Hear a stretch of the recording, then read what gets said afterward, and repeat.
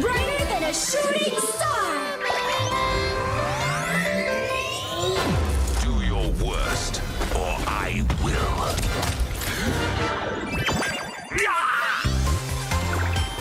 Oh! Feeling better yet? We'll show them a trick or two. Let the Kitsune guide you! Supernova ready! Greetings, Earthlings! Come closer. I won't bite. Boom! I'm feeling it!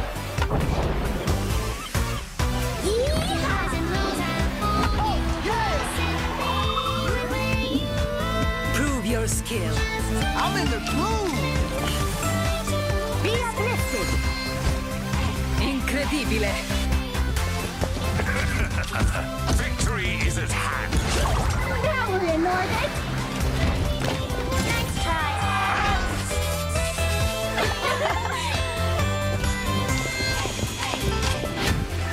F it up! Magnifique. How do I look? Oh,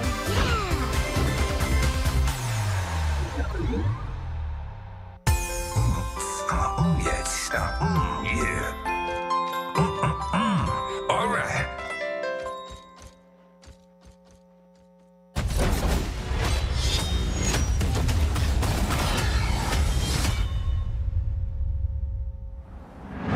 The world has changed. A new enemy has risen. The power of Talon, now under my control. This is a fight we cannot lose. The war is here. Let's fight fire with fire.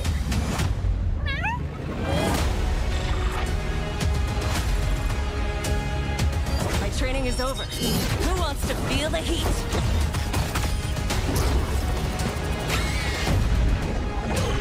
I do enjoy a hostile takeover. Time to show them what we're made of.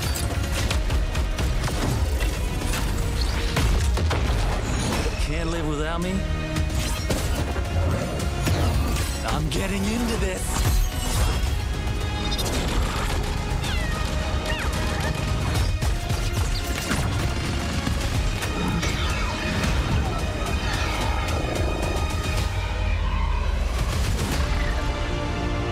Anyone can make a difference.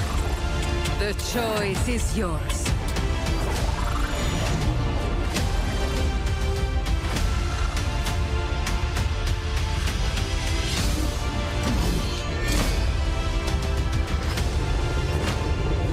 Resistance is pointless. Talon is everywhere. Your divine support has arrived.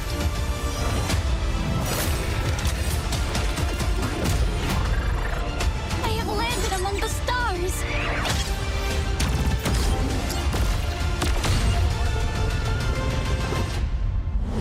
Whatever it takes, Whatever it takes victory. will be ours!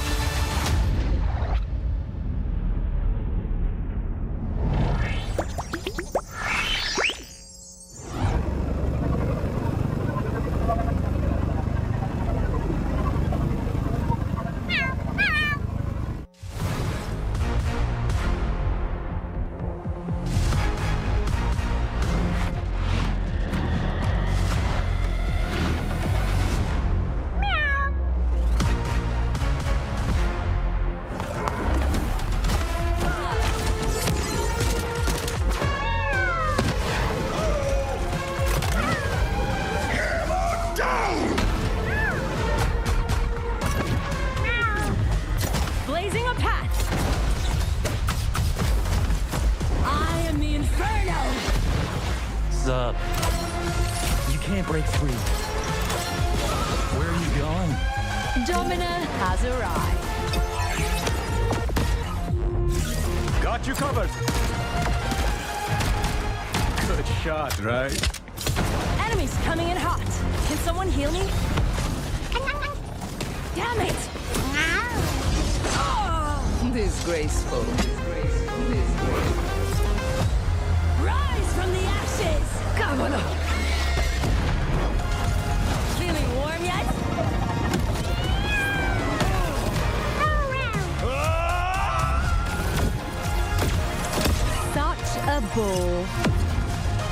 too easy.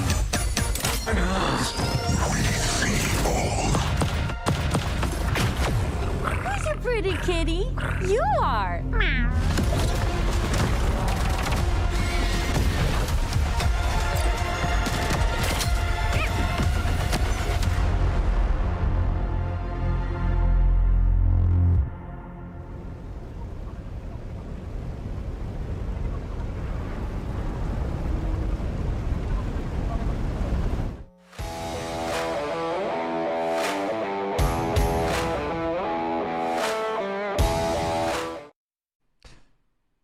It's day 2 here at OWCS Bootcamp. I'm Avril with Vars here. We've locked and reloaded our batteries for day 2 with a brand new set of double A's. Vars, you were watching yesterday. Looked like some pretty fun games. What did you think of that? I mean, who would have thought? First match, PG comes back. We go to a map 6. We go to a map 6 with the draw for the first draw of the, I guess, 2026 season, although it is preseason. So I don't think that was expected, but it is a really funny way and a real fun way to start the season. I think something that really embodies Bootcamp a bit of like seeing our first looks at these squads and these teams in general. Yeah, I mean, just in general, looking at the results over from yesterday, some very competitive games in there, some more one-sided games in there. Typically, Overwatch, you're going to get a lot of 3-0s, but we actually had, like you said, a 6-map starting match. DSG and Peps, the Sky's Toast himself, watching over that game. I'm sure the first 2 maps he was quite pleased, and then towards the end, things started to get a little bit crazy in there. And speaking of which, Peps, who won that, will face up against the Crazy Raccoon squad within Team Falcons of Weibo Gaming. In the next match, T1 Twisted Minds to follow VP and Team Liquid to end things out. And a lot of roster shuffles as well going into this. And, you know, Peps probably feeling great after a very big reverse sweep, like you mentioned there, Avril. But then now they're here against Crazy Raccoon, which, you know, we sort of democratized Scrimbucks leading into this event. We had a really cool initiative where all the teams were scrimming and they were live streaming those scrims, and we were taking a look at them and we say, oh, we can finally see the Scrimbucks live. Well, Crazy Raccoon, the Scrimbucks are low currently, but see Peps doing their first walkout, coming on out there, the French squad. I guess a little bit of French and Scandinavian here, obviously. And they had a really good showing yesterday. A very solid team across the board. To take a little bit of effort to get past DSG. I mean, Peps, of course, we talk about this roster being pretty familiar from what we remember in 2025. Faith, we wanted to sort of keep the core of the roster stable and intact for the 2026 season, at least the beginning, to give them a fair chance to prove themselves after earning a partnership slot. And looking at this team, I mean, the standout player I got to talk about, Zoro. He was the player of the match in their win versus DSG. Did take a little while to heat up, as did the rest of his entire team. But once he got there, Zoro was server admin. Zoro, I mean, my teammate, of course, from OWCS Stockholm with our show match. So we have to drop a little bit of praise for Zoro, but you're definitely right overall, is that Zoro looked really, really good. I think Dip, also, we talked about it before we went live, is that Dip has just been looked great. But, I mean, here comes Crazy Raccoon. They've made really only one roster swap, Avril, but it is a nasty roster swap with Shu departing this roster and now with Vigilante.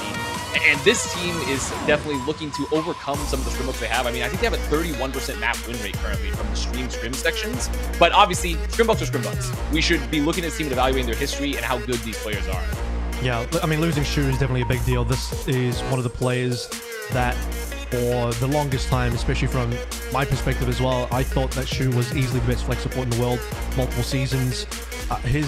Shu's pun intended, I guess, very large to fill. And, well, Vigilante is one of the key up-and-coming players that, I don't know if I can call him up-and-coming because he's been in the mix for some time, but he stepped up in here because Field is still on the other side for Falcons. So, I mean, Vigilante's about the best possible option, and that's not to speak ill of him because I think he's an amazing player, but he's going to need to really bring his A game to this Crazy Raccoon lineup now, where, for Crazy Raccoon's history, they have been the winningest team in OWCS in terms of the 2 years, 24 and 25, that we've had.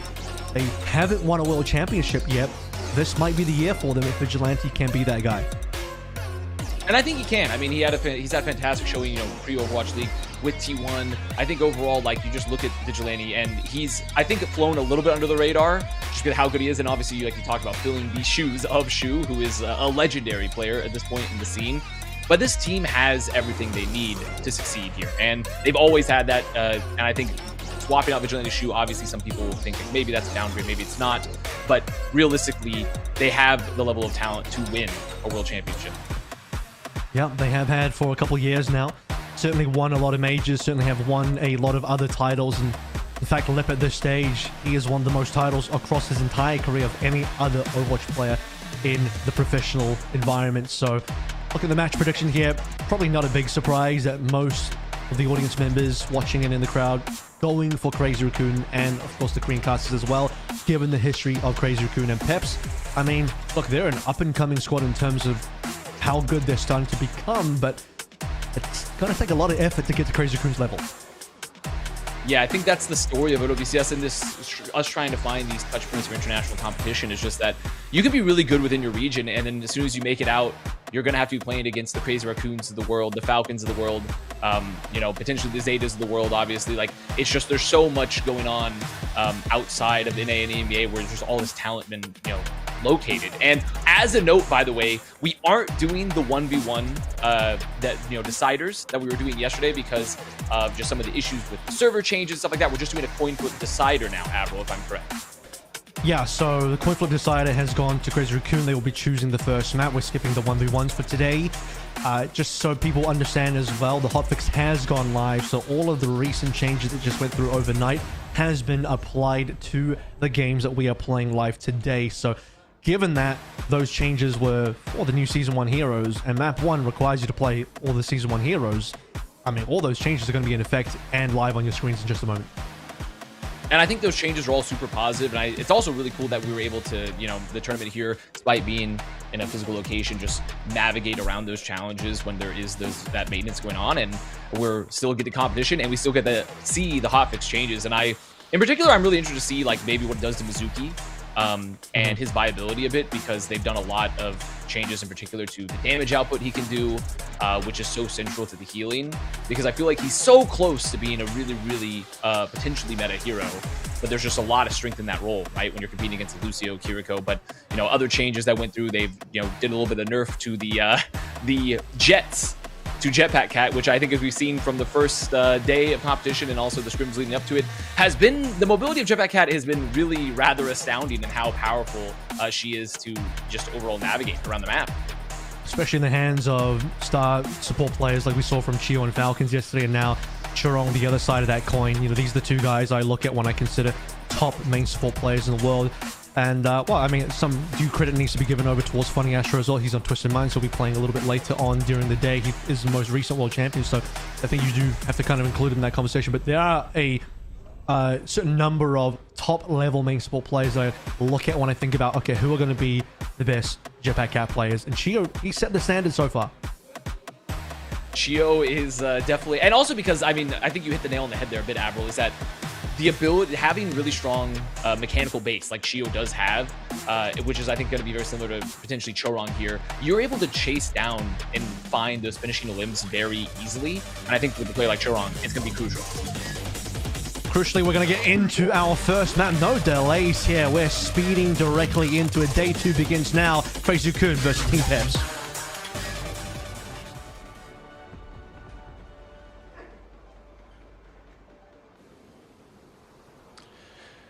And you see, oh, there it is. Waiting for them to debate you a little bit. That's what I was waiting for. That's what I was waiting for. It was a little bit of delay with the fans in the crowd there.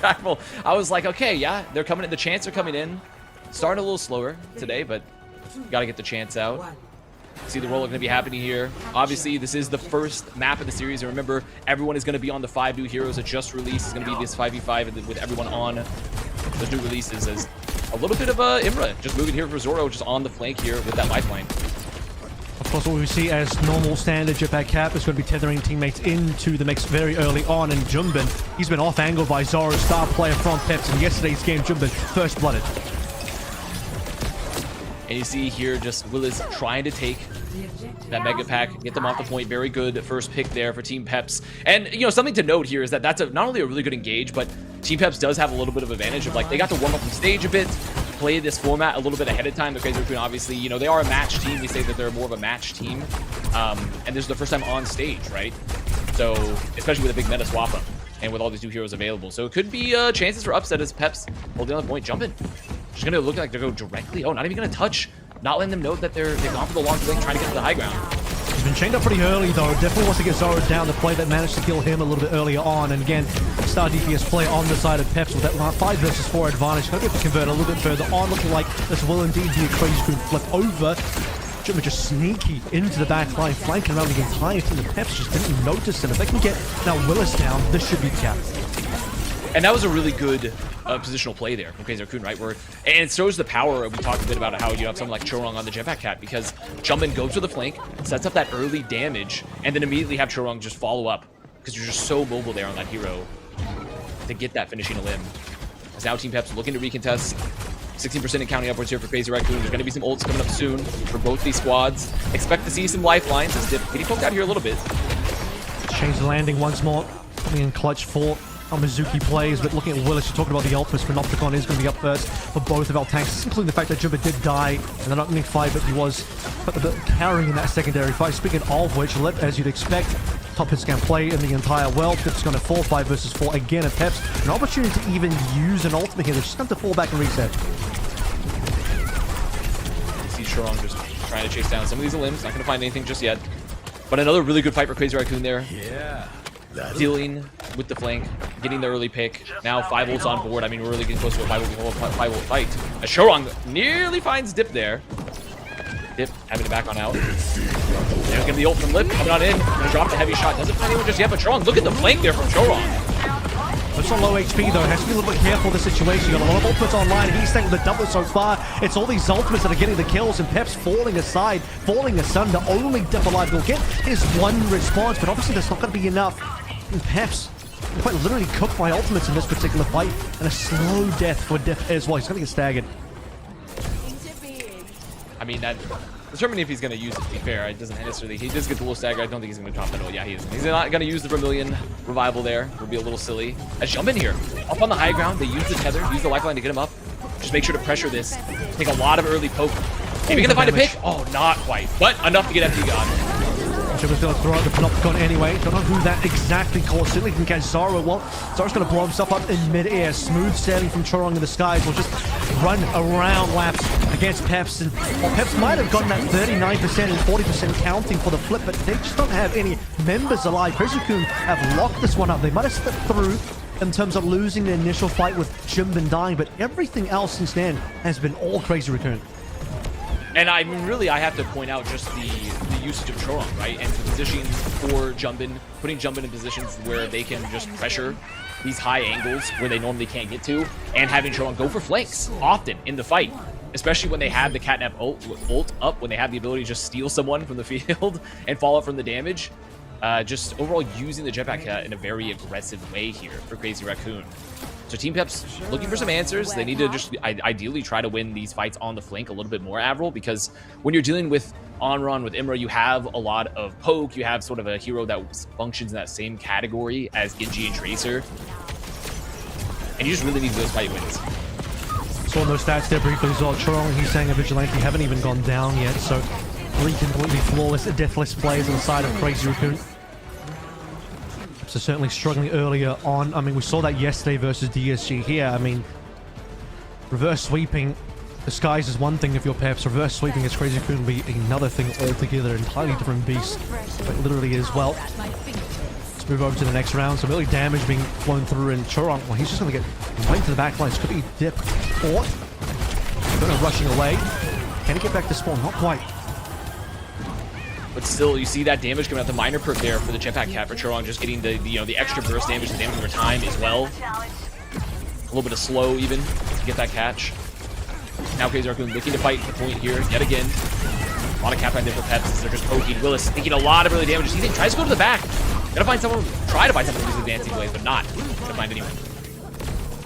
Bigos going to get blazed up in the back line. And Peps will once again unfortunately lose that first fight. Dip fell down first. 4 versus 5. Crazy Raccoon just collapsed on the remaining 4 members. You see the offline angling that Chorong takes as well, flying around the back of Willis' shield. Eventually Chorong even finds a secondary pick. Yeah, and you just see once again just these very, very enveloping fights from Crazy Raccoon. They're taking the off angles, they're going for very, very aggressive engages here with the on run in particular, just getting those ignitions up. As the chain goes on out, not able to find anyone just yet. Chorong getting the back up here to the point. Be careful not to get picked. A little aggressive here. Or Willis, though, unable to follow up as Choang goes down. It's the advantage Down of by the Team grenades Peps. by Zoro. This is what they need. 5 versus 4. Peps need to convert now. Still, percentage points counting up for Crazy Raccoon. They are going to get Chorong back in play in short order. Peps have not moved quickly enough. If he got his ult available, all he had to use the catnap in time. Zoro receiving a little bit of pressure on the sidelines as well as Zerion. He's able to convert onto Heesang, but Team Peps still need to find this flip. They still need to get a few more kills on Crazy Raccoon, who don't look like they're giving up the point just yet. No, I mean, the duels are still happening here. Lip playing on the off angle. Finally, Flip is going to go out, but for Crazy Raccoon, you can be pretty happy with that. 4% on the board already. They didn't commit any ults to this fight, though, to be fair. Neither did Peps. So we're looking at a relatively equal ult fight coming on up. And so much of this is going to be determined, like we see often the Mizuki play, where maybe Vigilante will go in, look for the binding chain to just set up the engage. But instead, it looks like it's going to be Zoro first here, coming in with the 11 weapon. Oh, straight in the Well, face. It's the second time we've seen that. Chorong flying directly into Zoro, forcing Zoro to potentially suicide on his own ultimates. And now at this stage, it's a 3 versus 3, but 2 supports still alive for Crazy Raccoon. Jumpin still has Panopticon available, so does Willis.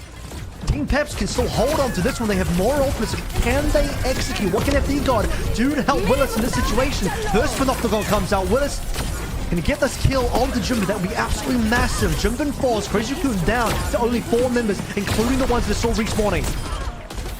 Oh, and you just see the power of Domina there, right? Because you have the sustain being gone from the damage. You have the Panopticon, and also just, wow, really good chain as well to get a late pick here. They're keeping the chase going on here for Team Peps all the way in spawn. But Willis there on the Domina, anchoring the point, staying alive long enough to get the Panopticon out, just to mitigate more of that damage, finish up the kill. And this is very big here for Peps now. 60% on the board. Still have 2 ults available as well. Brilliant stuff holding on as Willis and FD God.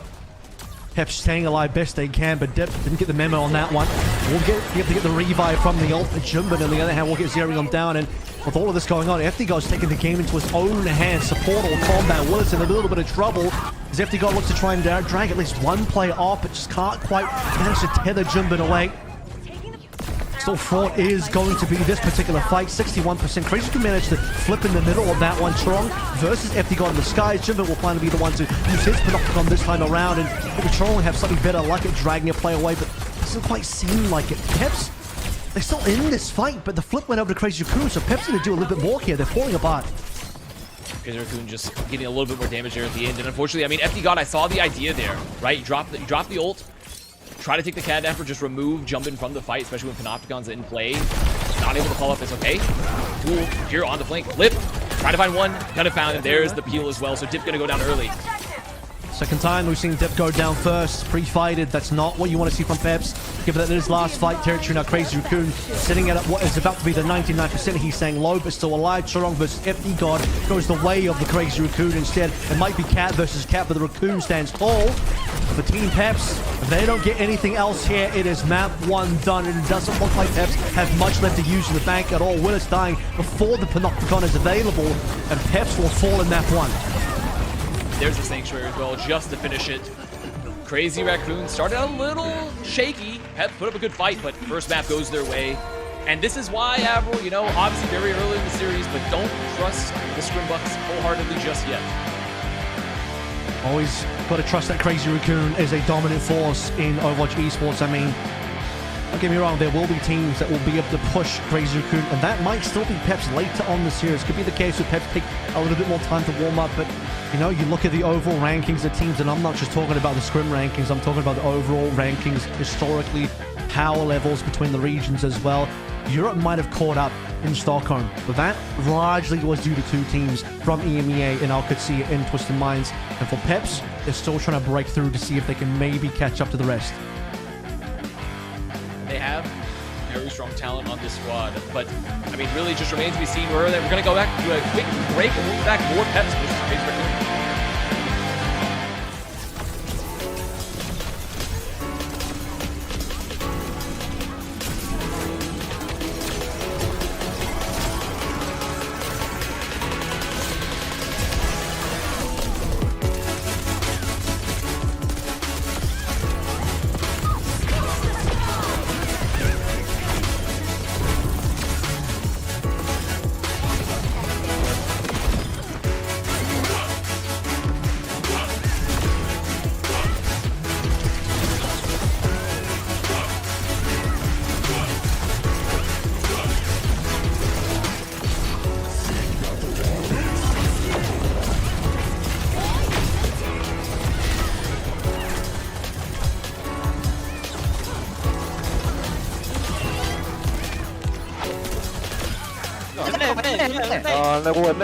엠레고. 나한테 할라? 탱커 잡은 끝.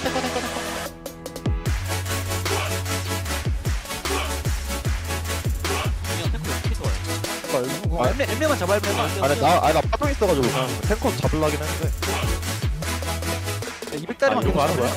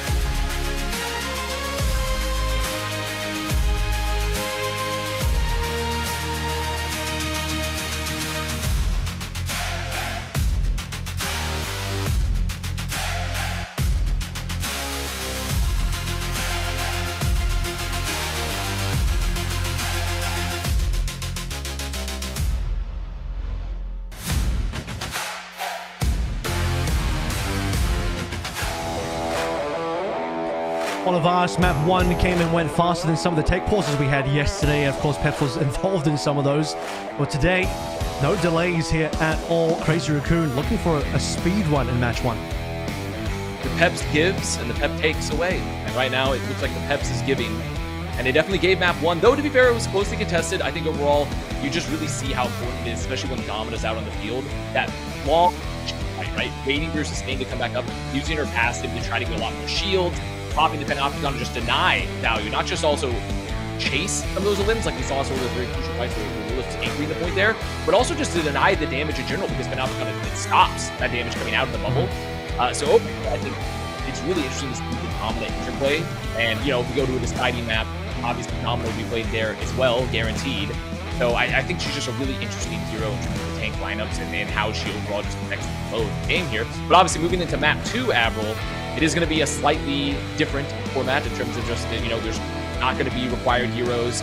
There's going to be bans, obviously still allowed, but there's going to be some regular comps across the board. Nothing required.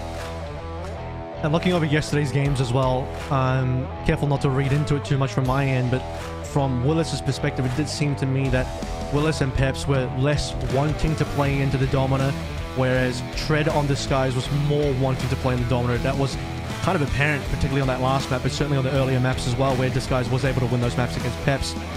To me, Peps seemed to really want to play into the Zarya bubbling Vendetta sort of combo, playing that Vendetta. So I wonder if that's the direction that maybe Peps wants to take things in, given that due to the fact that they did lose the last map, they have map choice now, and they are choosing Esperanza. And, you know, you look at a map where we talked about it earlier yesterday, Avril. Zoro was looking really, really good on the Sojourn in particular. This is a very powerful Sojourn map. Obviously, it's not going to be like you're playing into slouches on the side of Crazy Raccoon for Peps, right? You're not just going to free like, oh yeah, we're going to play some Sojourn gameplay and just watch them and just walk over you. Obviously, you're still going to be playing into like Lip. Not going to let you run out for free. But Esperanza is going to be a very heavy hit scan map here, and obviously without the new Season 1 heroes required, you might see probably some of those more standard comps that we've been seeing earlier throughout the series yesterday and the stream leading up to this.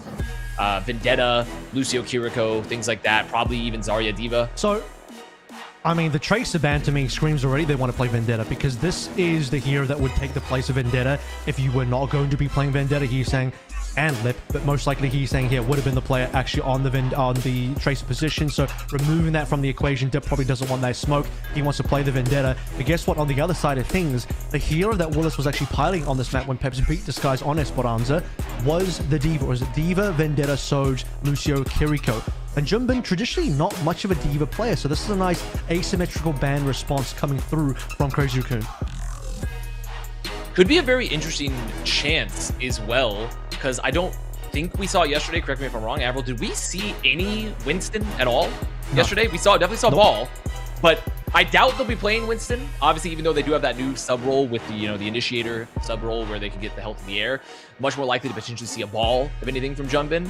But also opens up without the Diva, just gives them a little bit more flexibility if they don't play in that.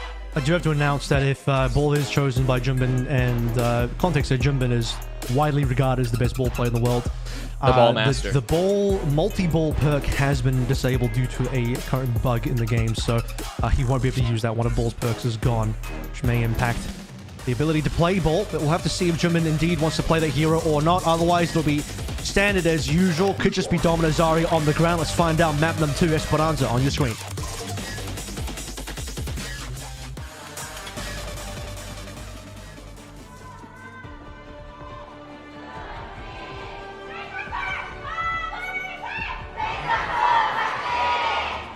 And there's our chance. A little bit more on time this time. I'm glad they listened to the feedback. Listen to the feedback. Yeah, you got the crowd hotfix in there. Yeah, we got a hotfix. Hotfix in the crowd. Hotfix here for the game itself. We're getting ready here for map 2, Esperanza, Team Peps versus Crazy Raccoon. And you see Junbin. I mean, Winston potentially. I mean, it looks very likely. It's more likely than you think, Avril. Yeah, that is gonna be Winston. Little sim TP there from Heesang. Get them out the doors. And then going to the Pharah. Interesting enough. Look at this. Pharah Ashe with the Ana and Jetpack Cat. So a very interesting composition here for Crazy Raccoon. It's extremely poke heavy, but having some of that dive element there for the Winston. So, I mean, you're just going to be watching it, maybe playing around, maybe potentially getting that early nano boost. I mean, this really, to me, the Jetpack Cat is there to reposition both Lip and also, most importantly, Vigilante, who has no movement at all. Meanwhile, Heesang can endlessly off-angle. There's not that much resistance against him. Zarya's not going to do anything here, so it's going to come down to Zarya to mainly throw in the rail shots to put Heesang at bay. Dip, meanwhile, has no impact on Heesang at all. Dip just needs to get on top of that backline base he can, and he's done that. And you see that pick go out there onto Lip. Lip gets found from the dive with Dip. They're going to find Sharon. Here comes the chase.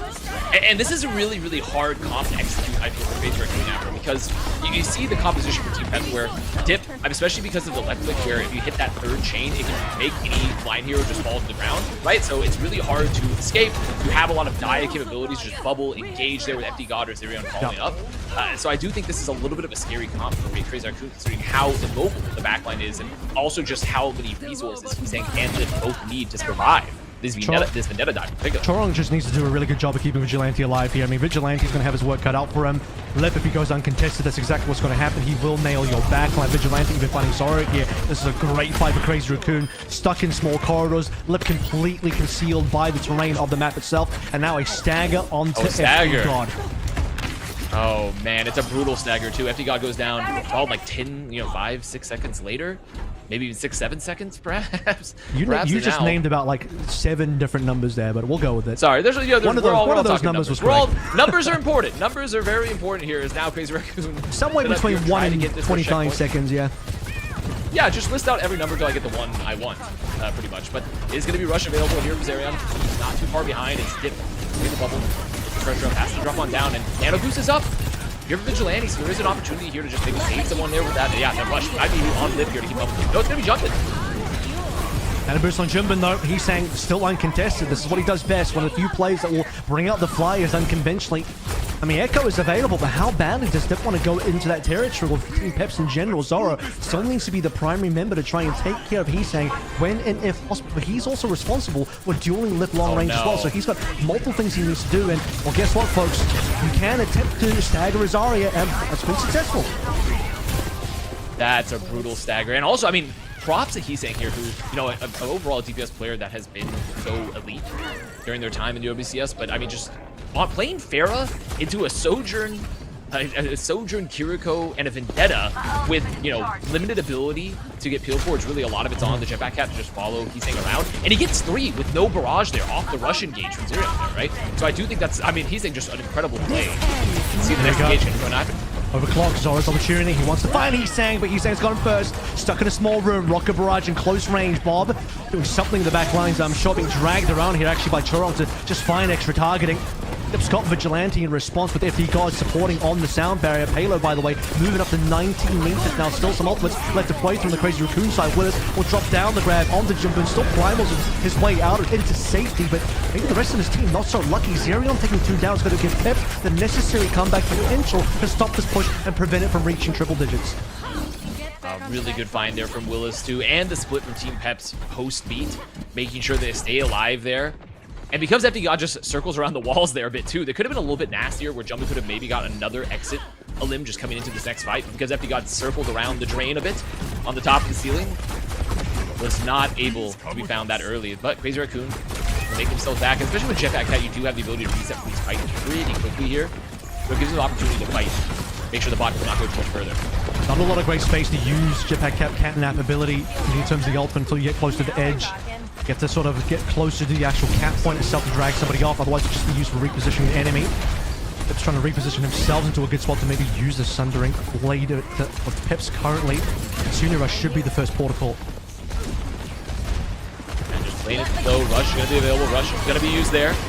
There's the engage there and just running in the front, but everyone from Crazy Raccoon, they knew they were waiting for this rush. They were trying to just wait it out, back on up. That's exactly what they're going to do. And now, here comes the re-engage. Crazy Raccoon can't over jump in, trying to find one. Gotta find it. Zora's actually moved over to Freya, but he's gone down all the same dip. He's just going to take 3 with him. He's been waiting to sunder that blade on top of Crazy Raccoon, and he'll do so to great effect. Dip, masterful looking on this particular Vendetta today. Is that a 5k, in fact, possibly coming through from Dip, carrying his team through, waiting in the sidelines, and he strikes perfectly. And you talked a bit about how, you know, the comfort of some of the players on the new heroes. Obviously, Vendetta, not that new, but Crazy Raccoon, not necessarily been an adopter of Vendetta necessarily. Like, obviously, they're playing a very, I would say, somewhat unconventional comp into this. And Vendetta's just still so strong. Even with some of the changes here in the hotfix, right, where they reduced the amount of lifesteal that could be gone from the minor perk, in particular from the Siphon. Very, very sustainable, very mobile. Can find these insta picks here on the flank. As Willis just playing here on the bot. Dip trying to go to the back line. Again, there's the peel though. And unfortunately, sound barrier from Eptigo doesn't catch Dip. He was stuck in this small room on the side trying to chase down Lip on the other side. That's right, Lip and Dip on opposite teams here. Heesang falls in the middle of that fight, unfortunately. See if this bomb can do some work. Being dragged around by Churong once He's again. doing it. Yep, target priority. FD and Willis, no escape. And FD, or rather, Churong might even convert further off the back of using Look at him, that bomb. he's laughing. He was smiling. He was smiling there at the end of that. He dropped a slight little smile. Because, I mean, you know, you can just move the Bob around and Bob. It might be in a player, I mean, or not be a player. Today you can just move him around as it shoots. Little mobile turret. But now Crazy Raccoon bringing the bot on back. And now with sub 4 minutes here, Admiral, still very winnable for Team Peps, right? But it starts to get a little scary. It starts to get a little scary here, just in terms of the amount of fights you're going to have to win. Very variable, very, very doable though for Team Peps here, especially when they're close to the rush, close to the grab. Yeah. Crazy Raccoon just have to make sure I don't get caught early, and yep, there it is. That's the thing. Lip off angling here, but no support from any Churong, Cats, or Vigilante that have supplied the nano boost. Lip, he's only got that one coach gun. The double barrel coach is disabled in terms of perks because there's a bug in there as well. Nano now on to Heesang. In fact, Lip's going to come back on his signature Sombra, see if he gets back in time. Zora trying to get away. Honest Freya dashing away, but unfortunately Heesang, his rockets are looking pretty clean. He's got a 2-for-1. He's traded his own life, but has he done enough here? Because Willis on the Churong means Team Peps have actually got a player advantage. Yeah, I mean, managed to get the 2 there at the end, but they committed the nano. The rest of the team just kind of gets walked over as, you know, Vendetta, Dip here, just getting to walk forward and find some of these limbs here. They're relatively squishy. Not able to deal with as a Sane, as Lip is now, like I said, on the Sombra. Maybe looking for opportunities to just lock down Dip in particular, and he's still Sane on the Pharah. I actually think this is what it is. You have Zora moving to Freya to sort of counter the fire of Heesang, and then Lip moving to Sombra to counter the Freya of Zora. Sombra has been one of the traditional Freya counters we saw in our Giga Freya meta, if you remember that. Zora under a little bit of pressure now to see if he can get away, but the grab's going to come on through, catch a few members on the high ground. FD God's going to make use of that advantage. Stuttering strike from Div's a little late to combo through for the Graviton Surge, but in either case, Peps will get that one-player advantage and move on. I mean, they still have bot. They have the one-player ad. Gonna make it here through the choke yet again. And still holding on to some ults. They're gonna have the beat available. Jump in, looks to go for the engage. A lot of damage. Double juice. FD God gonna have to pop it. Yep. But they're gonna win this fight off that. FD God does not go down. The bubbles were good. Got the primal out, and so for Peps, they get to keep the bot moving here.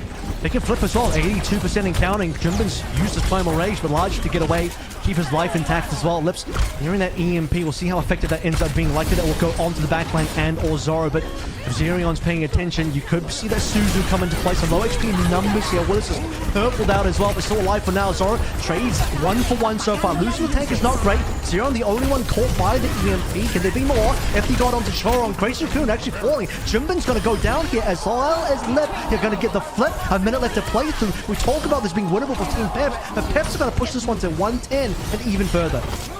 Oh, the sustain is so good in the room, Avril, there, because FD God alive, relatively healthy. Dip, hard to take down because you have that Vendetta sustain, you have the blocks coming out. Well, and so they just couldn't finish up the limbs. Couldn't get a kill there in the room.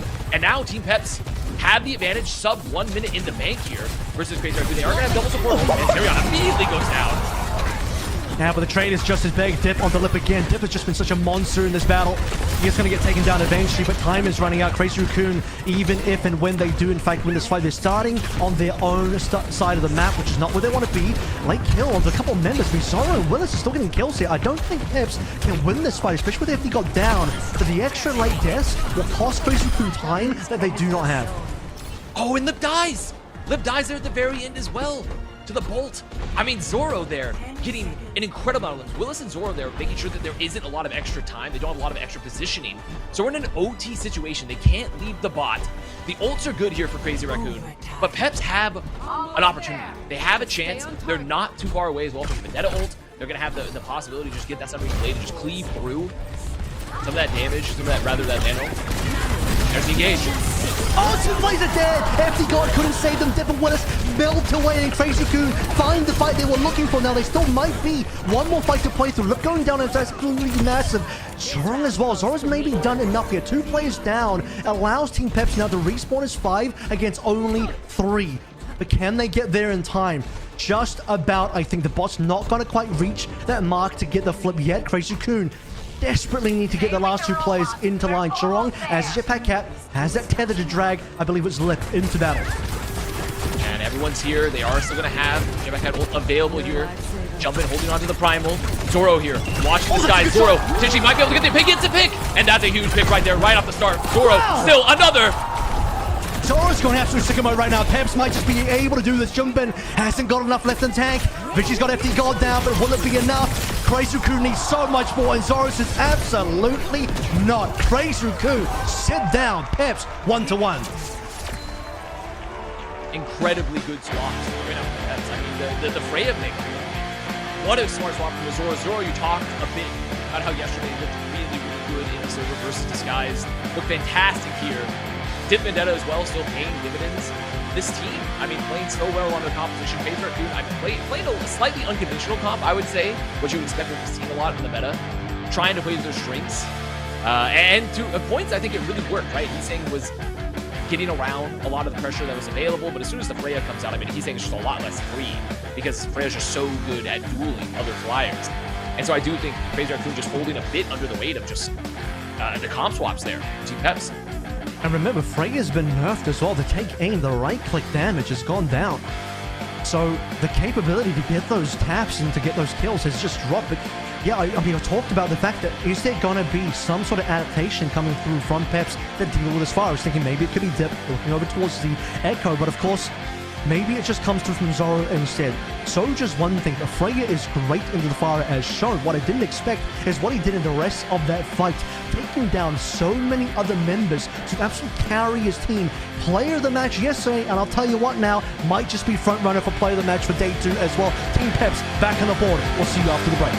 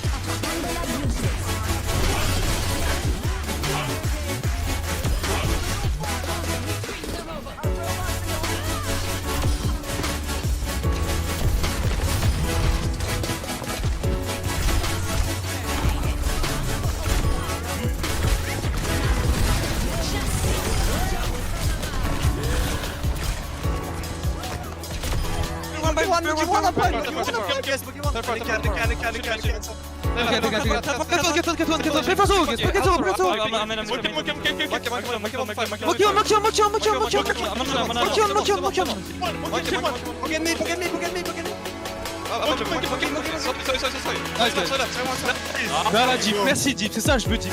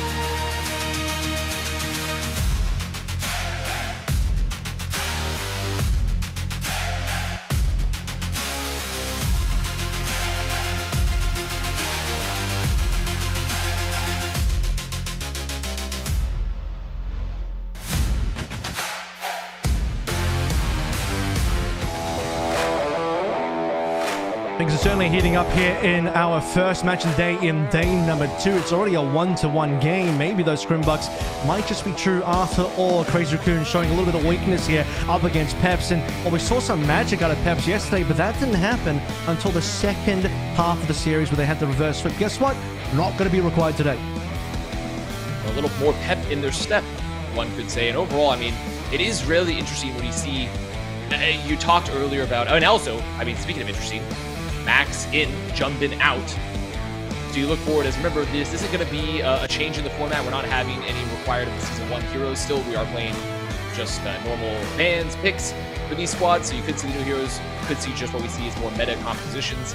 So with Max coming in here, maybe signaling that they want to try to take them to a map where they can focus a bit more on the off-tank positions. Yeah. Actually try to worry less about Jumbin playing, you know, that ball, that Winston, and really just trying to mirror Willis a bit more, which I think definitely could aid them a bit depending on the map. I think kind of the problem with Crazy Raccoon, which we've talked about a lot sometimes, is that, and really it's not only them problem, is that, you know, you have Jumbin in, you're sort of hammered, sort of shoot in towards a particular play style, and then Max comes in, maybe a little bit more focused in that style, and it gives you a little bit less flexibility at times. I'll tell you what, I mean, based on what's happening in the meta currently, to me, and I think to the teams as well, the current dominant tanks in the meta are Domina, D.Va, and Zarya. And guess what? Those are very much Max's tanks in his hero pool, not so much Jumbin's. Domina, I'm sure, could be played by either player. However, D.Va and Zarya, that's 100% going to be for Max to play here. If Crazy Raccoon, widely regarded as, I guess, the best dive team in the world, if not among the top 2, if Jumbin cannot make Winston work in this meta, I don't know that any other team can. So it was a bit of a risk for Crazy Raccoon to lean into the Winston as much as they did, paid the price for that one. Chibali Monastery going to come out now. We're going to be playing a ground map, favoring Domina, favoring the Zarya. Yes, definitely been seeing a lot of them on this map, and particularly if you're playing things like Lifeline 2, you have the opportunities to do some interesting Lifeline plays with the Jetpack Cat, where you can just bring them on around the flank, just drop a Domina into the backline or maybe a DPS. So definitely some options here around Max, and like you said, Admiral, we're going to be seeing, much more likely going to be seeing Zarya and Domino, but also an opportunity potentially to see some D.Va come out. You know, we have seen D.Va work for this map. We've seen it very good, just like clearing out the high ground.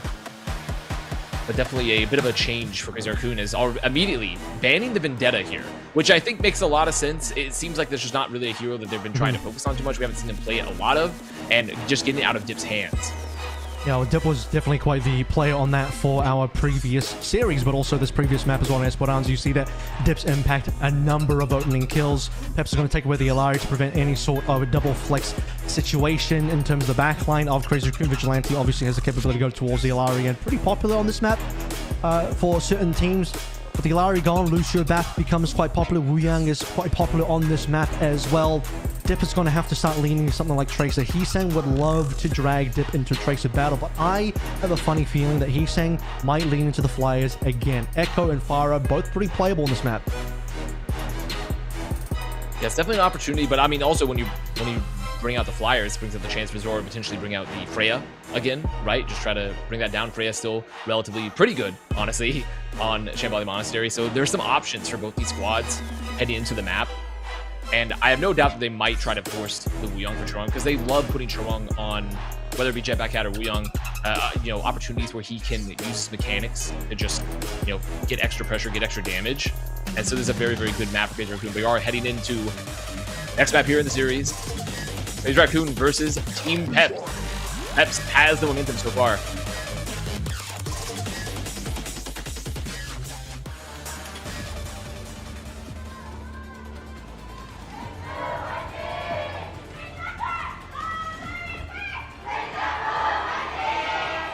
And Avast, I don't think it's even just the momentum that's important, but also the belief. A lot of playing up against teams like Crazy Raccoon is believing that you are good enough to win. Sounds silly, but Crazy Raccoon are this kind of overwhelming force in terms of reputation of how good they are. You saw the armor crack last year in Stockholm when they were defeated by 2 other EMEA teams, and for Peps, it's important for them to know, hey, we're from the same region as OWCS and Twisted Minds. They could be Crazy Raccoon. We just took a map off of them, a good-looking map too. Let's continue that now. A little Widow peek for Lip, just going to be checking a bit early, then swapping back to the Sojourn. Max now heading to the D.Va, and he's saying actually on the Echo. So you're right, he's saying definitely looking to go towards a bit of a flyer situation right now. Swapped off, unfortunately, but... Yeah. Oh, no, my he's saying Echo. Well, goodbye. Never mind then. So not going to be shown just yet. He was thinking about it, but like I said, it is viable, certainly. Crystal Charge will be putting a little bit of damage into Lip for the time being, as if he got marking that flank. If you remember, we did see some strats yesterday coming through from Chio and Hanbin, flying over the tank Domina, over that upper wall. Max is of course on a D.Va, so you don't have to worry about that. Team Peps making sure all their T's across and eyes dotted, etc. Payload has largely moved forward. The first high ground's been given up. Yeah, and I love the idea here of just, you know, remove a Tracer on the flank, make them back up, then use the D.Va to push Willis out a bit. The Domina, you know, sometimes struggles a bit against that pressure, even though she has a stalwart for a bit, or rather several. You're going to push them away, get them away from their shield. Now Crazy Raccoon moving here through main. But right now, Zoro just looking to find a pick, has full rail available, potentially looking, not going to find it. I have a problem with Peps giving away a little bit too much space here. Lip in a little bit of trouble, does get Suzu'd and healed and topped up. Payload is essentially on the final precipice now. If he got and Zoro both take a bit of damage, and Peps need to find an opening here because they're giving up way too much ground. If you go get Churong down, that's important, but it's instantly traded. Zoro still going to be taken down by Max, who just dives to the backline unimpeded, uninhibited, and that looks like what Crazy Raccoon will be doing to the point the Peps can't stop this push. Not enough real plays here. If he got, does he think about dragging any players off the map? Who's he got? He tried to get Max. He didn't really end up getting anyone, but during that time, Vigilante goes down. So a lot of heals off. Feel right now, Crazy Raccoon is going to use the bomb. Max eventually going to go down, knocking it back and back. It's now Peps winning that fight, and it looked to be a pretty decent fight going in for Crazy Raccoon. I mean, they had the split going on, but Peps now equalizing. Panopticon going to be available. Going to be worrying about the rush, and this is a potential opportunity where Zaren has to be very aware of where he's going to pop the window here, right? Because BAP, you know, you have some options to get up vertically, but not as good at escaping, especially when the rush is available. You have to be making sure that you're not going to get, you know, just run down, especially by Max. And he's saying this Peps trying to bow back a little bit, give themselves a little bit of space to use this window. I have to be careful about Max eating up the Panopticon as well. Window out first. Crazy Raccoon will hold for the time being. Max off angling, showing his presence in the side room. But for the double ult situation, Crazy Raccoon can double ult here, throwing 7% more. It will be all over. And they ate Panopticon! On the Panopticon has called. Max is on point. And Willis, unfortunately, will get caught lacking here. Crazy Raccoon, simple as that, will cap A. Oh man, is that our first Panopticon, Avril? I think it might be. I think I've it seen is. some missed Panopticons, and I think a Sigma yesterday might have eaten it, but it might not have shown up in the kill feed. But that's the first one that showed up in the kill feed. Well, it's definitely the first Diva for sure on the Panopticon, and it is just funny to see because it is, it's a projectile, so you can stop it. Just a fun little moment there because they were really hoping the Panopticon was going to anchor the point there. The rush, a little strong. Zero now back onto the Kiriko. So a little bit more here, pretty much a mirror matchup now from these squads.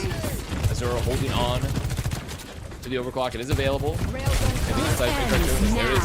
Early stab there, rather use. Instantly marked, by the way. Beat used. Max is on point for getting Zoro down in terms of the defense matrix. Chorong with just the extra survivability coming through on the sound barrier. Insurance policy available for Crazy Raccoon, and now they go into to really capitalize the lip and get some players down himself. They have a player advantage, but it's going to be equalized. Zoro trying to disrupt the shot, prevent Lip from getting any more rail shots up. This is going to be a slowdown from Crazy Raccoon as Willis freshly swapped onto his own Diva, pressuring out the rest of CR, and while Peps will actually hold Zoro once again, he's saving the day for that one disruptor shot. Yeah, Zoro has just continued to be a staple here for Peps, just keeping them, just getting those very, very crucial picks, staying alive in those key moments. Dip, he's saying just fighting here on the flank, trying to get a little bit of extra space to eventually maybe find an opening to set the engage. Just Crazy Raccoon come up here through main, walking up forward. Max gonna go really deep. Crazy Raccoon certainly know who the hard carry on Peps is so far. Max trying to stay alive.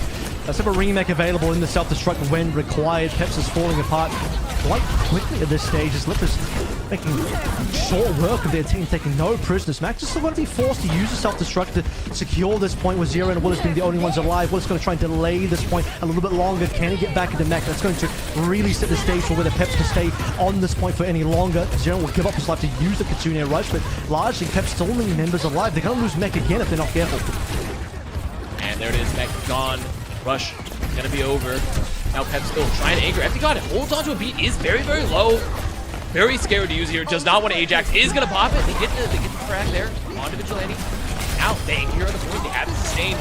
And Peps with a beautiful recontest there after. I mean, just absolutely beautiful there. They bow back into main. I mean, the early aggression coming out from Crazy Raccoon, just Max and Lip going so deep to find those early limbs before they had support ults. I love the idea, but they just couldn't clean up fast enough near the point. And Zero giving his life there to commit the rush. Props to FD God. Stay on. Yeah, I mean, Zerion throwing throwing out his ultimate as he goes down to sort of give his team a little bit more extra to play through, but FD God surviving on 1 HP as low as he did, still managed to get the beat out without Ajax to get away, giving Peps so much needed time to hold on. Now dropping this below 1 minute for Crazy Raccoon, who again will have double support ultimates. It's going to be a big test. Chorong in first, Vigilante, you'd imagine, will follow through soon. The Led might not even have to use this overclock when he earns because FD God falls. Have a Crazy Raccoon, if they can just win this one with just the 2 ultimates, it'll be pretty cheap for them, pretty good. Willis still keeping things alive as best he can, but I don't know that it's going to be enough for Peps to be able to survive this one. Cap is shortly about to come on through. Oh, okay. Just a little bit of the toss there on the full spawn, but I mean, Zoro, they maybe lost some very late picks here, Avril. So now Zoro making it back into the overclock. This could be a loss here. This could be a hold. I mean, there's no time. 15 seconds. Zoro comes back in. He has the overclock available. Crazy Raccoon just had to respect it. They didn't have anything to contend with it. Max still doesn't have mech, by the way. Max is still in baby Diva form, and there's no time. He can't go back to spawn. He can't reset. He's going to get back into combat right now. This is terrible for Crazy Raccoon. He's gone over towards Ball. There's just a swap back to the mech. And Lip, he's in combat, but he has no tank. Max still has to get back into combat. Lip isn't getting any kills. He doesn't see any targets. Shooting into the Matrix. Willis is about to get self-destruct once again. He's currently trying to mark as many places as he can while taking down Vigilante. Zerion will also have ultimate soon. Crazy Raccoon, they need more. Lip delivers at least the one. Can he get more? He's saying we'll get FD God down. And Zerion, it might just be too late. There's not enough members of Peps alive to take use of this Kitsune rush unless Zerion? Zerion, 1, 2, Lip, still alive. Dip, Lip and Dip here on the point, a 1v1. Disruptor comes on out. He has to touch, goes out. Lip gets 4. I think it's 4 in that fight there after. They hit away from the OC. They got the early pick there on the Vigilante going down. And just not able to find anything off it. Lip and Heesang finding so many limbs, so many frags at the back of that fight. And Lip's 4 in the fight. It's so aggressive. It's a miracle fight for both teams if you think about it, because Zerion also getting 2 at the end, uses Katsuna Rush, 2 players life. It's only Zerion and Dip, and somehow Zerion will be able to convert 2 kills to give Dip the opportunity to maybe clutch that fight. The Lip needs to go to Overwatch. He wins the 1 versus 1. Dip doesn't have enough HP, and Crazy Raccoon will give themselves another lease on life, and will give FD God a bit of a haircut as well to remind himself of why you gotta be careful with the sound barriers, which are available now. Lip to open up a barbershop, perhaps. This guy get a low taper fade. That's what Lip is asking. Well, I guess rather FD God's asking that. As he's saying, coming all in. Oh, it goes so deep, gets immediately headshot. It goes down there. The donuts from FD God. Another down one in the last fight territory here. Yeah, he did. It's all gone. He just got the buzz. We'll see if Crazy Raccoon get buzzed out of this attack anytime soon. 15 seconds remaining. Couple really strong ultimates and more to follow through. It's Peps that really need the miracle again. What Peps do have is a respawn advantage. Once their back's against the wall, the respawn is certainly right there. Zoro is not going to waste any time here. Chorong holding by for now, but they can't afford to lose. Remember, if Rip goes down here, it's a big problem. FD got forced first, and Crazy Raccoon will convert onto Zoro as well. Peps just got to reset. All Peps got to do is wait for one more fight. Okay, so they went very aggressive there. Chorong just barely well, they almost found Lip. So great play there with the peel from Crazy Raccoon. Was that an Ajax? I don't think it was from FD God. Was that? I hope it wasn't. I don't know if we missed that one because Chorong, we were watching. I'm going to confirm for you right now. Can we get a confirmation on that for the rush? It's an Ajax. It is confirmed Ajax. They can't touch. It is an Ajax. It is a confirmed Ajax. I was like, I heard the sound. I'm like, wait a minute. Yeah. Wait a minute. I don't see any overhealth on the field. Where's the barrier for FD God? And they went man. for the chase in main off of Lip being so low. And the peel was great. FD God goes down. Just an unbelievable fumble there for Peps towards the end, which could have been the hold here for last. And now Crazy Raccoon, I mean, they've got the full cap. I think this is going to be the replay potentially. I can't believe well, it's the replay on the Panopticon, but I can't believe I accidentally called it into existence a little bit earlier on when at the start of C, Lip kind of gave FD God a close shave, and I said, you got to be careful because that might happen to you when you're trying to use the beat. And in fact, this is exactly what happened. And if it does show up in the replay, we'll see it in real time again. But otherwise, I can basically describe it to you as it's the moment that Zoro goes in for the overclock. FD God wants to back him up with a sound barrier, but dies mid-air, and that's how Peps, their fight fell apart. Sadly, that was very costly. Good catch on your part there. And just what scrappy fights in general between these two teams, though, right, Avril? Because you think about it, it's a Crazy Raccoon. We've talked about this team a lot, obviously, in the history of OWCS and these players even preceding OWCS. Peps, obviously, we have players with pedigree on this squad, but, a little bit of it feels like a fresher squad in terms of just, their overall accolades at the international level. And they're putting up an incredible fight versus Crazy Raccoon here at Bootcamp. And I just think that this is Peps are just making it scrappy. They're matching Lip. We have Zoro matching Lip on Sojourn right now. And Dip and the rest of the squad are still just putting up incredibly scrappy frag. You can see how much respect Crazy Raccoon is giving over towards Peps as well, especially Zoro just trying to hunt him down most of these fights to prevent him from carrying the game as he has done many a time now over the course of our last 2 days, including this one. A fresh start for Team Peps. Will be Max this time onto the Zarya for Willis's Diva. Willis, of course, has the opportunity to swap if he wants to from the attacker side of things. That's his advantage on the attack.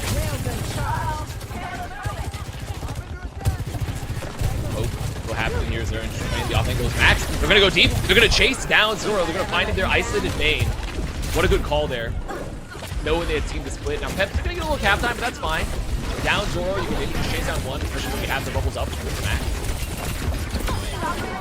Like I said, they're really putting the pressure onto Zoro now, knowing that if you take him down, the clutch factor for Peps will start to drop a little bit.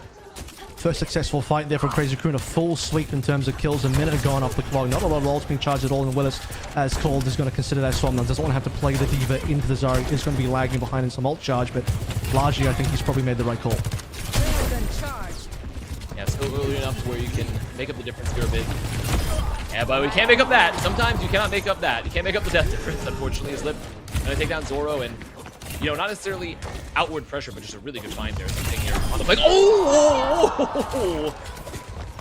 Just sniffed out. Thought he was being sneaky there, but he's saying he's got that nose to track and tracking over the time.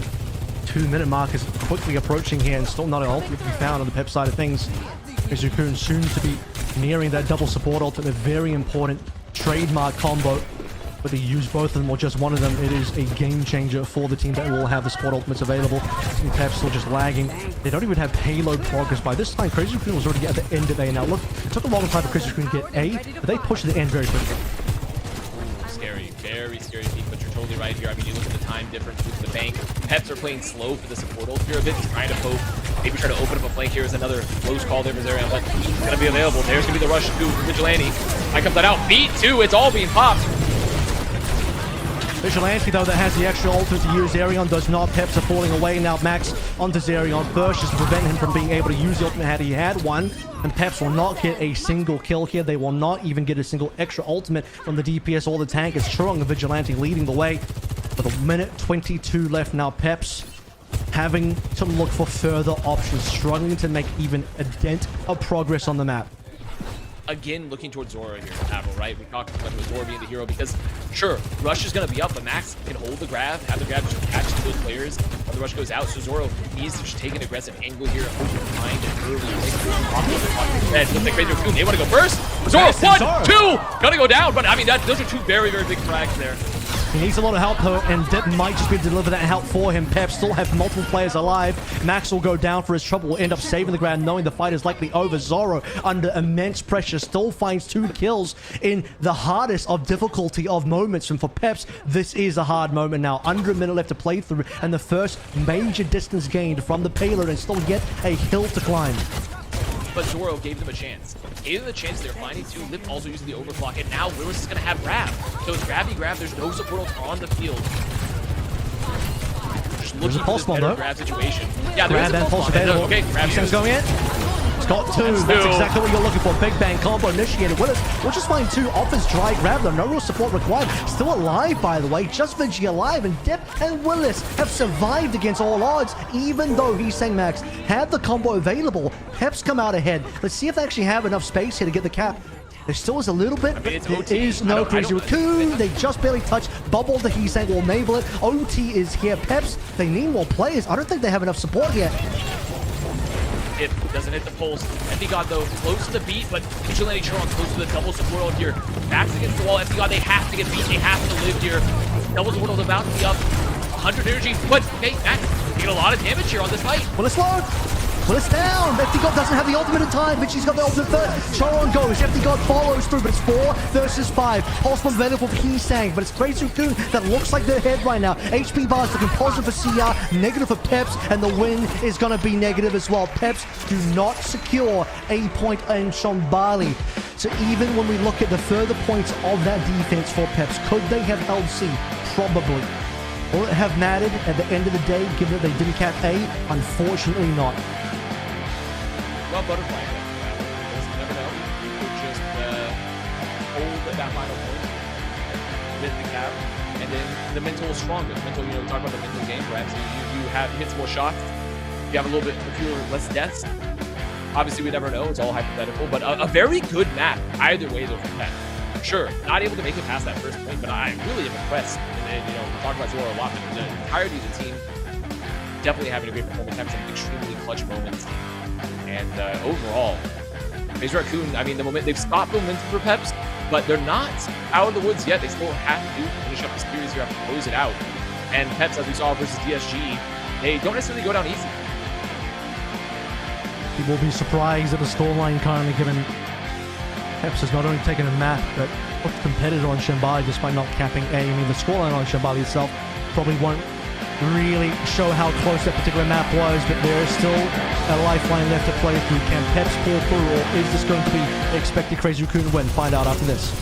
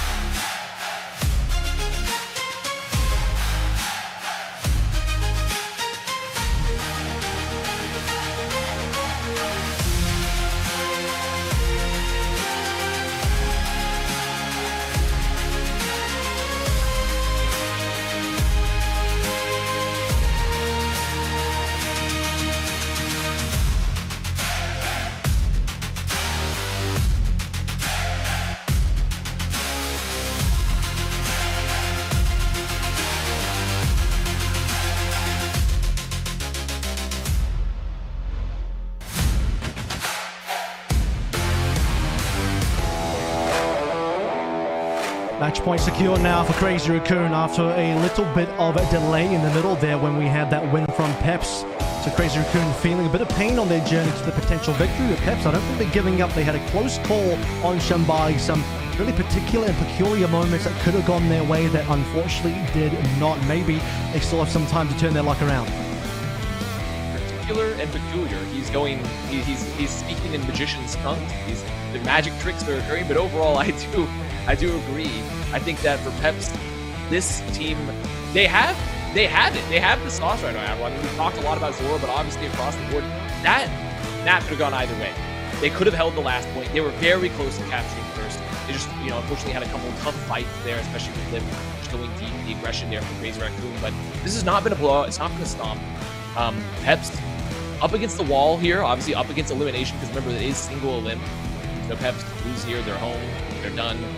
But I will not be counting them out. I will be saying that something peculiar could happen. Hoping that to be the case for a close game. Peps has been involved in both of our closest games so far. Assuming that this one can still get close. I mean, we've seen the magic already that Peps have the capability to really take down Crazy Raccoon at their best.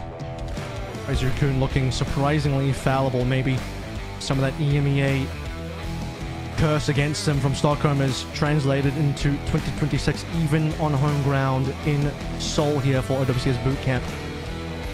Right now, with Max freshly subbed in, taking control and command of the tank position, playing those off tanks, it's looking like a reinvigorated Crazy Raccoon that Peps will need to do a little bit more against. And Peps choosing Blizzard World here. Blizzard World, I mean, going to be a haven for hit scan. Obviously, going to be seeing a lot of long-range compositions here.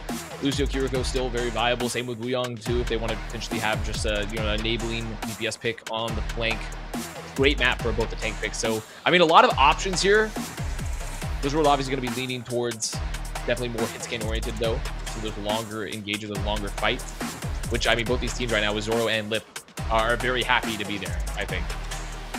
Looks to me like a very D.Va favored maps, but we're going to get rid of the Ana straight away. One of Vigilante's specials. I don't think that Zerion particularly wants to play the Ana. Not a really common hero in the pro meta currently, unless you are just an ungodly good player on the Ana position, like your Shu, or potentially a Vigilante for Crazy Raccoon, who themselves are going to ban away the Zarya, one of Willis's most played heroes so far in the boot camp.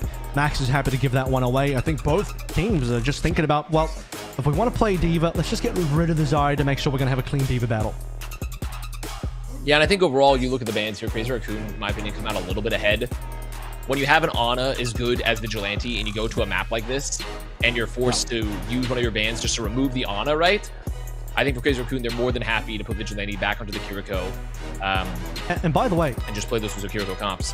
I think we still might see a Dominator start. I think Blizzard World A, pretty good for ground tanks in general, but once you get sort of later on, particularly B, the high ground, low ground is definitely quite good for the D.Va. And it's going to be, as you sort of mentioned, a very hit scan dominant performance here again. Zoro versus Lip will be required, stars of the show. So D.Va, defense matrices in hand, ready to cover those angles. Let's see if Peps can bring this one back, or if this is where Crazy Raccoon closes the story for Peps.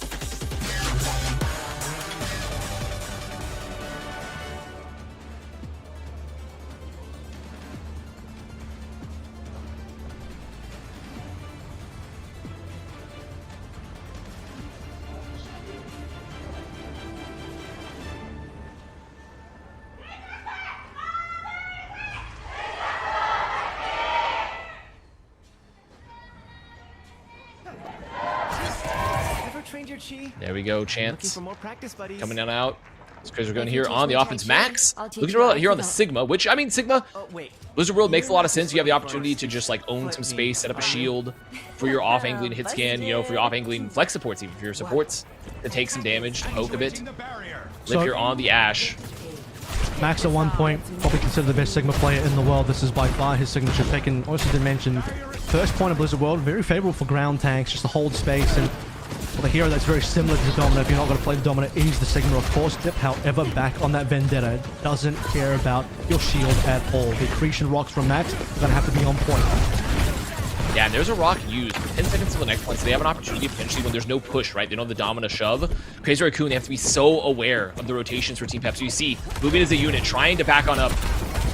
especially when they don't have the Dominus, you don't have that, like I said, push. You're pretty much really reliant on when it comes to CC, on the Ashe Coach Gun, on the Rock, the wave from Chorong and particularly Wuyong is here's the pressure coming out from Peps. You're on a point.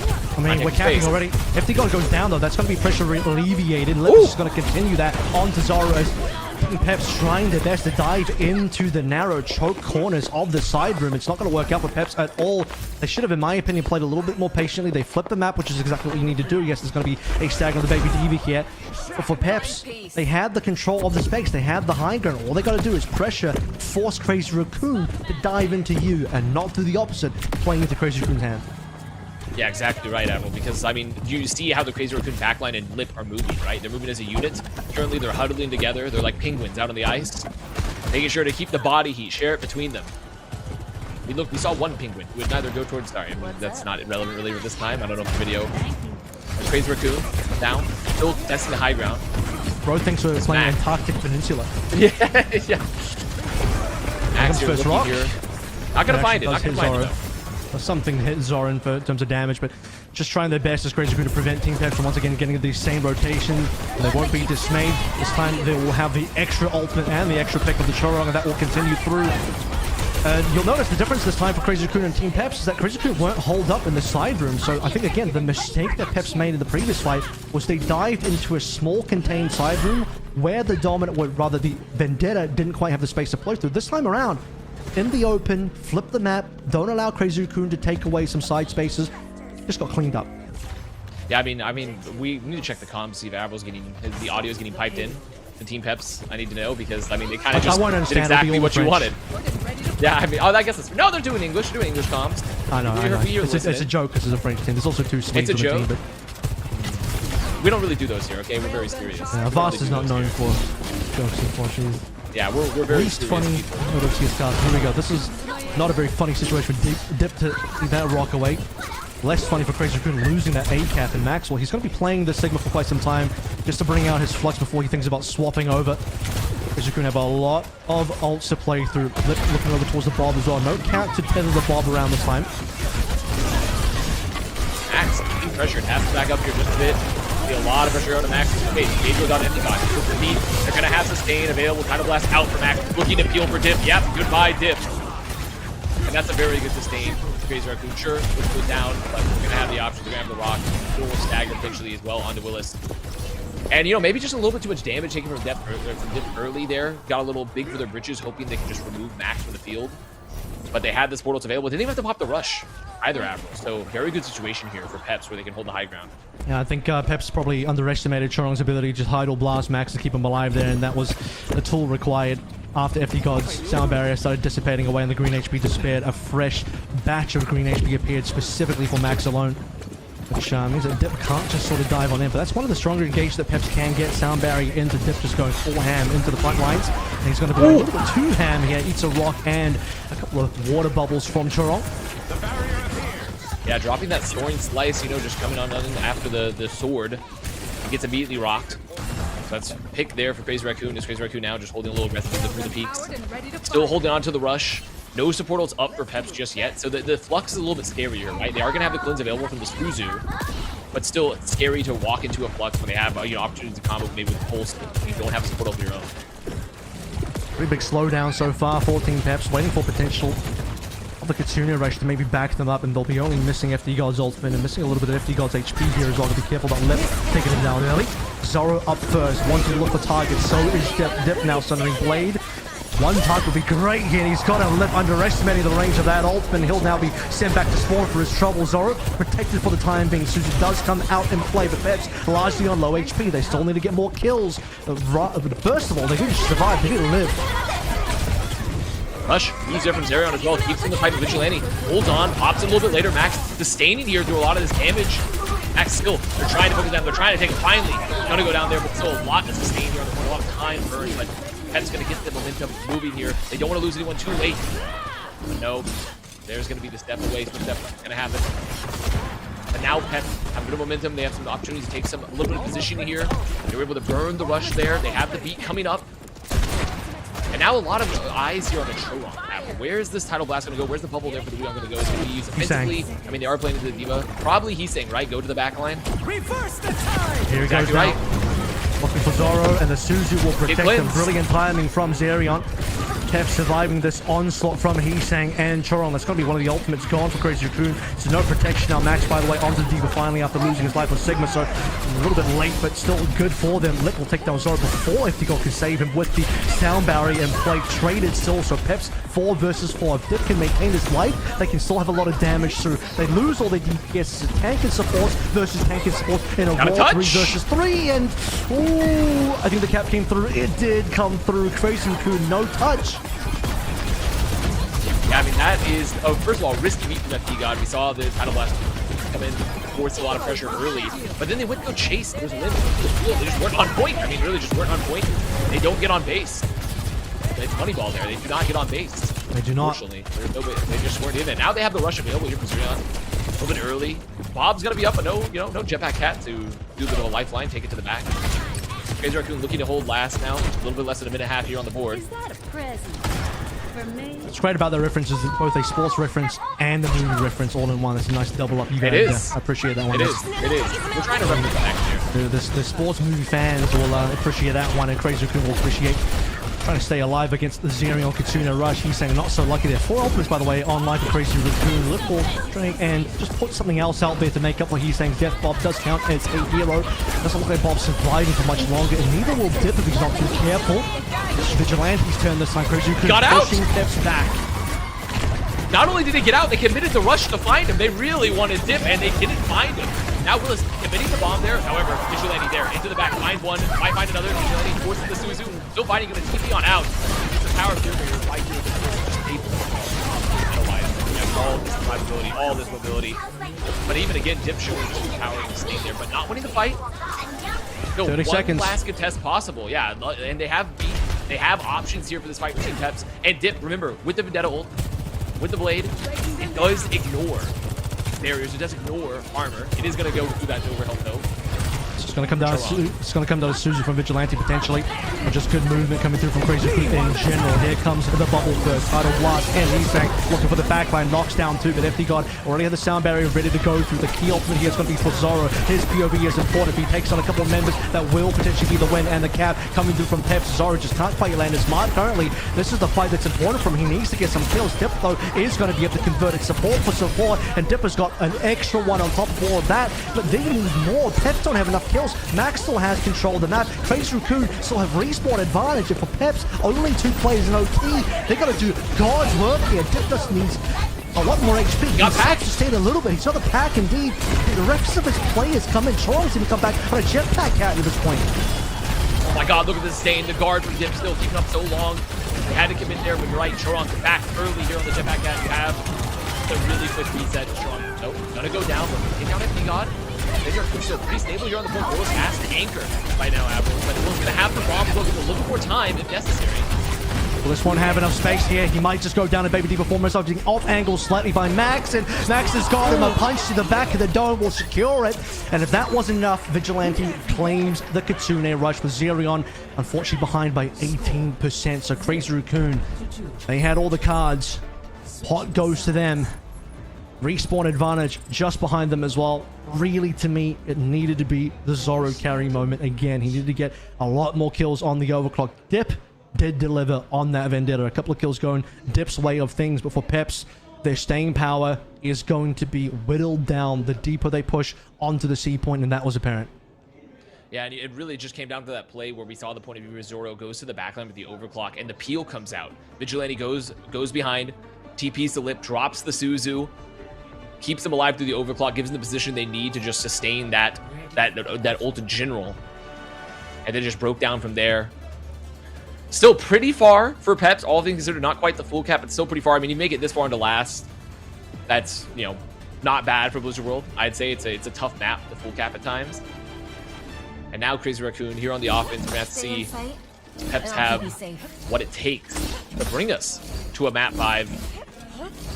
Because the draw, not possible anymore. Well, unfortunately, there's not going to be another Peps draw. This is, of course, the second day of our drops as well. So hopefully if the draw on day 1 wasn't long enough, you'll have enough time to clean up all of your day 1 and 2 drops before we get into the new drops tomorrow. Let's see where we're dropping, folks. Wrong game, doesn't matter. Crazy Raccoon. Still in command of this game so far. Yep. Happy to stay on the Vendetta. Has been probably a more key player for Peps so far on this map compared to Zoro. Let's see if it's enough. And you definitely want to see Zoro be a little bit more active here, getting out the defense. Mirror match. Minus Senga obviously on the Tracer. And Zoro here on the long flank. Has the rail. Not going to hit it just yet. Has to back it up. Has to be careful though to get found. Has to hit Suzu. Has to be clipped. Here, there's the peel and Zoro goes down. That's just the cleanup. That's we cap A as well. I mean, much faster than Peps. This is the scary thing. Peps likely and not going to be the regroup quickly enough, especially if they get staggered kills here, which is looking very likely with Zerion gone. That will close the book in any sort of recap situation. They'll even just stagger the Baby Diva. Maybe not. Okay. And nice to Willis today. That is a record because you had Peps multiple attempts required to cap A. Crazy Raccoon, they'll do it in one. And that's the scary part about playing against Crazy Raccoon. We've seen it in other parts of the series too, but just there, Zoro, it's like, okay, I'm going to try to take the off angle, look to find a pick, and as soon as they see the slides done, they've collapsed on him. All of Crazy Raccoon, they're there. And I think that's something you just can't take for granted with Crazy Raccoon, just how fast this team can be to capitalize off a, cooldown beat down. And that's exactly what happened in that moment. Why they're considered to be the best dive team in the world, the coordination of the dive is unmatched. If you can survive and sustain against it, you can survive a rail shot from Lip as well, but Lip will just go wide a little bit on that right click to date. They're still looking for their first ult. Zerion lagging behind Vigilante, and Vigilante wait for a good, clean lane to drop this Kitsune rush in. And Peps won't be able to do too much against it for the time being. I mean, Peps really just trying to give space to build his ult here. Maybe try to find someone just off the rotation here. Knowing that Vigilante has an advantage. Because they're going to rotate around themselves. Playing the long game. Lip coming up the high ground. Okay, this might be where the rush comes through. They might want to just take the high ground here because otherwise Crazy Raccoon are losing a lot of control from the high ground perspective. They're being peppered from the off angles. Not feeling comfortable to let the Kitsune rush through until now. That's actually Zerion first. Trying to push out Vigilante to see where he's going to drop his response, but make no mistake, Crazy Raccoon will be responding. 5 ults nearly on board for Crazy Raccoon, and Dip has missed his pulse bomb as well, so Peps are just burning through their resources. They haven't won the fight yet. Very, very tough fight there, Avril. I mean, they were hoping to maybe find them off the flank from rush. Ooh, as Lip finds Zoro there. As, hey, he's going to be investing with FD God. They want to go. Lip gets saved last second there from Chorong, but they're already down Zoro. They're down a lot of damage. Beat gets answered, and now they're in a situation where they're down the player. Zero gonna go down. You're worried about the chase here. Crazy Raccoon probably just gonna clean up pretty quickly. Will Willis even get back in the mech is a big question. The answer is no. Vigilante finds his mark, and the second cap is gone just like that. Blinking, you'll miss it. Barely a slowdown. Crazy Raccoon haven't even lost the fight yet. This is a clinic. Look at the time. It's gonna be like 4:45 to get through, not even to the end of the map. Willis now wanting to go over towards the Ramacha for more staying power on the point. And you see it's just Crazy Raccoon capitalizing on these really minor mistakes from Team Peps. First point, Zoro goes for the flank, uses the cooldown, knows he can't escape. Find him. There. Zoro overpeaks the overclock just a little bit after LOSing that rush. Finds him, commits, and FD God says, oh, we're gonna play it out. But Crazy Raccoon's like, that's fine. We'll stay in the fight. We already have the man ad. Now we're in last point. Overclock gonna be used with Zoro now. Last point with Zoro opening up first. First card to be played will be the overclock in response. Max self-destruct has to be respected by Peps, which means that Zoro and the rest of the crew having to back out, losing that 150 charge from the alt rail, but he's still got the 100 from the regular one. Will miss. He's saying will not. Dip goes down, traded for his own life. Team Peps versus Vigilantes. Soon a rush to keep Crazy Raccoon in the field here, and it's working wonders. Willis just melts under the speed, and Crazy Raccoon will not stop here. Max is continuing 3 in this particular fight, and now on the rampage, the warpath to finish the series. There is going to be a potential touch available here for Peps, but they have to make it out of the spawn. Crazy Raccoon, there was some trades a little bit. They have to get the touch there. Willis manages to get it very, very low. No support stuff just yet for Peps though, but Willis gonna get healed up. Crazy Raccoon's still gonna back on up, try to go for space. Wait for the old bait to come on out now. Dip trying to get the back row, but he's down. It's ulting though. Lip might just seal the deal here. Willis is down. No one else can anchor the point unless you're Dip. And Zoro's gone down. Lip has taken down the hard carry of Team Peps. And with that, might be the final death knell of Peps' run here in OWCS Bootcamp. Crazy Raccoon try to close the book, but they do respect the Kitsune rush out from Zerion, buying a lifeline for Peps. Unfortunate, I mean, they had to use the ult there, but it was just absolutely necessary. Zerion bringing them back to the brink. Empty-God gonna have to be available here to match Chorong. So there is a chance he's going to fight Empty-God. Chorong popping at both. Now just wait for the breakdown here. He's saying he's on the Pharah as well, so just wait for the right moment to strike into the backline.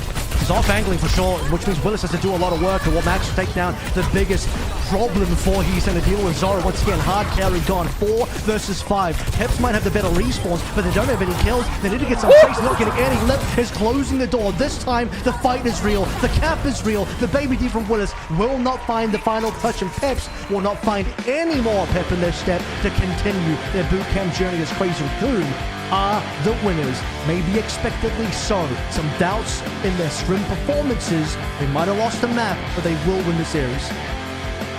And really Crazy Raccoon, yes, a favorite for this matchup, but Peps, despite going home, despite the loss, I mean, I think you can, if you're a fan of Peps, fan of this team, that was a good showing. That was a really good showing. They played, you know, consistently one of the top 2 teams in the world historically in OWCS. And obviously last year omitted, though obviously they still had a really, really good run overall by not winning. And I do think for Peps, that's a really good showing for them. I think there were some great moments. There's some minor mistakes in the macro. I just think for Peps, that's really a positive result. For Crazy Raccoon, looking a tad shaky, but especially in this new meta with the new heroes dropping. But I do think that's, you know, the scrim bucks, they do lie a little bit into the day. Crazy Raccoon gets to advance forward, and really what a great match. I think it might also just be a hero pull issue here as well. Like I sort of said at the beginning of this one, we are very much in a off-tank meta. Domina into the Zarya, into the D.Va as well. I mean, Domina is kind of whatever, right? I think all tank players can play Domina. Every new tank that gets released required that all tanks will probably be able to pick them up whenever required. Everyone's got an equal footing there. You don't have anybody with extra 1,000 or 2 hours on a particular hero from Overwatch 1. Not going to be the case.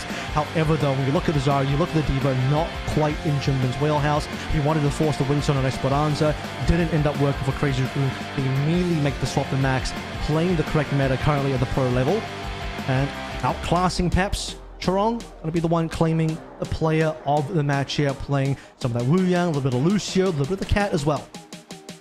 Yeah, Chorong, I mean, we talked about him earlier before we headed to the series. Just a player that has historically been incredibly solid mechanically and fundamentally, just decision-making wise on the support role. You know, one of those Lucio players that you can put onto multiple different heroes, even on the flex, and bring a lot, especially with Jetpack Cat available. You can see Chorong just had a lot of impact in this match, chasing down a lot of just these low HP enemies. And even with the Bob plays, of course, always fun.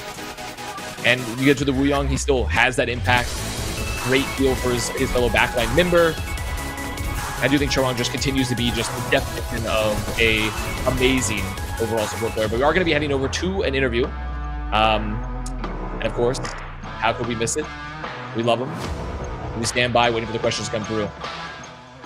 2016 OWCS 부트캠프 데이2 안녕하세요. 아나운서 이시은입니다. 오늘의 첫 번째 경기 크레이지 라쿤이 팀 펩스를 상대로 3대1로 깔끔하게 승리를 가져갔습니다. 승리 축하드립니다. 감사합니다. And we are just waiting for the questions to come on through. Obviously, congratulations to Crazy Raccoon for their victory in today's first match. 1점을 내어주긴 했지만 그래도 한국팀 강팀다운 짜임새 있는 멋진 경기를 펼쳐줬어요. 오늘 좀 소감 한마디 들어볼까요? 좀 쉽게 이기진 않았지만 그래도 뭐 3대1로 승리하고 And the first question. 했었으니까 그리고 뭐 저희가 스크린 뭐 공개 Still getting coming on through here, guys. Just give me a second. 대회 때 증명해야죠. Although they lost the last for the first match, I still think they won with a good atmosphere. How do you feel about the victory, Chorong? And Chorong responding, it was harder than I expected. So definitely maybe a bit of a harder matchup for them. You know, if you'd seen the scrims leading up to this, obviously they struggled a bit. And just dropping them after Peps, so definitely not the most comfortable maybe on this current meta with the new heroes. They're still getting used to it, and so they're hoping they can have a bit of a better performance as the tournament goes on. 태워달라 하진 않고 진짜 내리라 하죠. 그래서 매달려 있으니까 좀 내려라. 그렇습니다. 크레이지 라쿤 시즌 1호 POTM은 초롱 선수가 차지하게 됐습니다. 이번 시즌에 또 힐러 역할 영웅이 2개가 추가가 됐잖아요. And for the next question, 선수의 going on through here. 궁금하던데요. 고양이는 좀 Asking Sharon, which new hero was your favorite? And Sharon says Jetpack Cat. Everyone on the team wants to ride it. As in the tether, the lifeline, and honestly, I totally agree. I think that's a hero that definitely fits Sharon's playstyle. Across the board, you saw him having some fun with the lifeline, with the bob, the position of the Domina in the first map. Probably a hero that is playing to a player like Chorong's strengths and the mechanics and the ability to make plays behind it. He was also very impressed by Chorong's Jetpack Cat as well, which I mean makes sense. That's right, Chorong's Jetpack Cat was impressive. He says it was so much fun dragging Bob along. Response Chorong to that. 저희 큰형님이 좀 빠지긴 했지만 그래도 뭐 든든한 동생이 들어오기도 했고 동생 데리고 이제 저희끼리 잘 해봐야죠. 앞으로 이 동생 데리고 든든하게 또 꾸려 나가 보겠다. 기대해 주시라라고 마지막 말씀까지 들어봤습니다. 자, And 오늘 the next question, 끝내도록 하고요. 저희는 what are your plans for FaZe Raccoon in 2026? And Sharon responds, even though the team leader is gone, obviously, you know, in this case referring to some of the roster changes, we're looking to have a great year. But we will see you guys coming forward into the next match. It is going to be Weibo Gaming versus Falcons.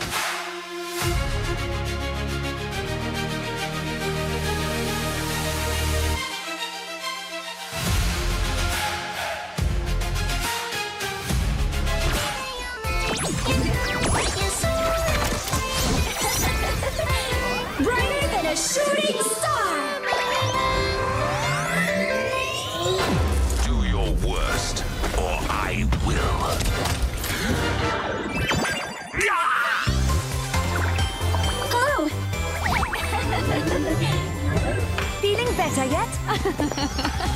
We'll show them a trick or two. Let the Kitsune guide you. Supernova ready! Greetings, Earthlings! Come closer. I won't bite. Boom! I'm feeling it.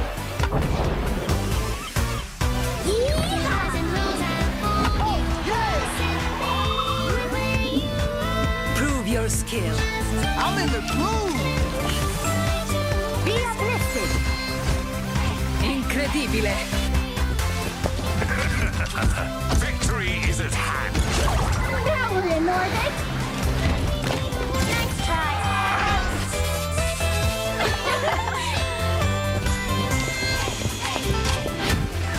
F it up. Magnifique. How do I look? Oh,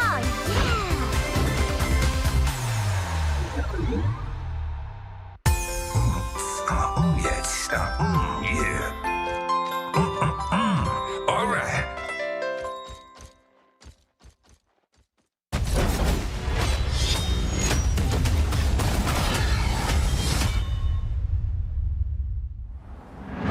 The world has changed. A new enemy has risen. The power of Talon, now under my control. This is a fight we cannot lose. The war is here. Let's fight fire with fire.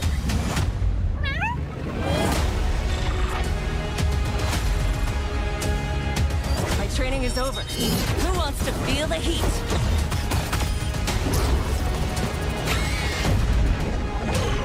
I do enjoy a hostile takeover.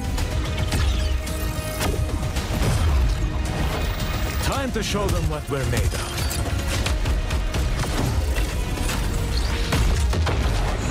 Can't live without me? I'm getting into this.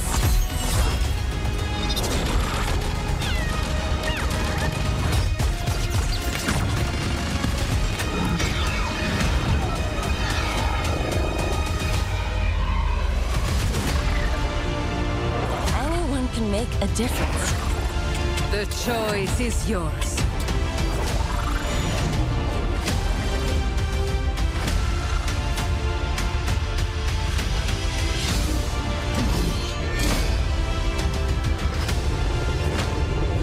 Resistance is pointless. Talon is everywhere. Your divine support has arrived.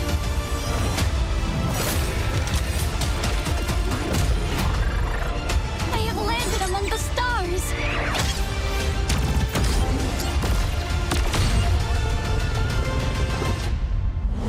Whatever it takes. Whatever it takes.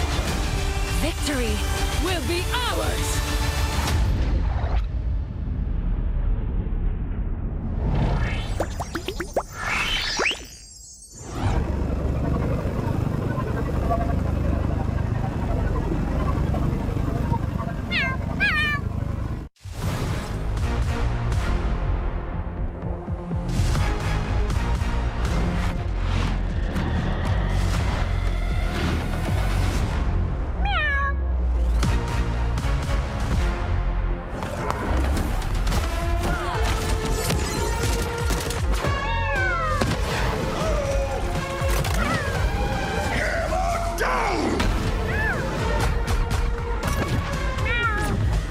blazing a path. I am the Inferno. Sup? You can't break free. Where are you going? Domina has arrived. Got you covered. Good shot, right? Enemies coming in hot. Can someone heal me? Damn it! Disgraceful. Rise from the ashes! Cavolo! Feeling warm yet?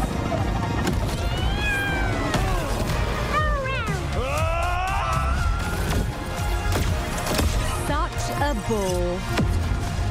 Too easy.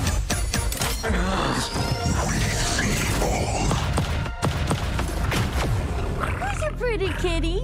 You are.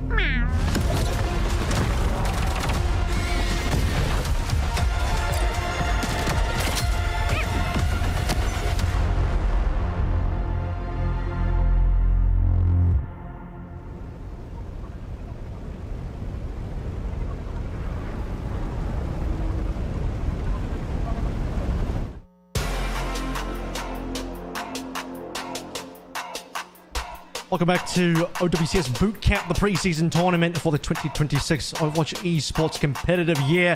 I'm Avril here with Avast. The Double A's are back to bring you live action here live in Korea with all of our teams invited, our partners here in Seoul, fighting in our very first tournament of the year. We just finished up Crazy Raccoon's 3-1 victory against Peps and our very storied matchup between Falcons and Weibo Gaming.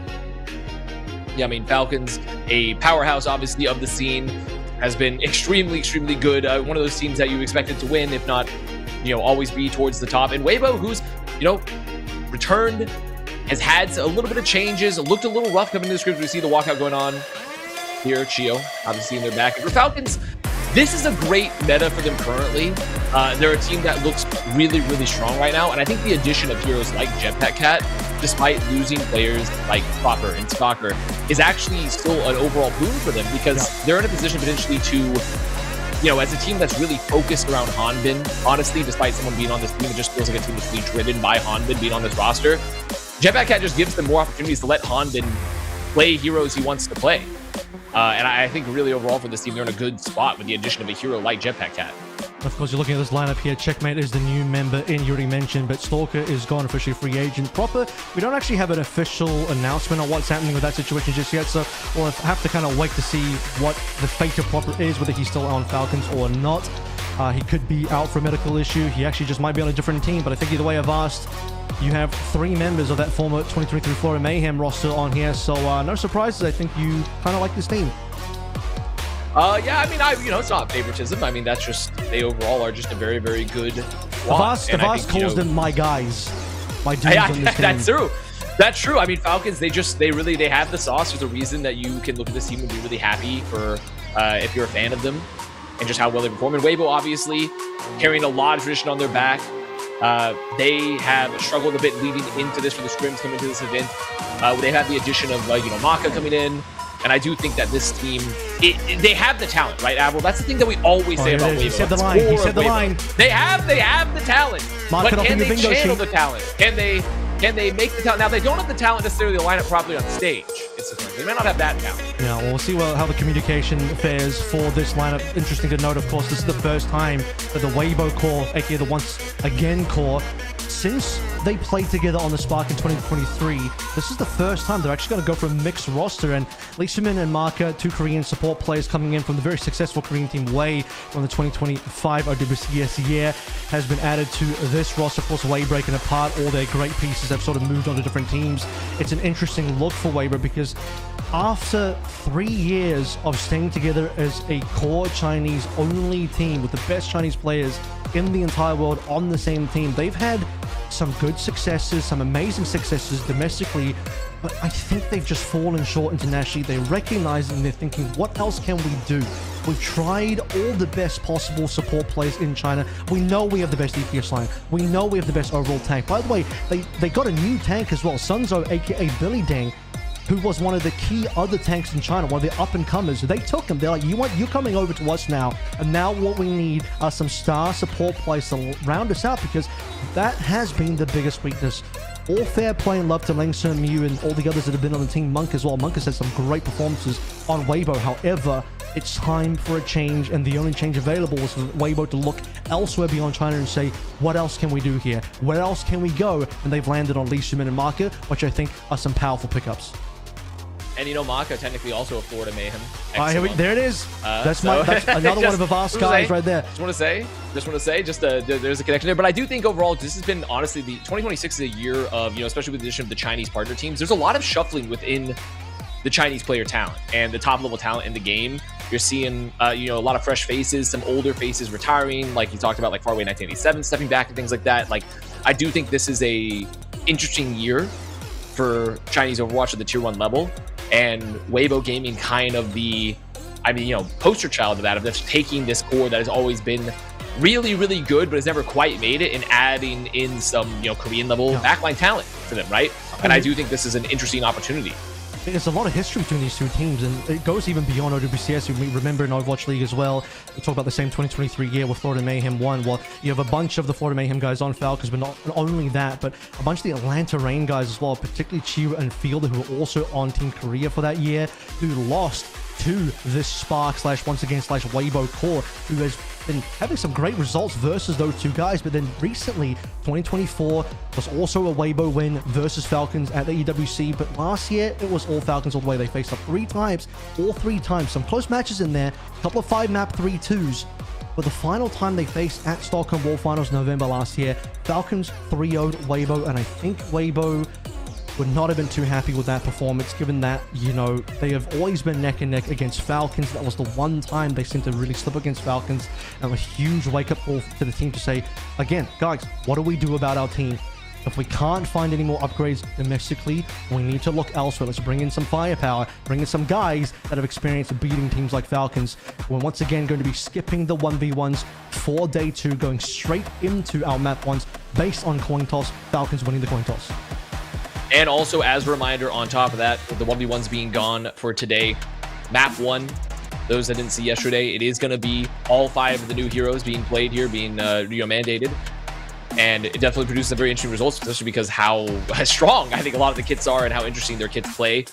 So we're going to be seeing both these teams just playing on, you know, all the new heroes. And in particular for Weibo, I mean, this is there's been scrims, of course. We've seen scrims. We've seen, you know, that was happening before Bootcamp started itself. But this is their, you know, just really a big moment for them to come out on stage and see, like, can they potentially hold out against a top-level team that is looking, you know, historically obviously really good, but also pretty good right now with a lot of the new additions and some of the meta shakeups that have occurred. And by the way, I'm expecting that Billy Deng does play today. He will, in my opinion, be subbed in probably from map 2 onwards, particularly if map choice probably will definitely be going Weibo's way at some position in the game.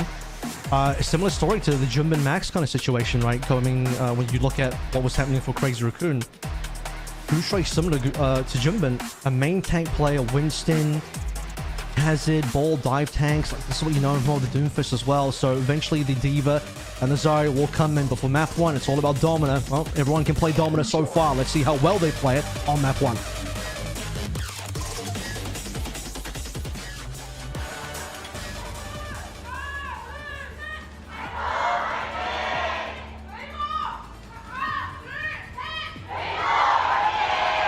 Loud cheers, Weibo.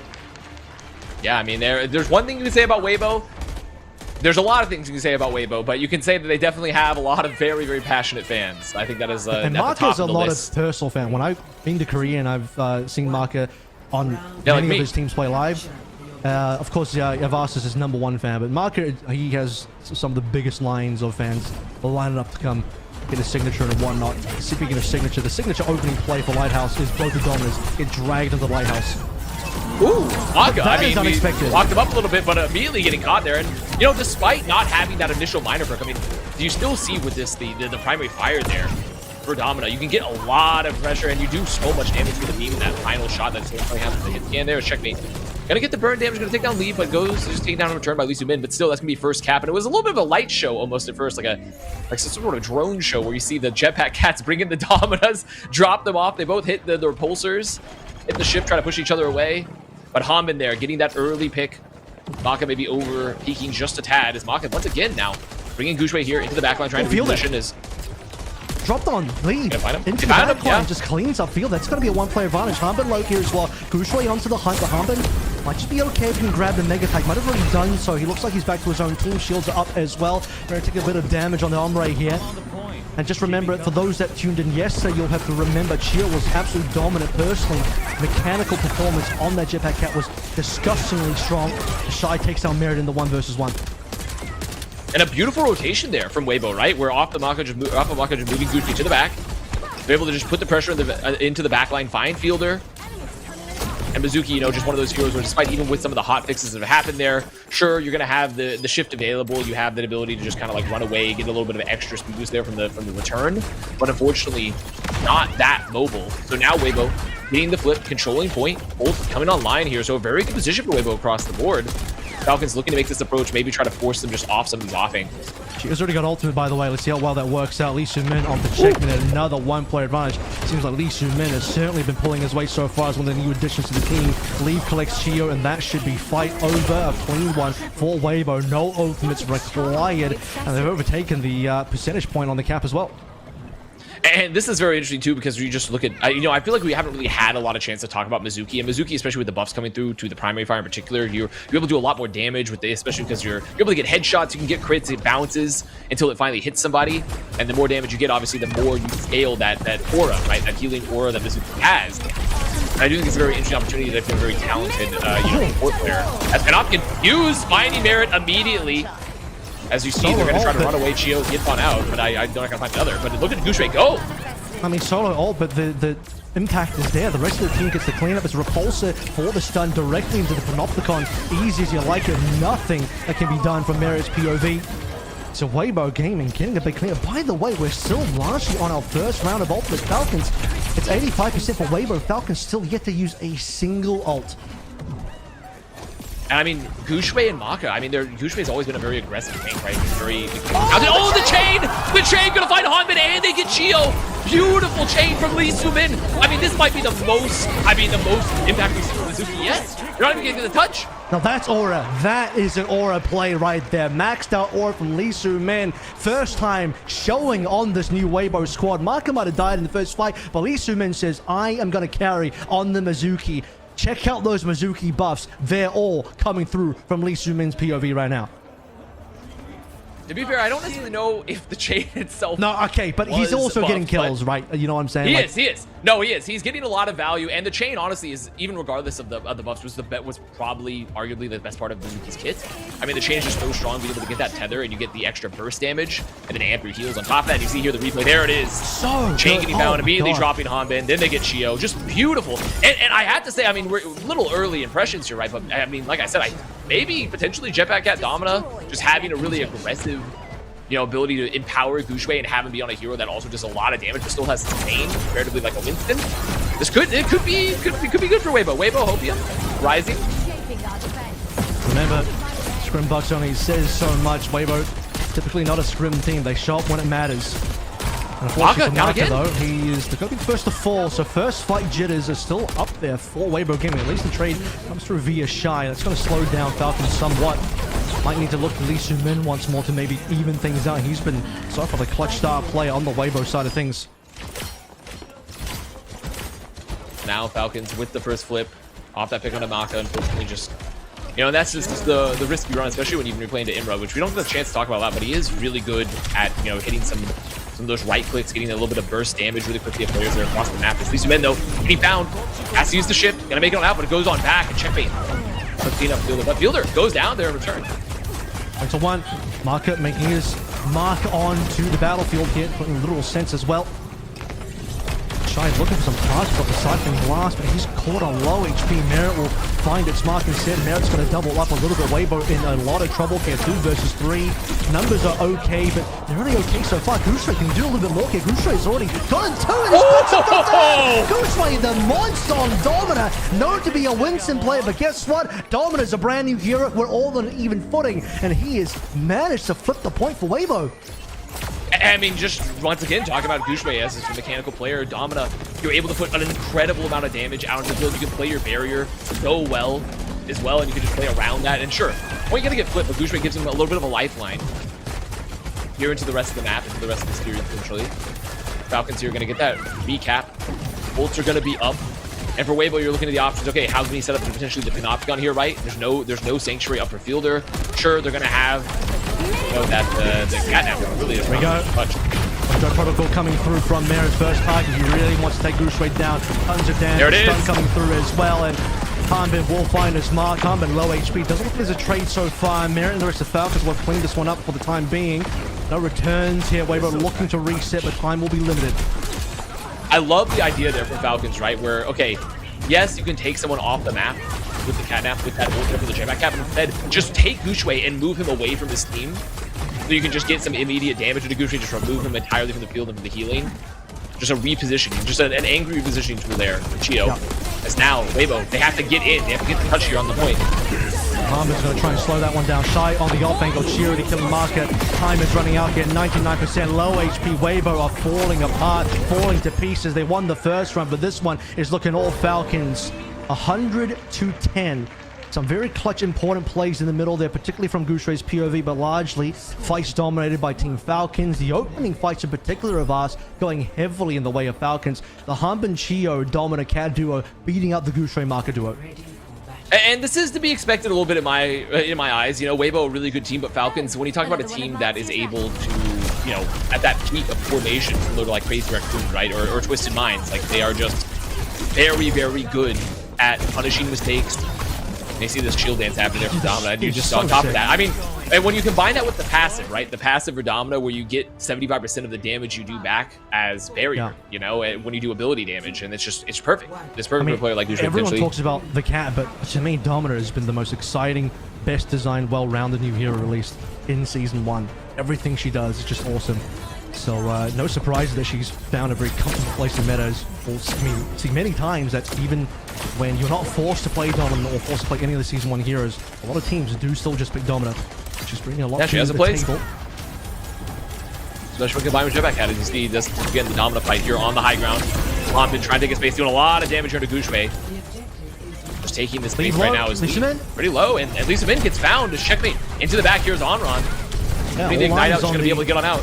All eyes on the Domina fight, but it's actually this fight on the side that was the deciding factor here. And Chio again, like we saw yesterday, how much of an impact he was mechanically on the cat, and now he's doing it again. A triple kill in this particular fight. Might even go for a little bit more. That's at least 4 from what I could gather. Chio once again proving that he just might be the best cat that we've seen so far. And reminder, this is post hotfix, so you know we've already reduced the amount of fuel, right, for the burst, for that frenetic flying that happens with Jetpack Cat. But still, Jetpack Cat, she's just so incredibly mobile across the field right now. When you have someone like Chio at the helm, you can just find, especially low HP targets, you're able to remove them really easily since you have near infinite mobility. See what mobility we have here from Lee. Trying to find a little bit more in this fight, and I do believe it actually was a 5k. It's at least 4 coming from Chio. In either case, Chio gets 1 more for his trouble marker. Struggling with a cap today, I have to really say. Gushay looking for something on that Panopticon, but struggling with his HP bar for the time being. Harmon falls in the middle of all of that one, so Weibo might still just barely have the play advantage to play through. Drag into the well, perhaps. Chio gets his marker, he'll die for it. Good trade here. I mean, Falcons still holding on to play this whole time, as you see. Eric gonna be popping the ult in return, not finding much from the override protocol. Looking to find anything, trying to get some damage, but Chio just flying around, and Falcons still burning time off the clock. There's the Sanctuary as well from Fielder. And I mean, really, right now for Weibo, they just can't get anything. The cats are always flying into the faces of the Uprise when they're using the overdrive protocol, just to force them to contend with the fact there's a hero in your face healing you, but you're also dealing self-damage to yourself if you fire into the cat. So speaking of firing damage, it's all Falcons onto Weibo. No real response until Gushay finds at least 1 trade, but look at where the percentages of us, it's basically over. Yeah, I mean, they're going to have to go for a last-second contest, and it's going to be Maka looking for it, but then what do you even do post that, right? It's Lee Sumin, only person alive. Maybe you can get the Sanctuary out in time because Maka's going to get the touch. Sanctuary used there from Lee Sumin, and Maka trying to just bring them away. Going to take a little bit of aggro off them as, you know, the contest happening. Lee's going to make back here with the override protocol, or rather Shy, but unfortunately not getting anything. Shy is just not going to find his targets at all. I mean, this fight looked largely over. The timing was all bad for Weibo Gaming. You're looking towards a 99% for Falcons. All of them were still alive. Chio once again leading the way. He already had the player of the match from yesterday, and with that kind of performance, he might just get it again on Jetpack Cat of all heroes. And if there's one team that will continue playing the cat, probably Chio, probably Falcons. There were some good moments there out of Weibo Gaming that did take a round of ours, so I still see some magic in the following maps. I think, you know, they're just, especially with the Imra, Imra is a very, very hard hero to use right now, right? Especially when you see the ults get popped. I think as kid, it's really tough when you're dealing with players like Chio on the Jetpack Cat, where you noted how they're getting in their face. If you're ever in an off angle where you're not able to be supported and you're popping that ult, the Imra is just, you know, a sitting duck, essentially. You're so slow. I do think that's a situation where if you can put Shy on maybe in a little bit more of a comfort hero, Weibo definitely able to actually get a little bit going on. It's Sojin, That's baby, right. and that's Shy's It's number Sojin. one. It's probably Merit's number one as well, but that's going to be a great battle. Shy versus Merit on the Soj for the next map. But yeah, I do have a prediction. I do think Billy Deng, aka Sunzo, might get subbed in, as I just think his hero pool makes more sense. Look, yeah, Gooseray's already cleaning up his setup here, so get ready for that one. A Weibo with a sub in for map number 2. Get ready for it after this break.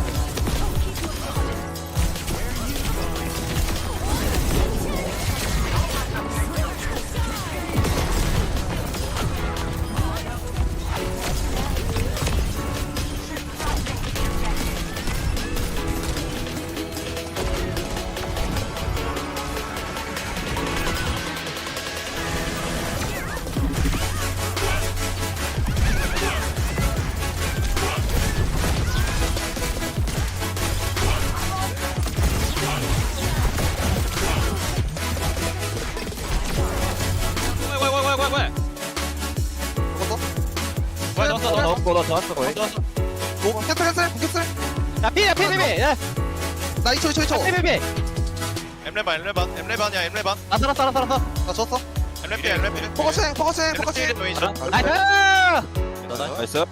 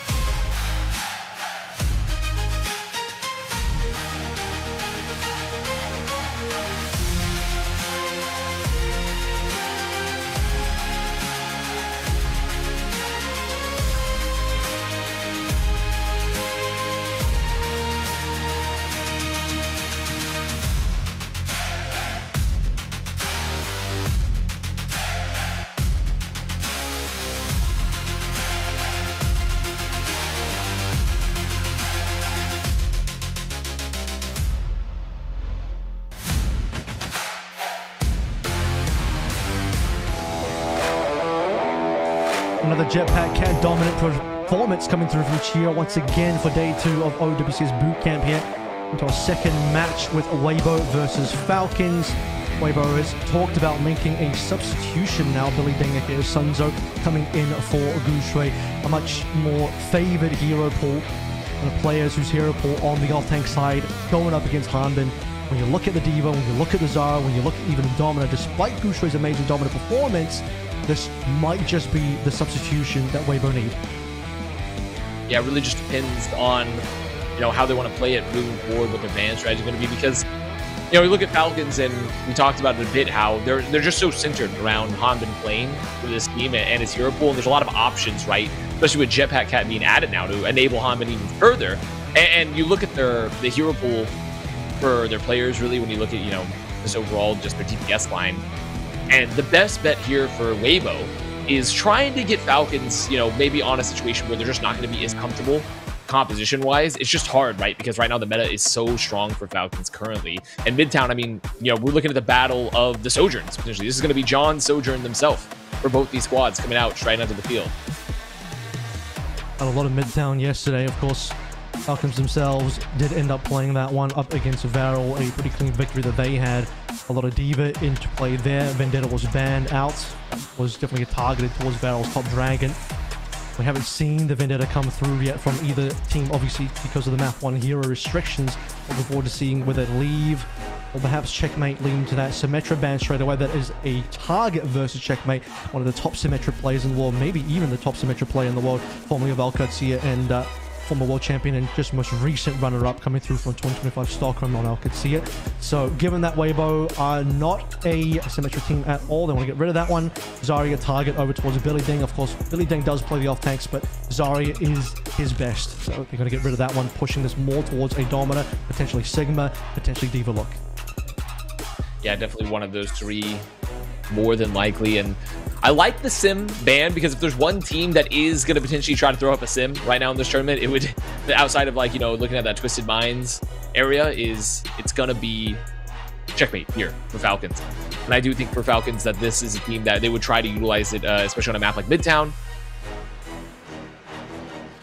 And also, just as a quick note, on my end, I think, I feel like I would love to see, Avril, the D.Va matchup between these teams, because like Hanbin on D.Va is just a classic, right? It's just a classic. I would love to see what Sunzu can do here, especially like you talked about. Zarya is very much his specialty. But this is a very strong D.Va map, and I think Hanbin is always been a master of knowing how to pressure, especially coming into Midtown where it's so important to clear the flanks. Just clearing up a few issues on stage before we get into the game. As being told that it's possible that Sunzo might be logging in with the wrong name here. So if you see Gushui still in the lineup, it's actually Sunzo, not Gushui. We'll be doing our best to clarify that throughout the entire map. So hopefully that'll get fixed up for future maps being played. Of course, there will be at least one more after this one. But I do think that Weibo should be coming in with a fresh perspective. Obviously, map 1 has the hero restrictions. You're not looking at the quote-unquote real pro meta of what the teams will actually be playing. But we're about to find out. Midtown map 2 coming up.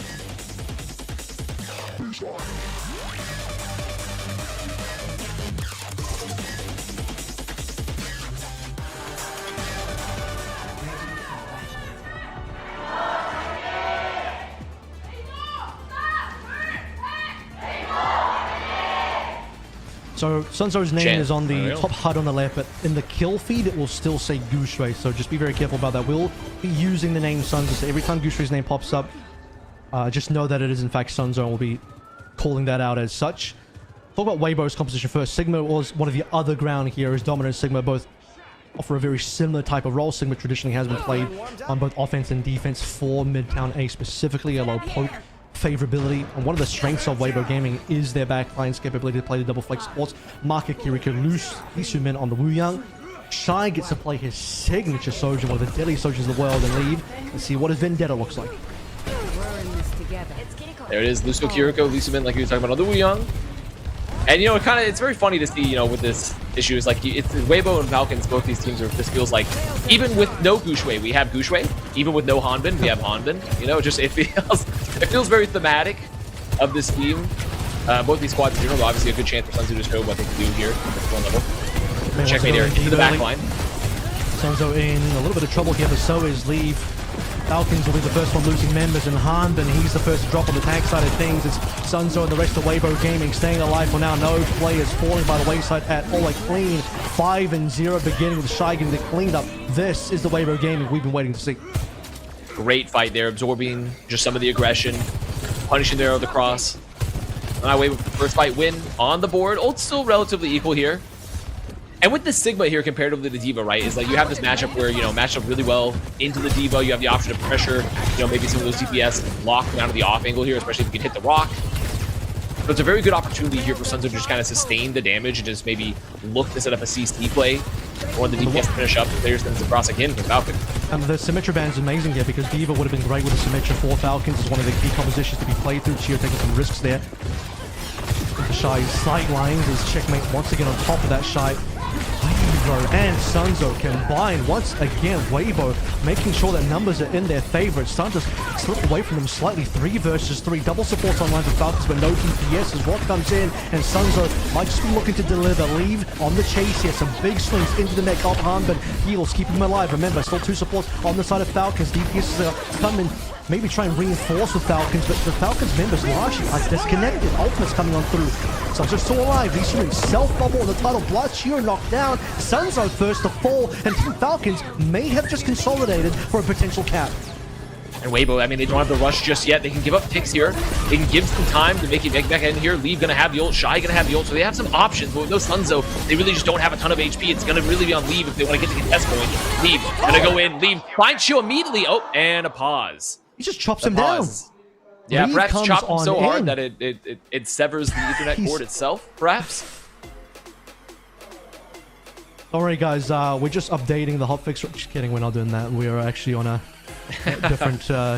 people are probably wondering why OWCS is the only thing happening right now in terms of playing Overwatch, as I'm pretty sure the server maintenance might be happening for everyone else. So, welcome new viewers who are watching this as they can't play their own game, but we have a actual hardware issue on the Weibo side of things. But yeah, I mean, Avast just on the pause point, 94.5%, a minute 44 remaining. Leave first to touch, and he gets the kill straight away on Chio as Fielder drops down a Kitsune Rush. It'll be a 4-man Kitsune Rush. Hanbin still has a self-destruct. Sunzo coming back on the way in with the Gravitic Flux. Marker also using his Kitsune Rush. You know, the funny part too about this is that when we're taking a look here at this pause, you would think that maybe it was Chio that, you know, maybe Falcons caused the pause there because Chio goes down early. No, it's just Lee Subin's mic that is apparently having an issue right now, and they make it so they get the first pick, and they're still likely winning despite, like you said, breaking it down there. They get that last second contest, they get that pick early, and now they have the opportunity to win this fight post pause. And really, what a great anchor setup so far they've been having here with the Sigma for Sunzo. And just having Leave play the Vendetta, which is just a hero that, you know, as everyone that knows Leave is just a monster mechanically. And Vendetta is a hero currently where she can really just insta find a pick on just about anyone. Come back in the fight, okay, but what's happened? Fielder has gotten 2 during this time. Now Fielder getting pressure down. Leave gonna get that turn as Maka, and maybe still Falcons a chance to cap this post-pause. Looking like it will be the cap indeed, as Shy just goes down too early. Shy away, pun intended, from the overclock. 99% about when he actually died. So no opportunity for Shy to be able to maybe clutch that fight up. Sunzo as well, not finding too much on the Gravitic Flux. Will now switch over to D.Va for the subsequent B point. A lot more versatility in terms of the high ground, low ground for assaulting onto this bridge section. Don't want to just stay on the Sigma. He's still holding onto his ultimate though, so plays available for Weibo Gaming. Yeah, it's just hard to find the right opportunity, right? You don't want to pop it too early, and you can just LOS run away entirely from Leave. Leave keeping it in the back pocket. Still a very good ult also against aggression, just because we can ignore, you know, the armor, the barriers, pierce through that, and then he just does an incredible amount of damage. The Weibo playing the high ground now, a little bit of poke between both the Sojourn, as there's the engage, getting booped. Just in the waters a little bit. Shy has had enough of that one. Both players will overclock, but it's going to be Sunzo just diving on deep. Fielder in the line of sights, and Leave looking to see who can get chopped down. Just going to be zoning people out with that Sundering Blade. Now looking for the opponent Vendetta on the back of Checkmate, chopping him to pieces. The mech follows through as well, and Team Falcons are not going to have a successful fight. Not even worrying about the dagger there, honestly, for Hanbin, which I find a little interesting. They didn't even try to. They said, whatever. So get him out of here. Get this guy out of here. We're tired of him. So now Weibo holding the choke here yet again. And an great early pick there from Shy, who's just, like we talked about, has been another player that just can take over the server here on hit scan, in particular on Sojourn. Falcons looking here for the entry. Checkmate. Holding on that Thundering Blade. Most support off for both squads here is Leave. Just trying to pressure Hanbin off the point just a bit. Right now it's the cat and mouse game of, okay, do we hit a rail? Do we find someone here on the cross? Vendetta engage? Yeah, there's going to be ult. Well, charged up enough to actually get a kill. Maybe a missed there as well. Support ultimate's about to come online. Weibo waiting for that one, respecting the Sundering Blade from Checkmate. They'll give up the high ground.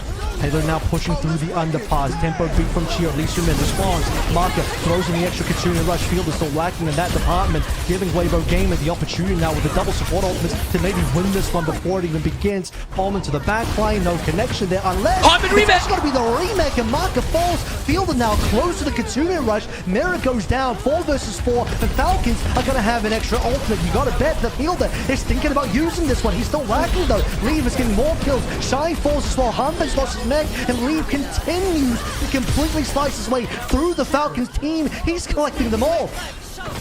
I mean, just a beautiful moment there from Lee, where despite losing Maka early to the remake, I mean, just Vendetta gets to the backline, finds those limbs, and you just do an incredible amount of burst damage here as a hero right now, and you have the ability to just chase anyone you want, right? It's almost Tracer levels of ability, if not greater, in terms of verticality. Be able to chase whoever you want. Now we're in a semi-last fight situation here, Aver. By the time they make it back, try to contest off the high ground here for Falcons, they are going to have the rush available. They're going to do that, going to walk forward with their Shy, looking for overclock opportunity when the dust settles. Fielder rushing in with his team. Here comes Shy now, Leave as well. Sundering Blade connects, Shy connects as well. 2 for 2 trade, 3 versus 3 remaining. Mirrored on 1 HP, he's low, he's on 89%. If he lives, he can respond with his own overclock. Falcons still looking for the cap, still need to go for the touch here from both of these teams. Slight respawn advantage for Weibo Gaming. It's slowed down quite a lot here. Sunzo desperately needs a little bit of heal. Merritt finally will overclock in towards the back line of Weibo, but struggling to find a kill. Lee Sumin gets Merritt down. Big denial on top of the ultimate. Marker finds Field, and Weibo looking like they have won this fight now. Numbers heavily in the advantage of Weibo Gaming. Checkmate, though, finds Shy, so they get a pick, but Checkmate likely going to get cleaned up here, though. But Hamid with Maka means there's a bomb available. They have a chance to anchor the point here a little bit longer. There is a chance, but remember, Weibo Gaming still a bit of a spawn advantage. Hamid going to have the bomb. No one goes down to this. They should be fine. Yep, no one's going to go down. The beat going to be available. Sunzo loses the next bomb though. Lee still gets to kill the Field, however, it's still 4 versus 4. I mean, Sunzo still hasn't died, so technically Baby Diva on the field, but Leave is just leaving nothing alive at the moment. He's completely clean through once again. Hyper carry Leave, hyper flex DPS on the side as well, and Team Falcons is nothing there. Shuts down the Sundering Blade from Checkmate. Welcome to the OWCS for Team Falcons. Checkmate might have been second place last year, but he's going to be second today in this particular attack.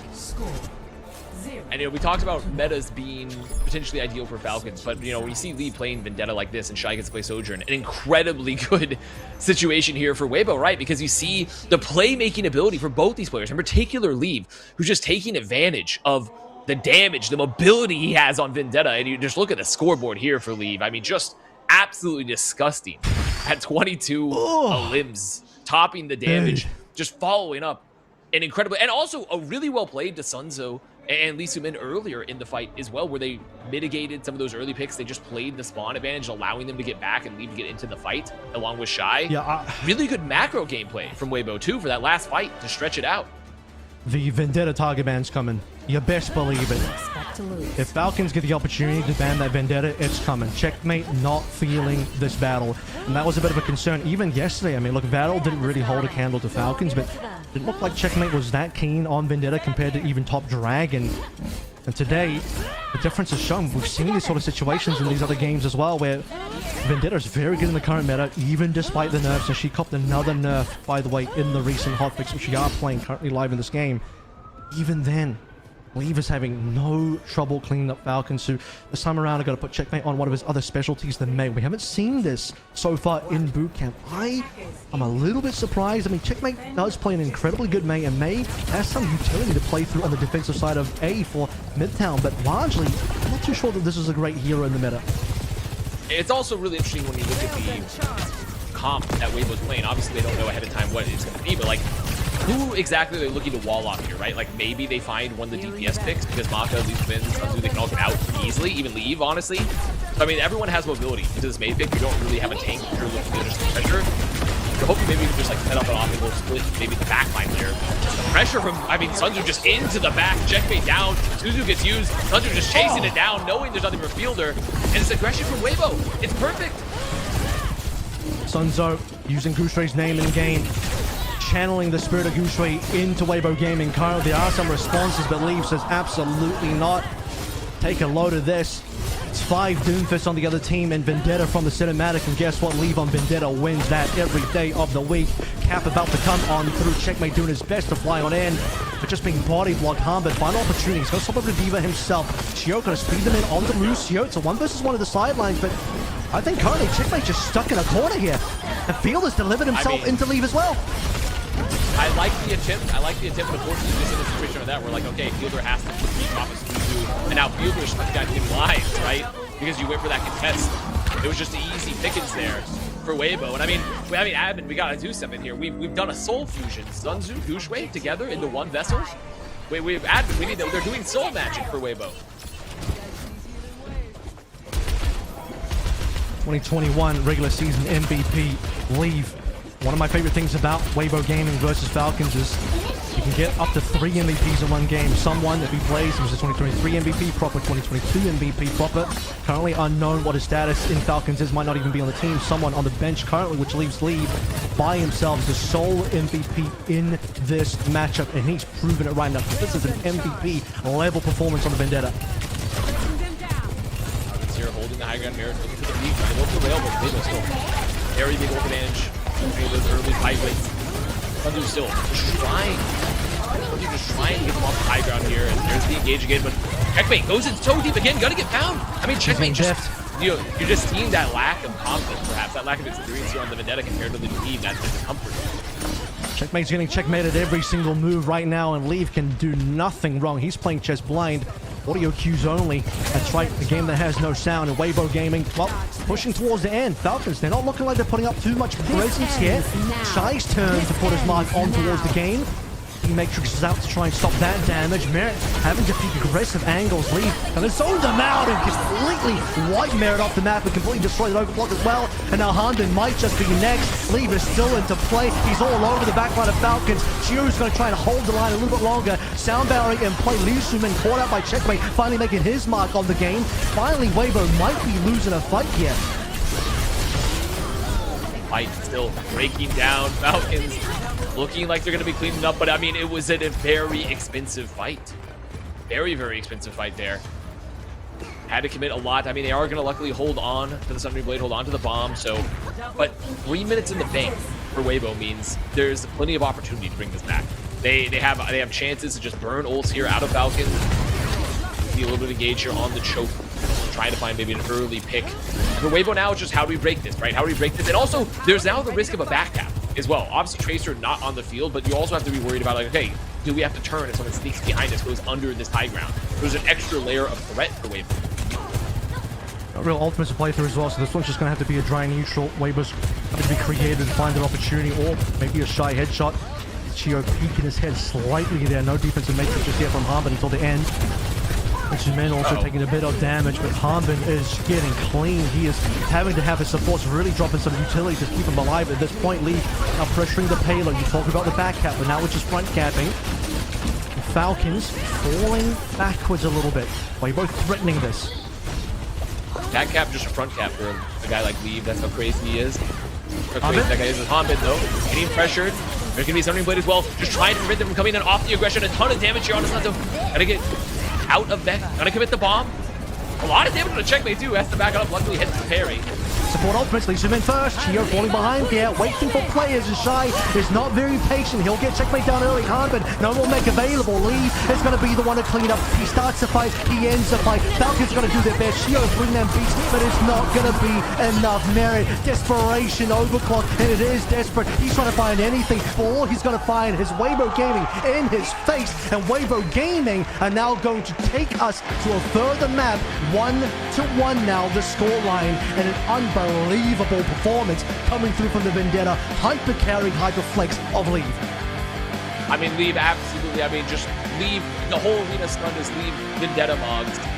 Absolutely spiking Checkmate's cortisol there a bit on the Vendetta matchup. And I do think that this is a situation where you have to just look to Leave and be like, you can't let the Vendetta stay in the pool here potentially. Checkmate's not feeling insanely comfortable, right? You need to ban it potentially once. I mean, this is just ridiculous. I don't remember. Did they already ban it earlier in the series, though, Admiral?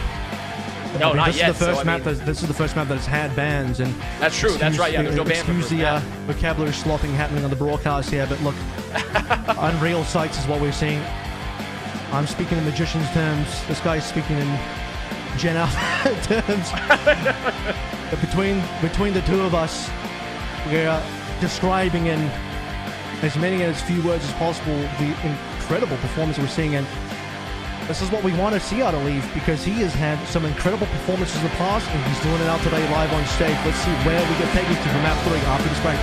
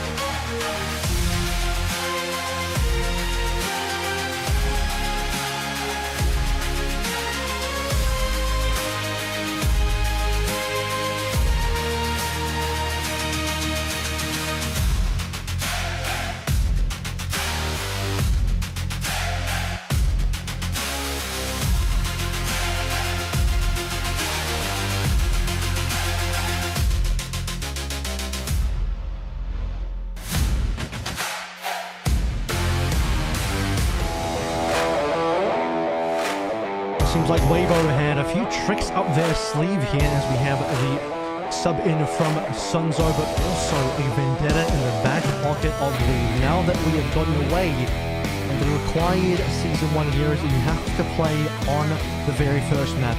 Every map onwards from 2 to 5, except for the last one where Dominant is required. You can play whatever you want. And well, Vendetta seems to be the name of the game, and as I said to you earlier, Vars, before we went to break, I'm expecting a Falcons target ban on Vendetta. Yeah, I mean, I think that is 100% in the cards. We know Vendetta is incredibly strong right now, especially when you're playing these backlines like we did a year ago, where you can get just max value out of the mobility, being able to peel, take the off angles, and you see what the performance Leave was putting up there. I mean, it's not impossible, right? Like, maybe Falcons be like, oh, it's a warm-up map. Maybe we try to get rid of something else first. But when you really think about it, like, I think they're fine matching, Merit here onto just matching them in general. And I do think that this is just an opportunity for them to just remove the Vendetta and get a map win. This is a good map for Vendetta as well, and not a bad one for Symmetra. Symmetra can no longer be banned. If Checkmate wants to go in that direction, it's going to be available. Falcons choosing a map of Esperanza, and just looking over our previous map bans one more time to remind ourselves where we were. It was Symmetra and Zarya, so a Diva ban could be pretty interesting here, but I think both teams do actually want to play the Diva. It just comes down to what else do you want to have in the mix here. Oh, there's no Vendetta ban. It's going to be a Ram ban. I don't think Ram was going to get played here. That is so interesting. Well, I'm wondering if maybe it could be a Protect, potentially, if they thought Weibo was going to ban something. But yeah, exactly. I don't know if they would ban. I don't think Weibo would ban. Hanbin and Sunzo want to play the same heroes. They have the same hero pool. This is not an asymmetrical ban. And you know what this is? The cast ban is a target against any potential Vendetta counters. Leave is going to Vendetta again. And one of the few ways we've seen some teams maybe try and slow that Vendetta down is playing the cast, use that flashbang, have some capability to just put a stop to Vendetta, some burst damage in her face, but none of that available. We could just be seeing a repeat of the last map. Falcons taking a bit of a gamble and a bit of a risk here, not banning away Vendetta when they have the opportunity to do so. And additionally, I mean, it just removes a tool from Falcon's toolkit when Merit sometimes loves to play cast. If they want to play, like, obviously you're typically not going to play cast over like a Sojourn on a map like this, but it just have some options if they want to have potentially the rush capability. And I do think that's just something interesting to look at. That's another thing gone too, right? So Weibo definitely looking like they come ahead here in the bans as we get into the next map with Weibo currently looking real good.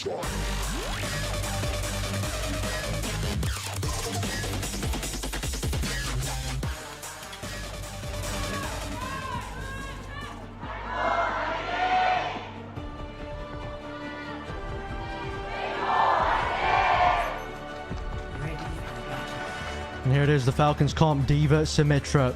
So possibly Ramatra ban to protect the Diva. I did sort of float the idea of a Diva ban, however, I also kind of said that, I think Diva also is a hero that Sunzo wants to play here. The Diva-Symmetra combo is something that was denied previously, the Symmetra being banned. It's available now. How much does Falcons think they can get away with playing this combination, and will it be enough to stop Leaves Vendetta? See, I mean, usually Symmetra is going to be out, not just used for the TP trick. Sunzo mirroring on the Diva, like we were talking about there, perfectly happy to be on that mirror. And now it's just a question of can Leave get it done, because I feel like for Falcons here, they have two options, right? They can try to go first, try to set up the initial aggression, or they use Checkmate as the Symmetra just the way to peel for the Vendetta, get away from that Vendetta. But I mean, it's hard to, because Vendetta's just so mobile, right? You can chase him pretty quickly. More for an engagement tilt onto the backline, onto Shy, and most importantly, Shy is the one that needs to be protected on the Weibo side. It's going to be TP from Checkmate into Hanbin flying through, saving the boosters until he's exiting the teleporter, getting directly on top of Shy and deleting that hero from plate. Leave is just going to have to be a problem that Falcons has to find another solution for. And they know TP used there. They have a little bit of a cooldown to be a bit aggressive, knowing they can't run at them just yet. Checkmate here, and have it back up available again. Going to the back line, pretty charged up here. Gonna go down though. And that's the rest. Checkmate wanted to go for an off-angle play. Off-angles himself to play through on the TP. Sunzo no issue taking down Merit, despite Shy going down to Hanbin. And as the dust settles here, Leaf once again will pick up the pieces of what remains of Team Falcons. First, a bit of movement on the bot goes the way of, well, initially Falcons, but now Weibo. Still a very long, slow fight from both these squads. I mean, Weibo knows that with the Stim on board, especially a Stim the caliber of Checkmate, they have to be very careful of the aggression. They have to be watching the cooldowns here for TP. Falcons just looking for the right opportunity here to hopefully get the max value out of this pressure, just get the backline behind one of the DPS picks is Merit dueling around the pillars here, around mid, as Weibo just trying to get the bot forward. I mean, Weibo need a heal at this point as well because Sunzo Shy both quite low HP. Handing that healing over at Market and Lee Shumen both need it because Field is about to hit the continued rush timing that Market has not found just yet. Weibo trying to hold on to this one. Payload has gone in the favor of Falcons. Fielder in position now to ult forward. He will do so. Market responds. Finds his ult in time. Lee Shumen slightly further ahead in terms of his sound barrier. Hanbin has no such protection. Shy will get first blood in this fight. Shy now overclocking on top of his initial kill. Checkmate gonna fall next. It looks like the HP bar's far too low. Chio not even gonna risk Ajax on using his sound barrier this late into play. A couple of trades back, but it's just Merit now, and it won't be enough. I mean, they gotta make sure Leaf doesn't go down here. They want to get a late pick. I mean, they gotta get rid of this guy. They gotta get rid of this guy, Admiral. They gotta get rid of him. He's still in the corner. Finally, gonna go down. Has to use the Suzu, but I mean, Merit's delayed the whole push, right? They can't really get. I'm sure the trades weren't gonna be easy to begin with. Now they can get any position whatsoever. It's still 4 versus 4, but would have liked to have seen Market maybe peeking in to help leave a little bit sooner into the disconnected play there. Ajax! That is so unfortunate. Geo outplays and boops him up in the sky. And Weibo, it is shades of you from Champions Clash on the exact map as well. This was the map that shattered Weibo's hopes of beating Falcons all the way back at Champions Clash last year. Exact same situation. Different player, same position. No beat there for Weibo. And our Falcons get to walk into this one, 3 ults in hand, threatening the cat. And this is where Checkmate's wall in particular, I mean, can be so strong here to just split off the damage currently. As Checkmate just playing it slow currently, looking for the option with Hammond. Gotta get D-back, gotta go down 2, the bomb gets used. So now they're down 1. Couldn't even get out of there with the TP. So Weibo getting to just fight their way on in, play around Leave, just pressure them off these off angles, and that's a very good pick there for Weibo. Bring them back into the fight a bit, especially considering that they lost the beat earlier. Yeah, that was much needed from Weibo. Didn't have to really expend any ults there as well. Pretty cheap turnaround. Harbin loses his self-destruct in the middle of all of it. Insult to injury. Of course, still close in terms of the meterage. Cap denied, most importantly, and have a game crash. Okay, this is uncharted territory. I don't know what we're gonna see here. Might need a hotfix for the hotfix. So, just for clarity, I don't know exactly. We'll have to wait to get an admin ruling on exactly what we're going to end up doing here. Make sure, by the way, to send that crash report. The center Blizzard checkbox was checked at the end there. But all jokes aside, 50.77 meters for Falcons, 20.26 for Weibo Gaming. If possible, I think we're going to try and restore it to that. But your guess is as good as mine as to what happens from here, Advance. Yeah. Yeah, especially because there's been, obviously some of this, we're hopping around server-wise, the maintenance goes out. So there is a bit of just like a technical juggle going on currently. So I imagine it's making slightly more complicated at times, or it could just be a run-of-the-mill crash. Perhaps I'm just catastrophizing for no reason, Avril, which is, you never really know. But I mean, overall, I think the most important thing to think about as you go into there is just like, where does the game state come back to, which we were talking about a little bit earlier, is like that's really going to be the determining factor a bit of like what happens, like where can you bring it back. Yeah, there's ultimates on board. Checkmate just used Photon Barrier. Merit has ult. Leave and Sunzo have ult. Marcus at 89, so there's a lot of things at play here.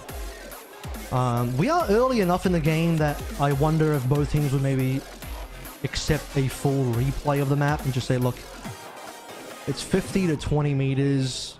Technically, that would be a bit of an L for Falcons because they're in the lead, but they're not so far in the lead that it's like brutal. I don't know. I'm spitballing here a little bit, but it's a little all we can do is hypothesize. It's all we can do is postulate a bit. Something peculiar, as you say, something peculiar has happened, as you were remarking earlier in the day. And I do think that's just one of the situations where, like you said, luckily at least, it isn't too deep into the game to where it throws off potentially everything. And I think it's a relatively even situation, especially post Ajax and then the fight win from Weibo. Just one of those problems that happens sometimes where you just gotta figure it out. Well, we'll take a break and figure it out, so we'll see you after this.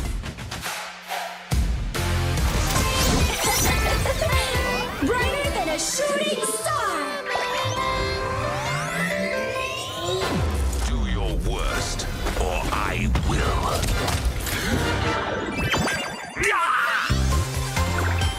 Oh!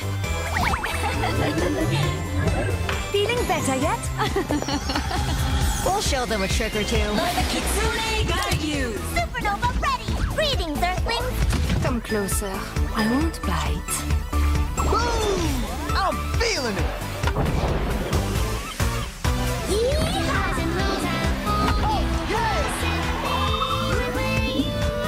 Prove your skill.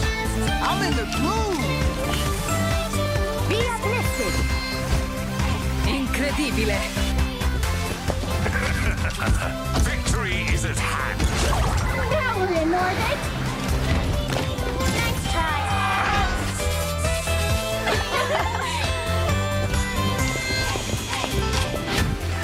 F it up. Magnifique. How do I look?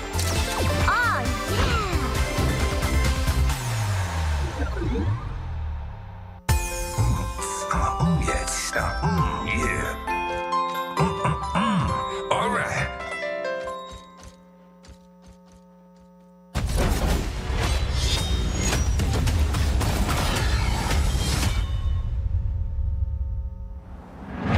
The world has changed. A new enemy has risen.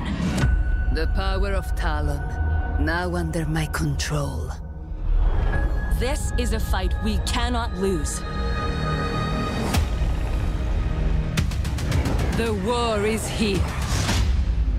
Let's fight fire with fire.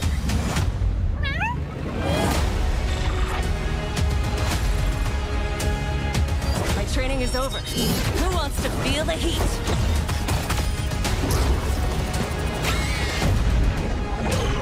I do enjoy a hostile takeover.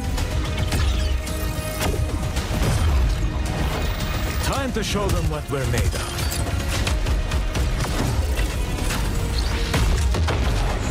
Can't live without me? I'm getting into this.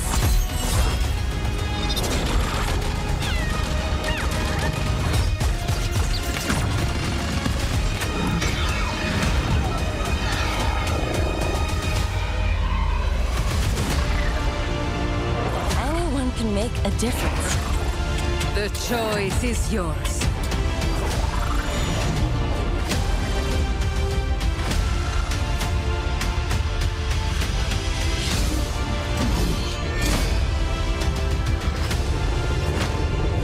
Resistance is pointless. Talon is everywhere. your divine support has arrived.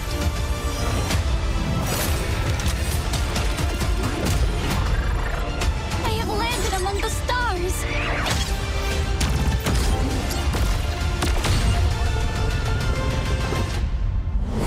Whatever it takes. Whatever it takes. Victory will be ours.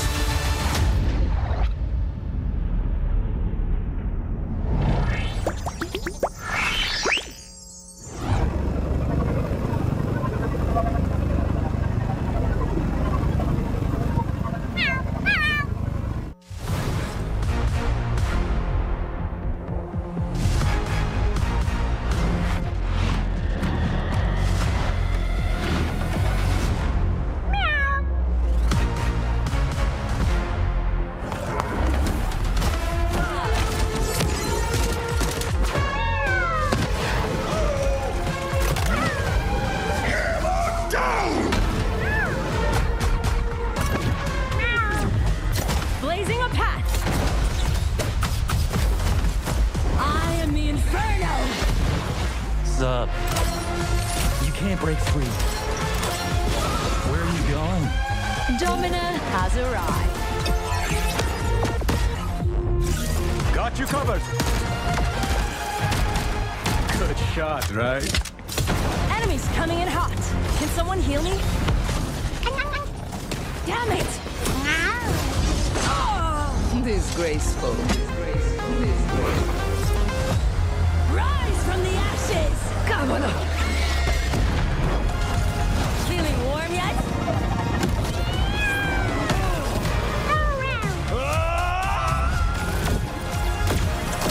Such a bull.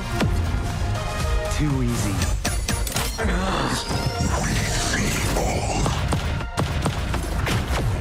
These are pretty kitty. You are.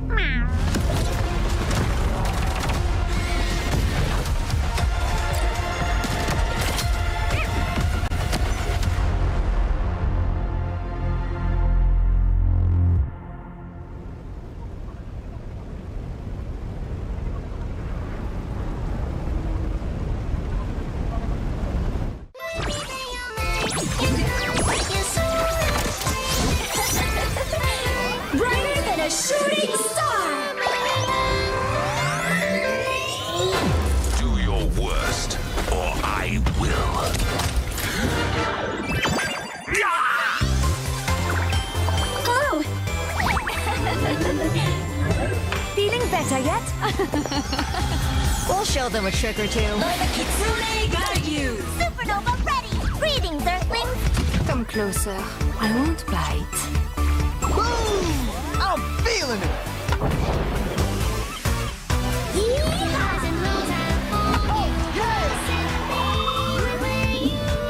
Prove your skill. I'm in the groove. Be uplifted! Incredibile. Victory is at hand. Now we're in orbit! Nice try!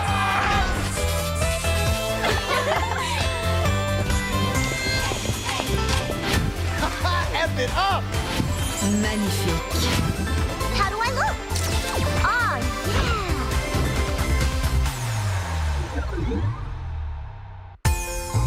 Oh, yes. Yeah. All right.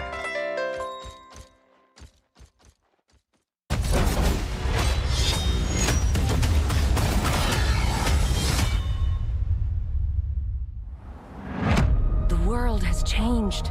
A new enemy has risen. The power of Talon, now under my control. This is a fight we cannot lose. The war is here. Let's fight fire with fire.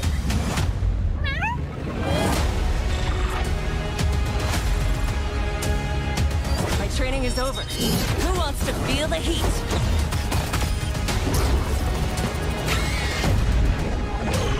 I do enjoy a hostile takeover.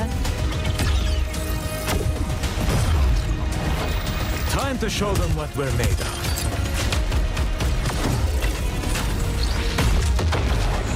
Can't live without me? I'm getting into this.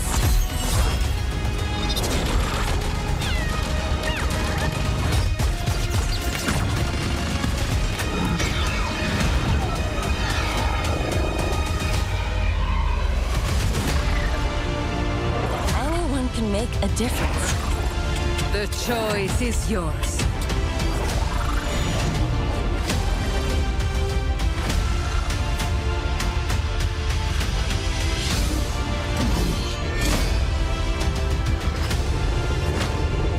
Resistance is pointless. Talon is everywhere. Your divine support has arrived.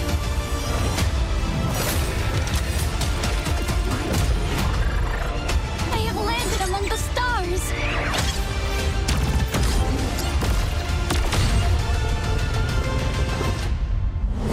Whatever it takes, Whatever it takes, victory.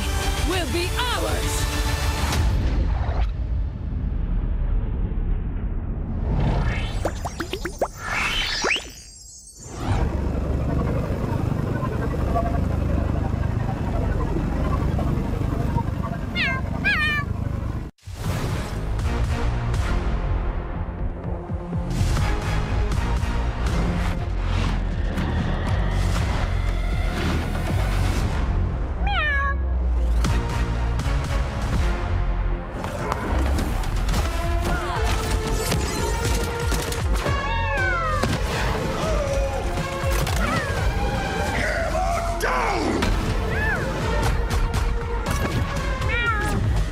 Blazing a path. I am the Inferno. Sup? You can't break free. Where are you going? Domina has arrived. Got you covered. Good shot, right? Enemies coming in hot. Can someone heal me? Damn it! Disgraceful. Rise from the ashes! Come on. Feeling warm yet?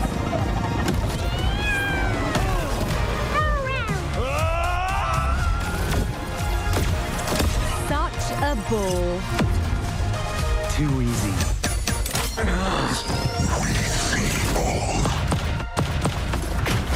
Who's a pretty kitty? You are.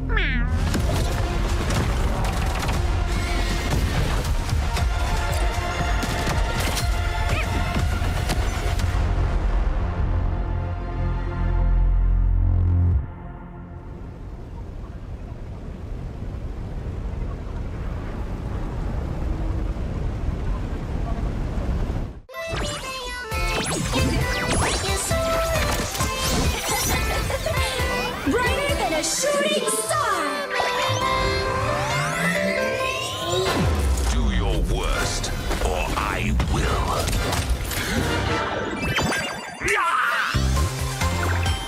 Oh! Feeling better yet? We'll show them a trick or two. Let the kitsune guide you! Supernova ready! Greetings, Earthlings! Come closer. I won't bite. Boom! I'm feeling it.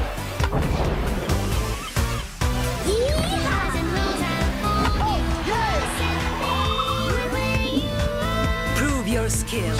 I'm in the groove. Be uplifted! Incredibile. Victory is at hand. Now we're in orbit! Nice try!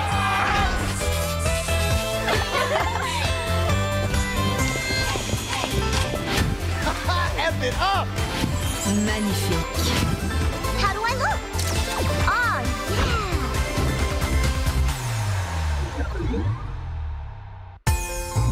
Oh, yes. Yeah. All right.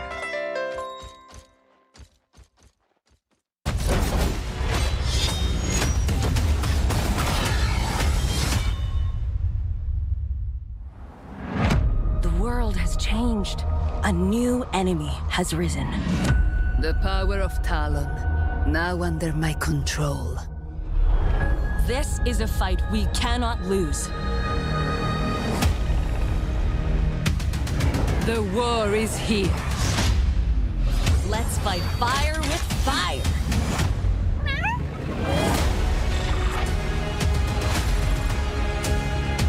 My training is over. Who wants to feel the heat?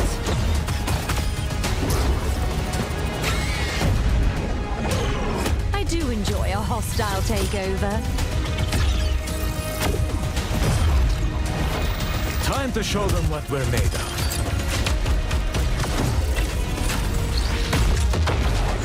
Can't live without me?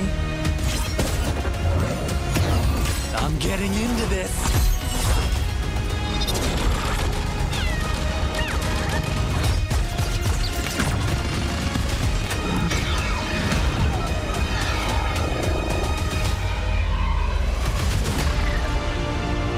Anyone can make a difference. The choice is yours.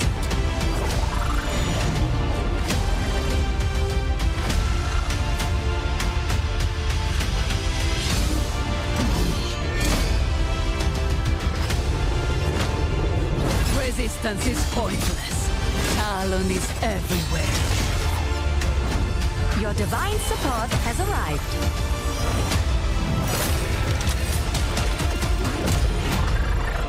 I have landed among the stars!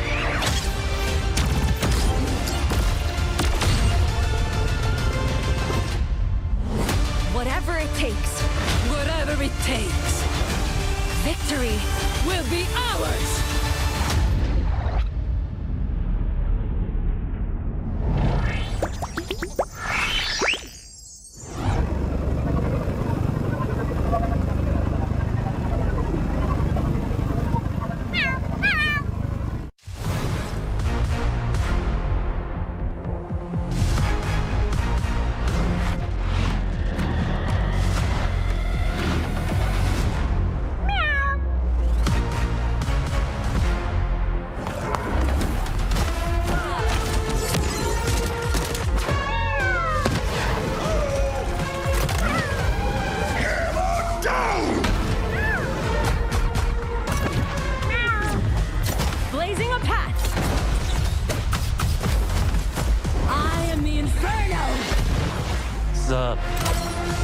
You can't break free.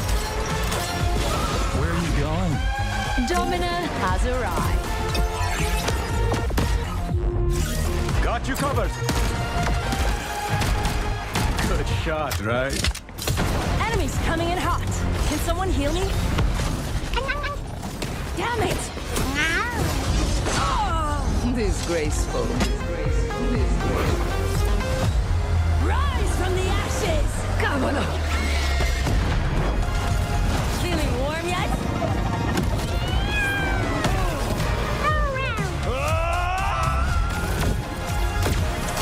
Such a ball. Too easy.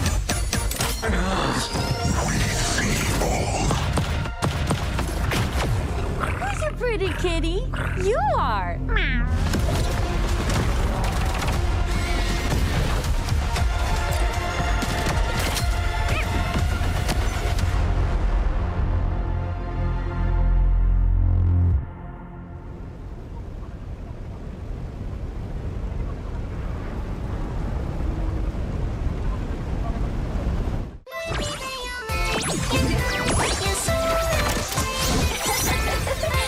Brighter than a shooting star! Do your worst, or I will.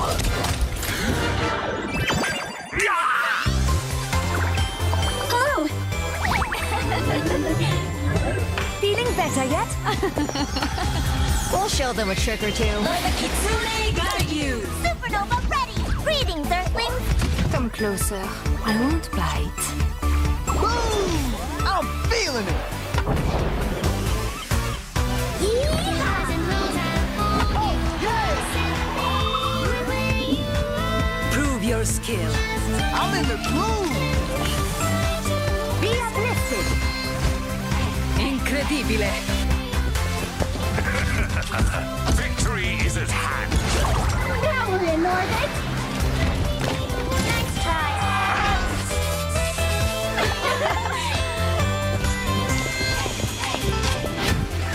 F it up. Magnifique. How do I look? Oh,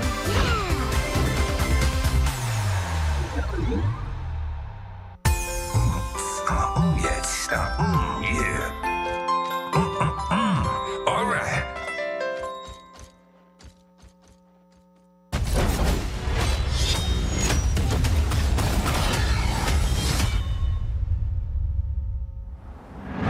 The world has changed. A new enemy has risen. The power of Talon, now under my control. This is a fight we cannot lose. The war is here. Let's fight fire with fire.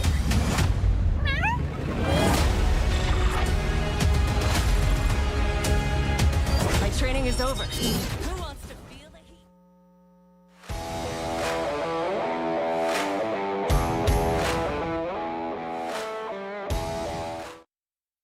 Well, thank you for sticking with us, guys, through some technical difficulties on our second day here, of course.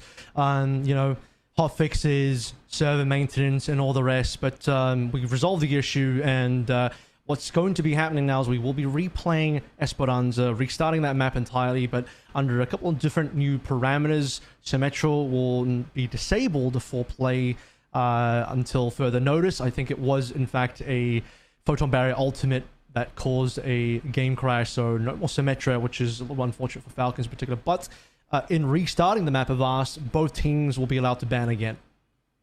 Yes, so it's pretty much everything's reset, just no sim, and then we're doing it all over again, just knowing that there's no Symmetra, which obviously, like you said, a little unfortunate for Falcons, which is a team that does really rely at times on that hero, but obviously they have Twisted Mind's currently rearranging their game plan as we speak as well. So yeah, it's a little bit of a hit depending on like if they can fix it as well, like later on down the line, right? But I do think that it's unlikely, obviously, that we're probably going to see sim based off that. So, but at least everyone gets a reset from the beginning. We get a fresh, clean slate. We weren't too deep into the map like we were talking about, but yeah, Symmetra probably not going to be being seen, I think, for at least potentially the rest of the day, but we'll obviously unknown, that might be changed. So now we're just waiting to get reset and start back up here in the map for Esperanza. Yeah, and honestly, it was a close enough game. I I mean, I feel bad for Falcons in the sense that Symmetra is causing issues, but on the other sense of, you know, was either team disgustingly ahead and it's a really massive L for a team? Not really. You got like, if I look back, it was like 50 meters to 20-something meters with Weibo currently pushing, Weibo looking to maybe equalize on that meterage, right? Both teams have ultimates to play through, both teams in a pretty even spot. So I don't think either team was massively ahead. We haven't even played 5 minutes of the map either, so I think restarting seems pretty fair, and you know, props to the teams for being willing to do a restart. Although to be fair, you kind of have to because you can't play Sim anymore, so what are you supposed to do, right? So yeah, we're gonna get a fresh restart. Lee Sumin's gonna appreciate that because he'll want to forget about the Ajax. Yeah, I mean, he'll hopefully be looking to put that one behind them. But, you know, just a little celebratory, a little Ajax just to sprinkle a bit of seasoning on the map before you started anew. You know, it's almost like you burn the crops down to get a fresh harvest. You know, you're just starting over for the next cycle there a little bit with Lisa Min just dropping the beat there, losing the Ajax. And it is still just waiting for them to get back into the game here.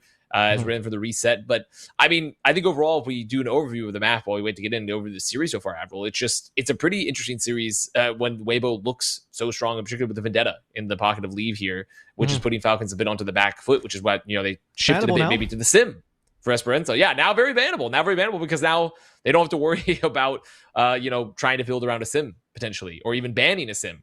I guess more so that would be on the side of Weibo, honestly. So if anything, they might ban a DPS still just to protect the Vendetta potentially, but I think it's not going to be them initial ban, right? Because they won the previous map. So yeah, it's just going to be them reflexively banning for the secondary ban. So it's very interesting though that how good Weibo is with Vendetta and utilizing that, and I think it's putting Falcons on the back foot a little bit with how good Leave is at it.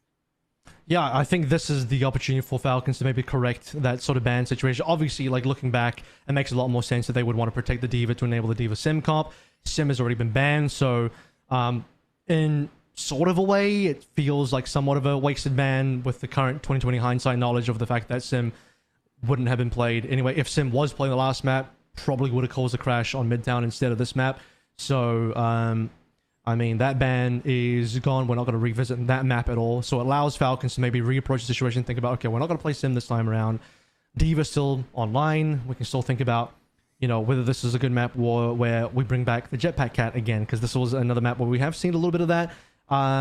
Craig's Raccoon showed what was possible there, dragging the Ash Bob around the map with Lip wanting to play that Ash. I think Merit probably more likely still wants to stay on the Soj, as does Shy, so I think the DPS outside of Vendetta are probably fine. Vendetta gone probably means we're looking over towards Tracer versus Tracer. Obviously, really good Tracer as well. Leave currently just looking like a dominant Vendetta, but his Tracer's top tier as well. And there's no Proper on the other side. There's no Stalker on the other side. Checkmate, look, he's a good Tracer, but I personally have never put him into the elite tier of Tracers alongside the guys I've named, so that could be an interesting matchup. Beyond that, we haven't banned... I'm trying to think back at the Midtown bans. Midtown was Symmetra and... Was it a tank? If you can remember? I'm trying to remember what's available. Didn't they ban Zarya so they could play D.Va? Wasn't it a Zarya ban or something like that? I might be misremembering because I don't think it was. Yeah, Zarya Sim. Okay, so Zarya Sim. So Zarya is out of the picture for. I believe Falcons were the ones that actually banned the Zarya away. Yeah, that's correct because Symmetra was banned obviously by the side of Weibo. So Zarya now available. But I still think this is a D.Va favor match. I do personally believe that both teams wanted to play D.Va here anyway. So I'd be surprised if we really want to ban away D.Va and turn this into a Zarya matchup. Nah, it's pretty unlikely, especially with how vertical the map is. But and if both teams are also comfortable playing it, of course, which we know Falcons is, and what we've seen of Sunzo so far, he is also very comfortable. Though obviously you talked about how Zarya is, you know, potentially a favorite for them, but definitely looks very solid on it across the board. So, I mean, really, it's just a complete reset for these teams here, seeing what they've got in the tank so far after the learnings and knowing that there's no Sim. And it's definitely a very even matchup, perhaps even more of an even matchup than we thought going into the series, where, you know, we knew, you know, we dropped the line, oh, like, we know Weibo has talent, but like legitimately with the addition of some of these new players on the team, they are looking really good, especially with some of these pocket picks that maybe Falcons aren't as comfortable on. So I do think this is a big change for them. Honestly, there's hopium. There's legitimate hopium for Weibo and their fans moving forward here, even despite, you know, potentially we have this big pause, break up the momentum a bit.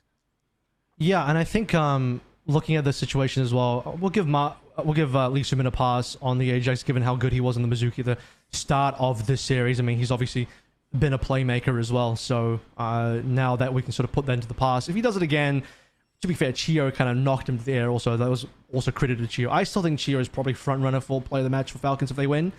Leave looking like front runner for the side of Weibo, obviously for his disgusting performance so far. But you can only ban Vendetta once, and then Vendetta's back. So Falcons, they might ban Vendetta. Maybe they even win Esperanza off the back of that one. Guess what? Then Weibo gets map choice for map number 4. Vendetta comes back. Go to map 5. Classic Weibo versus Falcons map 5. Anything can happen. Yeah, it is a tough spot too, because Vendetta is like, you even when it comes to like map selection, Vendetta is an extremely mobile hero. She has a lot of ability to navigate on the map, so there's not like a ton of maps where she's necessarily going to be like really, really bad. And on top of that, then you look to like, okay, well, what if we can navigate rest of the DPS spans? It's like, well, Merit and Shy, pretty similar hero pools, all things considered. So like, you can't really target them either. So then it's just kind of a question for Falcons, like how do they even navigate from there, right? Like where's the options? Yeah, I think Flashpoint is amazing for Vendetta. Any other Flashpoints. Where Falcons want to go strategically, if they ever get a map choice, probably after this, obviously, probably go to Shambali, because it's not a great Vendetta map compared to the other escorts. Quite choky, not a lot of flanks. Very all-in style. Although, I mean, at the same time, it's you can not make bad. some arguments for Midtown. Not you can bad make for some Vendetta. arguments for Midtown, and Leave already carved them up on Midtown. But there are better Vendetta maps. Gibraltar, a much better Vendetta map. When you think about the verticality of that map, it is probably, if I'm looking at Weibo, more likely where they would want to land if they get to choose again. But all talking aside, we're still sorting out players getting into the game and other issues potentially. So we're going to take another short break. Thanks for staying with us. We'll see you on the other side. This is a fight we cannot lose. The war is here.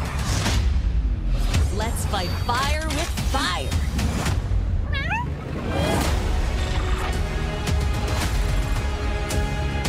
My training is over. Who wants to feel the heat?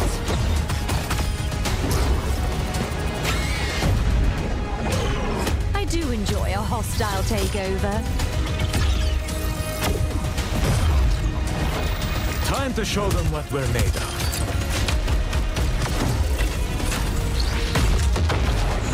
Can't live without me? I'm getting into this.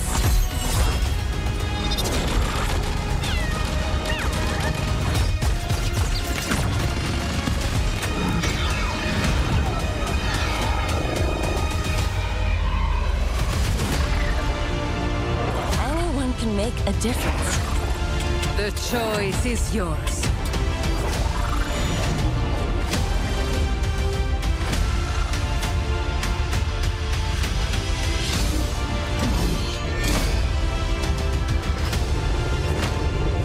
Resistance is pointless.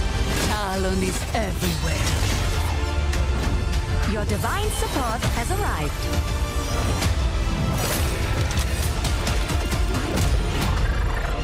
I have landed among the stars.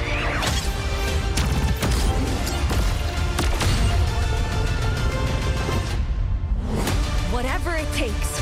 Whatever it takes. Victory Will be ours.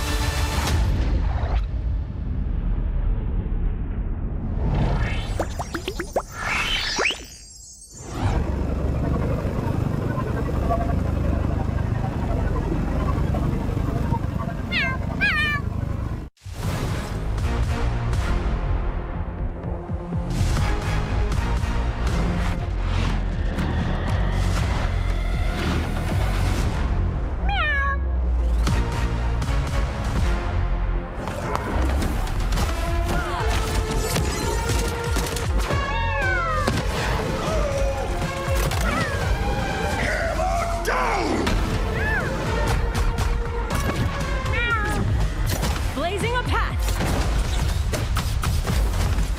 I am the Inferno. Sup?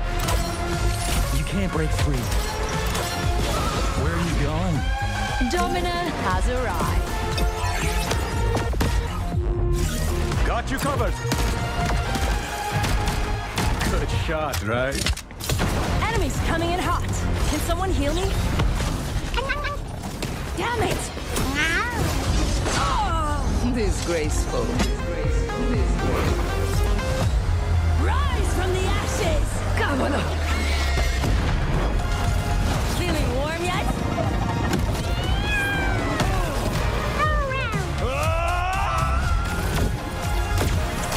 Such a ball. Too easy.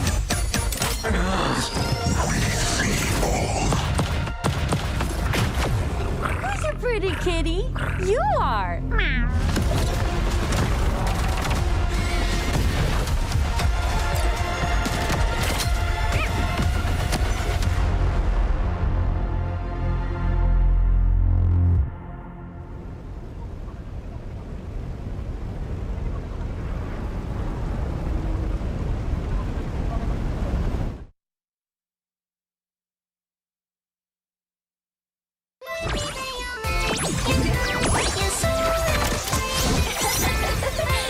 Brighter than a shooting star!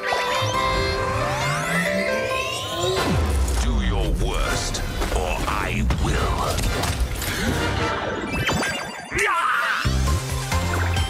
Hello! Feeling better yet? We'll show them a trick or two. Let the Kitsune guide you. Supernova ready! Greetings, Earthlings! Come closer. I won't bite. Boom! I'm feeling it.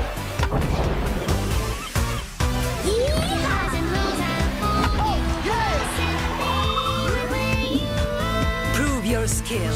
I'm in the groove. Be uplifted! Incredibile. Victory is at hand. Now we're in orbit! Nice try!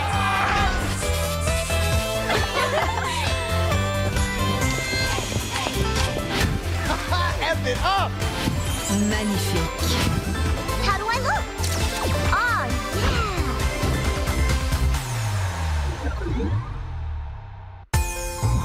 Oh, yes. Yeah.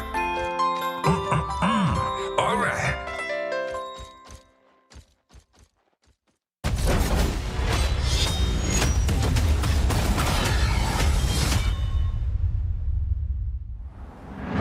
The world has changed.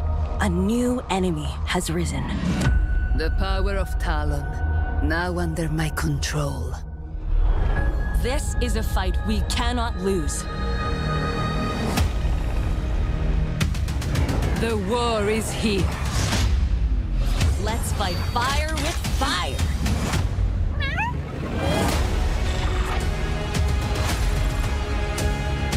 My training is over. Who wants to feel the heat?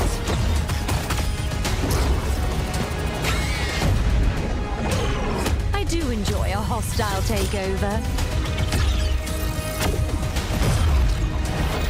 Time to show them what we're made of.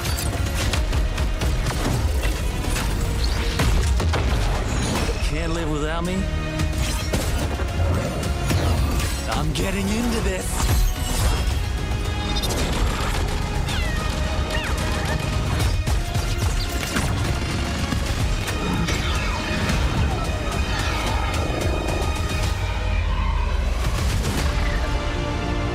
Anyone can make a difference. The choice is yours.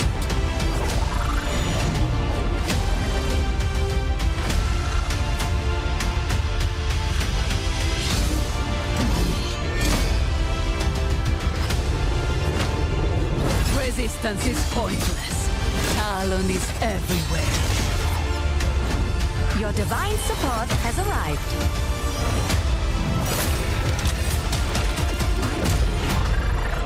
I have landed among the stars!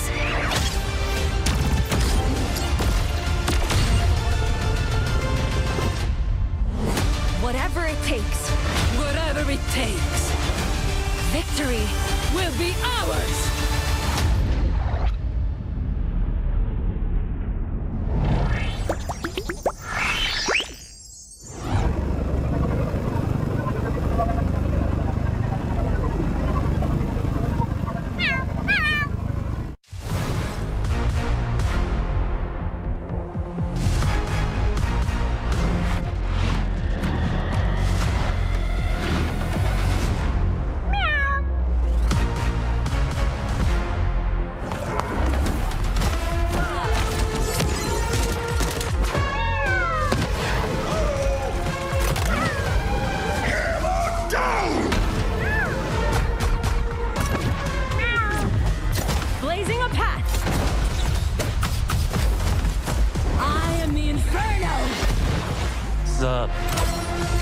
can't break free.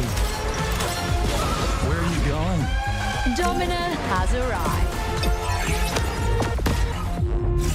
Got you covered. Good shot, right? Enemies coming in hot. Can someone heal me? Damn it! Disgraceful. Rise from the ashes! Come on. Feeling warm yet?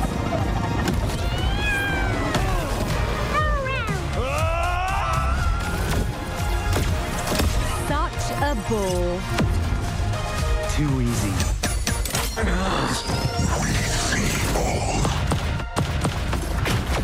Who's a pretty kitty? You are.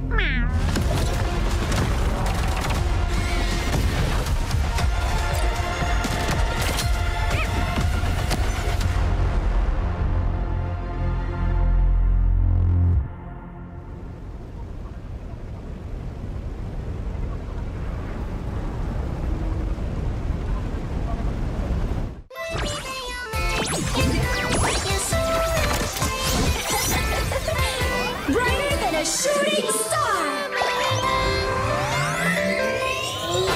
Do your worst, or I will.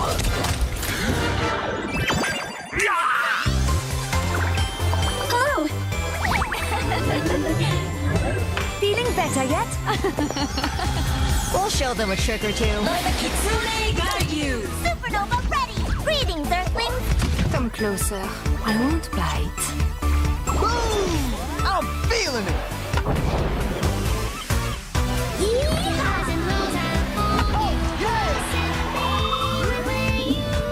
Prove your skill.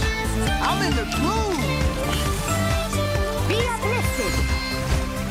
Incredibile. Victory is at hand. Power in orbit! Nice try!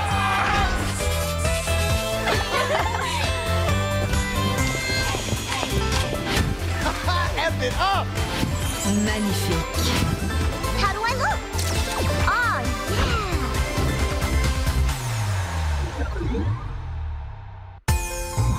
Oh, yes. Yeah. All right.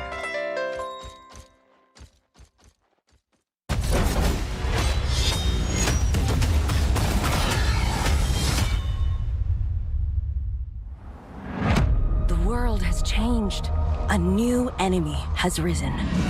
The power of Talon, now under my control. This is a fight we cannot lose. The war is here. Let's fight fire with fire.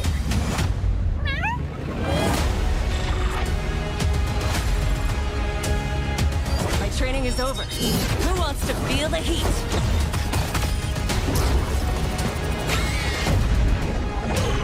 I do enjoy a hostile takeover. Time to show them what we're made of.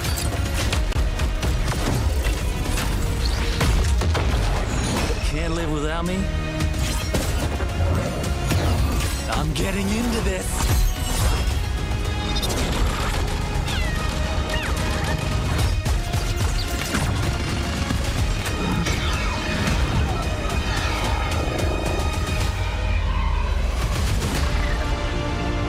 Anyone can make a difference. The choice is yours.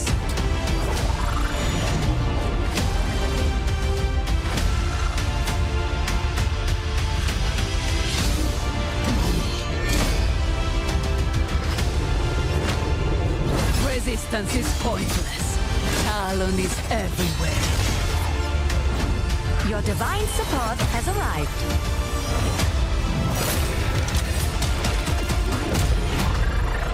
I have landed among the stars!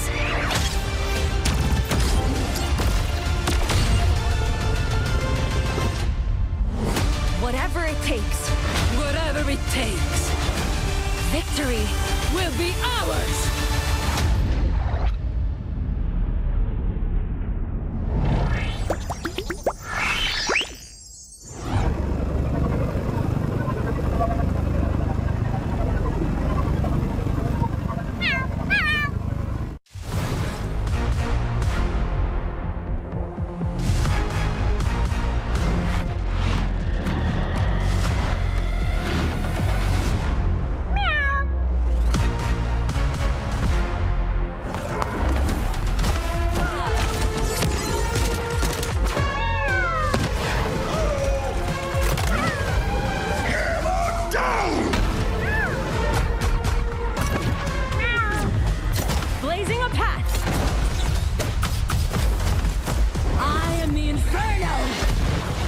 What's up?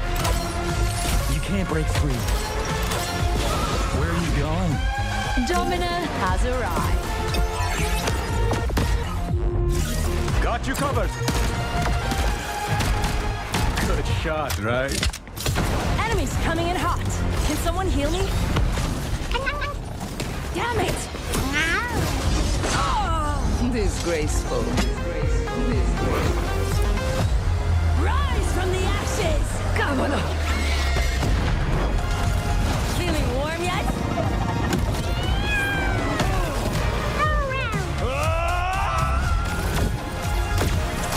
Such a ball. Too easy.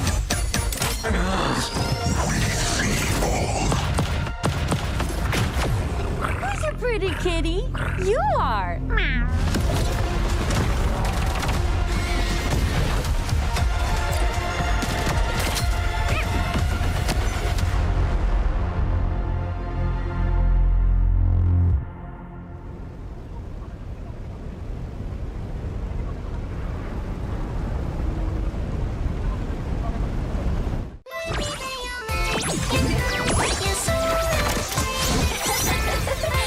Brighter than a shooting star!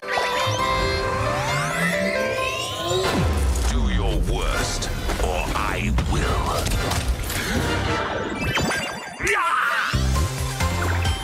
Oh!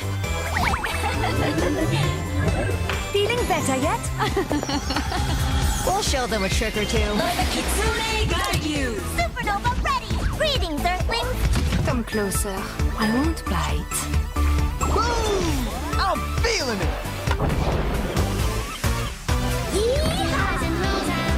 Oh, yes! Prove your skill. I'm in the groove. Be uplifted.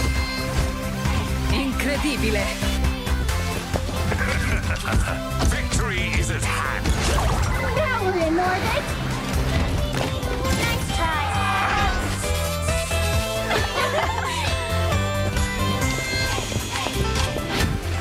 F it up. Magnifique. How do I look?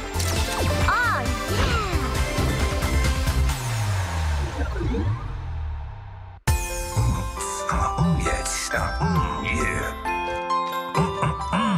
All right.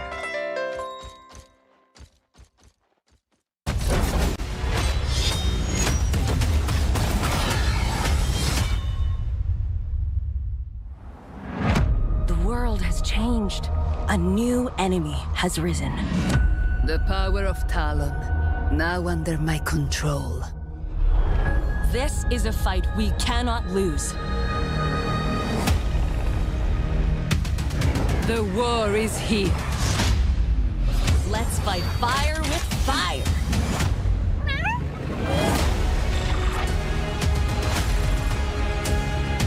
My training is over. Who wants to feel the heat?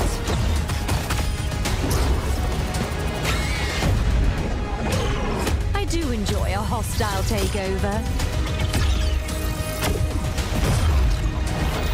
Time to show them what we're made of.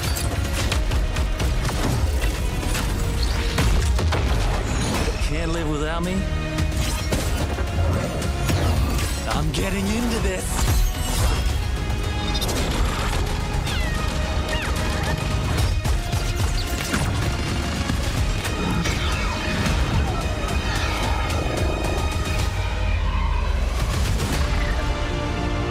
Anyone can make a difference. The choice is yours.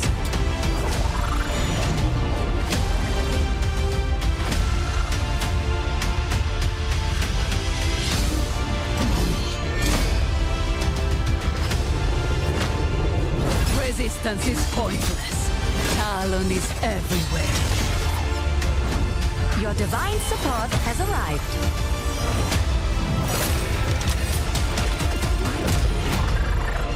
I have landed among the stars!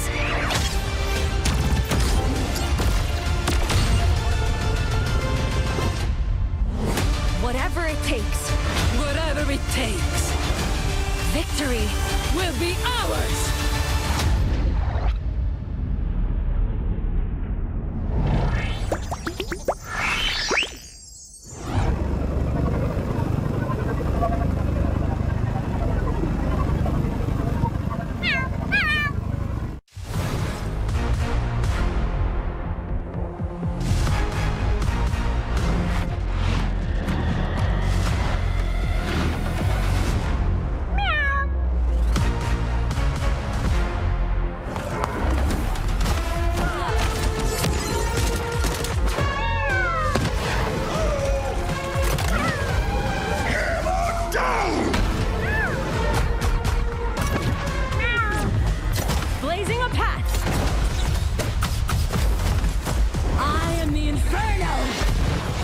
What's up?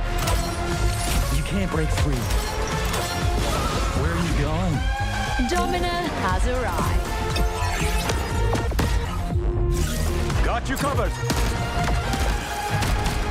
Good shot, right? Enemies coming in hot. Can someone heal me? Damn it! Disgraceful. Rise from the ashes! Come on. Feeling warm yet?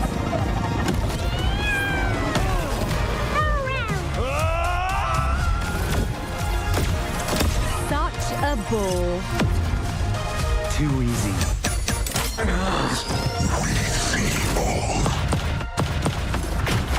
Who's your pretty kitty? You are.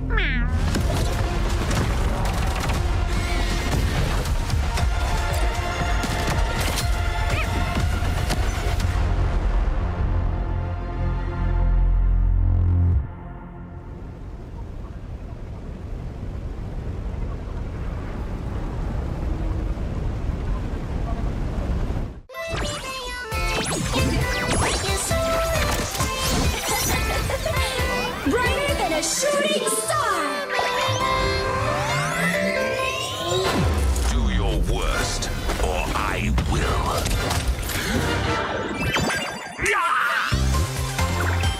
Oh! Feeling better yet?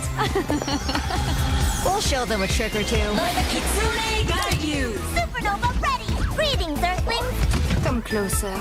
I won't bite. Boom! I'm feeling it.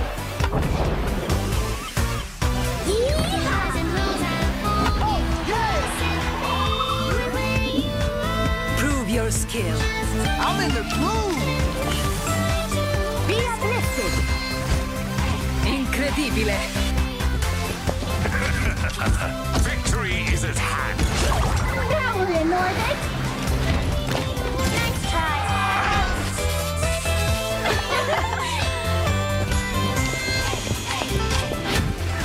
F it up. Magnifique. How do I look? Oh,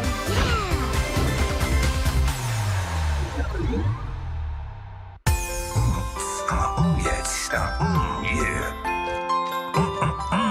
All right.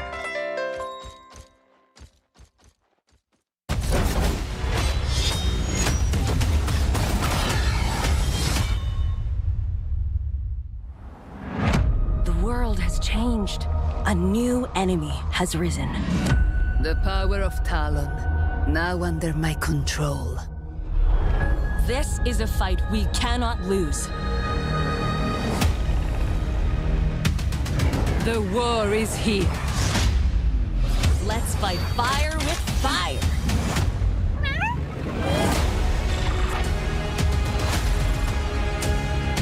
My training is over. Who wants to feel the heat?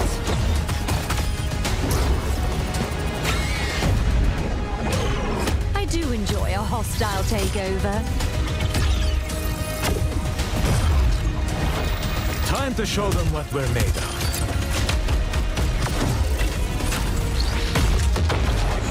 Can't live without me? I'm getting into this.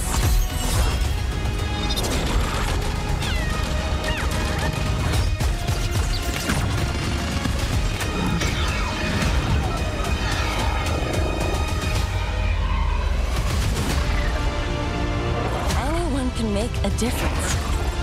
The choice is yours.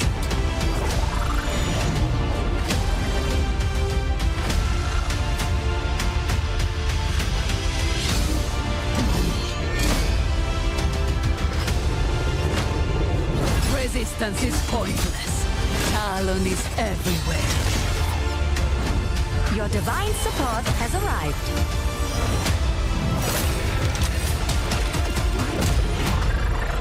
I have landed among the stars!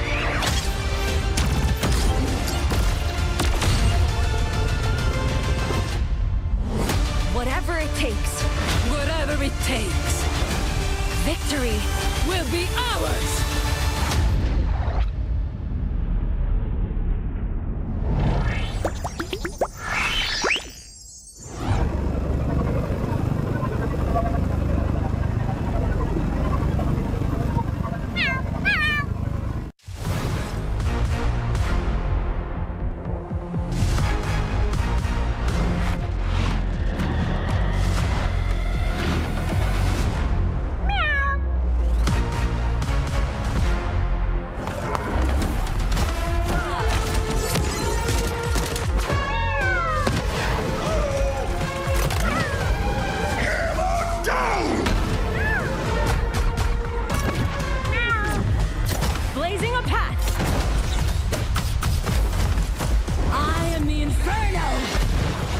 What's up?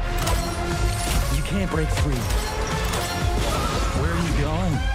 Domina has arrived. Got you covered. Good shot, right? Enemies coming in hot. Can someone heal me? Damn it! Disgraceful. Rise from the ashes! Come on. Feeling warm yet?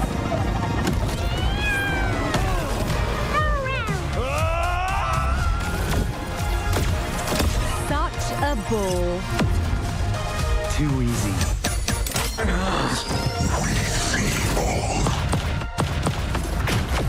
Who's a pretty kitty? You are.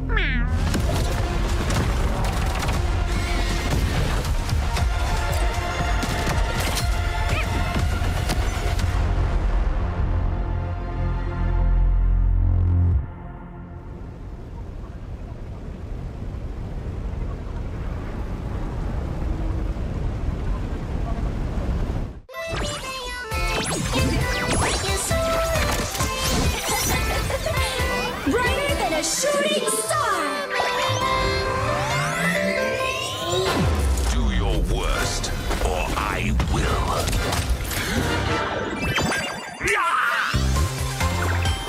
Oh! Feeling better yet? We'll show them a trick or two. Kitsune got you! Supernova ready! Greetings, Earthlings! Come closer. I won't bite. Boom! I'm feeling it!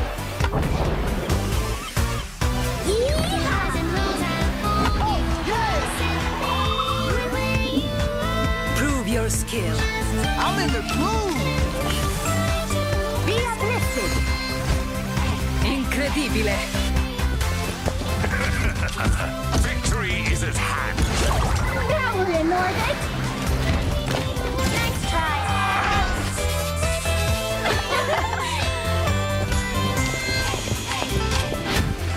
F it up! Magnifique. How do I look? Oh,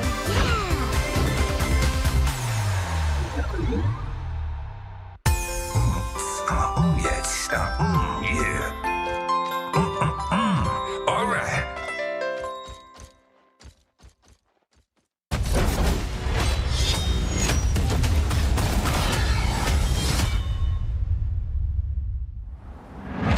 The world has changed. A new enemy has risen. The power of Talon, now under my control. This is a fight we cannot lose. The war is here. Let's fight fire with fire.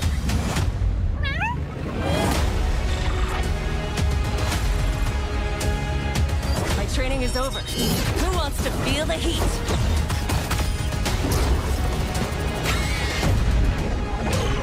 I do enjoy a hostile takeover. Time to show them what we're made of.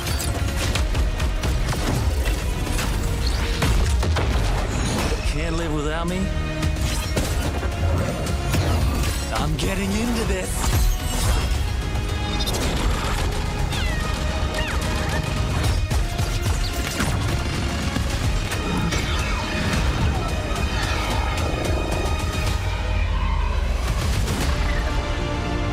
Anyone can make a difference. The choice is yours.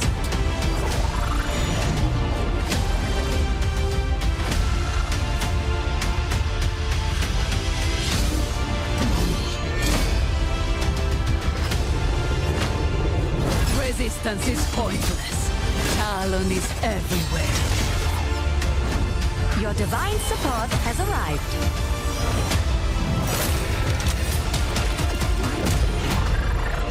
I have landed among the stars!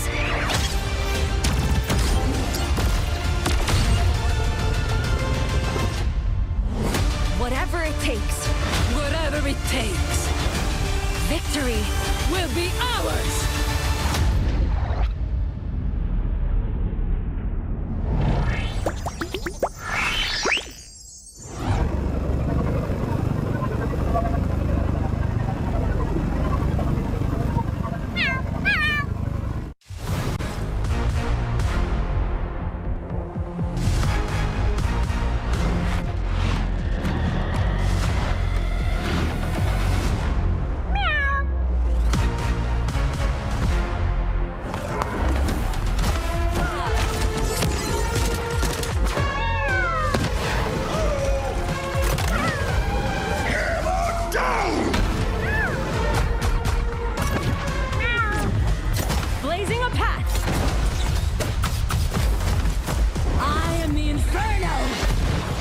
What's up?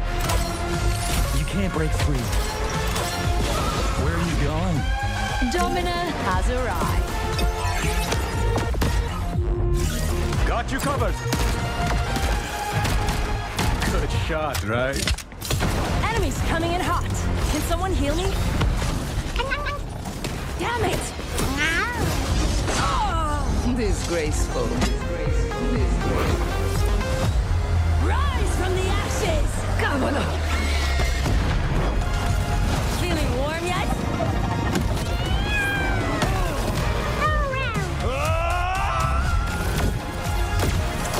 Such a ball. Too easy.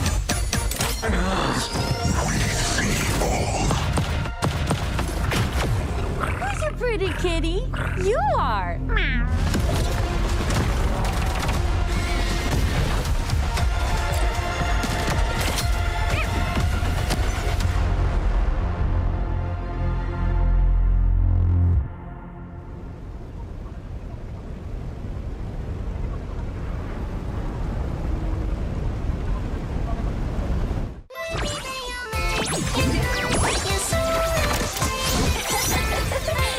Brighter than a shooting star! Do your worst, or I will.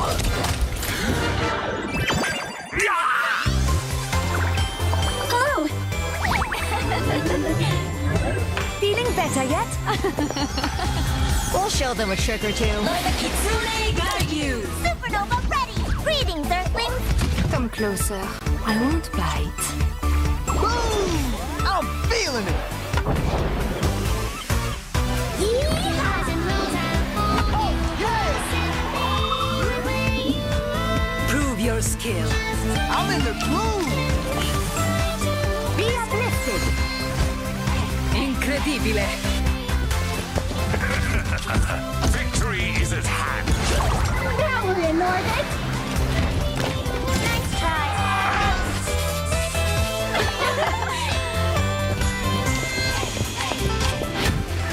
F it up. Magnifique. How do I look? Oh,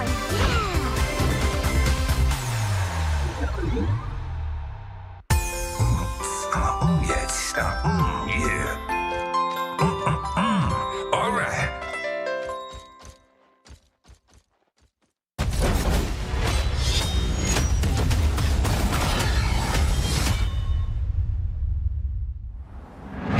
The world has changed. A new enemy has risen. The power of Talon, now under my control. This is a fight we cannot lose. The war is here. Let's fight fire with fire.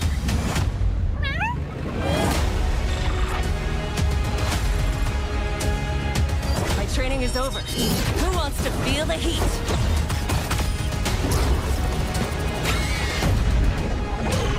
I do enjoy a hostile takeover.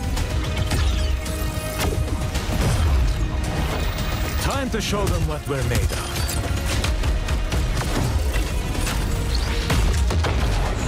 Can't live without me? I'm getting into this.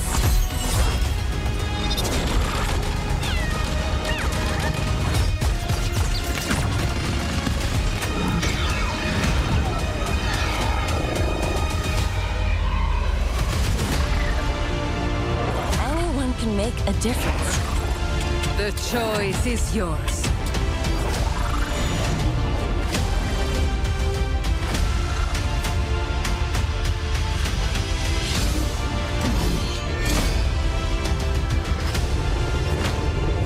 Resistance is pointless. Talon is everywhere. Your divine support has arrived.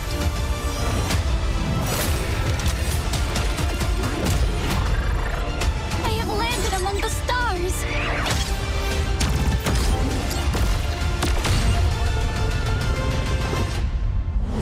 Whatever it takes, Whatever it takes, victory will be ours.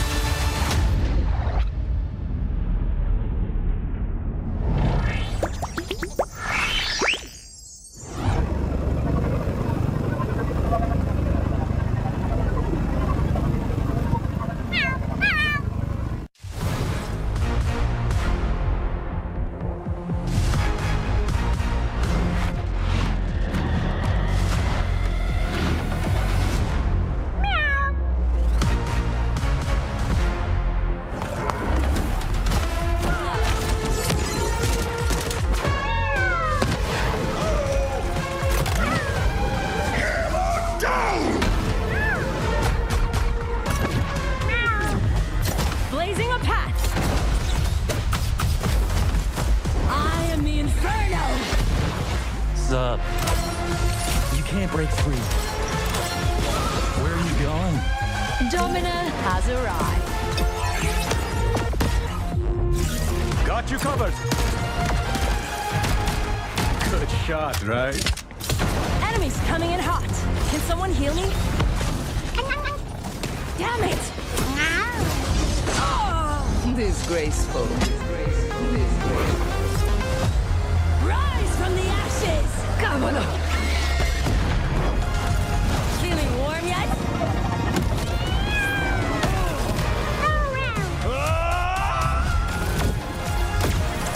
Such a bull. Too easy.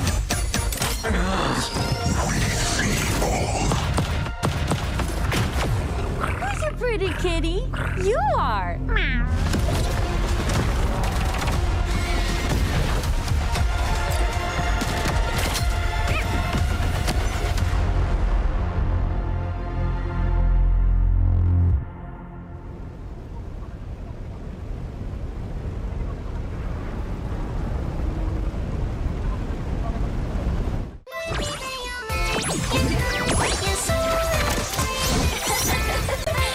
Brighter than a shooting star! Do your worst, or I will.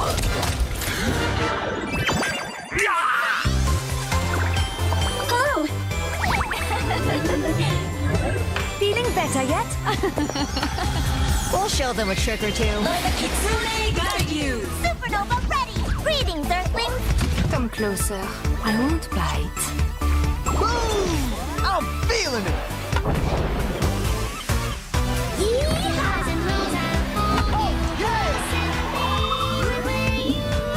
Prove your skill. I'm in the groove. Be uplifted. Incredibile.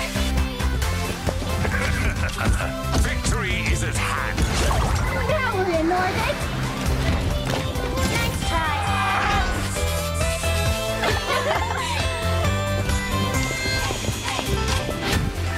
F it up. Magnifique. How do I look? Oh,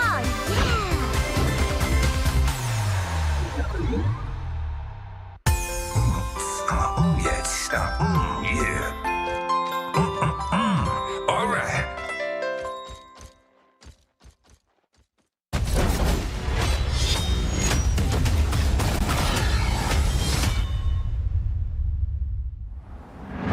The world has changed. A new enemy has risen.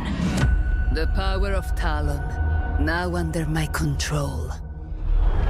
This is a fight we cannot lose. The war is here. Let's fight fire with fire.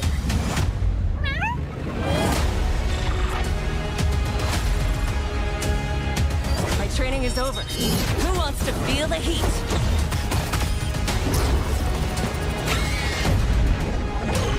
I do enjoy a hostile takeover. Time to show them what we're made of.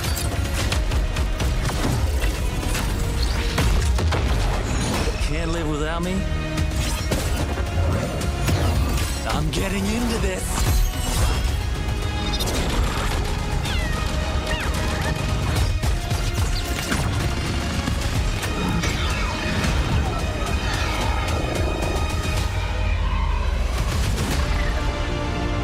Anyone can make a difference. The choice is yours.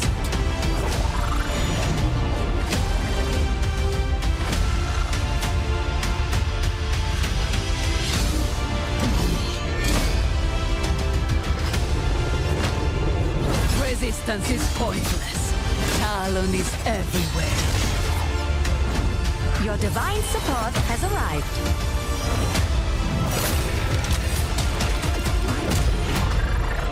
I have landed among the stars!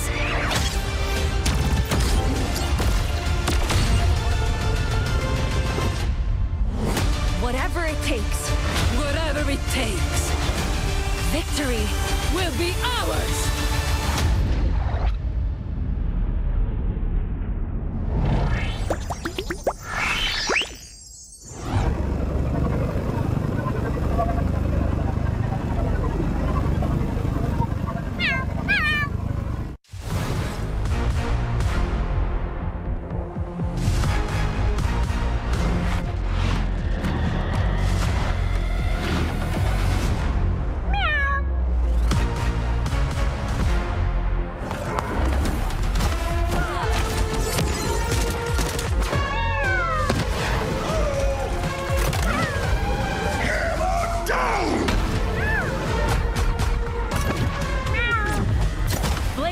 path. I am the Inferno. Sup? You can't break free. Where are you going? Domina has arrived. Got you covered. Good shot, right? Enemies coming in hot. Can someone heal me? Damn it! Disgraceful. Rise from the ashes! Cavolo! Feeling warm yet?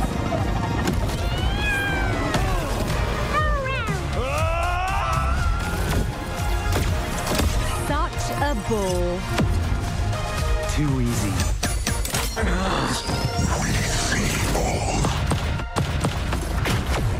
Who's a pretty kitty? You are.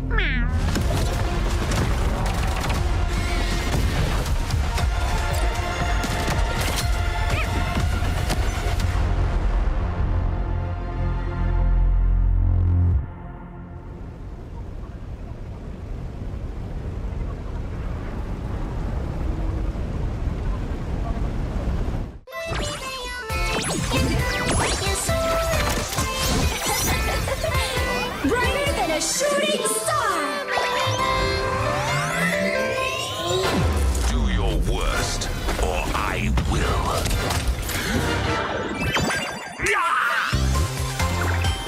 Hello! Feeling better yet? We'll show them a trick or two. Kitsune got you! Supernova ready! Greetings, Earthlings! Come closer. I won't bite. Boom! I'm feeling it.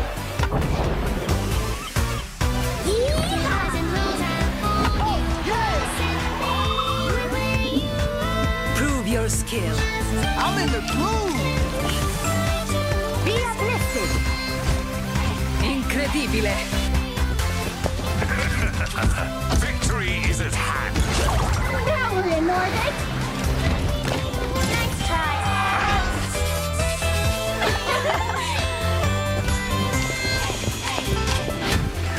F it up. Magnifique. How do I look? Oh,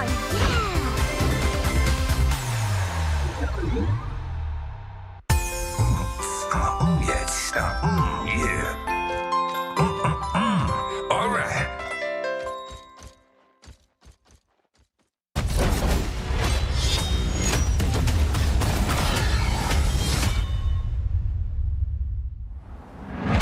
The world has changed. A new enemy has risen. The power of Talon, now under my control. This is a fight we cannot lose. The war is here. Let's fight fire with fire.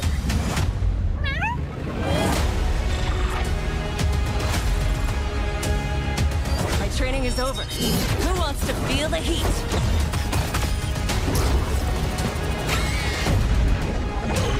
I do enjoy a hostile takeover. Time to show them what we're made of.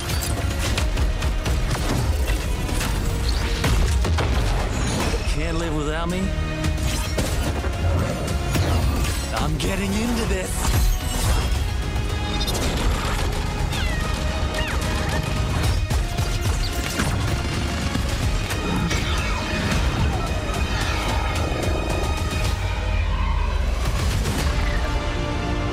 Anyone can make a difference.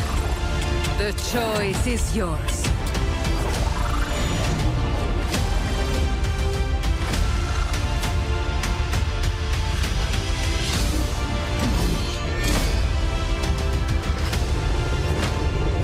Resistance is pointless.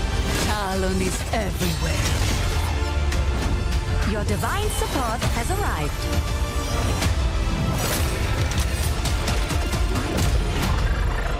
I have landed among the stars!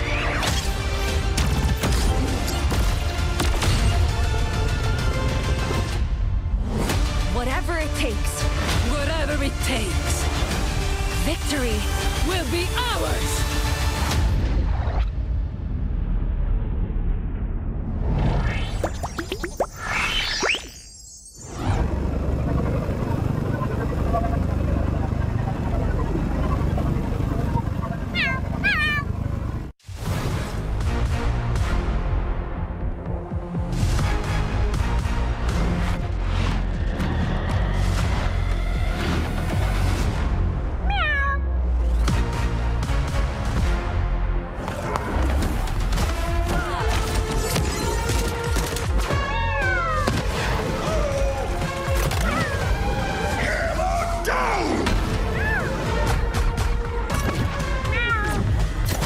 Blazing a path. I am the Inferno.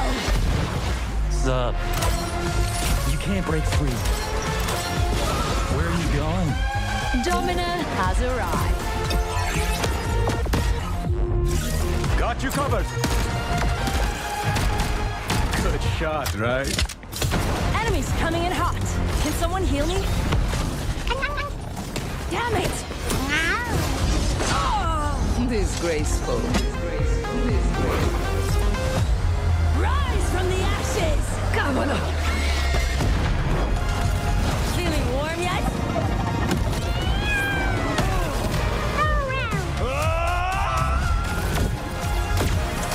Such a ball. Too easy.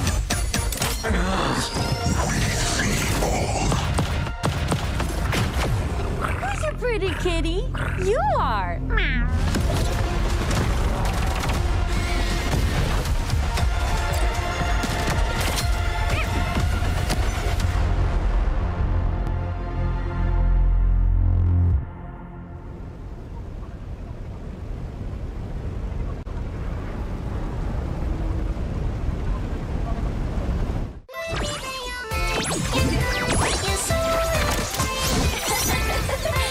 Brighter than a shooting star!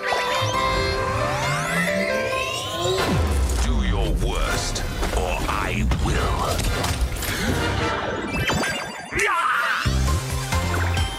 Oh!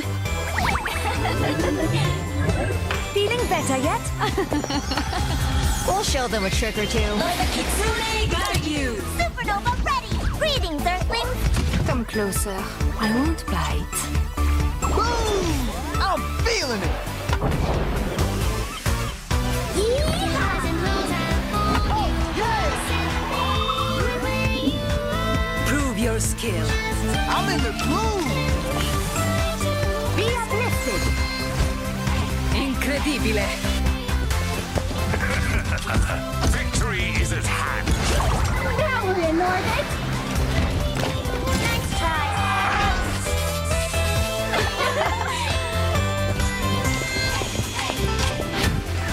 F it up. Magnifique. How do I look? Oh,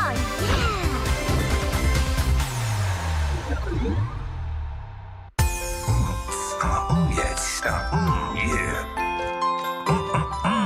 All right.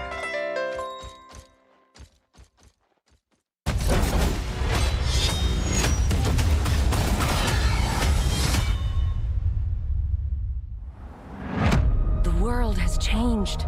A new enemy has risen. The power of Talon, now under my control. This is a fight we cannot lose. The war is here. Let's fight fire with fire.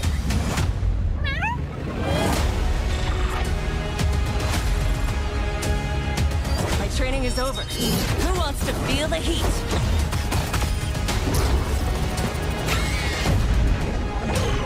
I do enjoy a hostile takeover. Time to show them what we're made of.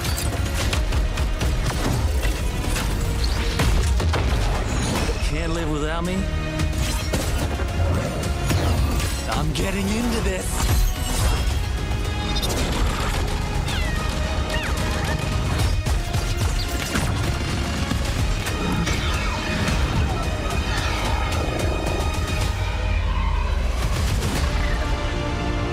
Anyone can make a difference. The choice is yours.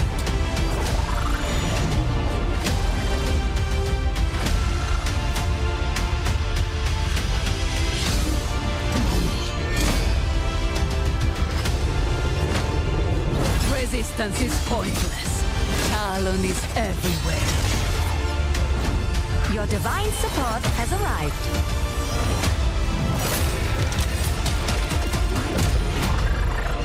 I have landed among the stars!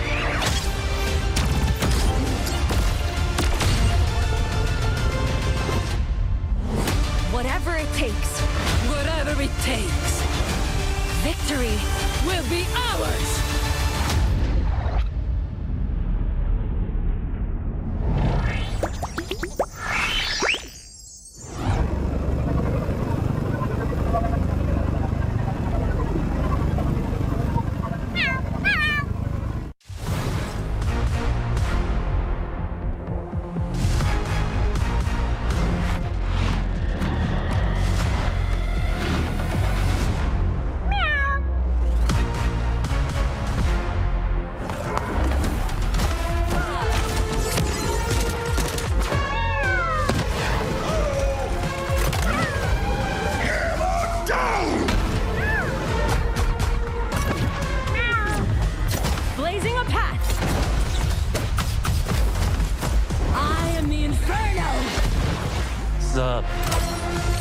can't break free. Where are you going? Domina has arrived. Got you covered. Good shot, right? Enemies coming in hot. Can someone heal me? Damn it! Disgraceful. Rise from the ashes! Come on. Feeling warm yet?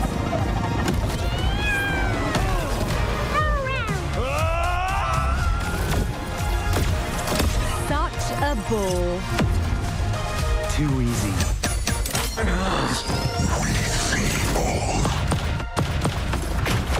Who's a pretty kitty? You are.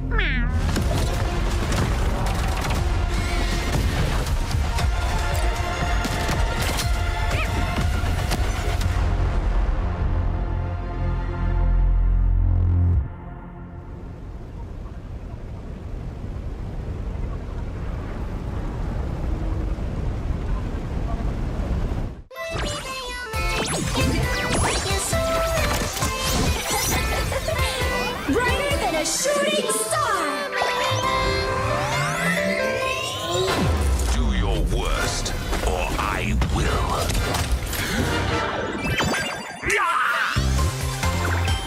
Oh! Feeling better yet? We'll show them a trick or two. Kitsune got you! Supernova ready! Greetings, Earthlings! Come closer. I won't bite. Boom! I'm feeling it.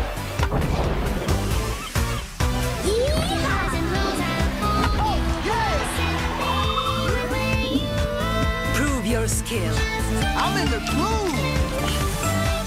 Be uplifted. Incredibile. Victory is at hand. Now we're in orbit! Nice try!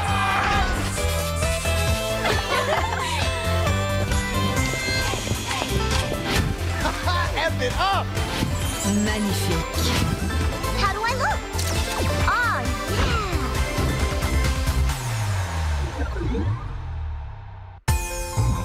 Oh, yes. Yeah. All right.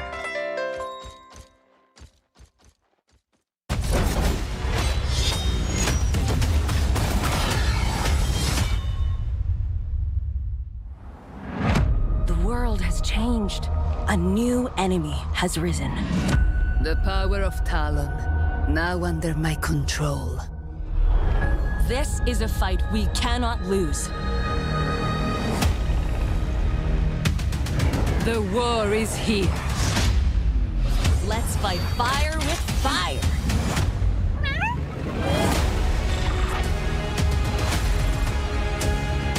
My training is over. Who wants to feel the heat?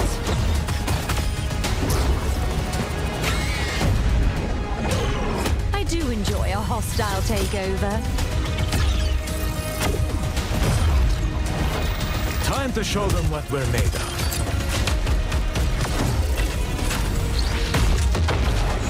Can't live without me? I'm getting into this.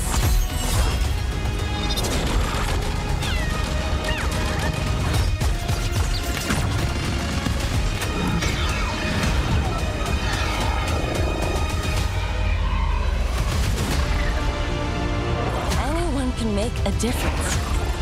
The choice is yours.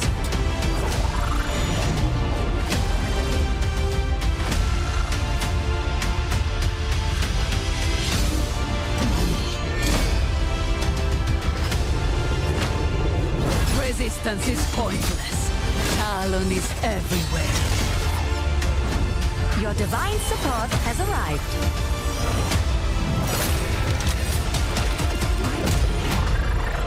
I have landed among the stars!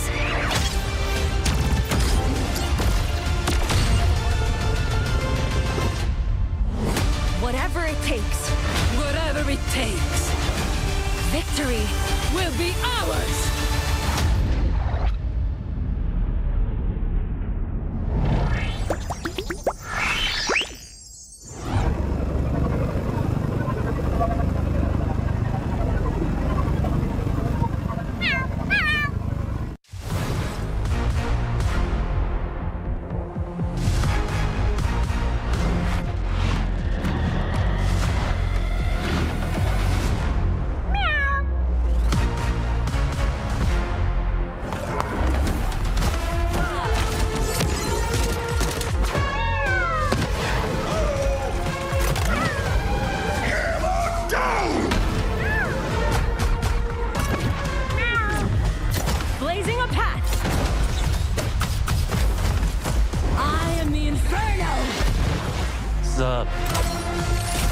break free.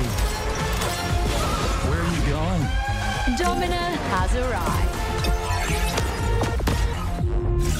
Got you covered. Good shot, right? Enemies coming in hot. Can someone heal me? Damn it! Disgraceful. Rise from the ashes! Cavolo! Feeling warm yet?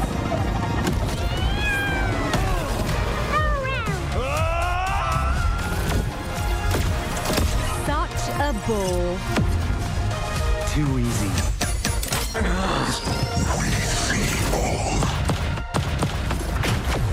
Who's a pretty kitty? You are.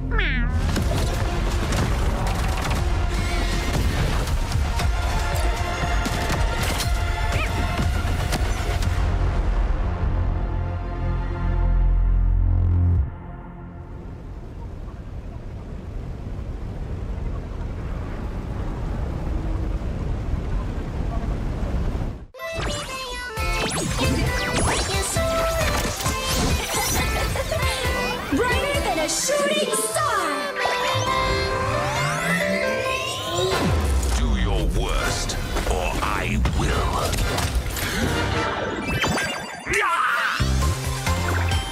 Oh! Feeling better yet? We'll show them a trick or two. Kitsune got you! Supernova ready! Greetings, Earthlings! Come closer. I won't bite. Boom! I'm feeling it! Oh, yes! Prove your skill. I'm in the groove! Be uplifted. Incredibile. Victory is at hand. Now we're in orbit! Nice try!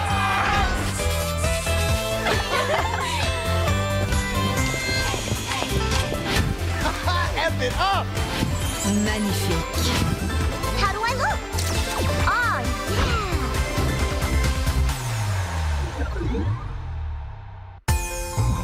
Oh, yes. Yeah. All right.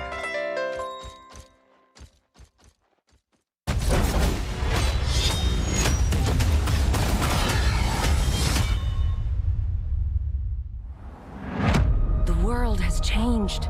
A new enemy has risen. The power of Talon, now under my control. This is a fight we cannot lose.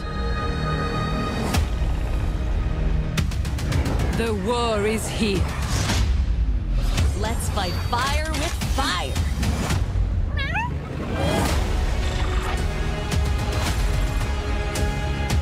My training is over. Who wants to feel the heat?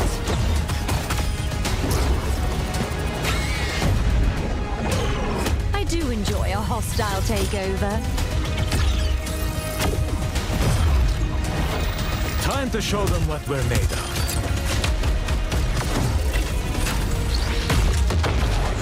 Can't live without me? I'm getting into this.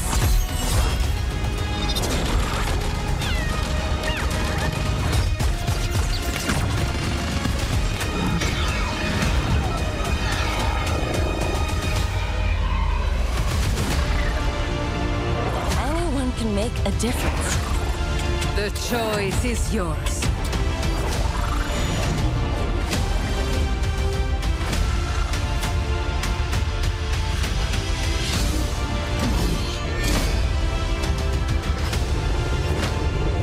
Resistance is pointless.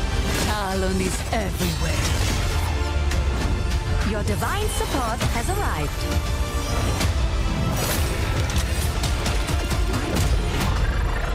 I have landed among the stars!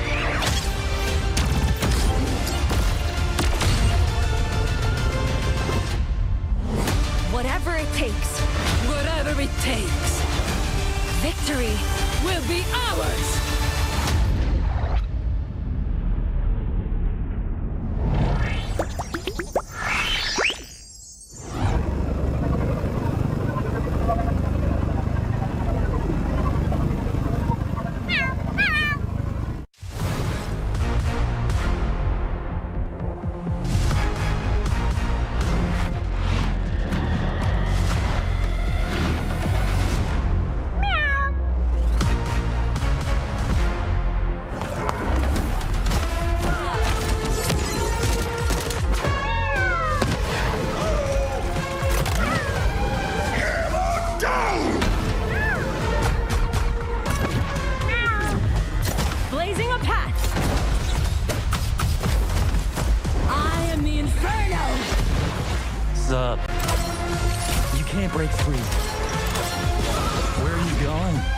Domina has arrived. Got you covered. Good shot, right? Enemies coming in hot. Can someone heal me? Damn it! Disgraceful. Rise from the ashes! Cavolo! Feeling warm yet?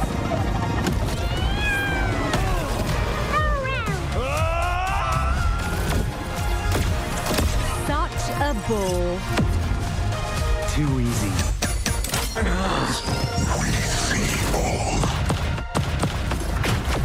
Who's your pretty kitty? You are.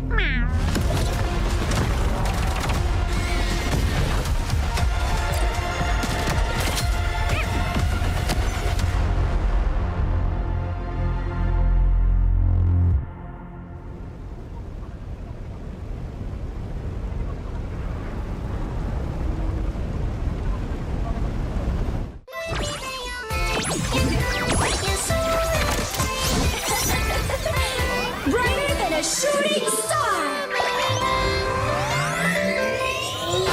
Do your worst, or I will.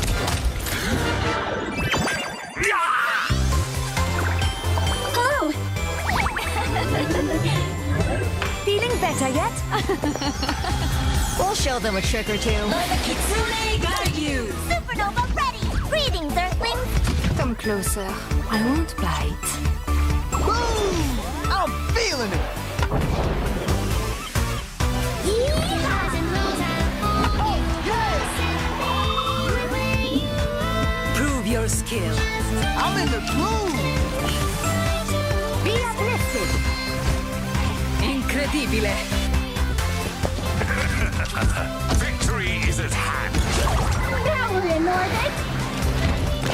Nice try!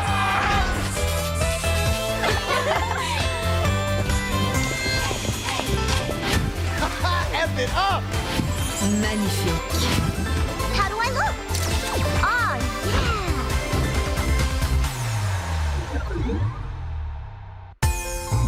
Oh, yes. Yeah. All right.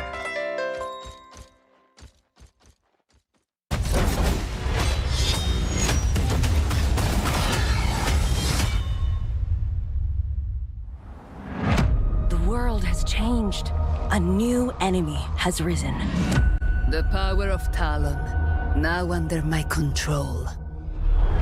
This is a fight we cannot lose. The war is here. Let's fight fire with fire.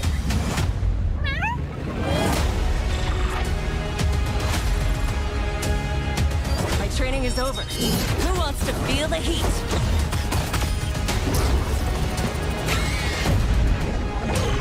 I do enjoy a hostile takeover.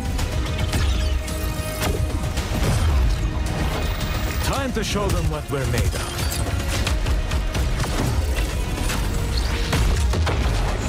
Can't live without me? I'm getting into this.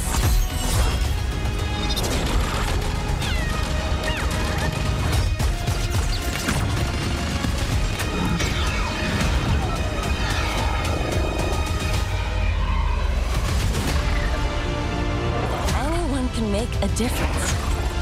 The choice is yours.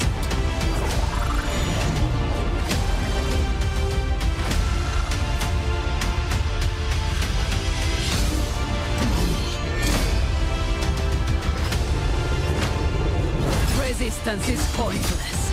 Talon is everywhere. Your divine support has arrived.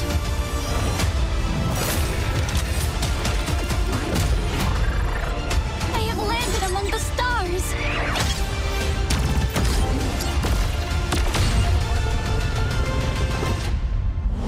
Whatever it takes.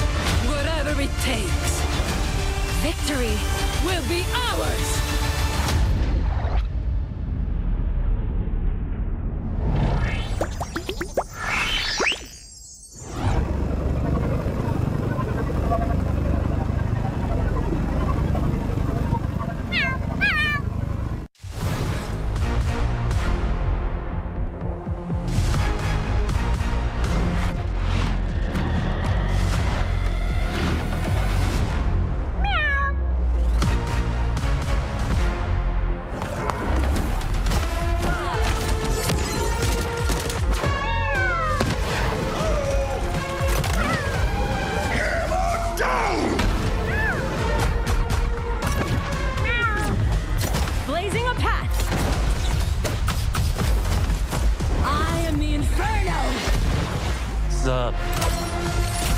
break free.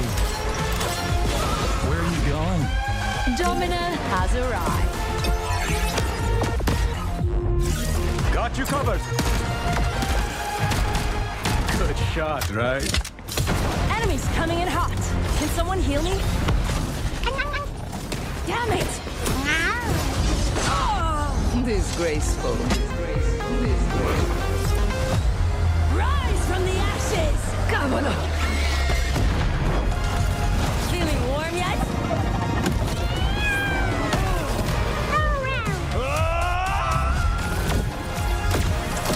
Such a ball.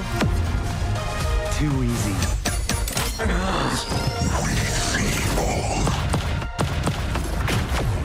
Who's a pretty kitty? You are.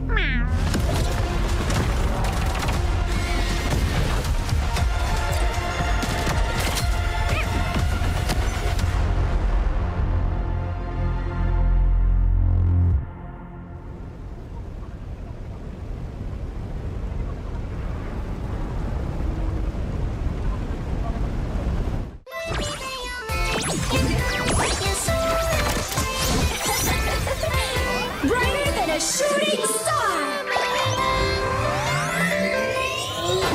Do your worst, or I will.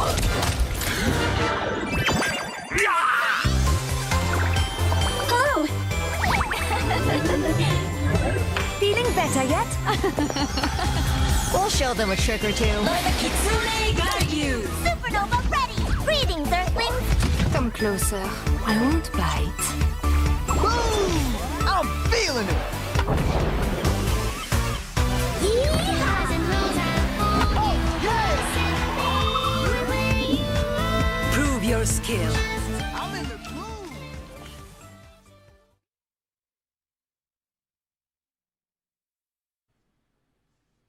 I hope by now you have thoroughly decided to join either Talon or Overwatch after seeing all of the recruitment videos that we posted for you during that long break of us. We're back though, me Avril with Avast, and I think we've beaten officially the record for the Unco pause now. This is the new Unco pause.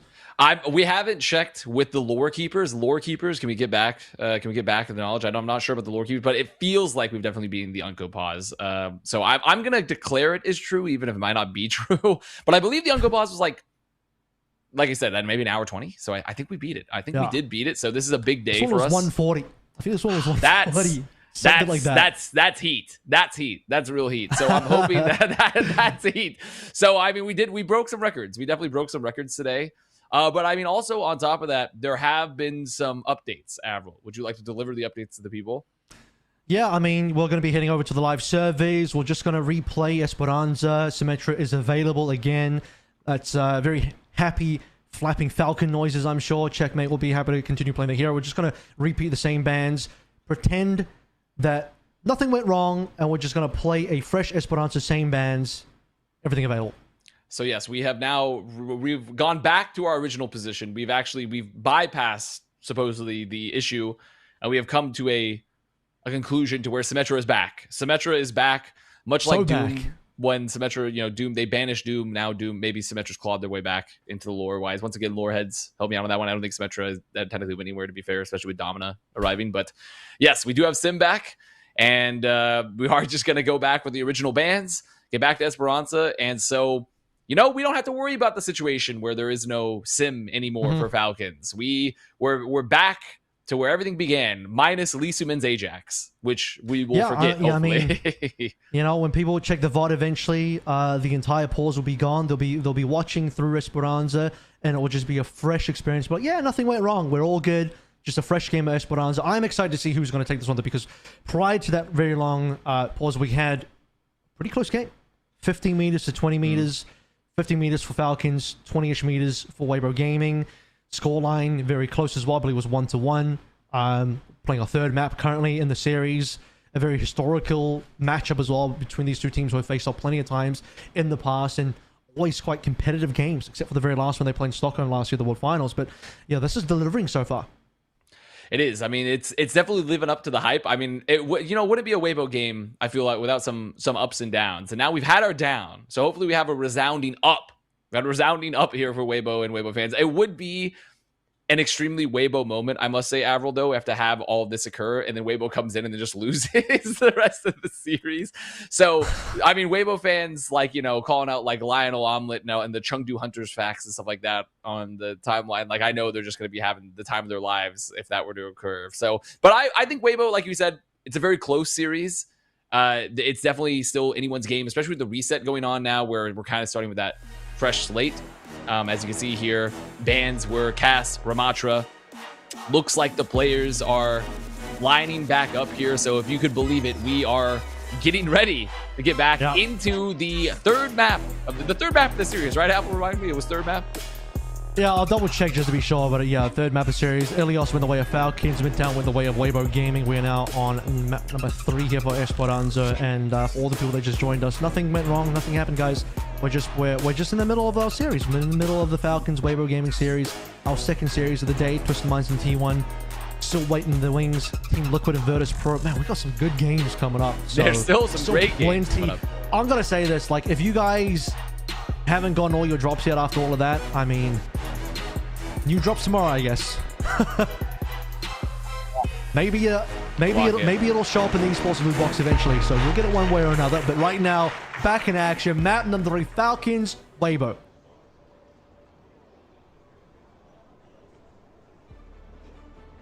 Are the fans still in the arena? I'm assuming there's going to be a chant here, Avril. Oh.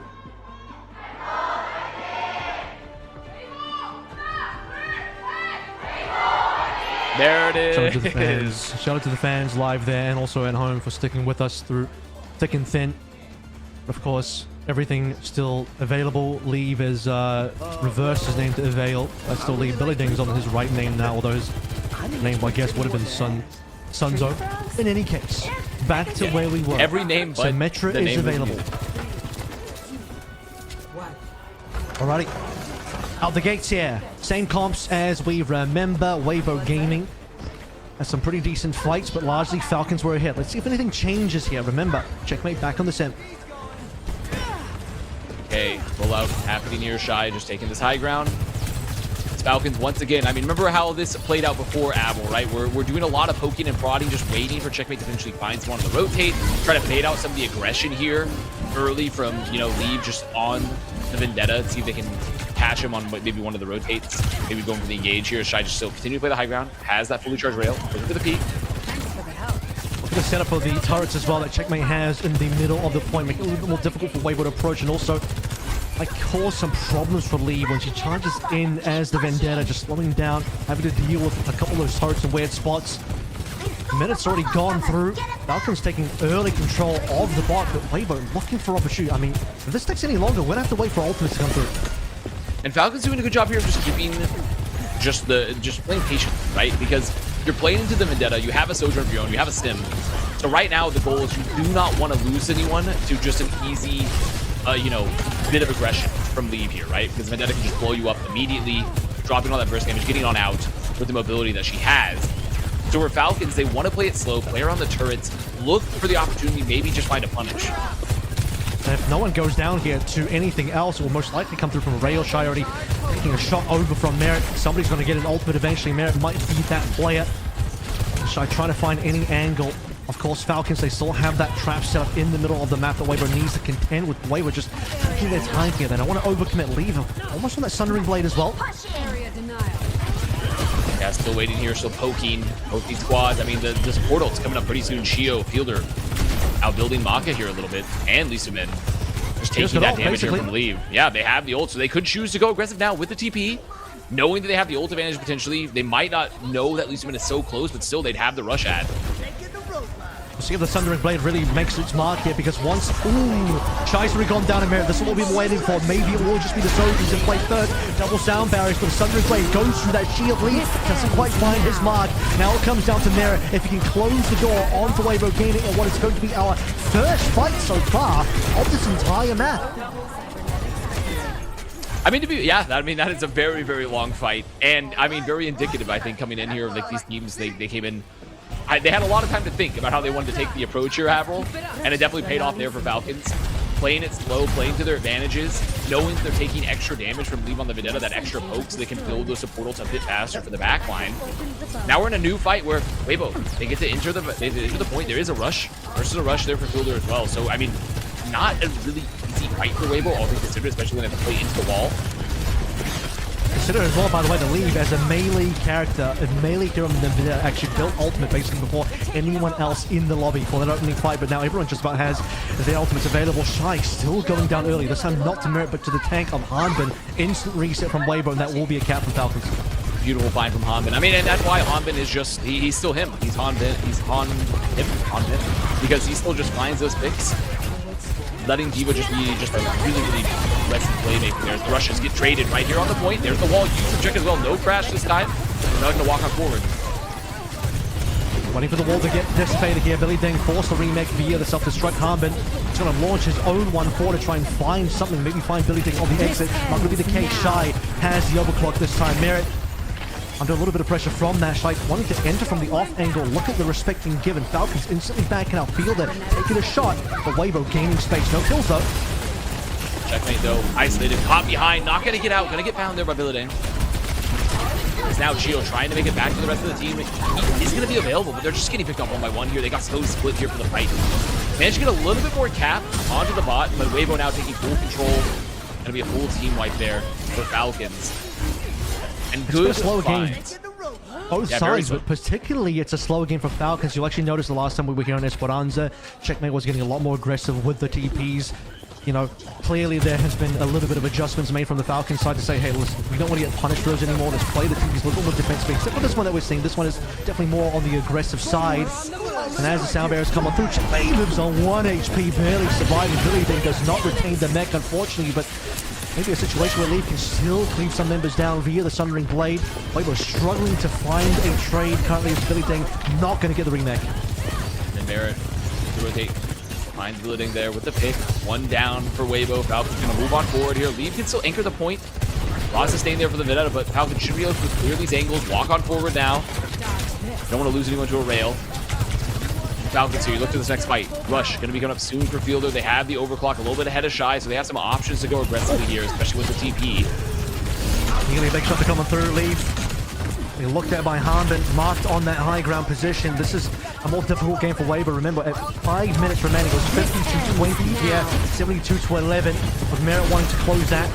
In terms of closing the game itself, but not allowing Weibo to do too much. Leaves in trouble. Suzu, low HP. Merit will take him down at the cost of Checkmate falling to the opponent's Sojourn. So looking for an additional player. Market found as well. Falcons maintaining their lead in terms of player advantage. Shy looking to counteract this with his overclock. I mean, they have bot here. They've done the flip. And Shy, solo, manages to get out, incredibly get out there for Shy because they still have bot right now, right? So they're still pushing, but they should just be late snaggers now for Weibo. So it keeps them in the game here, Avel, right? Like, keeping the bot moving, preventing some of this cap. But the problem is they're dealing with the staggers, they're dealing with this ult disadvantage. It's slowly building up, but luckily for them, or unluckily, depending on how you look at it, Lee and Maka both going to go to the portals for the upcoming fight. Yep. But they have to play into the wall for Checkmate here, Avril. And the problem with the wall, especially once you get like around this area, when you can play this choke that Falcons are playing, the wall just splits so much of the damage. You can split your heals here so effectively as well. Here we go. The wall does come on through vertically across the straightaway for the lane that the bot pushes in. Weibo going to largely leave this one alone for the time being. Leave taking a few bot shots from behind via Merit, who's been the hero so far for Team Falcons. The Humbers, no slouch himself. Shy once again the target. 4-man into the sound barrier on both teams' lead. Can he get something returned here? He's had such an incredible performance so far. Previous match, Billy Ding and Leave together as a duo will find the kills required to allow Weibo to finally push back the bot. But still, Falcons got themselves extra means. We're now into 83. And I like the idea there for Falcons, where Falcons are like, okay, we can play it slow, play it on the wall, and then Hanbin goes deep when there's damage. Knowing they have a bomb, you can commit the beat and stay in there, but unfortunately just not able to save Hanbin with the beat for Shio, and additionally, Lee just cleans up in that post-fight. Weibo now in control of the bot, looking to contest the high ground here, make sure Falcons can't have a free rotate. Forcing the Suzu out already, and the TP. We've flipped the map here as well. As a reminder, Merit, he's got to look out for, because Shy's had a bit of an awkward performance so far. It seems like the long pause has really affected his performance. Indeed, as Merit just takes down Shy one more time, and as the overclock rings through, 4 members targeted by Merit. Checkmate forced by the wayside, so Falcons need to do something about that. Anything loses mech, remake available. I don't think anything should be in too much trouble here. Remaking behind cover, Leaf still in action, full health. Sundering Blade available, looking for targets, might just end up being Chio. Rush used for Fielder here. Merit there, able to build the rails. Very split here for Weibo right now. They're probably going to lose Lucian as well. Yes, they are. Wow, for the Rush. Cleaning up the fight, and just, you look at the rotations for these teams, right? You just really see, I mean, Weibo doing a good job at contesting, but Falcons, I mean, you can just see how they move tactically around the map of their team that's so good to hit those rotations. Similar to Crazy Raccoon, but I mean, in many ways, even more polished. Especially when they're playing around the sim, and they're just keeping Weibo guessing, especially with Shy getting taken down so early in these fights. They don't have that long-range pressure. Yeah, he is definitely getting defeated by Merit in this particular map so far. This wasn't the case the last time that we're here on Esperanza, but Merit is taking control of the game, even putting Leave in an awkward situation where Leave is doing what he can, but not being able to do so much as individual in this sort of situation. Billy Dink knows who the target is. I mean, Weibo at this stage have to know that Merit is prime target number 1 to go down. He's got to get taken down in these fights, otherwise you're not going to see success. Leave Cement for the first. They want him. Still not quite there. They really want Merit. They want him. Oh, and Leave's got double supports. Merit's going to go down eventually here because there's no healing left. Chio, no response on the sound barrier. Sliced down. Leave once again takes the game into control. And that's exactly what you want to see from this composition here, right? You want to see a little bit of early poke, set up the engage. Now they had to commit the beat for this, right? So beat and Sundering Blade used for Weibo. And Falcons, I mean, look at the cap. I mean, or not the cap, but rather, look at the ults. The ults here for them, they didn't use anything really. I mean, I'm and now looking they at the cap come to as this well. fight to contest. They haven't even got a checkpoint yet. Fair. They're still basically 50% behind on where Falcons are. With a limited amount of time remaining, it's perfect gameplay from here on out. The good news is Weibo currently do control the mech, so if they can sort of win this next fight, there is a possibility for them to snowball, but can they do so? Chio has that ultimate available. Market goes first. Chio should be responding here. Wait for our Sojins to overclock. Probably just waiting for the green HP to disappear first. That's what Shy is going to be doing. Merit versus Shy one more time, and Shy needs to do a lot. This wall is going to look at the wall. as well. Weibo has to back it out because of the wall. Yeah, the wall is beautiful here. Just denies all the value for Shy. Now they trade ults relatively effectively. Really didn't gonna have a remech, gonna have the bomb available. If they can keep playing it slow, there's a chance to build some support ults here. Right now for Weibo, it's just a name of the game. Can you find a pick? Can you cycle contest? DB used on high ground. Shy getting chased, but Hanman going a little deeper potentially. He's got a remake available, but he will be in enemy territory. He's just going to go for the remake immediately. Leave wants to try and just find a slash on top of the baby D, but can't quite get the angle. Billy Dang, he also needs to get this remake, otherwise it could be over. Lee Sumin's going to be the first target. Billy Dang not there to protect, and with that leave, the hard carry Weibo's forward. This is going to be the end. There's nothing left for Weibo Gaming. And after a very extended pause, a retooled, a reinvigorated Team Falcons come back with a vengeance against Weibo, led at the spear front by Merit. Really just keeping their composure after the long break. I mean, really felt like they knew the win condition, right? They refocused a bit, played around the sim really well, letting the wall get value to split some of those ults, to split those long points, those long sight lines there, and just keeping Shy locked down. Shy really very quiet. You talked about it a bit earlier in the map. Just not getting the value they necessarily wanted out of that. And despite the rush looking good still with Leave on the Vendetta, it's just not enough, right? If you're not getting the elims you need. See the adjustments coming through as well. Falcons playing slowly different style, much slower style. Remember, 2 minutes and 30 in the initial fight. Nothing happens until we finally get a pick out of Merit. And it's go time for Team Falcons. You look at what happened in the previous round of Esperanza. Very aggressive TPs. Checkmate getting caught off. Leave happy to challenge him in the sidelines. And with the Symmetra back into play, Falcons getting to execute the game plan. They won this one, by the way, without even having to ban away Vendetta, which means the Vendetta ban is still on the table for future maps. Largely, though, I think this one was a Shy versus Merit differential, where Merit just had Shy's number the entire time. That break certainly putting the cold hands on the keyboard and mouse for Shy, not allowing him to take too many shots. Whereas for Merit, stayed warm. Looking like his shots were as hot as ever. Didn't seem like he was missing a beat. I mean, Merit does have that, I mean, huge amount of experience. So does Shy, to be fair. So it's not like we're dealing with a veteran level gap at all. Just a really good performance from Merit. Alrighty, well, we'll see what happens next map here. Falcons are in the lead. Weibo still chance to bounce back. Find out after this.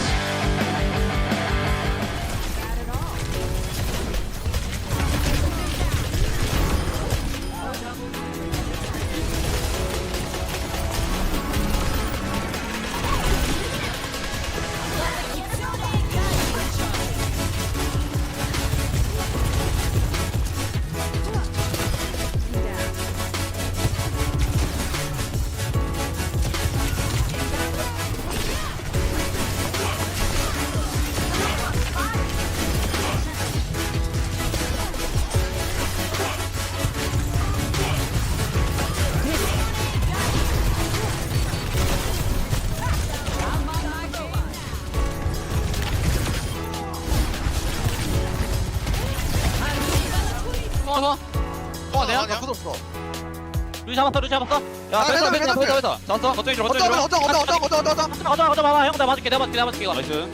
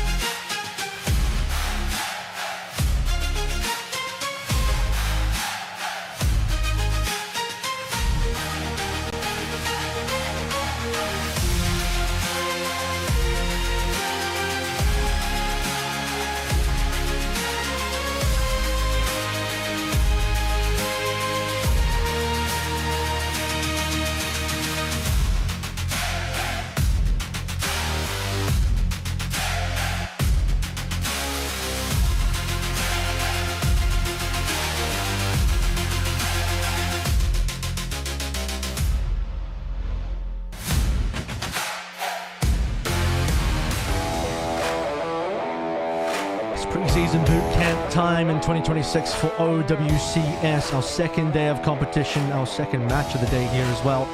We find ourselves at a Falcons match point. Map number 3, Esperanza. Took a little time for us to get through, but for Falcons, didn't seem like it took much time at all. Coming off hot off the press in terms of getting back into the game, changing up their playstyle a little bit, learning from some of the mistakes of the past, learning how to adjust to the Weibo playstyle. And Weibo looking like they weren't quite as ready post-pause to come in and compete. And to be fair, when we say change up their playstyle, they're playing Symmetra, which is very Falcons tried and true for that map. But definitely an adjustment was made, right? And I think that's the big problem still is like when Symmetra's on the field and we have a team that's really good at using Symmetra, the mobility still is so strong. There's a reason she's been a staple for teams, especially teams that are very reliant on like an off tank or a rush style level of play and coordination, while Weibo has never really been that team, right? And you know, having Vendetta in the mix for Leave where you can just kind of have those pop-up moments again, like him on Tracer, I think that's like a great situation for them. But you still have to deal with the overall power of Symmetra for a team like Falcon.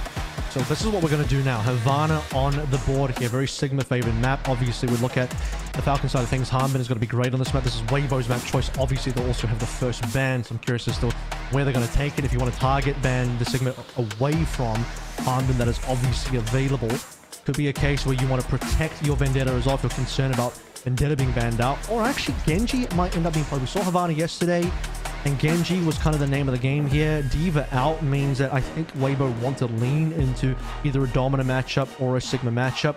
Mind you, this is also a very good map for the Widowmaker. And yes, the Vendetta ban comes through, but actually might be a bait. I have a funny feeling that Leave and Weibo might have wanted to lean into Genji here anyway, because that's essentially what we saw from players on this map yesterday. Genji, very nice, even paired with the Widowmaker, cleaning up the Widowmaker's shots if the Widowmaker doesn't get the one shot herself. This might also be a call coming through like, okay, not great in the Sojourn versus Sojourn, let's take this elsewhere. Let's see how good Merit is on the Widowmaker compared to Shy. Which, to be fair, historically, Merit is, you know, very good at Widowmaker. And I do think this is a really good chance for them. Like, yeah, sure, Vendetta gets banned like you were talking about, but Genji gets to come on out. And Genji can still sort of serve that role, especially for a map that's as big as Havana.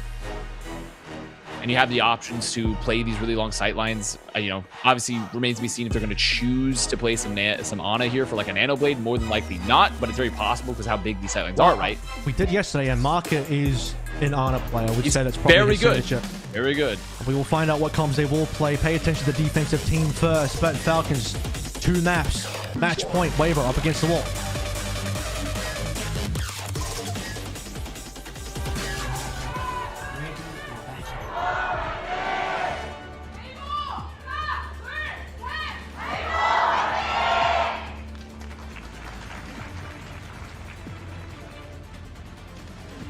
You get the first reactions here. I'm really interested to see Freya. Yeah, Freya could be. Freya, obviously, there's, you know, when we talk about big sightlines, there's big skyboxes too, right? For parts of Ana -2nd. So a lot of opportunity for a character like Freya, a hero like Freya, to get value, especially in the hands of someone like Leave. In another life. You see here for Weibo. Leave, because is this a Lari Bap? Yeah, so I mean, one of the key benefits of having Lee Sumin marketing your team is they have the capability to play double flex support. They're going to lean into that now. Falcons will obviously do a little bit of scouting. Merit may end up just staying on the Widowmaker, as this is a very good Widow map, but Merit likely may just consider Soj because that's the hero he wants to play. That's the hero he's succeeding on. Shy also staying on the Soj, so no Widowmakers from either of our hit scans here. The real long-range threat is going to be Leave, despite the fact that Freya has been nerfed. It's an interesting choice. Again, also consider that Chio taking tons of damage. Leave doesn't normally play the Freya. That typically has been Shy's hero. I like the idea here, right? You have a little bit of extra burst. Sometimes you have opportunities, especially with Ebola, to kind of burn through the sim TPs, right? Because the checkmate on the sim, you're just going to hoping you can find it early for the rush. But Shy goes down. Merit has his number, saving his own speed dial. He did hit the right click there to take aim, but unfortunately, Suja does come on through. The fun does not end here. However, Leave says maybe it does end a little bit early if you're Falcons. He wanted Merit down earlier on. He's got Merit now. That will certainly push Falcons back a little bit. Sometimes when you watch Leave play, you think back. What was it? 2021 Overwatch League, where just Leave was. I mean, you just have that Ratatouille critic moment. Looking back, and you just see it. You just see Leave. There he is again. I mean, because sometimes he just takes over the server. This time on Freya, still just putting so much work into this Leave. Also, he's what we call a hyperflex, where you can move between projectile and the hit scan rolls in terms of the DPS line and what was just moving through the entire Team Falcon squad at this point, because it's a full team wipe. This might even just be a little bit of a stagger on the checkmate. 1 HP. That's real nice. He's bit running. Of a slowdown. He's gone. I'm just impressed by the fact that all these years later, Leave can happily move between hit scan, projectile, play all the DPS is required, putting a shutdown on Merit as well. If Shy's not going to do it, Leave will. He has it, and the Freya still just paying dividends, right? Playing around the aggression there for the Symmetra, getting lots of damage there for the right click, for the take aims, getting the bullets built up. The TP comes in again. Falcons trying to go for the rotation, a little bit around the sidelines now. Looseman taking a bit of damage, but they're split here, Avril. They're a little bit split. And Merit will fall because of that. You called it. Falcons were not grouped together as a team. Merit got left behind. Billy Ding takes advantage. And now the rest of Falcons potentially still out of position here. Plenty of members to take down. This is sloppy from Team Falcons. Maybe they need another 1 hour 40 break to talk to their coaches, but not going to be the case this time around. You already know the slander posts are getting cooked up right now. Tech Pause Merchants. Tech Pause Merchants already being cooked up there. Now Team Falcons looking to get in. I mean, we're approaching last fight territory as well here. About to be a minute left on the clock. They still don't have grab. They don't have wall. They do now, and they have Lee Sumin down as well. Lee Sumin's ult is gone, Captain Son is gone. Market trying to hold down the fort. Amplification Matrix, Falcons happy to wait. Still 1 minute left. It does burn down the time for Hanbin, and Checkmate about to get ultimates. This is going to be a very tough fight for Weibo. Weibo, they need to try to live. Lamp, use, Maka, keeping living alive there. Try to come in with the overclock, get a little bit of space. Leave down means there's a lot of damage off the field here, Avril. Shy, looking for more targets. He needs to do something about the situation. Lee Sumin back in the fight. TP is there to try and save some members, holding the That's a solo grab on Shy. He needs to go down. He gets tanked through almost all of that. Hanbin had to give his entire time just to shoot Shy with the grab. So it's still, they haven't cleaned this up yet. Weibo plays so scrappy, but I think they're just not going to have this stage.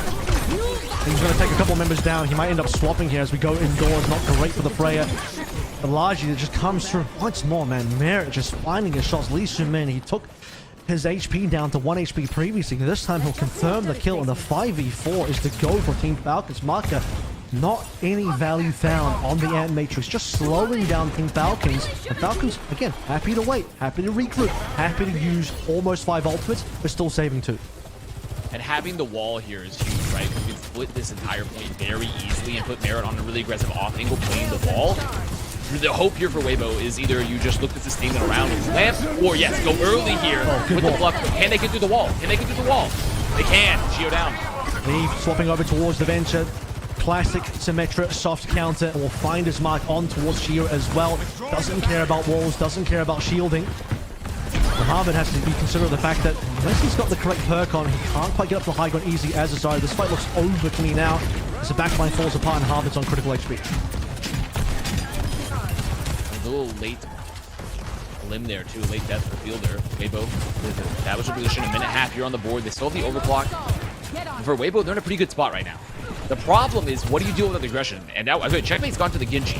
So they're off the sim entirely. They just want to probably commit here with the Beatus. Maka wants to go early here with the window, and they're not going to find anything. It's just going to be an easy back walk for Team Falcons. Okay, side angle closed, doesn't matter. Going back over towards main, Checkmate. Seeing that Lever's on Adventure, doesn't want to remain on towards the Symmetra. Also mentioned that Genji's pretty good on this map anyway, so Checkmate's going to agree with that one. Give me his check mark. Becomes Shio. Tempo beat in. Merit as well. Didn't get the green HP, but doesn't matter. Still wants to get aggressive. Might get punished for it. Low HP, but somehow surviving. Shy will finally find the target he's been looking for 2 maps now. Falcons have a player advantage, but that disappears very quickly. Potentially, Shy trying to even numbers out. And now with no Fielder, they don't have a lot of sustain here, Apple, right? They don't have the sustain. Now, Fielder can get back pretty quick. Can use the TPs to get back here relatively quickly here. Maka going Jetpack Cat here to get the boost as well. Get that tether, the lifeline. Bring back even faster. Rush is going to be up for Lee Soo-min. Ults for Weibo Gaming in general being built. As he's building, he wants to go really aggressive here on the high ground. Falcon's already in with the rush. Seems like Weibo don't have a lot to use here. Lee Soo-min desperately putting out his own continuing rush. Leaves a low HP.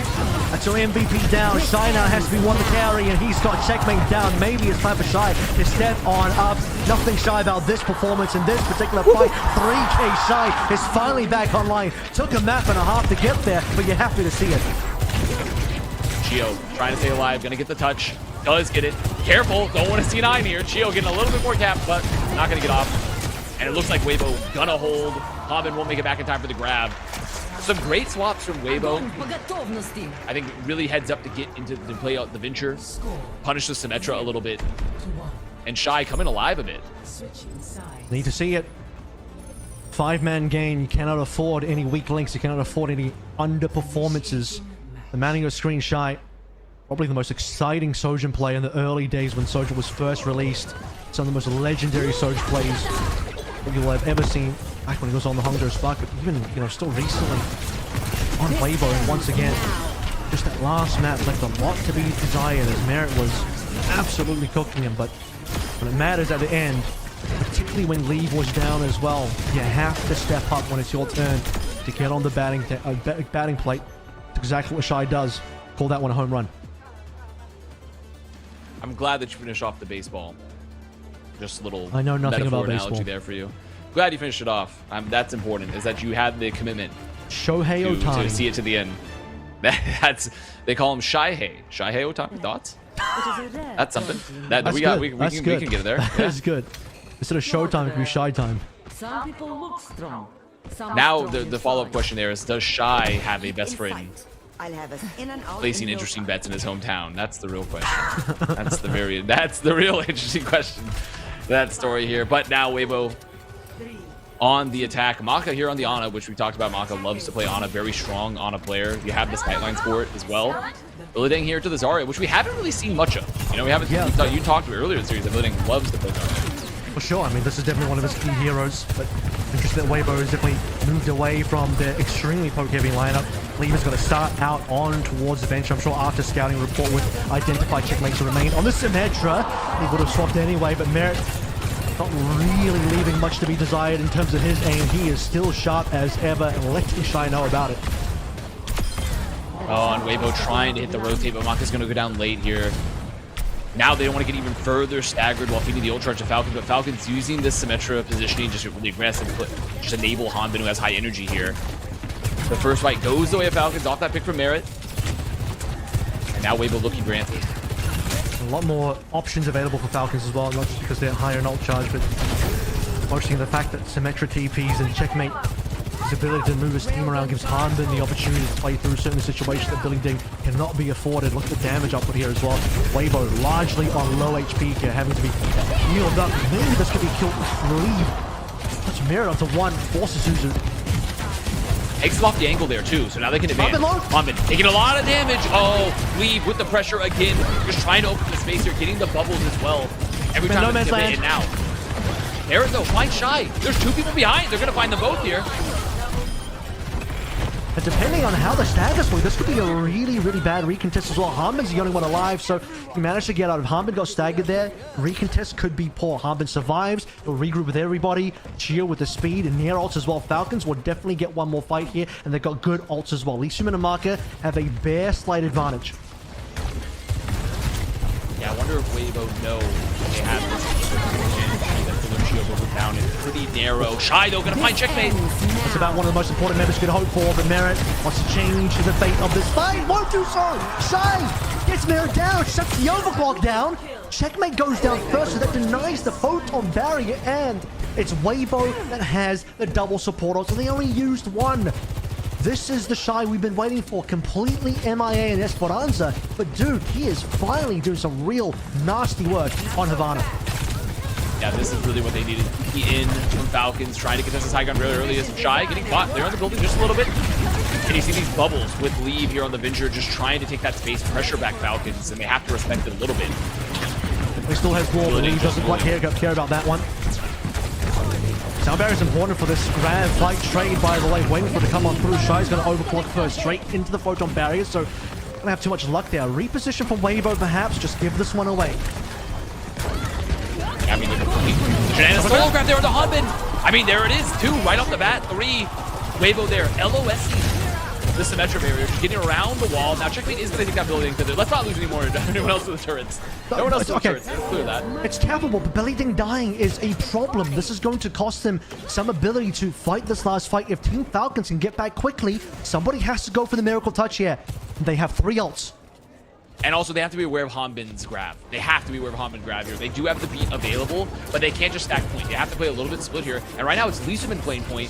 They take a little damage, going to back up now. Weibo waiting for the response, because they have time. They have time here. And there's the Vigil. Solo grab, not staying. Lee Sumin too slow. Chio still holding on to the beat for now. Team Falcons might be okay for this particular fight. Lee Sumin not saving Leave could be the costly error here. However, Leave was solo grab anyway, so maybe the combined damage would have been enough to break through. Weibo Gaming left a little bit sore off the back of that fight. I like the play from Leave, but unfortunately Hanbin read that one. Yeah, I mean, honestly, it's a good play, but I think if you get solo grab there, that's a fine situation, all things considered. Just get it off the field immediately. Weibo here looking for the recontest. They're close to rush. A lot of damage here. Off the TP, they have to be careful. They almost lost him on the poke. Falcons have to back up here a little bit. Rush going to be up for Maka. It's Merit. Oh, finds Leave. It's been sharp here. Shy's been doing good, but he still needs to have the level of consistency that Merit's been displaying. Checkmate will find a shot from Shy. Chio still has ultimate available. That's going to be important. Merit's overclock always needs to be respected unless it can get shut down. Careful, Chio. Chio getting a little ahead here. Merit maybe overclock. There's going to be the pressure. Leave, though, going down. So now Merit's relatively free to walk forward here, use the overclock. And Weibo, they're going to need to back up. And it's a little bit of a disastrous situation here, Apple. And the reason why is because hang on. Merit going down means you get the injure for free. Never mind. That's a big punish. That's gigantic because Merit loses his ultimate, only gets the 1 kill and leaves and returns.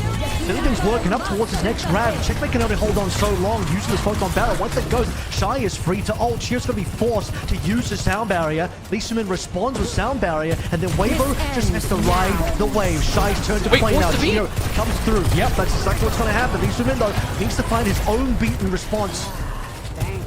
I mean, that's huge. That's actually gigantic for Shy. Sure, doesn't get a pick, but removing the beat early means Billingding's grab is even scarier now, right? And you have a beat engage. But you have to be respecting the rush here for Fielder. They want to go first. They want to go really early, try to find someone that's disengage there. So good. Chio getting chased down. Fielder very, very low. Trick makes the first target. The grab's going to come through now. Fielder's really low. Grab's going to catch the whole team. Shy railing through all of them. That's going to be Weibo. They found the kills required. And now they've got the team kill plus the cart push. They got the second map. And it might have taken a long time, but we're going to get to map 5. And Shy wakes up and shows that this team, they can win. They can win at the top level. Avril, we have to say it. They have the talent. They have the talent. They have it here with some fresh faces as well. It was formerly all Chinese roster, and I do think that this is just, I mean, really well played for them. And you have to think the nerves maybe getting them a bit, maybe Chio hoping they're going to find Shy when he goes for that contest with the overclock post-barrier. But the disengage comes on out, and that beat getting forced, it was just free. It was free for building. Love to see it. Brand new rookie coming on through. I mean, this is essentially his first truly competitive, strong team. And he's been floating around. He was on Team CC, last year in OWCS, but he's one of those new generation Chinese Overwatch players that wasn't part of the Overwatch League era. Gunshui, Shy, Leave, and some of the other former Weibo players were a part of. But man, what a comeback when you consider Esperanza was looking so dire for this Weibo squad. Shy completely MIA. You go to Havana, Leave still good, but most importantly, Shy is back. So is Weibo, and we'll be back right after this.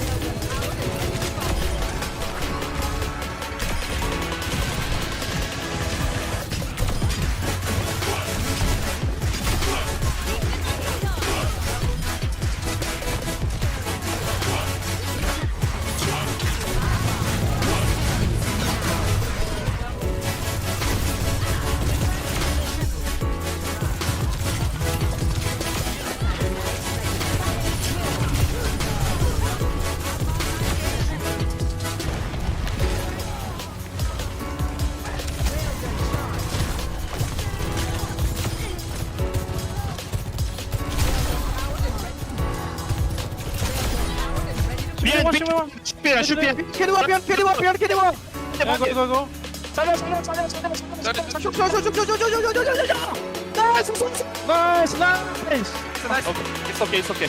Oh, T-Fla, this is T-Fla. Sunjo, calm down. It's okay.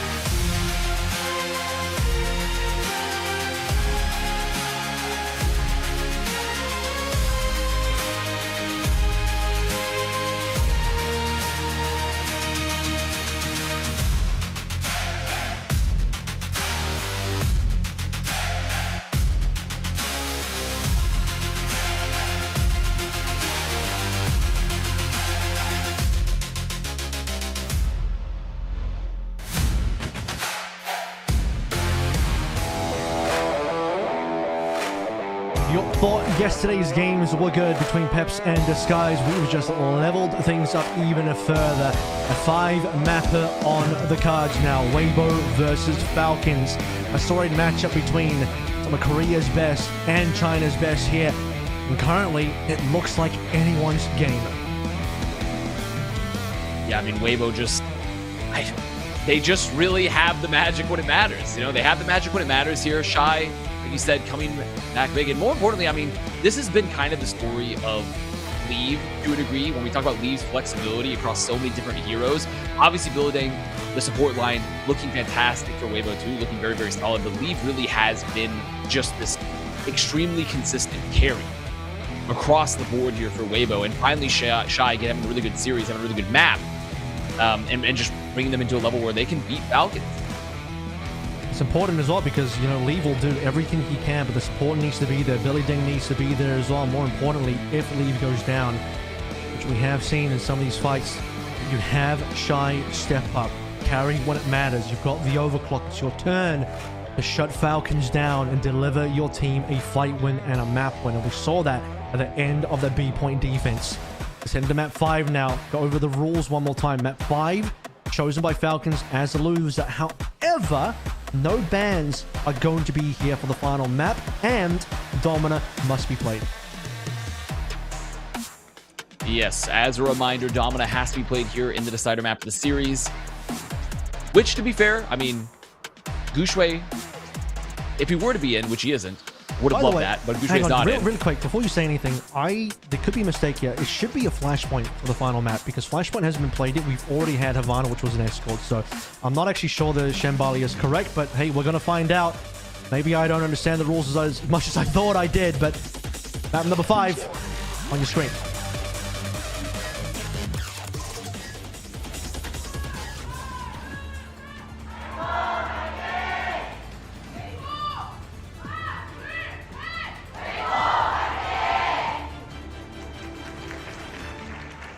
Listen, he may not know the rules, but I think the important part is that we're going off vibes now. We're in vibes-based gaming. We're in a map decider between Falcons and Weibo.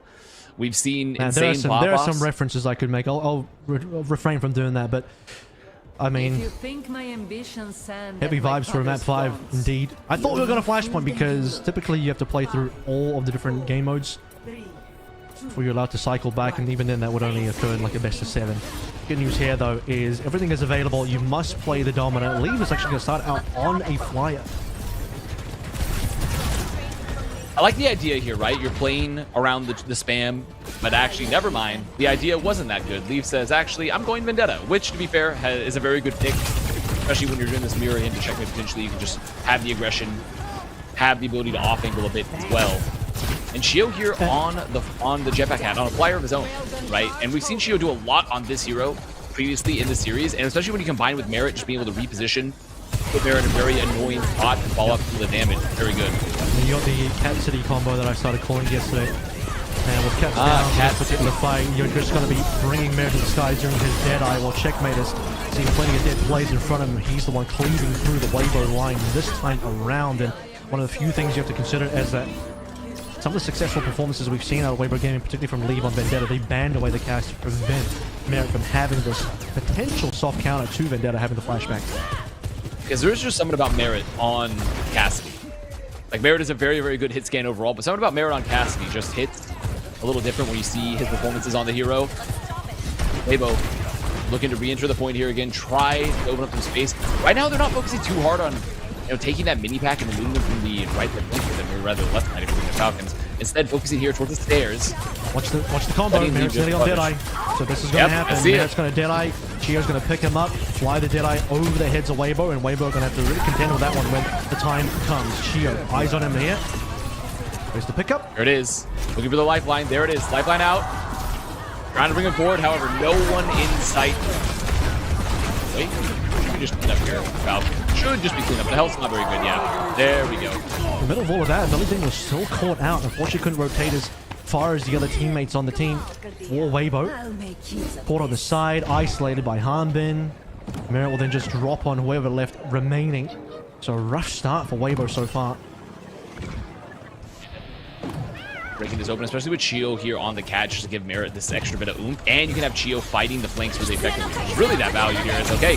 Rush used for Maka, rush used for Fielder, equalize. Where's Pinop? Got to go off from Hanbin. Really going to go down, and that's another fight here for Falcons. Shy gets Merit down, but that's the only thing. It won't be enough. You need more kills than this. Hanbin's going to get the cleanup for everyone else. Okay, well, that is one more. That's going to make things slightly slow for the consolidation and regrouping effort of Team Falcons. The Vendetta is pretty quick, and Chio's going to... And you have the lifeline, yeah, for Merit. Yeah, exactly. So, like, you're in a pretty good spot.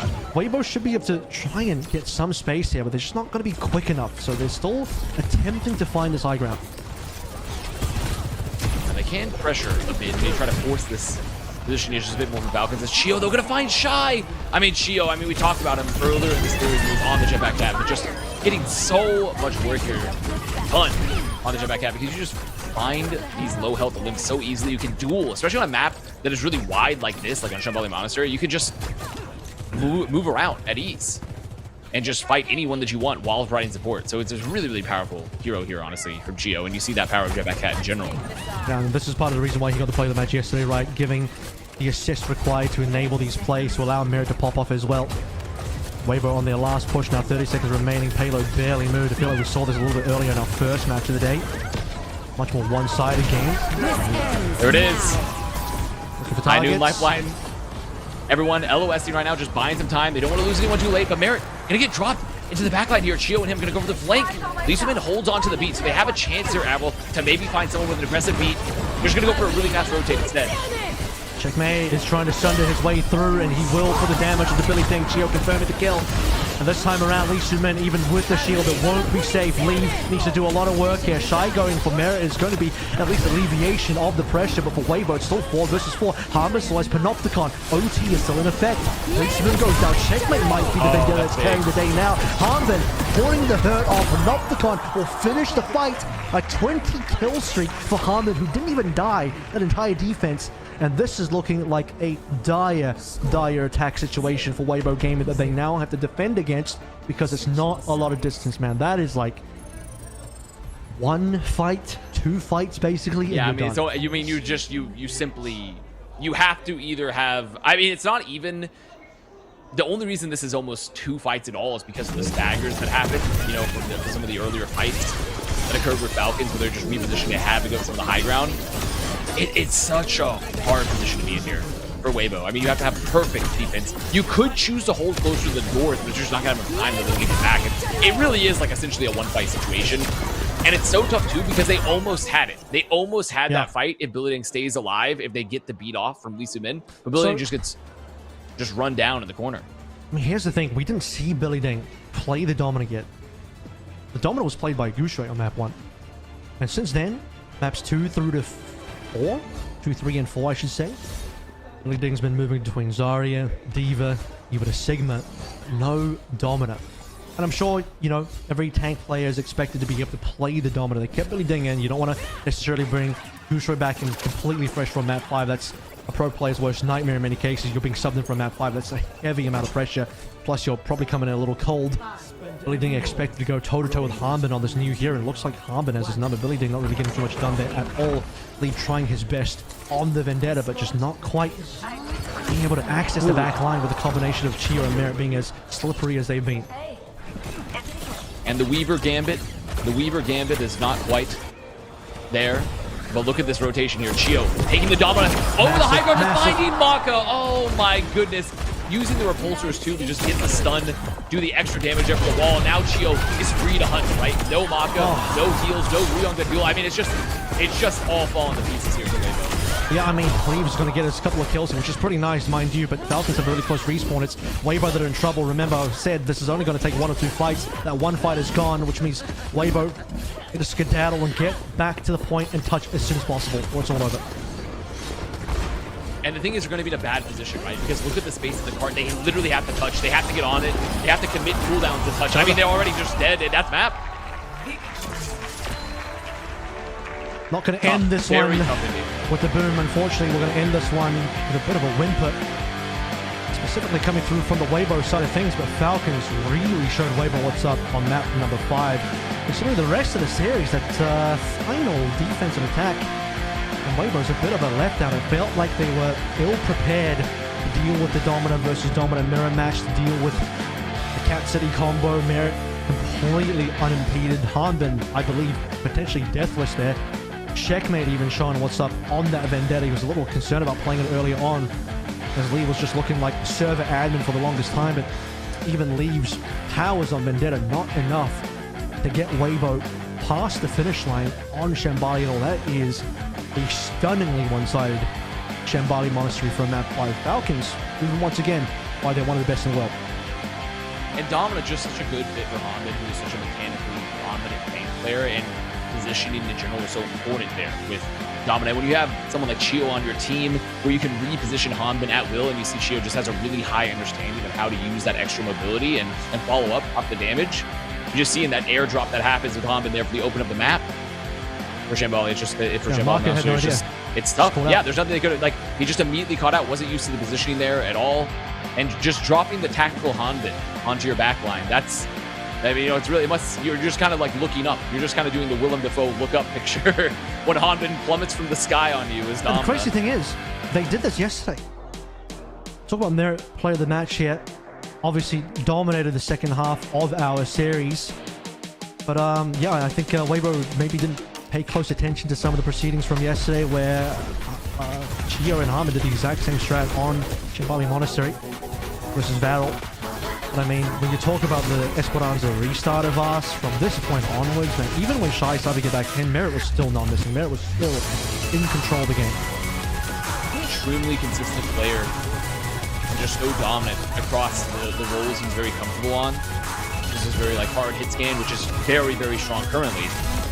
And very good, very dominant in general in terms of just putting them ahead in the series at multiple points. And he's such a threat too, because when he gets on the off angle, you simply have to respect him. And obviously we are going to be talking to him here in the interview. Merit always a man of few words at times, and I feel like it's more fun when we're doing the translated interview, because I don't know if man, he was always man of few words.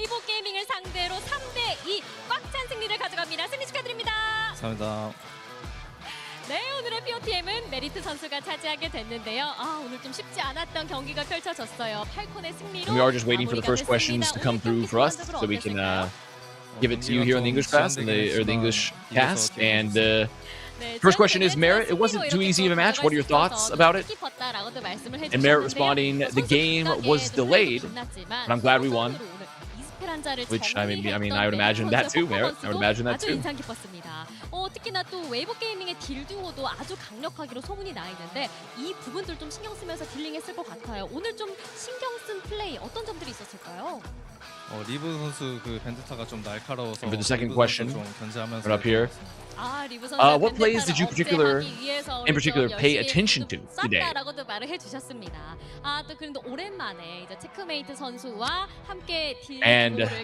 for the players and the plays that he was watching out for, he says that he was really wary of Lee's Vendetta. He was watching out for him, and I think that's a very good answer there, considering how strong Lee was in the match. Definitely putting a lot of pressure on the entirety of Falcons. 시즌 1호 부부 싸움이 펼쳐집니다. 라쿤 라쿤전이 펼쳐지게 되는데요. 자, 한마디 이제 건네볼까요? 좋은 경기 했으면 좋겠습니다. 좋은 경기 했으면 좋겠습니다. Our next question, what are your thoughts on the next match 자, 그렇다면 지금까지 메리트 선수와 인터뷰는 between, Crazy Raccoons and Falcons, their upcoming match?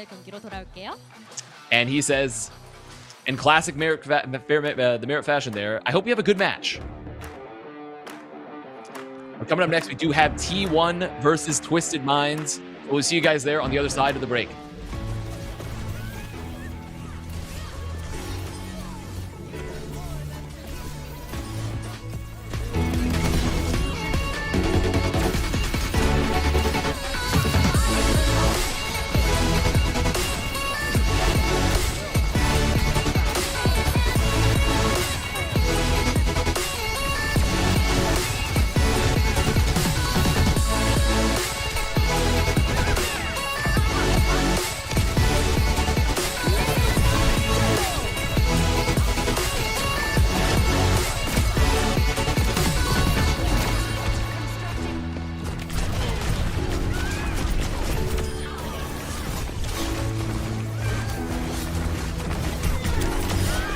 깨 오면은.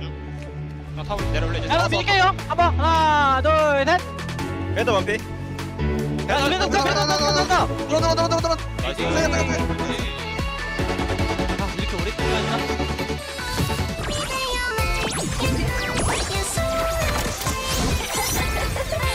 Brighter than a shooting star. Do your worst, or I will.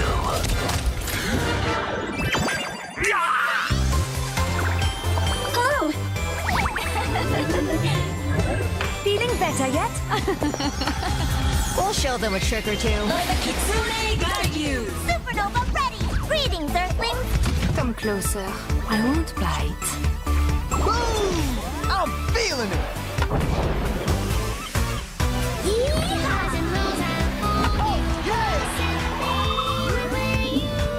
Prove your skill. I'm in the groove. Be uplifted. Incredibile.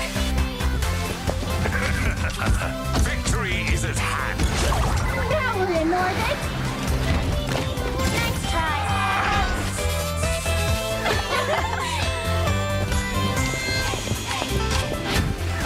F it up. Magnifique. How do I look? Oh,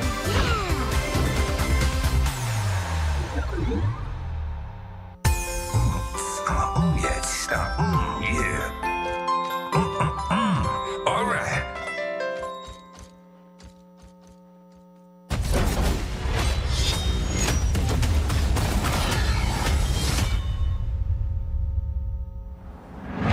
The world has changed. A new enemy has risen. The power of Talon, now under my control. This is a fight we cannot lose. The war is here. Let's fight fire with fire.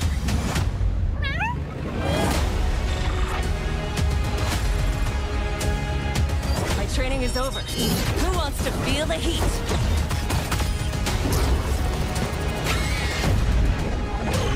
I do enjoy a hostile takeover. Time to show them what we're made of.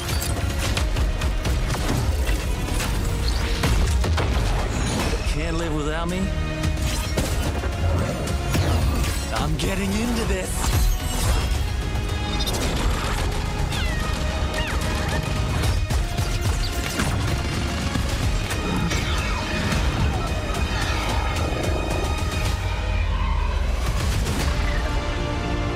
Anyone can make a difference. The choice is yours.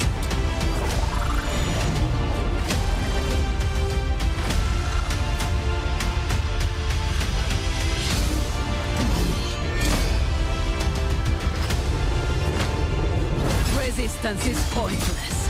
Talon is everywhere. Your divine support has arrived.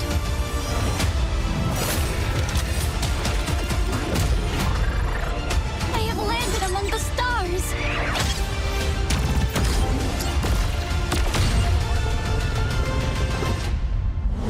Whatever it takes. Whatever it takes. Victory Will be ours.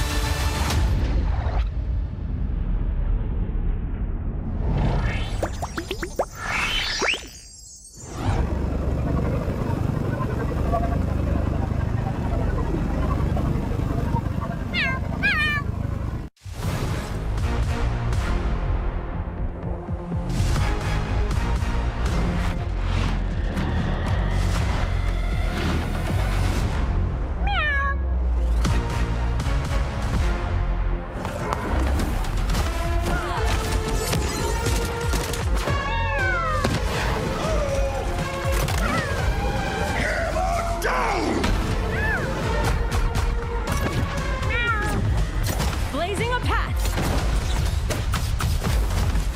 I am the Inferno. Sup? You can't break free. Where are you going? Domina has arrived. Got you covered. Good shot, right? Enemies coming in hot. Can someone heal me? Damn it! Disgraceful. Rise from the ashes! Cavolo! Feeling warm yet?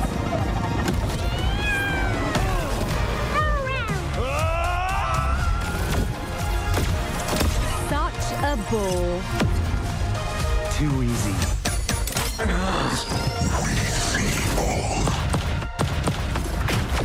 Who's a pretty kitty? You are.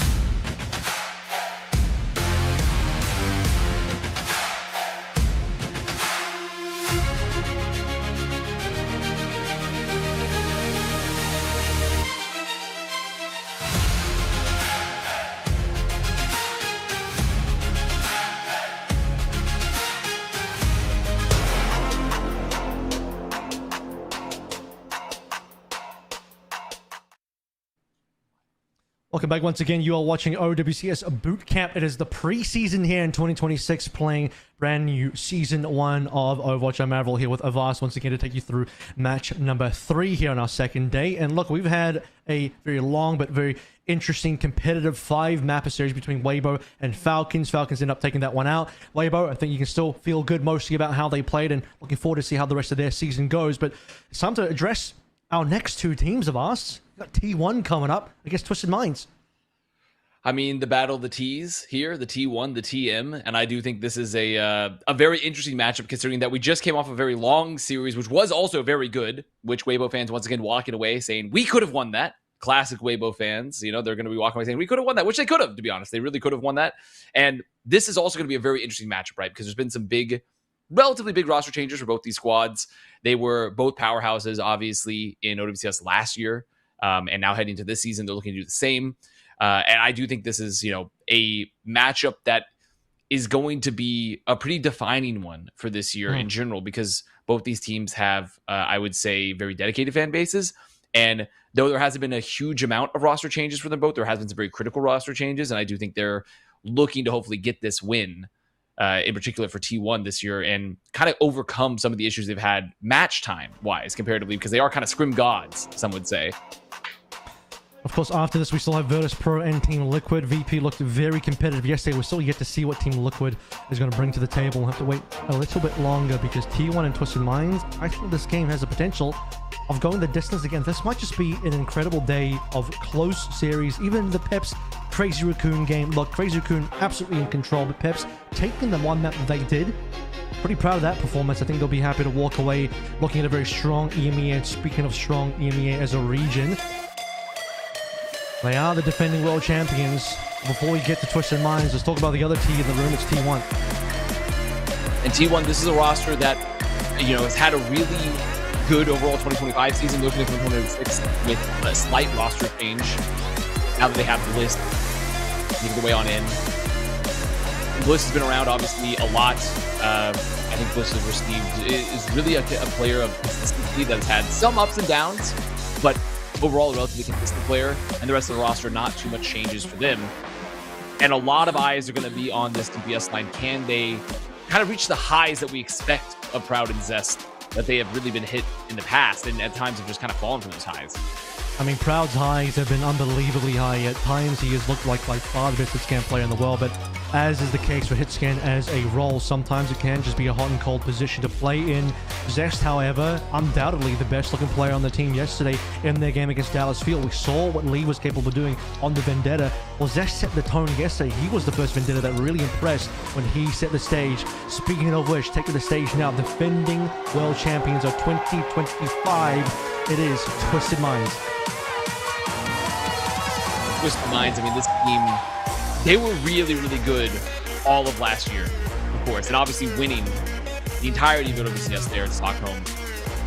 And what they really mastered to a degree was the Symmetra gameplay, right? And using Symmetra to just empower how strong they are at the rush, while still having one of the best, if not the best, hit scan in the world, potentially, considering that they did win OWCS with him, with Quartz. And I do think that you look at this roster, and you have to be a little afraid of it in this meta, especially considering how strong hitscan still is. You call this the battle of the T's, T1 versus TM. Well, I got some T to spill here as well. Supposedly, in the scrim environment, UB had already inkling that, you know, perhaps Sim wasn't going to be very playable, perhaps because of a bug. So he didn't actually spend much time scrimming with the team at all. It was Jaywu that spent the majority of the time scrimming with Twisted Minds. Now, of course, in the scrim rankings, T1 actually came out on top of that one, but, you know, scrim bucks don't always paint the full picture of where teams land. Twisted Minds were also pretty high in the rankings with Jaywu, brand new play on the team. Basically did a trade between him and Psycho on Virtus Pro, Jaywu over to TM, and then Psycho over to VP. How has Jaywu now managed to sink in with the team? And it's interesting because Sim is playable and available now, but UB has said, you know what, we played Jaywu the whole time. Let's keep playing with Jaywu. Yeah, I mean, Jaywu has been also just a very, very good player throughout his career previously before heading to Twisted Minds. So adds a little bit of flexibility to this roster a tad. But I mean, the thing about Twisted Minds and what's so interesting about this team, right, is that when UB's not in, historically, even though people have perhaps looked at UB's hero pool and said like, oh, it's not very deep. But they oftentimes look worse without UB in, even though they have such an insanely talented roster. And you see here the Preds coming out, only 2 for T1 across the coaches, you know? Yeah, well, across the Korean talent on the Korean broadcast, majority of them going for Twisted Minds, being that they are defending world champions. They talked about, by the way, the fact that Proud has, at his heights, looked like the best hit scan player in the world. And he has some high highs and, well, I wouldn't say low lows, but certainly pretty standard hit scan lows. Quartz, I don't remember ever seeing any lows. I think Quartz has been the most stable, consistent hit scan player that we have had in the last few years, which is why he is currently in my mind and in the minds of many players and fans watching the current best hit scan player in the world. Better than Lip, better than Proud, better than Shy, better than Merit. Controversial? Probably not, actually, because he's the defending world champion and those other guys are not. I definitely don't think that's controversial. I mean, I think you can make arguments, obviously, right, to can this player, could other hit scans in the role be better than Quartz? You can definitely make the arguments, but like Quartz is such a force for Twisted Minds. It's absolutely unreal what Quartz did last year for Twisted Minds and even previously, and how strong he's been as a player, as a hit scan. And I think that's something that you're 100% hit the nail on the head, is that he's consistent, very, very consistent across the board, especially on the Sojourn. Well, you won't be playing the Sojourn for map 1, of course. If you just joined us, a little recap on what the rules here are. Coin flip deciding who picks the first map. It went over towards Twisted Minds. They're choosing Busan. You must play the Season 1 brand new 5 heroes in this match. Both teams must play. That's probably another reason why UB is not playing map number 1. It could just be, of course, obviously Joe, who's played the entire scrims over the past week for Twisted Minds, but also UB is a very specialist player. Jay was more flexible. So when you talk about playing the on run, Jay was going to be the guy picking that one up for Twisted Minds. And with all the new heroes coming out of here for the first map of the series, it is going to throw a little bit of chaos across the board, which obviously we've seen the Scrimbucks heading in. These teams have had pretty good Scrimbucks, especially T1, in terms of the changes and just utilizing a lot of the new heroes that have released. And with Jasmine in here for T1 too, it just signals that without, no dong hack means they feel very confident that obviously you're going to play the Domina, of course. Dong hack is literally right there, so... Wait, am I going crazy? It said, like I thought Jasmine was in. Yeah, the graphics said Jasmine, but maybe there was a hiccup there, or perhaps T1 made a swap out. But in either case, look, Donghack did play the first. You are right. I mean, Donghack, yeah, you're definitely right. And so maybe T1 will looking to repeat that opening Domina being played by Donghack, because you sort of understand what the matchup's going to be. You know, there's no swaps. You know what the comps are going to be in the mirror match. But I do expect Jasmine to come in, because Jasmine, similar to what we've seen between Jimbin and Max, Billy Ding and Goose Strait, it's the off-tank players that are dominating this current meta. Someone on Falcons hasn't played, aka Hammy hasn't played. Harbin's been playing the entire way through, right? You're looking for guys like Jasmine to lead the way on the Zaryas and the Divas, and even the Dominators sometimes. Just forget the previous statement. Obviously, there have been some changes there. Donghack is in, but definitely agree with the assessment overall. Jasmine has been a really good pickup for T1. Just adding that extra bit of flexibility at times, having the off tanks in the pocket.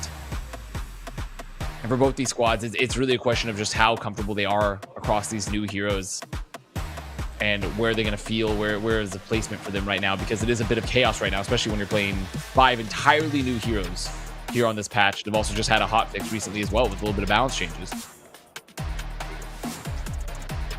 For Twisted Minds, though, their tricks will be revealed in the later maps. We've seen T1 already look pretty solid overall yesterday against Dallas Fuel, but Dallas Fuel are a new team coming back to Overwatch. Twisted Minds, the defending world champions. T1 may just be biting off more than they can chew. Let's see how good our defending world champions still are.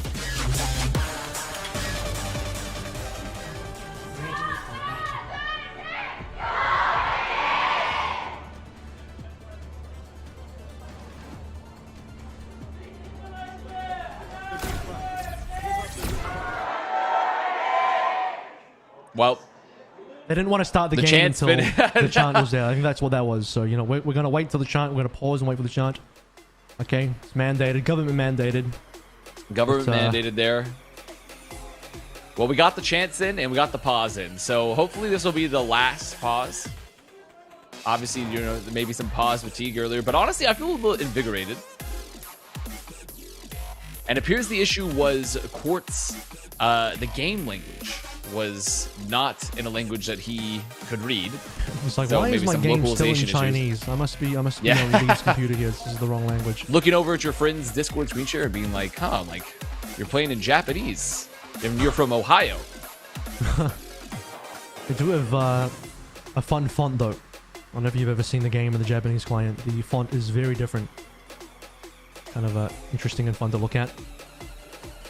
But I'm just waiting to get that resolved. The squad here leading down the roster as well. I mean, it's not just about the player change between Jaewoo and Psycho, but TV&T now being the sole tank, KSA gone. UB will obviously still be swapping in and out depending on where the meta is, but largely he's kind of coaching the team as well. Or the only, in fact, he is, I believe, the only both player and coach and I suppose team captain at the same time. But retaining the rest of the championship roster, Funny Astro and Simple were absolutely dominant last year. Quartz, best overall DPS, best hit scan for sure. Maybe in conversation with best overall DPS. And on top of everything else, we have the leadership of someone like UB in a meta that was very favorable for Sim, as Checkmate and UB both piloted that hero to great success in the bottom end of 2025, and even in the middle there as well. You started to see the emergence of EMEA teams in the mid-season championship, with OWCS going all the way to finals.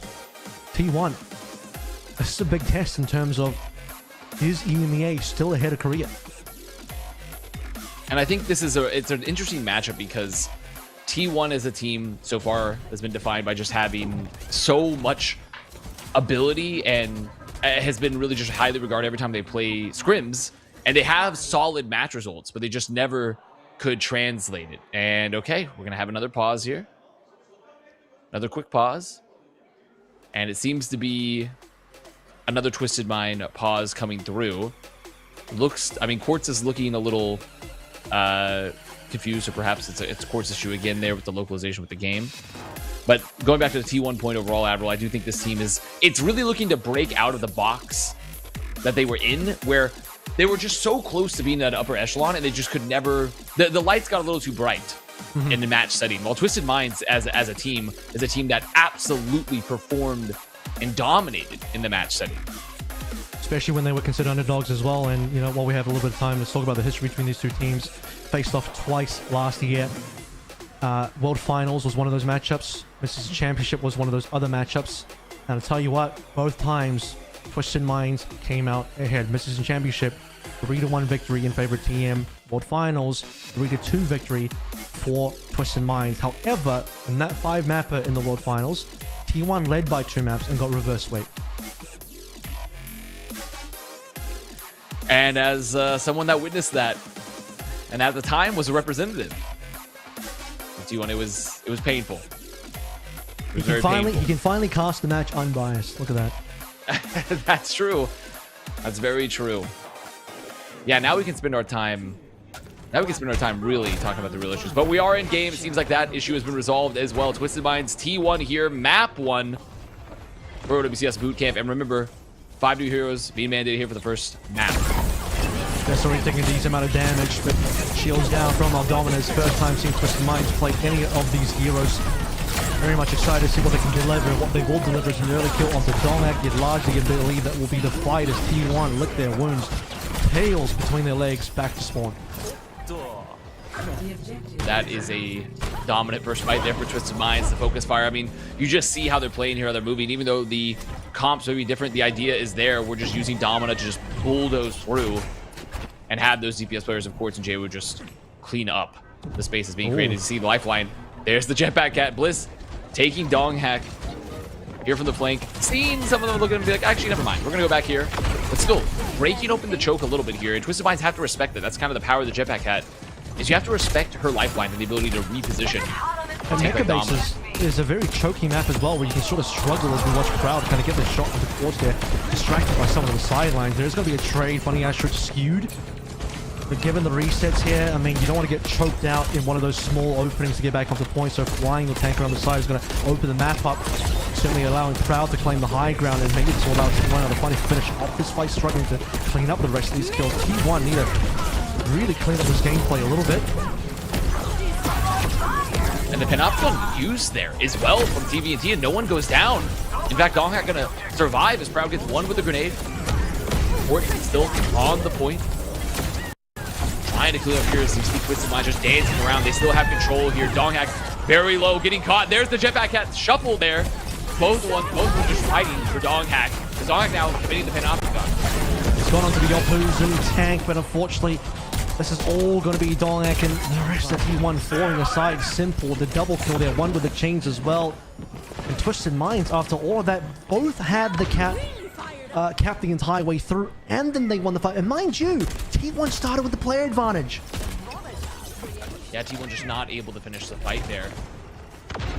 Now looking for the re-entry. We're pretty much in a last fight situation here with 90% on the board here for Twisted Minds. Bliss trying to reposition Donghack again to pressure the point. Gonna put him on the high ground here first. Take a little bit of space before needing to touch. Maybe it's gonna be Bliss going for the touch here. 97, 98. Oh, as Proud goes down. Massive kill. Pikai Sanctuary from Skewed. T1 need to try and save the day somehow. Jwoo has been traded. Does he get the res? Surely, I thought Jwoo would have had the res. Did he get killed there? Maybe used the wrong ability the wrong time. Gonna see Bliss as well, try and drag the other cat off the map, but TVNT has killed Donghack in the meantime. This is going aside and a ride for T1. Proud needs to try and get back in and contend using his override protocol, but his team is largely dead at this stage. If Skewed goes down, there might not be anything left to play with. Proud down. TVNT though getting traded. Both the supports still up for T1 here on the point, but Astro making it back. Jwoo there. Skewed trying to clutch it up, but just not enough. And T1 100-0 here. And just not really able to finish the fights, Admiral. You called it out earlier. And right now the issue is they're just not able to finish the fights. The individual pieces are there, but just lacking the focus, lacking that execution. And they even included a punish on Jwoo there. I think, I'm not too sure. Looking back on it really quickly, Jwoo, he dies at the same time he ults. So either, I do believe you have to be dead first to get the resurrection. So he wanted to do a normal ult and he probably just pressed too early. So had his own life kind of costed there. This is that opening fight that we did see where T1 was just routed completely. But was that secondary sort of middle fight, the one where, you know, T1 was delivered a kill by Proud and they started with a player advantage. They just like slipped through their fingers and then suddenly TM are on 80% plus. We're doing well. And here you see the Jetpacks taking their beloved Dominas here to the flanks, moving them forward. As Donghack looking to take a very aggressive position here. And just pressure TVNT off this flank. I mean, TVNT already half HP. Putting a lot of pressure, a lot of early poke into the take there for Twisted Minds. Dragging the Domino along like the cat wants to show you her favorite toy. It's to true. get ourselves onto the point. You're a cat owner, you know. And Donghack is, again, in a little bit of trouble. He's taking a ton of early damage. Jwoo sensing blood in the waters, and Donghack might just be the meal that Jwoo consumed today. Zest gets simple first, though, so Donghack has somehow survived. Clutch healing from Skewed and Bliss keeps him up. Twisted Minds are not quite out of it just yet. So I've 4 to play through, but they are largely backing out. Okay, now the HP bars are a little bit too low to contend with. Much better fight here for T1. Early pressure, takes the flank, keeps the pressure up, and then just setting up Proud and Zest in particular, just delivering there a bit on the on-run. And on-run, such a fun hero as a kit design. You're really in that position as sort of a Genji Tracer type where you want to go for these aggressive picks, like get in, get out. You have a little bit of sustain, especially when you get the major perk for the Dancing Blades, particularly that E. But now Twisted Minds trying to walk on in. They are going to have Panopticon very early here for Donghack as well. So they could try to commit for just a quick fight win, potentially, as Twisted Minds go for the long rotation. Proud also looking over towards his overdrive. Okay, Kai Sanctuaries to block that one out. Some big damage, of course, to start things out. We're getting more the ultimate Panopticon out first. Both teams will be using that one, but Skewed down first. Wonder where our cats are at this stage in the game. Maybe it doesn't really matter because it's Jwoo and TVNT lighting up the kill feed and stealing the show for everybody else. T1 will get this point flipped over to TM side of things. 44% is all they're going to have. Bliss is not going to have the opportunity to ult that fight. A bit of a disastrous engage there for T1 because you see the Panopticon go over Donghack, get blocked by the barrier for TVNT, and then Proud committing the ult, going on up, just not able to find anything, unfortunately, with the override protocol, and gets punished pretty low, so you can't even commit. So now T1 looking for the recontest. The Sanctuary is going to be up for Simple, pretty close to double DPS ult themselves, Twisted Minds, so they have a very good operation, very good chance here. And a lot of pressure potentially just for Proud to find an early pick on the flank. Maybe Bliss committing the Cat ult here, maybe taking someone off the map, just dragging him to the rest of the team. Funny Astro will be there for the save, but that ends up happening. Well, Zest is just going to go down early. Has to be forced to res into play even as low. Saved maybe by the Kekdai Sanctuary as Quartz will try and turn the fight over the other way around. Joe's done a ton of damage, by the way, on his Vermilion Ascent. And starting now as T1's HP bars falling by the wayside. Twisted Minds have more ultimates. They have more players alive. They have the point under control as well. It's a team kill, and they've overtaken in terms of the point capture.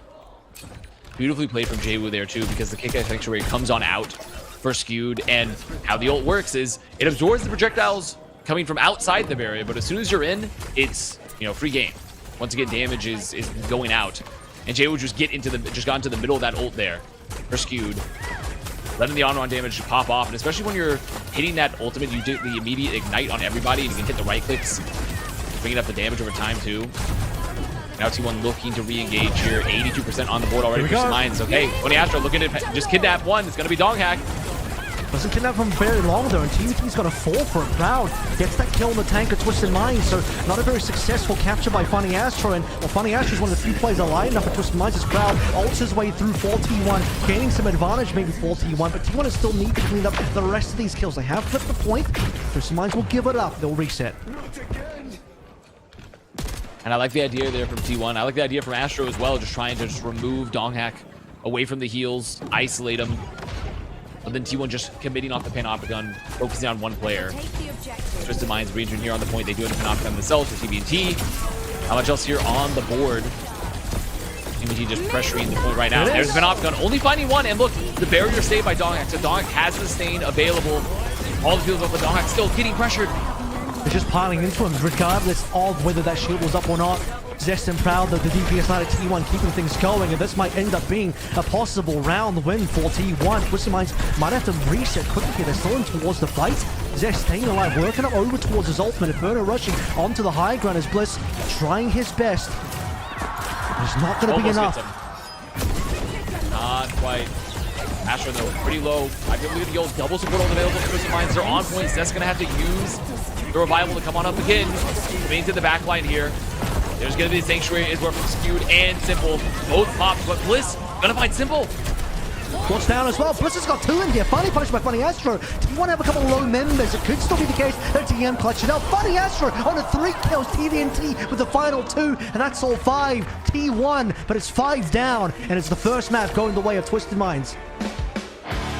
Beautifully played there from Twisted Minds. I mean, they just look really confident comparatively, and additionally, Astro, again, when you put a very mechanically talented player on the Jetpack Cat, the Cat is so good at cleaning up the post fight. When the players are low, you have that really high mobility. You have the minor perk that allows you to, stun, or rather to slow, put an extra bit of damage, and the dot. And Astro made full use of that mobility there to clean up.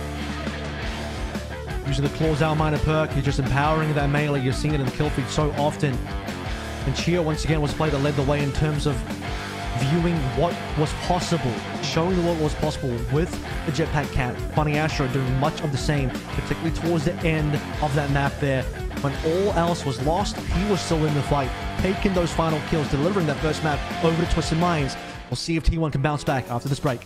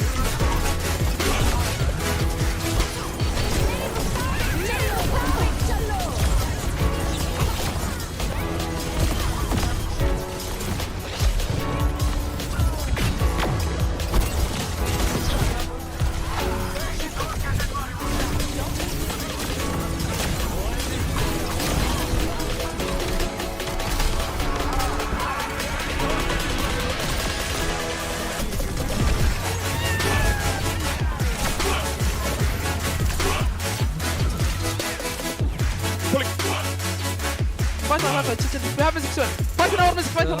Yeah. Oh, no. Have it. Nice,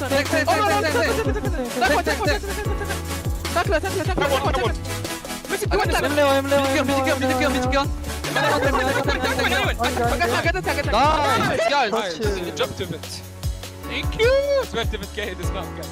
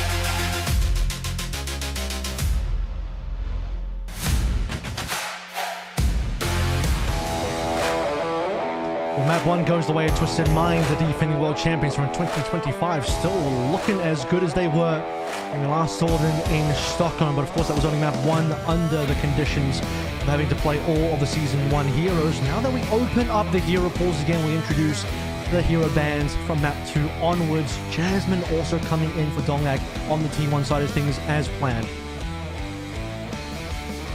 There he is. Now he's in. Makes a lot of sense here too, potentially with Dominant not going to be played for them as we move forward. Jasmine just such a great addition to this team, adding a lot of flexibility to the roster. Nudahong is definitely a world-class player. And T1 struggling a bit, obviously, and you look at the matchup there, losing the map, had some fumbles, but maybe mark that up to just being unfamiliar with the heroes. This is their first time really using them. Twisted Mind, I think, taking a lot of the base principles they had of A, being really good at the game, and B, being very, very good at pulling up the aggression from B and P. They're just moving together as a unit. And it works really well for them. And we'll note as well, though, that Jasmine did come through and play some extra Domina even when it wasn't required. Map 2 versus Dallas Field, Jasmine brought out the Domina again for Midtown, but more importantly, you talk about his player of the match from T1 yesterday, and their win against Dallas Field was Zest on the Vendetta. A lot of what we saw in the success of Leave from Weibo versus Falcons, Zest was doing on the T1 side against the Dallas Field, but T1 this time will pick Blizzard World, the map they did not play yesterday, so it might be an interesting change around in terms of something we haven't seen yet. It's a scary pick here. Okay, immediately with the ban for Kiriko, denying Twisted Minds the chance to play, Lucio Kiriko, which is something that they love to play. But it's still an interesting map overall when you're playing into someone like Quartz, right? Because Quartz just so dominant. We talked about on the hit scan in particular. Ooh. And you're taking them to a very hard hit scan map, and it's going to be the Vendetta ban. Target ban straight away. Yeah, TM paid attention to yesterday's games for sure. They saw where the strengths of T1 were. Vendetta in the hands of Zest was an absolute force to be reckoned with. Want to make sure that TM can remove that threat early, get an early advantage in this set of potentially 5 maps, and get a 2-0, forcing the match point, forcing T1 to have to reverse sweep. So now Zest, think about his options here. You can see fingers to the temples as the team has to discuss where Zest needs to take this now. You still have a Genji in play. Tracer's an obvious option, which is probably his #1 choice after Vendetta has gone out of the picture. Kiriko being gone is going to definitely, as you mentioned, remove the Lucio Kiri composition. However, I think Wu Yang still being there. Lucio Bap is still going to be there as well, depending on what your playstyle is going to be. Jetpack Cat is not uncommon. We've seen Chio run that on plenty of maps that wouldn't necessarily think it'd be a good pick on, but this world could still be pretty decent for it. And the one thing for T1 here that, you know, when we talk about the roster changes, sometimes in a map like this, especially with the sightlines being so long, you could have seen the potential in the past play like an Ana, for example, with Vigilante, but Vigilante obviously no longer on the squad with Bliss coming in, and Bliss now a little bit more on that Lucio Wuyang type of picks. So you're not going to be seeing, you know, as often those double flex come out for T1 here. Just a little bit of interesting for them is that they've lost a tiny bit of that flexibility, though obviously they've gained Bliss getting to play Lucio with them full time, pretty skewed there over the flex. I do think Tracer, Genji, both very good picks for Zest, someone that has been very prominent on those heroes. You can use the mobility for Blizzard World. But we'll see as we're getting ready to head into the map. Sometimes I would have said, you know, possibly a Flyer on this map, maybe a Zest Echo or Fire. He's sort of known for those as well, but I think Blizzard World, the sightlines are a little too good for the hit scans, where Quartz and Proud, but particularly Zest will be going to Quartz. I feel that's a little bit dangerous. But very good hit scan map, so I think Quartz versus Proud has to be the matchup to look for. And let's see how well they do on our map 2.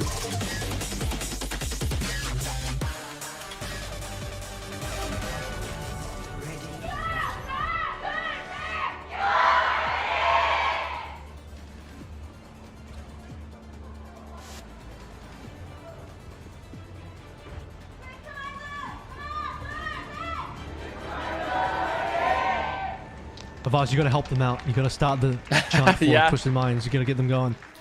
I do love how the crowd, you know, the fans, they work together to sort of determine, like, okay, like, you know, so especially when you have a lot of hometown heroes per se here in the arena. I'm like, okay, how are we gonna get the chant going for the other team? And you know, they get it done. They get it done. I've been that guy. I've been that guy before. Live in the arena there for, I believe it was OWCS Korea 2024, and it might have been, it was one of the less popular teams, maybe one of the non-Korean teams, and well, I was like, this is my time. Sometimes a moment just calls for you to step up, and that moment will now be for the players in this particular match. We're talking about Quartz versus Proud matchup here, but look at this Jasmine also on the Sigma to start with. Definitely a very interesting pick here. I mean, you can take really aggressive angles with the Sigma, and Sigma, you know, comparatively, like, let's say Domina, a bit longer range option comparatively, does also still put pretty good damage. You can also put the shields up, just give your hit scan, give your Quartz some options to take really aggressive angles. And it was skewed on the Ana.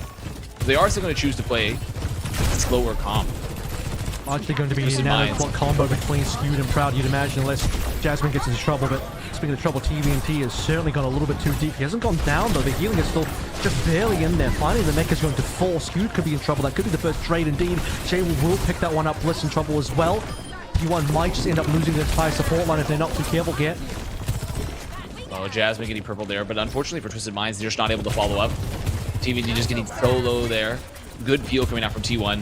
Proud moving on back to just peel over for Skewed, who doesn't end up going down. And so, first fight, still relatively tied, but going the way of T1 here a bit, keeping all the cap off as Jasmine just continues to poke.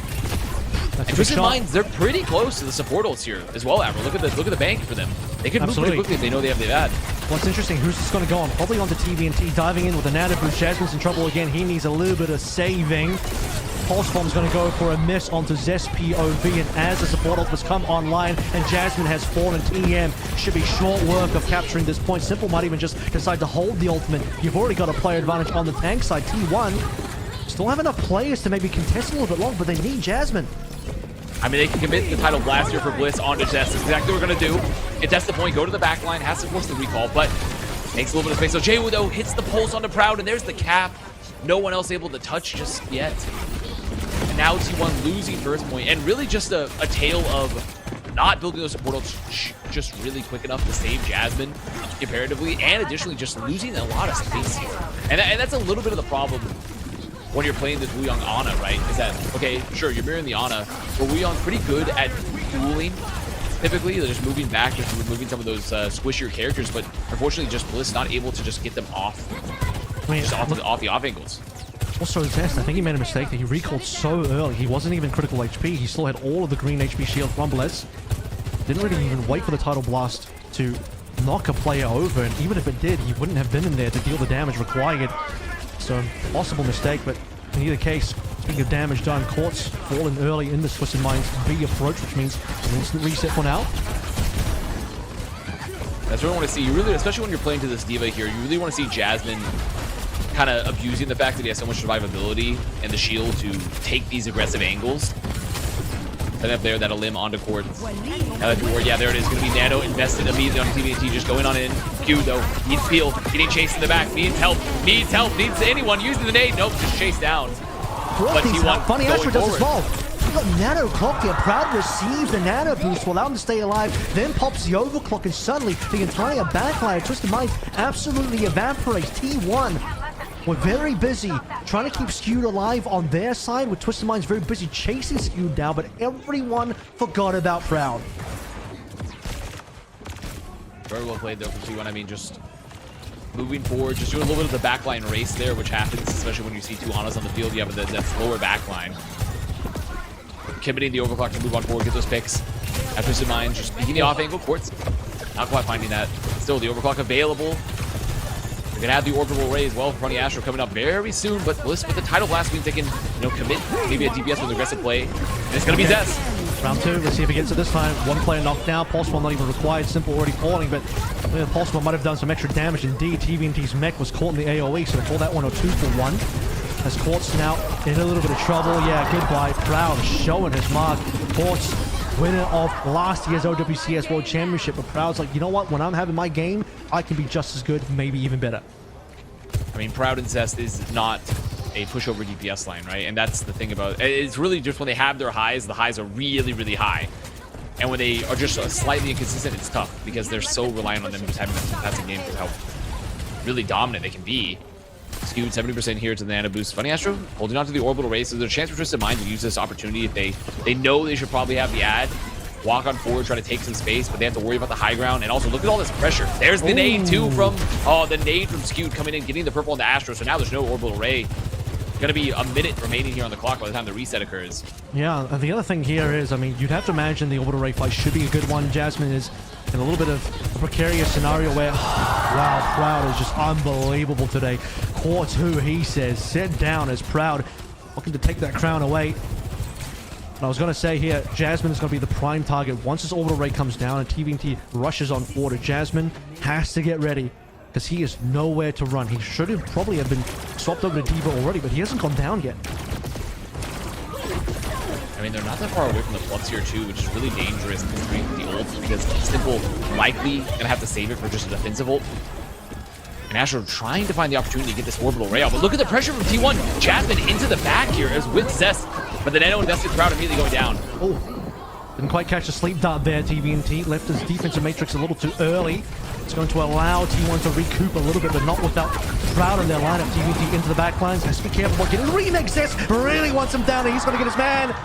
No Baby Diva, no Mecha either. 17 seconds left. Jasmine on the front lines was still contending with the rest of Twisted Minds. So both teams now no tank. T1 slightly more ultimates. Final fight now 7 seconds. And also because TVNT goes down, I mean, they don't have a tank to just rush to the point. They're going to have to commit Jwoo. Get that touch. And Jasmine making their way back. TVNT, though, a little bit faster, obviously, with the Diva. Proud heading to the high ground. TVNT, they really want TVNT to anchor the point here. They have to be worried about the split when the overclock comes out here for Proud. So Proud trying to make it to the high ground. So they're going to be, there it is, Tidal Blast coming out onto the backline. Stick. Orbital ray did come through though. Twisted Minds, they can use this one. They need the healing right now. Simple is the only healer alive, and not for very long. Proud makes short work of double supports in the backline. Jasmine's got the front covered, and with all of that, T1 have all of the angles secured. Twisted Minds looking a little lost on that B push for this Blizzard World map too. Uncharacteristic. Maybe they do lack the UB leadership in the team that they previously needed to get that World Championship, because this one was getting a little sloppy, slow, and indecisive. Not the Twisted Minds we remember from last year. I think additionally, just composition-wise, T1 with a great comp here with Jasmine playing this really aggressive Sigma pick. just constantly taking space. And I think when I look here at the Wuyong versus the Ana Wuyong versus the, you know, Juno Ana, Astro really wasn't getting a ton of value here with the Juno, all things considered. Not even finding great opportunities to use the Orbital Ray. I really think the Wuyong just gives you that. Yeah, I mean, the Wuyong just gives you so many opportunities to, especially with the orbs, once they get empowered, to pressure off a lot of the flankers, empower your flankers, as you saw with the Tidal Blast going on to Zest. You look at Juno and you're like, okay, what does this comp do? Right, with the speed rings, mostly you're using it to maybe give your backline a little bit of boost because or throw TVNT with the Nano, just threw it really quickly, burn down one person. Definitely just not getting quite as much value, I feel like, Bliss was on the Wuyong either. Want to point out, by the way, people might not have caught it in time, but Bliss is dealing more damage as a Wuyong than the DPS line of JWoo and Quartz. Not combined. JWoo and Quartz both have about 4,500 damage dealt each on that previous half. Bliss sits on 5k and he's a support. And I think that's the power of the Wuyong here, right? When you get those empowered orbs and you get those perks where you can even do more damage, he's just so good at pressuring flankers, especially when you have a really long map like this. You're very, very strong at dueling and just sending out poke onto this kind of squishier DPS player. So check out this comp change here as well as TVT. Ooh. Yeah, that's nasty. TN already in struggle street here early on the 8-point defense, but you can already see the Simple's actually on a Brigida, a little bit uncommon, not really seeing a lot of Brig in this particular meta. Finds the Mega Pack in time to save his own life, but still TM are routed for this one. They don't have TVNT, he's in Baby Diva form, and if he doesn't get a remake here, things could get very tricky because this cap is flying away. I mean, this is just an interesting comp in general here, right? For this Wuyong Brigida, you're kind of all in on, like, let's pocket our DPS. Let's have our DPS make plays on the flank, get on the off angles here. There's the recontest coming on in. JWoo, though, gonna find Proud. That's a big early pick here for Twisted Minds. And the health not very high for T1. They are going to be missing some of that pressure there from the hit scan for Proud. Twisted Minds in a very strong spot. TVNT making everyone turn behind. Both the supports playing patty cake here. TVNT still gets one of the supports. Turns out one tank can kill a support even if they're trying to heal each other. And with a little bit of support coming in from his own teammates, he'll get the help required to clean up 3 members. JWoo in there providing a little bit of extra damage. And TVNT has managed, despite being the one that lost his mech originally, to be the guy that actually saves the point. Really interesting comp here for Twisted Minds. You're seeing the fruits of that, honestly, where you're just keeping this constant pressure from the DPS, from JWoo in particular, and Quartz both, just into this backline for T1, because Bliss and Skewed both very, very slow. They have some sustain, right? But once the Ana uses the nade, she doesn't really have much else in the tank. So a very interesting idea here from Twisted Minds to play these long angles for Blizzard World. Yeah, again, Brigida, I think is definitely uncommon in the current meta, but the funny Astro JWoo combo, the Tidal Blast, looking for Proud, gets in, Pulse Bomb, nothing to save, as Skewed already used the Nano Boost a little bit earlier. There's no Kiriko in this match either. Bliss, I don't think he actually quite had his ultimate in time, which is a little bit of a mistake, but TVNT says, I'll take it, and then some. Give me all your members. Give me your lunch money. A minute 40 left. Give me this map as well. I mean, this comp is just so... I love the comp that Twisted Minds are playing here because it's very creative. It kind of reminds me, it's not the same really idea at all, but it reminds me of these very low sustain comps. But really, Wuyong Brigida, you can get a decent amount of sustain, honestly, from this composition comparatively. It reminds me of like the old Lucio Zenyatta comp, where you're just playing to burn one person, but now you're just playing to power. Yeah, I see it. Yeah, Skewed. Now onto the Brigida, the pressure that was coming out from this composition, I think just a little too much. Especially if it had the Ana get played. More sense from Skewed because you're wanting to put the whip shots into TVNT, but what are you going to do against Quartz at this stage? Zest trying to deliver the Tidal Blast again. It's going to get blocked by the shielding from Simple, who's rallied his way through. Meanwhile, Proud versus Quartz, that one's going to go back the way of Proud once more. Maybe this is the chance. T1, they have a play advantage, but it's only slight. Zest onto JWoo. They're still alive at 1 HP, and Jasmine gets blown up by the Diva Bomb. That can't happen. T1, 40 seconds remaining. Proud force slot TVNT, looking like the MVP. Change your name. Cut down the numbers and the letters. You only need 3 of them. And for Twisted Minds, this could be the full hold. Sub 30 seconds remaining. T1, they have to make it back. They're going to have the rally pretty soon. They're going to have to worry about the Tidal Blast coming out from Funny Astro here, right? Because, sure, you get a rally up in time, but you're going to have to use it to potentially keep someone alive here. T1 making the approach. 10 seconds remaining. You have to get some point pressure very soon. Rally's going to be up now. Twisted Minds, JWoo looking for the pulse as well. Just looking for the opening, but right now, Twisted Mind, where they want is this title blast. They want this bubble coming up from Astro. They got to play it a little bit slower. The slower this goes, the better it is for T1 because they do have the rally in play. How can TVT handle this situation? He needs to find an explosion, but I don't think he really managed to do that. Touch. So for the damage though, they barely get the touch, but Blitz goes down. That's the first kill of this fight so far. TVT looking for further targets right now. Twisted Minds sitting on 5. Rally coming through, and there is not a touch from T1. And I don't think T1... They have 3 members left, so technically speaking, they could have still touched, but just couldn't stay alive against TVT, who is so effective in getting to their backline. A really, really good idea there from Twisted Minds. I'm a huge fan of what they did, where they're just letting the DPS take these really aggressive fights, and then once you put this pressure across all areas of the map, even though your overall sustain is low, you have TVT just be the finisher. He zooms on in, eats the nade, eats the sleep, eats the heals that were coming out from Skewed, and just commits to the backline. And you can empower him with the Tidal Blast, with the packs. A really, really interesting composition coming out from Twisted Minds there in Blizzard World. TVT looking like the starter, the finisher, the alpha, and the omega all in one in that particular map. But Twisted Minds, they get their money's worth. 2-0 up in the lead now. We'll come back and see what happens after this break.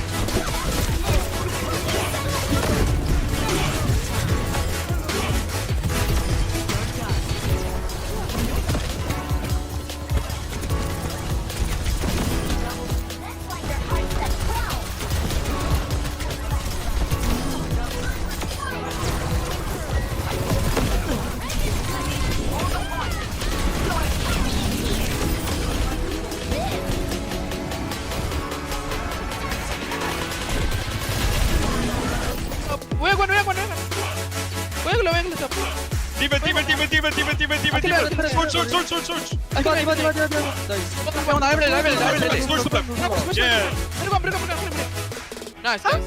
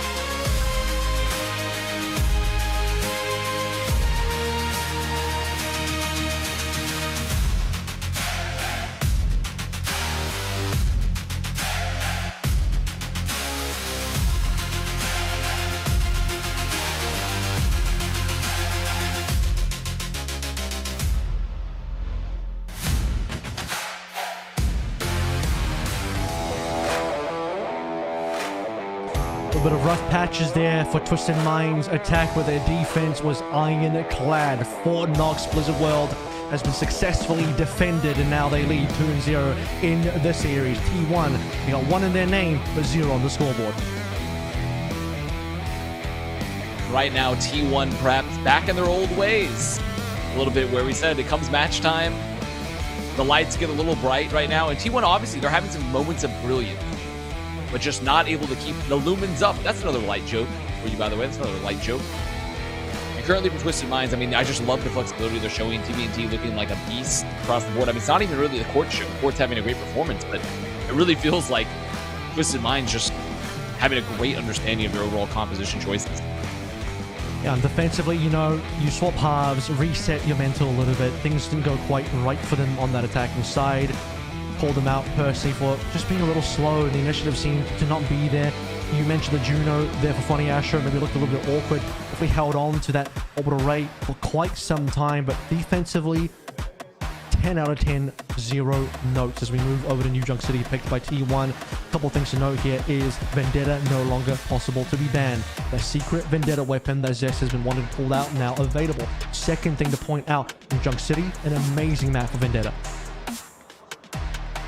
Yeah, if there was ever a map to get the turnaround started, it would be New Junk City, especially with Vendetta being on the board here.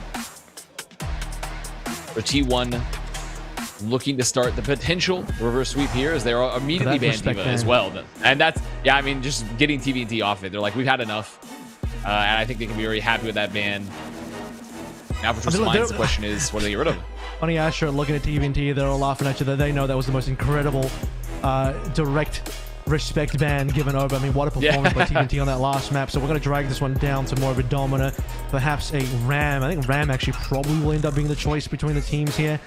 Zarya is obviously a great choice. Jasmine will consider Zarya more, given that he wants to play Vendetta with Zest piloting the Vendetta, obviously. Cassidy Gon's an interesting choice because you would have imagined that if Zest decides to go Vendetta, Cass would have been a good choice for Quartz. But he's actually going to remove that. Possibly, maybe they're concerned about a cat coming on through. We're about to find out exactly where these bans will lead us to in terms of comps right now.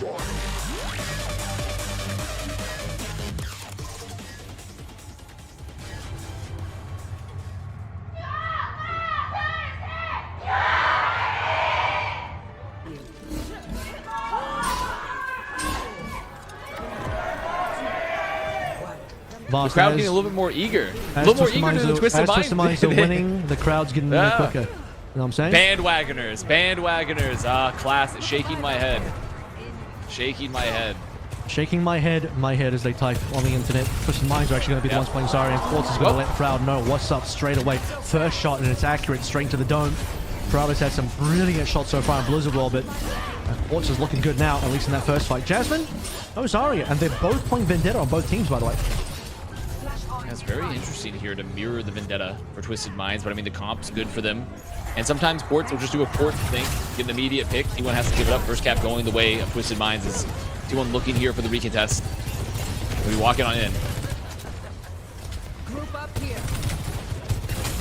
Slow going here, but of course, you have to respect Quartz's shots every single time he's got the ult available. Well, not just the ult, but the 100 charge available, I should say. It's 30% encounter for Twisted Minds here, so it's up to T1 to go first. And what Jaywu says, you're out of time.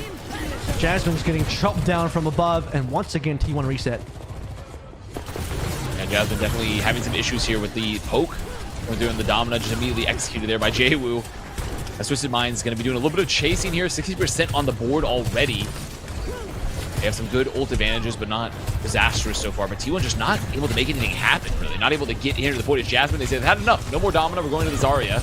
I'm surprised he didn't start on Zarya, right? I mean, starting with the Domina is a strange choice. Maybe he thought that TVNT wasn't going to be beginning on Zarya either. Probably underestimated Jaywu also playing that Vendetta. But we're nearing the last fight. In fact, we're there currently. Ultimate starting to come online. Scooter's actually going to be there alongside Simple, so it's going to be continuing rushing traded. TVNT taking a tiny bit of damage, Jasmine taking more damage. We're going to see if we can find a kill here via Jaywu, but Scooter's down first. Funny Astro, support or combat, Quartz again off the prowl. That's the point, it's gone. Oh, and the split from T1, I mean, it wasn't even a bad disengage there. They have some point presence, but Twisted Minds, just knowing they had the momentum, knowing they had the space, and they had to have one person on point, they just push. They just push, take the advantage, knowing they have that positional advantage, clean up the rest of T1, clean up the rest of the fight. Now still 4 ults about to be on board with Twisted Minds here. T1, though, The bank's looking good. This is the chance to start bringing it back. They know there's no rush available. Just could maybe pop an early rush here for Skewed. Heading to the second point here, bomb flags mentioned. There's Overwatch Surge available for TVNT. More ults on the Twisted Mind side. You enjoyed that one, I know. I did. There we go. There's the engage. Rush used there. Grab into the rush. Gonna force the beat out for Bliss. Funny Astro getting a slightly later one, and just Quartz firing at Jasmine repeatedly there. Quartz getting another. And I'm starting to believe Quartz might be a precious gem. What about it? Quartz might be a precious gem here, because this is a very sparkly performance once again from Quartz. And now it's another fight, and it's a big fight too for Twisted Minds, considering the ults they got on T1. They got both support ults out. Now Grab is going to be up before there's going to be a beat in front of Astro, knowing they had to use it. So T1, they have an opening yet again. That's sort of the name of this match so far. T1, they have the opening, but can they use it? Can they get the opening? Can they actually get something out of it? T1 can't be too slow going on this one, as Zest knows what the deal is, so he's diving in nice and early. Bubble expended there. Let's go time, says Proud. Overclock ready in hand. He finds his target. J-Root gone. No Sundering Blade for this particular fight. Twisted Minds. Let's see where the response is. TM might just be leaving the point if they don't want to contest it. Well, they might be forced to now, as Funny Astro finds out exactly how accurate Proud can be, including Quartz as well. Okay, Proud. There it is. Another Proud moment. It happens. Good flip there, only having to use that overclock as well. Didn't have to commit the grab. And this is where, if you're T1, it might be worth it. You have two options, right? You commit the grab early, knowing there's no beat, get a pretty easy fight win, farm up your support ults, or you hold, you wait, just burn the time off, hoping that your supporters are going to come up anyway, so you can just equal TVNTs. And no, it's going to be the aggressive grabber. They only find one, really. It's going to be TVNT, but they get him. TVNT is a prime target if you can find that kill. So Tank gone, and Jasmine will convert that into a secondary.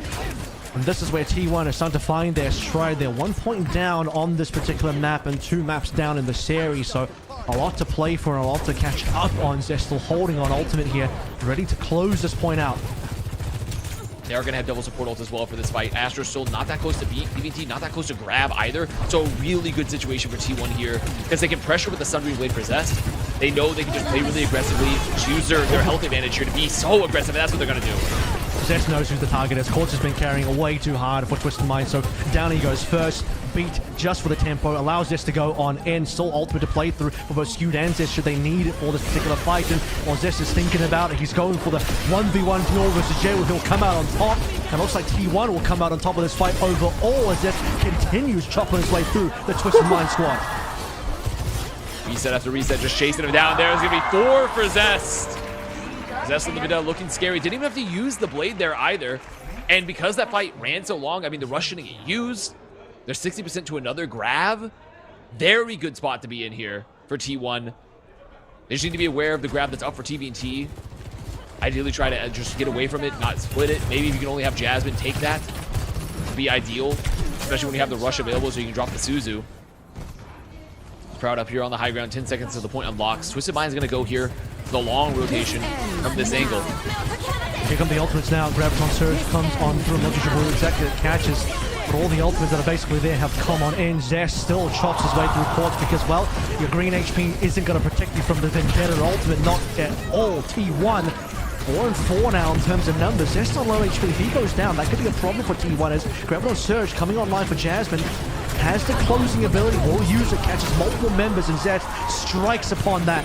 Members caught inside the grab. That's going to be the fight going over to T1. I mean, and also a great fight. Really good exchange there, too, because Twisted Minds never got the reflip.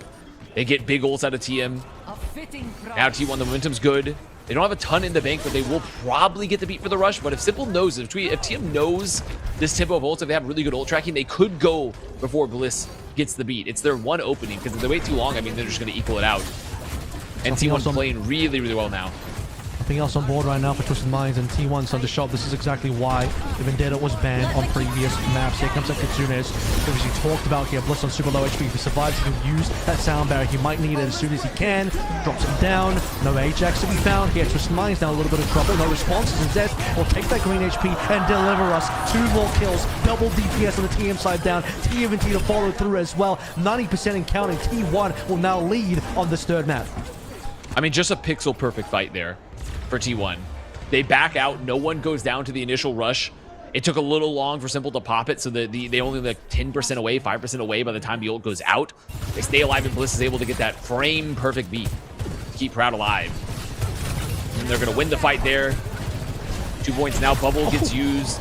You see Jaewoo already has to back all the way out. Jaewoo getting so pressured. Zest, they see the pressure. TVNT goes down too. But Zest always down in return. TVNT falling. It's a better trade for T1. You lose Zest, who's carrying this game for you right now, but losing the tank means that TM cannot approach. As the point unlocks, it's T1 that is in control so far. Both teams will be regrouping really quickly for this one, but there's only one support ultimate online that's coming from Skewed. Lions trying to make their way in, not going to stop the cap. Strikes. These were both squads, and Zest finds ports there on the angle too, just playing the distance. Now they're going to chase them down. They saw the Suzu. I mean, this should just be a chase down here for T1. Ideally, they shouldn't lose too much. The Proud's going to make sure he's got 2 kills, but it's still a 1-for-1 in terms of how the kills have gone so far. Low HP is going to be TVNT, and low HP to 0 HP will be delivered. Proud still holding the high ground. Jaewoo and Zest both used the Sundering Blaze at the same time, but not too sure if we got too much out of that one. It's TMVNT kind of catching strays here and taking down early. That is costing Twisted Minds a little bit. They definitely don't look as confident playing the Zarya Vendetta comp as they do on the D.Va comps. And this is another really crucial fight here for T1 because they know they're supposed to grab it. And actually, okay, it's going to be TVNT going early before they have the beat. Oh, the boop! The boop tried to deny the beat, coming in a little too late. All good. Comes on down. Jasmine out. They really don't want to lose this fight for Twisted Minds. Obviously, this is in the map for them. And Skewed holds on to the rush. Bliss going to have the beat for the following fight. And now with TVNT going so early, right? Sure, get a fast fight win, but double support available here for T1 and the grab. And they have 81%, so they need 1 fight. 81% is enough for a final fight scenario to come through. He pointed this out, but more than enough in the tank in terms of ultimates and resources. Send this one home and put the first map on the board for T1 to take us to a map for Twisted Minds. Still do not quite look like they're in full control just yet. We'll see how that pans out now. Court's first kill onto Skewed. Bliss, he's a little late here. He's beating, catches Jasmine just in time. Proud takes Quartz down, low HP. Funny Asher and Simple fall. And we saw a lot of what Zest could do, but now Proud might be the closer that T1 needs. Nobody alive. T1 will get the flip. It will be time to touch. TVNT's gone ball. It was very nearly a Quartz moment. Very nearly a Quartz moment there. Lived a second later, maybe gets another with the overclock. The TVNT with the ball to get the touch. No ults on board here for Twisted Minds, but really nothing for T1 either. So we're in a neutral fight with a ball. Here into the Zarya. Quartz on Tracer as well, so unfamiliar territory for Twisted Minds. This is not what they usually play. Neither of these two players known for the heroes they're currently piloting. They've gone these heroes to get to the point quickly. And what's happening quick is Zest chopping Jaewoo away. HP bars are low. Oh my goodness. Takes advantage of that one. Funny Astro is still low. Zest still alive. Gone now to TVNT. Maybe he does play ball. Maybe Bro does know ball. Twisted Minds looking like they might have found control here. T1 still in this fight, but where are they right now? What can they still get done? And the flip was just so crucial there. TVNT keeping that point pressure. So though now they have to still get the recontest here. They have to fight point for T1. So this flip so big for Twisted Minds right now. There's gonna be the ult coming out. No one goes down though. Zest doesn't find anyone. Good belt. Yeah, very good bubble. Jaewoo, next ult coming online. TVNT staying alive. Proud's gone. Simple's taking him away, and that's one of your crucial players. Simple, the support player, has just committed crimes against T1, and now Simple's not done. He's going to finish this one. Twisted Minds are looking for the comeback on this third map of New Junk City, and we're going to go to 5 full rounds of this map now. Miraculous comeback. Miraculous recontest there for Twisted Minds. I mean, just beautiful play. TVNT keeping the contest. I mean, it just all comes down to that flip that happens in that last fight situation where then they had to send Jasmine to go anchor the point. They can't chase down any of those limbs. So important there for Twisted Minds. And now they're going to have 4 ults here for this fight. Double support ults. A pretty free fight here. And ideally, if TVNT can just like isolate them here with the mines, force out a lot of cooldowns early, you might be able to just get this point for free. Still a very awkward comp for Twisted Minds. Quartz has obviously changed over back up to Surge now, and we're Proud. He's far and away ahead on that overclock, trying to deliver that damage. Speaking of damage done, Funny Asher is not going to have a beat for this fight. It's been a bit of a rough go for his members. Proud's going to make it even rougher if he can. TVNT, surprisingly, has been stable on this ball, but can it be enough? Because Twisted Minds perhaps have lost too many members. Cap's already gone for T1. TVNT chasing, trying to chase down Proud. Is going to get the chase down. I mean, TVNT on the ball here. Keeping the fight going on the long end of it, honestly, just keeping it. continuously fighting. It is now Twisted Minds trying to make it back with Simple. Just there on the point. Does have the rush available. Going to counter with the scoot. Jwoo, Severing Blade, wants to chop through all of that green HP. Can he find something? Doesn't quite look like it's it. Might have actually called the end of that blade, and Jwoo knows it. All the support ults have been pushed through now. Jasmine uses Crab in the middle of that fight as well, but Cloud crucially gets forced down. That's most of your damage gone. Jwoo now has to do the rest of it, but cannot, because Cloud is just continuing to dominate here. Jasmine low HP, but Jasmine's still alive, and T1, they're pushing to 80%. Twisted Minds have one more reset left to play through. I mean, Simple still just getting so many elims here. Proud popping off at Simple, trying to make it happen.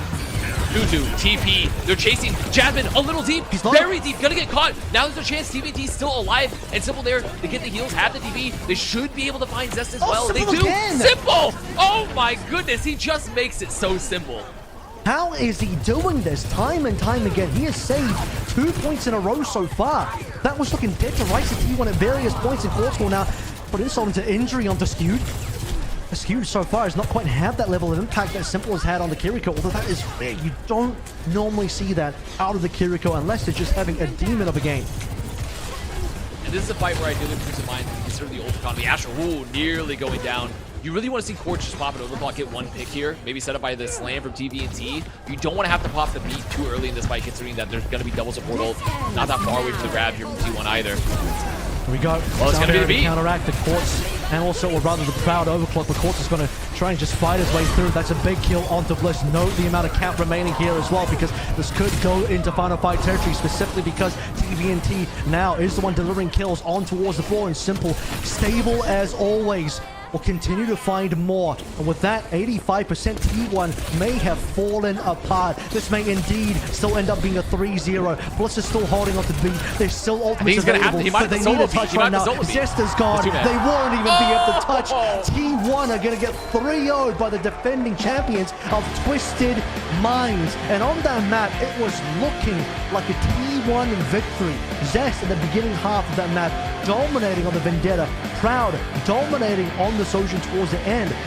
But he sneaky swapped the ball to touch him, then TVNT stays, deals damage, stays alive, and just mechanically does his job and gets kills. And then Simple on top of that, absolutely farming on Kiriko. That is unheard of. And that's why this is a World Championship caliber team. Someone's hit the camera there. You see a little bit of a collision happening there with the camera there. I mean, it might have been the aura. It might have been the Twisted Minds aura hitting them there on that camera. And I mean, really, just what amazing hero plays coming out. I mean, we talked so much about Quartz going into this, and Quartz, a solid series, but really a little quiet. It was the TVNT and Simple show.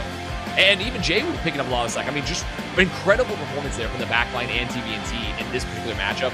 TVNT with that ball swap, like we talked about earlier, really paid dividends. Making them chase, getting the contest, getting a crucial flip, following up that damage that was being put out. What an incredible performance from the tank player there for TVNT. I mean, really, just can't talk about enough. Weirdly, the Zarya, which should have been his primary hero and wasn't working out. They were losing the Zarya mirror. Consider that one. They were losing the Zarya Vendetta mirror. Zest was absolutely taken, all the TM, Jwoo included, out back and completely demolishing them. But then you have the swap up. You have the Simple clutches on the Kiriko. You have the fact that TVNT goes ball, not because it's one of his crucial signature heroes. He goes ball to initiate the touch because they're about to lose. But then it keeps on working, and it doesn't stop working until they eventually win. Yeah, I mean, just a really, really incredible performance there from TVNT overall, and Simple, of course, like we talked about. This team, I mean, there's a reason they're world champions, and sure, they made a roster swap. UB obviously not here in the server right now playing the Symmetra, the ever-present Symmetra, the ever-humble Symmetra. And we'd put some doubt sometimes, like, oh, do they have the coordination about UB? Obviously just one match, early preseason, new heroes, new meta, and player of the match is going to be TVNT, which I think is incredibly well-deserved. I mean, just looking at the Devo alone, it was enough to really show you the capability of what he's bringing to the table. But you then add on the fact that he's got that hidden ball coming on through, and like I said in the middle of the cast, maybe bro does know ball. That was more than good enough to take down T1. I'm sure Dongak is shaking behind the scenes as well. He wasn't even in the game playing, but Ball is Dongak's signature here, and he's out there looking at TVNT playing like, hey, is Ball actually secretly meta? Maybe I should have been subbed in. These are the kind of questions that T1 will need to ask themselves, as in a single elimination tournament, T1 have been eliminated. TVNT and Twisted Minds to move on with a stunning 3-0 performance. And you just think about the range of heroes that TVNT played, right? We had the Dama the first map, we had Wall, we had Zarya, we had Diva. Just really, really well played from TVNT across the whole series. And he looked monstrously good. And what's so important to think about too is how flexible not just the hero pool is, but the style, right? Because if you think about the style between Domina, the style here for how this Evo was played when we were playing Wuyong Brigida to just pressure the backline at the right moments after his DPS put in the pressure, and then go ball for Contest. Just an incredible play here from TVNT. So now to the stage with our interview with TVNT. This one will obviously be in English and translate as well. 네, 오늘 준비된 세 번째 경기 트위스티드 마인드가 3대 0으로 깔끔한 승리를 가져갑니다. 승리 축하드립니다. Congratulations on your victory. 오늘의 POTM TVNT 선수가 차지하게 됐는데요. 현 시점 최강팀의 면모를 정말 보여준 오늘 경기가 아니었나 싶습니다. 자, 오늘 트마의 부트캠프 첫 경기를 만나볼 수 있게 됐는데요. 경기 소감 한번 들어볼게요. Oh, please, say something for to this match. I would thank all of them. It's amazing fans, to be honest. I didn't expect all these fans. Thank you all. 오늘 재미있는 경기고요. 그리고 감사드립니다. 네, 그렇습니다. 자, 오늘 TVNT 선수가 게임을 시작했고 게임을 끝냈다라고도 말할 수 있겠는데요. 1세트 도미나도 완벽했지만 2세트 디바로 시작해서 정말 T1을 디바로 묶어놨습니다. 그리고 3세트 볼까지 완벽한 탱커 캐리를 보여줬어요. 자, 신영웅들이 섞이면서 신경 쓸 부분들도 좀 많아졌을 것 같은데 오늘 경기 어떤 부분, 어떤 포인트를 신경 썼을까요? You have shown a great performance with all the tank play. So, what did you concentrate on most?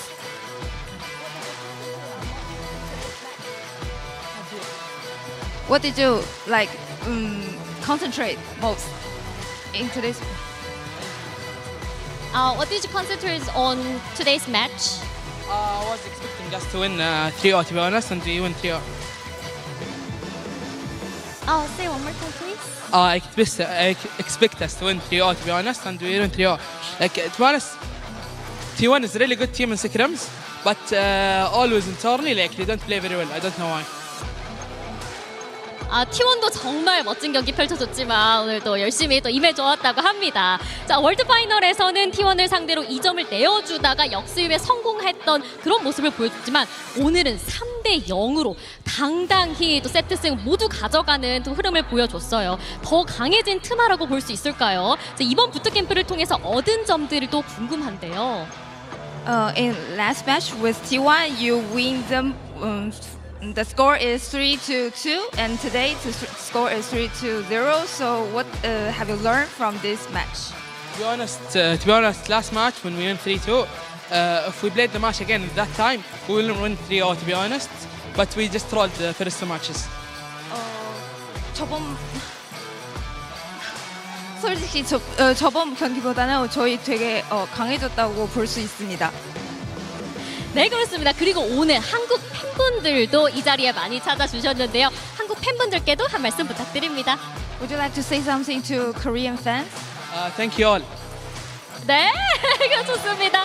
자, 이렇게 오늘 트위스티드 마인드 멋진 캐리를 또 보여주면서 오늘 승리를 가져가게 됐는데요. 자, 다음 경기 버투스 프로와 팀 리퀴드가 기다리고 있습니다. Righty, well there you have it. TVNT player of the match, Twisted Minds, swiftly going through 3-0, but we're not done today. Still a match to play through. Virtus Pro Team Liquid right after this.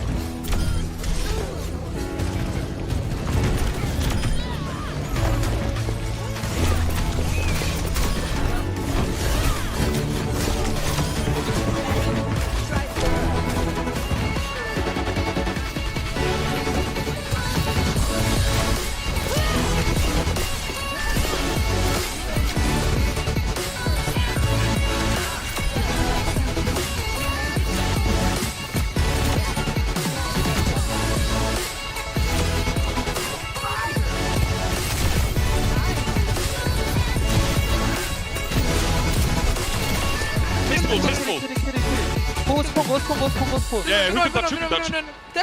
Tracer got a touch. Tracer the raid. Kill touchdown, kill point. Kill touch. It's a pocket point. 루시오 나이스. 와,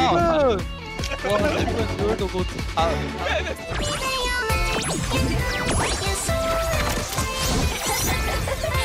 Brighter than a shooting star. Do your worst, or I will.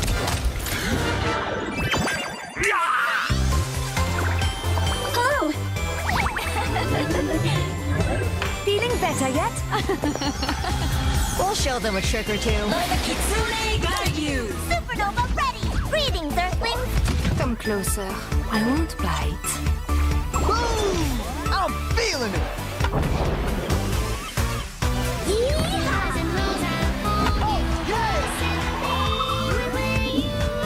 Prove your skill. I'm in the groove. Be uplifted. Incredibile.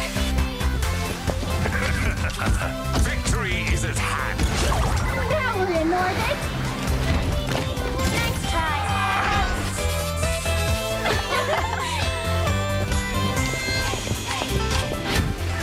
F it up. Magnifique. How do I look? Oh,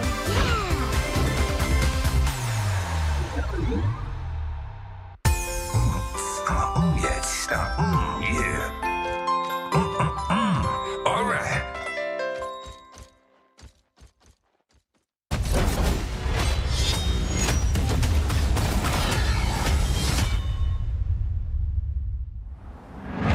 The world has changed. A new enemy has risen. The power of Talon, now under my control. This is a fight we cannot lose. The war is here. Let's fight fire with fire.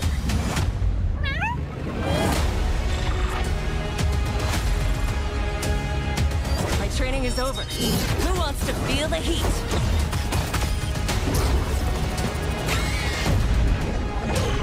I do enjoy a hostile takeover. Time to show them what we're made of.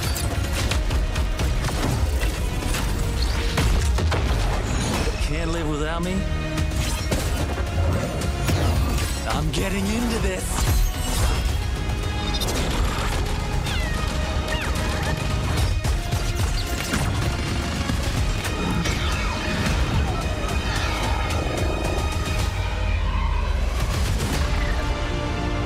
Anyone can make a difference. The choice is yours.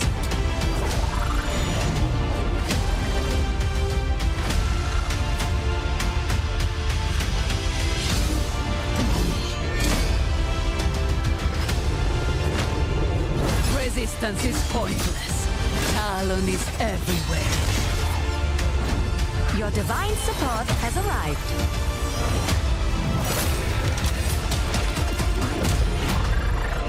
I have landed among the stars.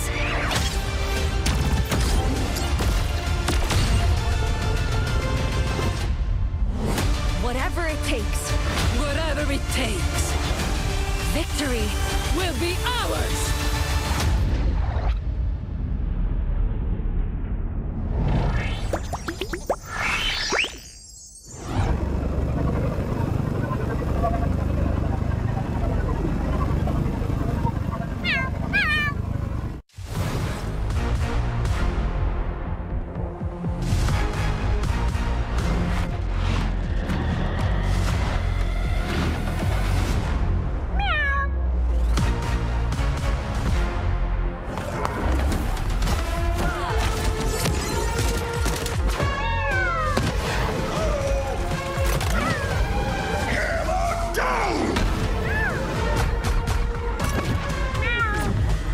blazing a path.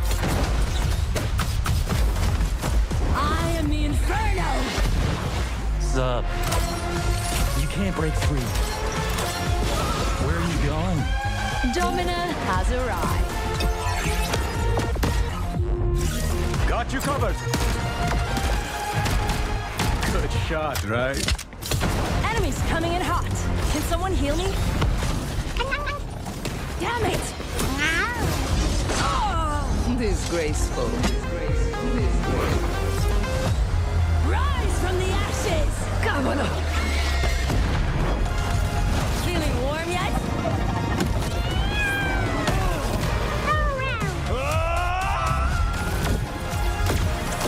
Such a ball. Too easy.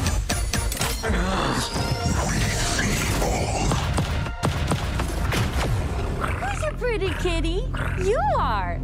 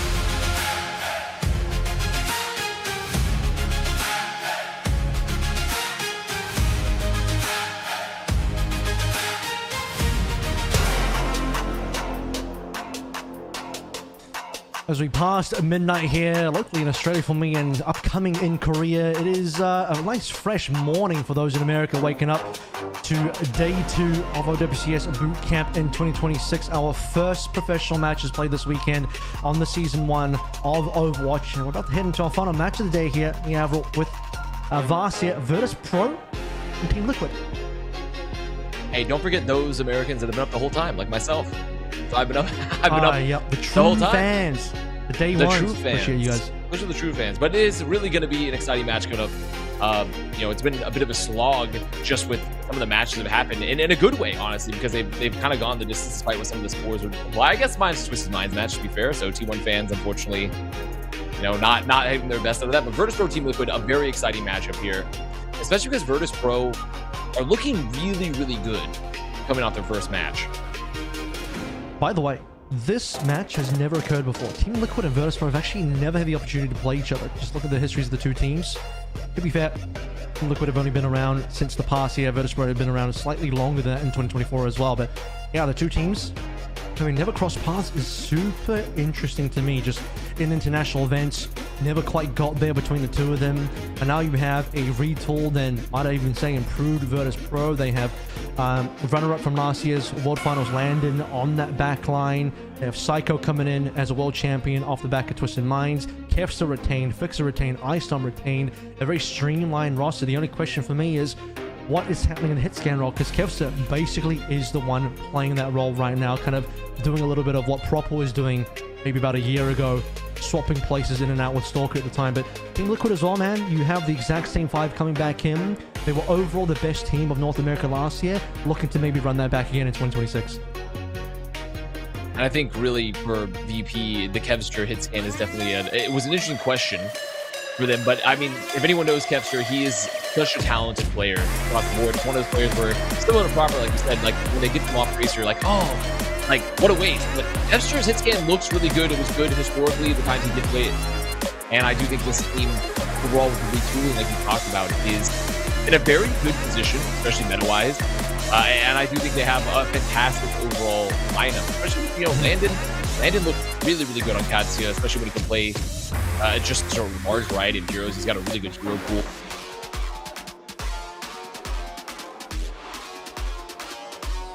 Ice's hero pool has really impressed me. He's a player that didn't seem that flexible to me at the beginning.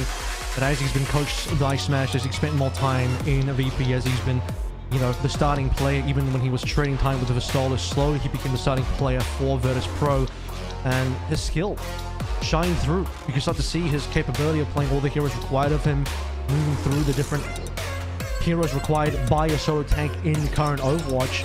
And you have Kevster on your team, now backed by Psycho. That team is going to look deadly in a double flex DPS meta, but a team that looks deadly in just about any meta so far has been Team Liquid. Largely, again, I repeat, the most dominant team in North America of the last year.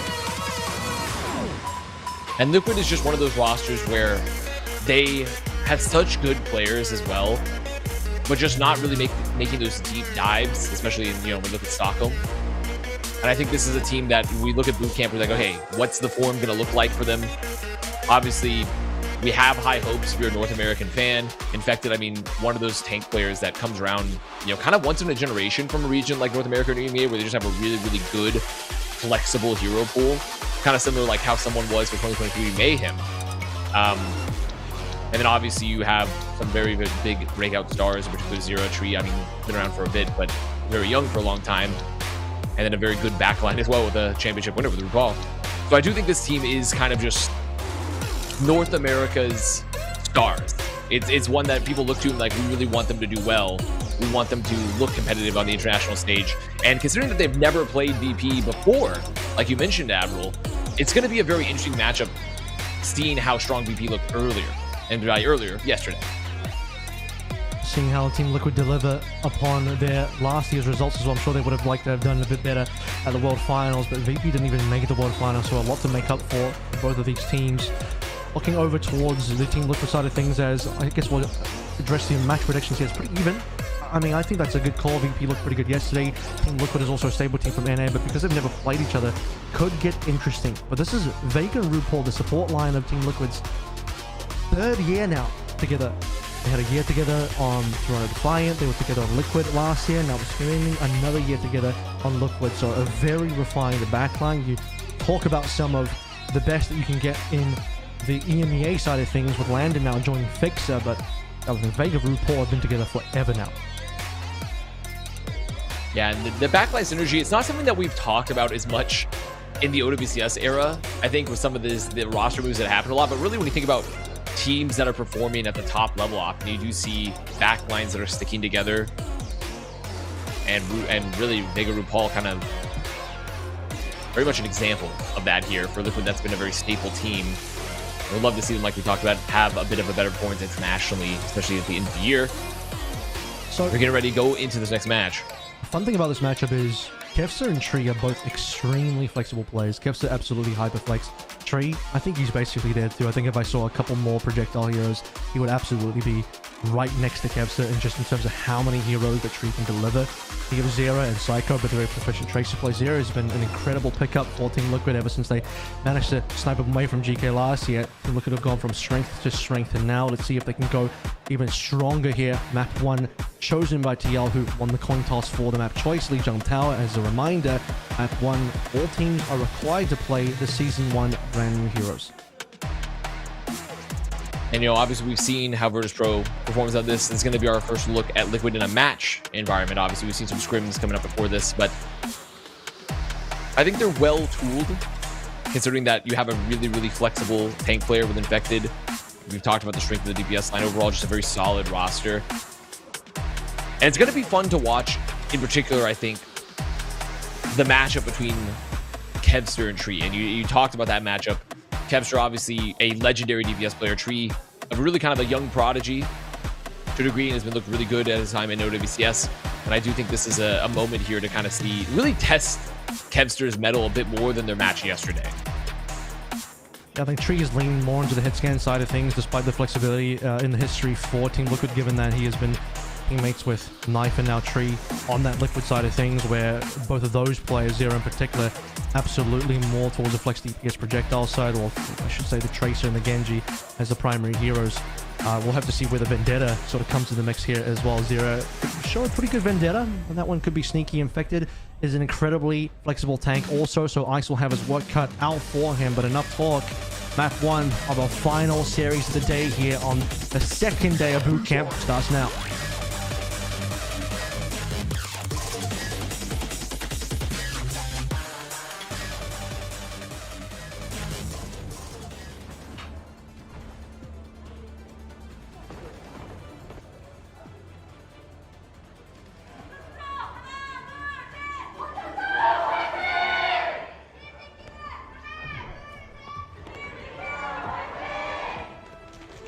Vast, are you going for Virtus.pro or Team Quid? I'm going for Team Quid, bro. That's money. That's Dosh. That's $5. Team Quid. That's for our Europeans. That's for our Europeans in the audience. That's Team Quid. Team Dosh. Here we go. Team Dosh. Is that because their roster's expensive? Let's find out. Let's see if this roster delivers some results. It did an NA last year. Trees right now is receiving a lot of hurt from Ice Storm. Psycho traded up by Vega. We're talking about these jetpack casts delivering some of that damage, and that poop off the side is all good by Ice. And there is, I mean, you know, winter is ending, so Ice is melting, Ice Storm off the map. Despite that early pickoff now, Liquid getting the first cap here. Once again, as a reminder, everyone's going to be on these 5 new heroes here. They're just released because it is the stipulation for the first map of the series. Now Liquid controlling the point 10% already on the board. The ults, not hugely disparate, but Infected obviously with the boop. Going to be a little bit ahead for the Panopticon. As you see, Virtus.pro coming to the point, looking for the poke. Vast is very Northern Hemisphere pilled with that winter comment. That's okay. That's true, yeah. We'll talk about that one later. Probably not. And we'll take a look at where this secondary fight starts to go. Here, some damage being exchanged. Still waiting for first to come on. The Chain will get taken down by RuPaul. Chain will certainly deliver that, but Landon also Mizuki taking down the other counterpart, Arnrun. So the Arnrun's most of the hurt so far. Team Liquid still have point control though, so the VP to make the first play happen, but first play is actually from Infected. Again, taking down Ice. Beautiful there, Panopticon from Infected that had that advantage, and though RuPaul gave his life on the flank heroically, still got that trade with the chain, and Mizuki just was one of those heroes that what an interesting kit, especially with the changes that came through the hotfix, doing a little bit more damage as well. And I think that having the chain available is always great because it's such a good part of the kit. You see teams, you know, earlier in the day, or rather yesterday, just using it as a way to just set up engages consistently, not just punish flankers, but also set up engages by itself. As now, Virtus Pro approaching the point. Bolts are going to be up and gun for Ice Dome. As here comes the engage for Liquid. About that shield though, but has to be maybe a little more careful, but he's being dragged off the map. Here comes the save. Vega in play now. It's Vega's turn to go for a bit of a drag as Tree just takes down Kevster. Seems like neither of these players being dragged off the map will be too successful. Oh, I lied actually. Vega managed to get Ice Storm, and with that, the rest of VP start to fall inside. Beautiful fight there for Liquid too, because they split the point aggression. They have Tree go chase down Kevster, who got pretty low. And you see Fixa trying to bring them to point. Gonna go down for it, but gets the drop off on Iso. Going down here. 2 down for Virtus Pro, and Liquid looking like they're just gonna clean it up. That's gonna be a first round. Going away, Team Liquid. 100-0. Team yeah. Liquid. I mean, see the Casa? Did you see the Casa? Little healing Casa. I put the healing Casa around Mikasa. You know, ballad up. You know Shungite? I'm getting overwhelmed with the references and the names here from the Vast. He's using his ultimate on me right now, and I don't have sound barrier available.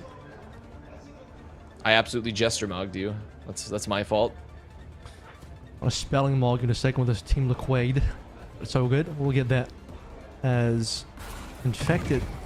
Speaking of Morgan, really showed Ice now what was up during the Domino versus Domino type of situation where, I mean, the initial repulsor to just push Ice off the map, the snowball from that point onward was just giving Team Liquid all sorts to play through. Virtus Pro struggling. Kevster is all struggling to get much out of Tree in that Overdrive versus Overdrive battle. Ice just be careful again about being pushed off the map. There's the first chain. Yeah, I don't want to fall up though, so the chain not going to get too much. Ooh, very close with the repulsors getting the push, but Ice Dome still holding the point. You have to be careful when they're playing the edge versus the Domina, because the Domina can take you off the map. There's some of the aggression though landed. Look for the peel here on the Mizuki. Now the point getting capped here. VP just playing around this, and here comes the drop now for Liquid. Still trying to control this offside angle, and they do. They do have the high ground. And VP have no angles. VP are just working their way through main. They're kind of trapped here. Vegas even catching Fixer off the side. At least Ice has relieved pressure by taking down Infected. He's been waiting for that opportunity since the start of this map. Will that be enough though? Landon still getting the kill on towards Tree, but they're down. Tree and Infected on the Liquid side. Point does flip on over, and it seems like, okay, there it is, finally. VP make their mark.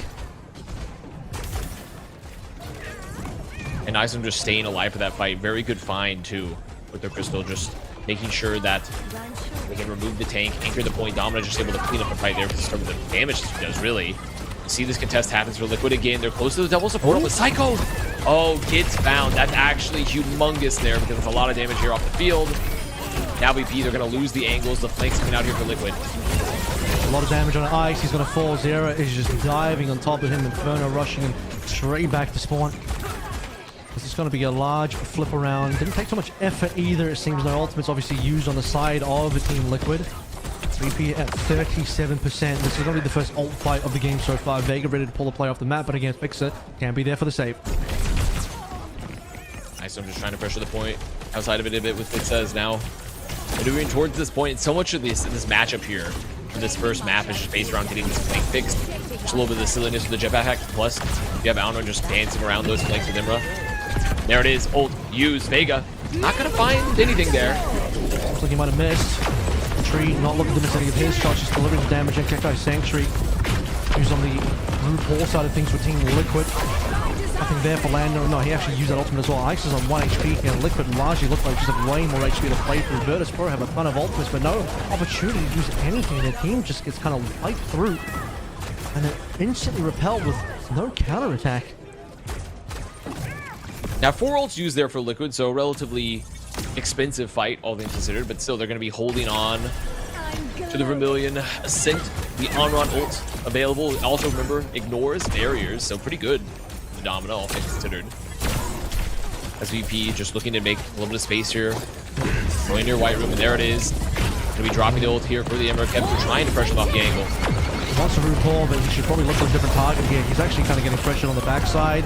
Nearly blew himself up. Psycho's going to go for the res right now. Infected, Vega, and Tree, the only ones still alive. And Fix is going to try and put the numbers further in favor for Virtus Pro. That's exactly what's going to end up happening here. Tree with the last vestiges of life. He'll take down Psycho and nothing else more. Kev's just staying alive there. Ported the ultimate into Team Liquid. And Team Liquid back to reset. The Liquid obviously with the cap advantage so far. The Vega going to be holding on to the Cat Napper. Hold. Potentially if you just want to pop it, remove Ice Stone from the fight, which is, you know, something, sometimes you don't even have to go for the environmental kill. You can just remove them away from their supports, focus them down pretty quickly. There isn't going to be a lot of options yet unless Ice Stone builds that Panopticon, which to be fair, he is really close. Looks like they want to contest this high ground here. They know they have the shot. There's the ult coming in for Vega. But remember, they can edge guard this. They can edge guard it. And then perfect, perfect. Well played. They edge guard it. Vega goes down. But Vega still ends up getting Ice Stone in the end. Okay, sure. A little bit of trades happening on the outside. No supports for the Team Liquid side, but no tank on BP. Here comes Tree. You might look for the finisher here. Cap has gone the way of Team Liquid. It's going to be 83 apiece with Team Liquid still climbing in that percentage. Virtus Pro, one last fight to regroup. A couple of ultimates that could swing things around, but Team Liquid in a good defensive spot here. They take this round, they win the map. Touch. The catch. Touch here for VP, but the Panopticon so good here. Denying this. I don't even think they're able to touch. No. Psycho not able to get it. That's going to be first map. Going the way of Team Liquid. And I have to say, you know, we didn't necessarily say huge moments per se, but I feel like of the Imros we've seen in the tournament so far, Tree has looked by far the cleanest on the hero. I feel like in particular the ult is very hard to use for Imra and get a lot of value for that override protocol. You know, you can do a decent amount of damage. You are slow, you're in the air, you're a little clunky. Tree was actually seeming like he could get a lot of picks and a lot of pressure from that ult comparatively to a lot of the Imros we've seen. Yeah, I mean, a lot of this is also going to come down to just your standard raw aim on the 3-burst rifle, the left click, and also being scoped in. Not too much burst unless you're using the grenades as well and somehow catching those. From VP, bit of an early slip up here. Largely, I still have to talk about the Infected versus Ice sort of situation, and we sort of start with Infected, getting the initial repulsor kill 9 mark for end the entire map. With Infected dropping a beautiful Panopticon to give Liquid a 1-0. We'll figure out where VP wants to take us after this.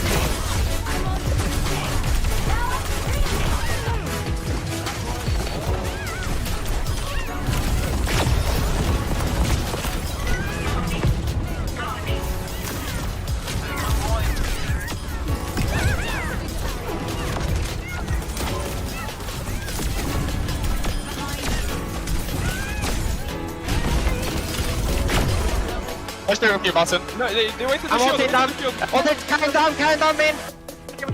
Count one. Count one. Carol. Nice. Good shit, good shit.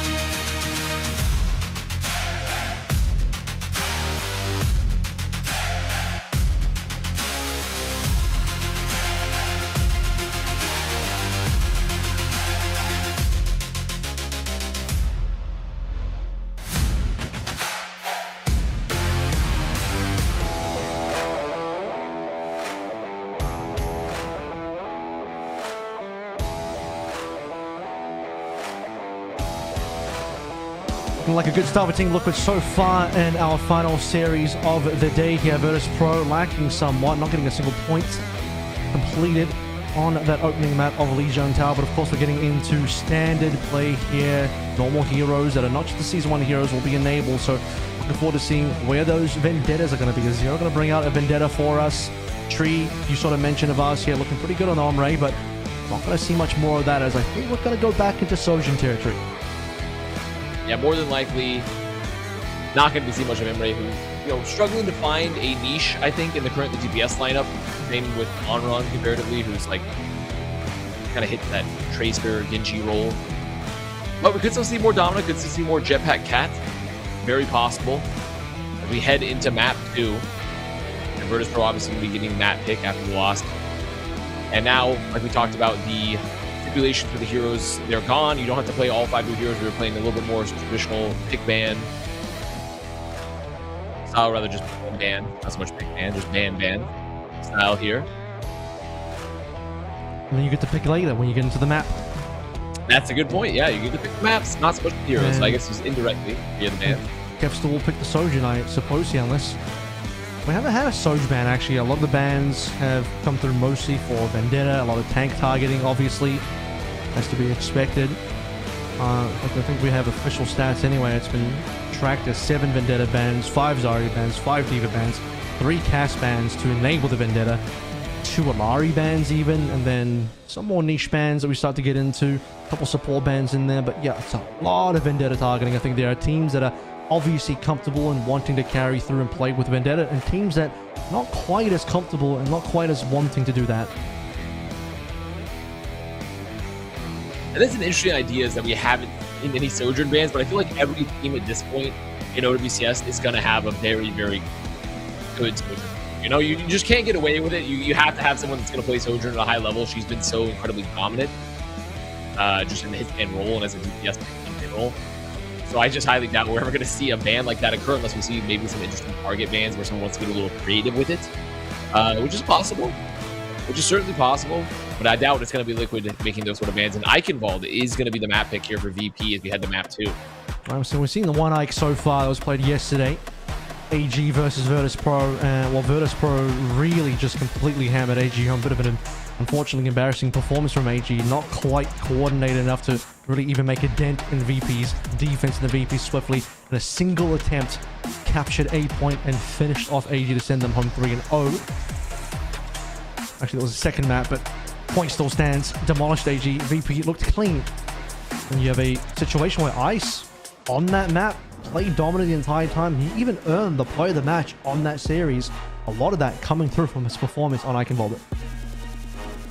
And the Wuyang ban. The initial ban is a little interesting here. Just removing that option from Liquid, and Liquid saying, okay, removing the cast. No cast for Kevster here. Every time to play the I see a no cast, I think it's going to be Vendetta. I think it's going to be to enable Vendetta, or it's just going to be to remove any sort of Jetpack Cat shenanigans. No Cat City combo on this particular map, which is kind of dominating, that we saw on Eichenwald previously, in that sort of Chio situation that he was doing with Merit earlier on, right?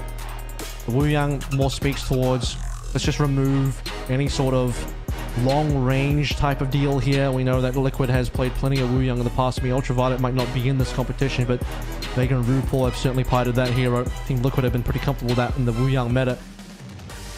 Alright, Avast, map 2, here we go.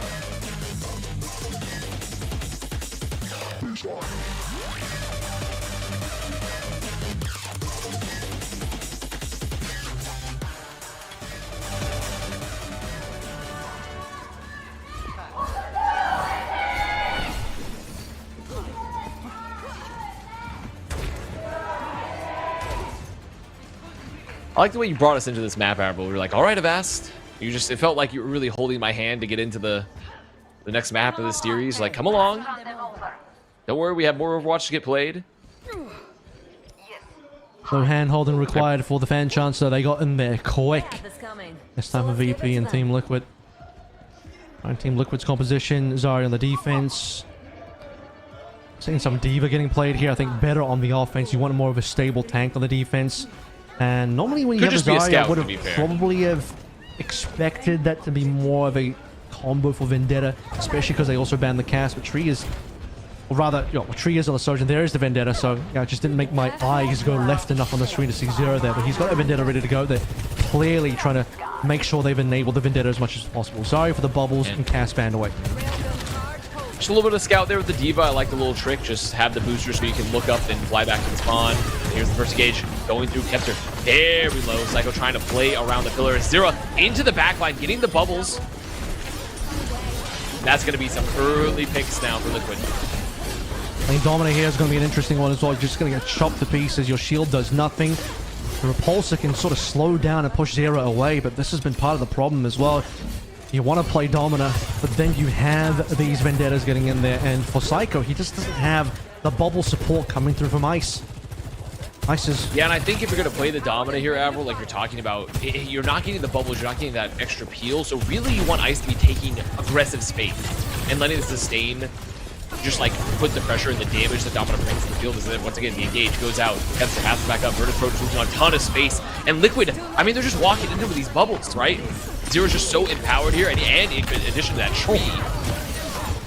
There's one, speaking of Tree, Peps has managed to get Tree down, but Tree largely pretty quick character. You beat the slide back into action. Team Liquid won't be having too many problems there. Virtus Pro need to very quickly regroup. They tried to flank around into the high ground, but mid-rotation, Liquid catches them out. Zera is just destroying them right now. Look at the ult charge difference. Yeah, nearly double. And it's really just the issue with the Zarya, right? Where how you can play this comp so aggressively, get the bubbles. Icedome, once again, if you're going to play the Domina, you need to be taking point presence. At least Icedome, I've seen it here, but there's the engage again from Zero into the backline. Decent peel, but just the damage is ridiculous. The Sundry Blade is available. Yeah, I mean, he got a double third hit there onto a couple members, and Sundering Blade unfortunately doesn't quite make its mark happen. Tree going down. This is Virtus Pro still trying to hold up and Noctipon in play. Ultimate's being used here. Landon very desperate, but Icestomp's still alive. I mean, that Kitsune Rush is actually allow Landon to dump heals into Ice, and maybe Ice can clutch this one. Infected is going to go down to Ice as well. Ice is once again an unkillable presence on this map until finally healed up, and even then Zero pays for it. And that's what you want to see out of the Domina, is just taking that space and using the sustain that Domina has from the passive, from her shields, alongside her damage to just stay in the fight for so long. Psycho trying to go deep. They're trying to get some of these cleanup limbs here for the backline for Liquid, but Vega RuPaul just staying alive this whole time. Zero gonna make it on back, take down Fixa, and now Liquid, they have a chance to recontest. I mean, they've won the recontest, really. They have, yeah. Ice is now solo, alone by himself. His team is gone. Keps that nowhere to be found here either. Scurrying away to make sure he can regroup with his team, and that's the last minute call now. Only 1 minute left to play through now. Victor's going to come back on ball. Obviously, he's doing that for the speed factor, but he also is a ball player certified. You saw how good ball was a little bit earlier on. And now, with no bubble, a little bit of a nerf potentially on the Zero engages, but now they're going to be hoping to use the ball, just get the slam, remove some cooldowns, and set up Zero potentially right after. Beat is available for both these Lucios now, so they're going to have some sustain here. They have to make sure not to lose anyone early to overclock. They're in trouble, taking the beat down, taking the beat HP rather from Vega, but Psycho's going to chop through RuPaul anyway. Land and RuPaul, both the Kiriko's gone. Going to come down as some of these Sojourn plays. Overclock's going to use that fight as well. Tree on the Kevster. So maybe 3 members alive for Virtus Pro. Slight respawn advantage for VP, but Iceland HP is just way too low here. He's going to fall. Tree is still going hard, and Infected rolling around the map, being a nuisance. VP need to regroup. There's only like 3 seconds left to play through. I mean, VP, can they even get the touch here again? They are. They managed to trigger the OT. They make it back. Landon's available, but they don't have Rush. RuPaul's going to have the rest advantage here, and they're going to have Mines. I mean, Virtus Pro down a player, no ults. Everything against the line here. The Mines are on point. They have to touch. Tree still alive. Tree still dealing damage. Zera's got that ultimate up in play as well. Tree finally falls down. I might have just cursed him there, but the rest of VP might be receiving the curse of Zera. Sundering Blade to come on through. That might just be the final ability that needs to be used, and it certainly will be. VP, no further touches. A full hold confirmed. However, only 5% did get claimed by VP. And you see Landon having a impassioned speech here after that round, and I can get it. I mean, like, definitely struggling a bit, it feels like, comp-wise. Maybe the impression of what they played against AGG was just a little bit less prepared here, because Liquid looking fantastic with their swaps. I mean, the early Zarya just kind of getting around the Domina entirely. Felt like they just weren't getting the value they needed out of that. The entirety of the backline, the DPS just getting crushed by those engages. Then Infected comes back here on the ball for the recontest. and it just gets scrappy. They just couldn't finish anything up. And it really felt like there were some issues.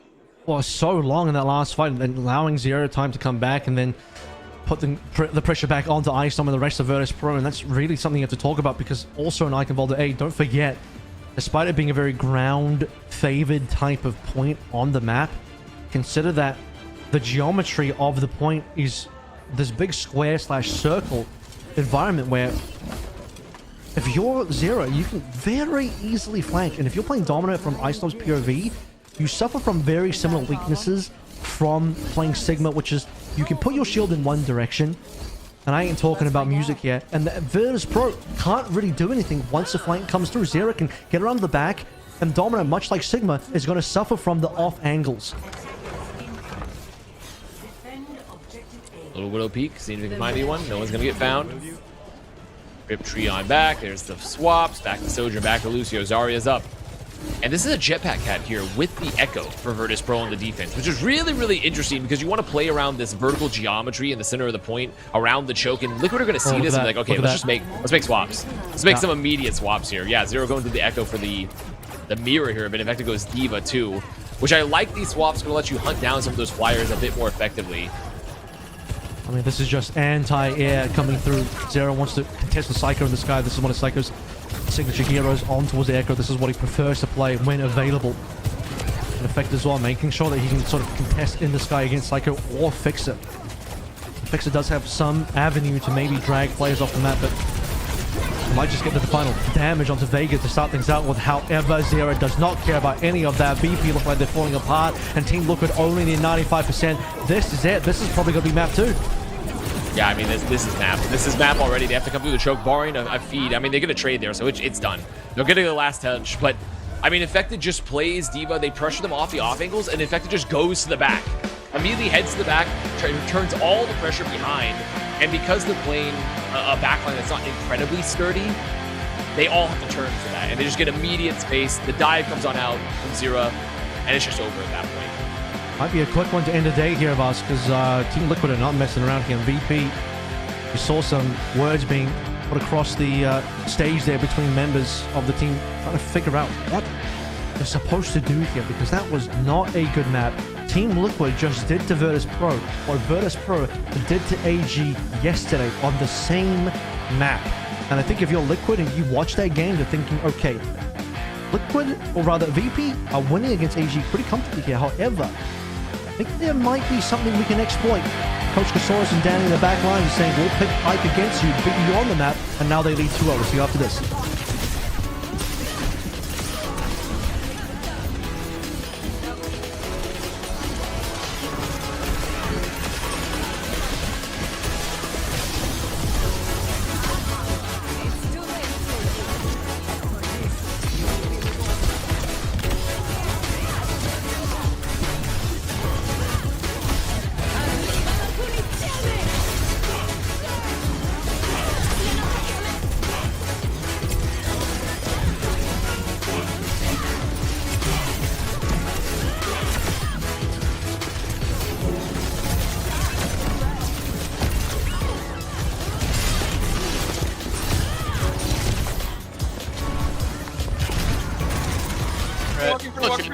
Yeah, they're pushing me. Oh. Pushing your own. Fuck, my bad.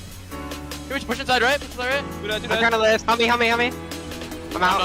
Down low. Down one. I'm really low. Keep our baby up. Yeah, Echo half. Keep our baby up. I got a kill. Okay. Just cured? Or no? Cut. Wait, nice.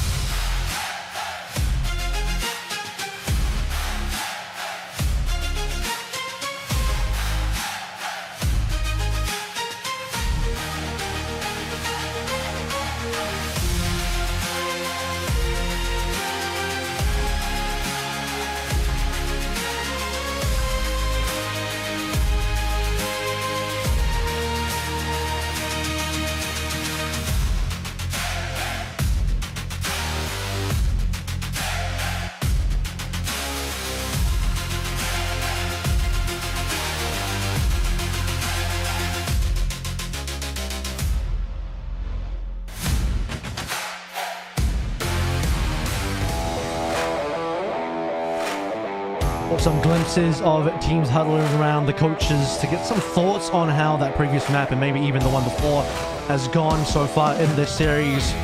Much happier faces for the Team Liquid players in front of you, and more concerned faces for Virtus Pro as they're finding themselves in the hole, currently 0 and 2 in the series. Match point secured for Liquid, reverse sweep required for Virtus Pro here. Avril and Navas to take you through the final match of the day on day 2 of Bootcamp. And Virtus Pro backs against the wall for his single elim.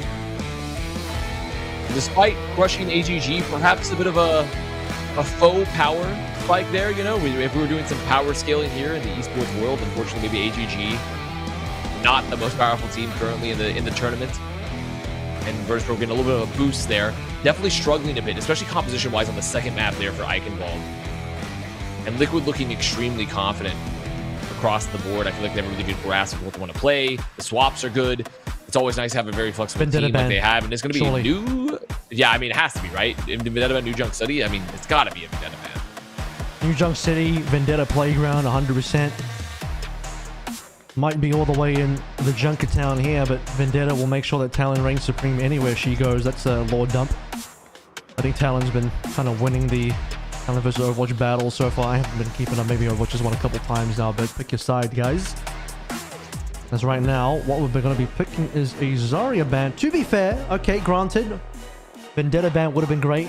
However, removing the Zarya means you don't get the bubble combos for the Vendetta. Removing the Tracer is going to guarantee we're going to play some Vendetta. That is a nice response ban from Liquid. I'm really impressed with that Tracer ban coming on through, directly targeting Psycho, but also Kevsa. Both of them play an incredible Tracer. And it means, hey, Liquid said, we were winning the Vendetta battle. Even though you removed the Zarya, we will continue winning the Vendetta battle because you can't play Tracer now. I mean, honestly, I think even not having access to the Tracer isn't the end of the world anyways, because Tracer, even if they had access to the Tracer versus Vendetta is not necessarily an easy matchup. It's very dependent on like the place we're in, but we're gonna see how it works out here. Map 3, Virtus Pro versus Team Liquid coming up.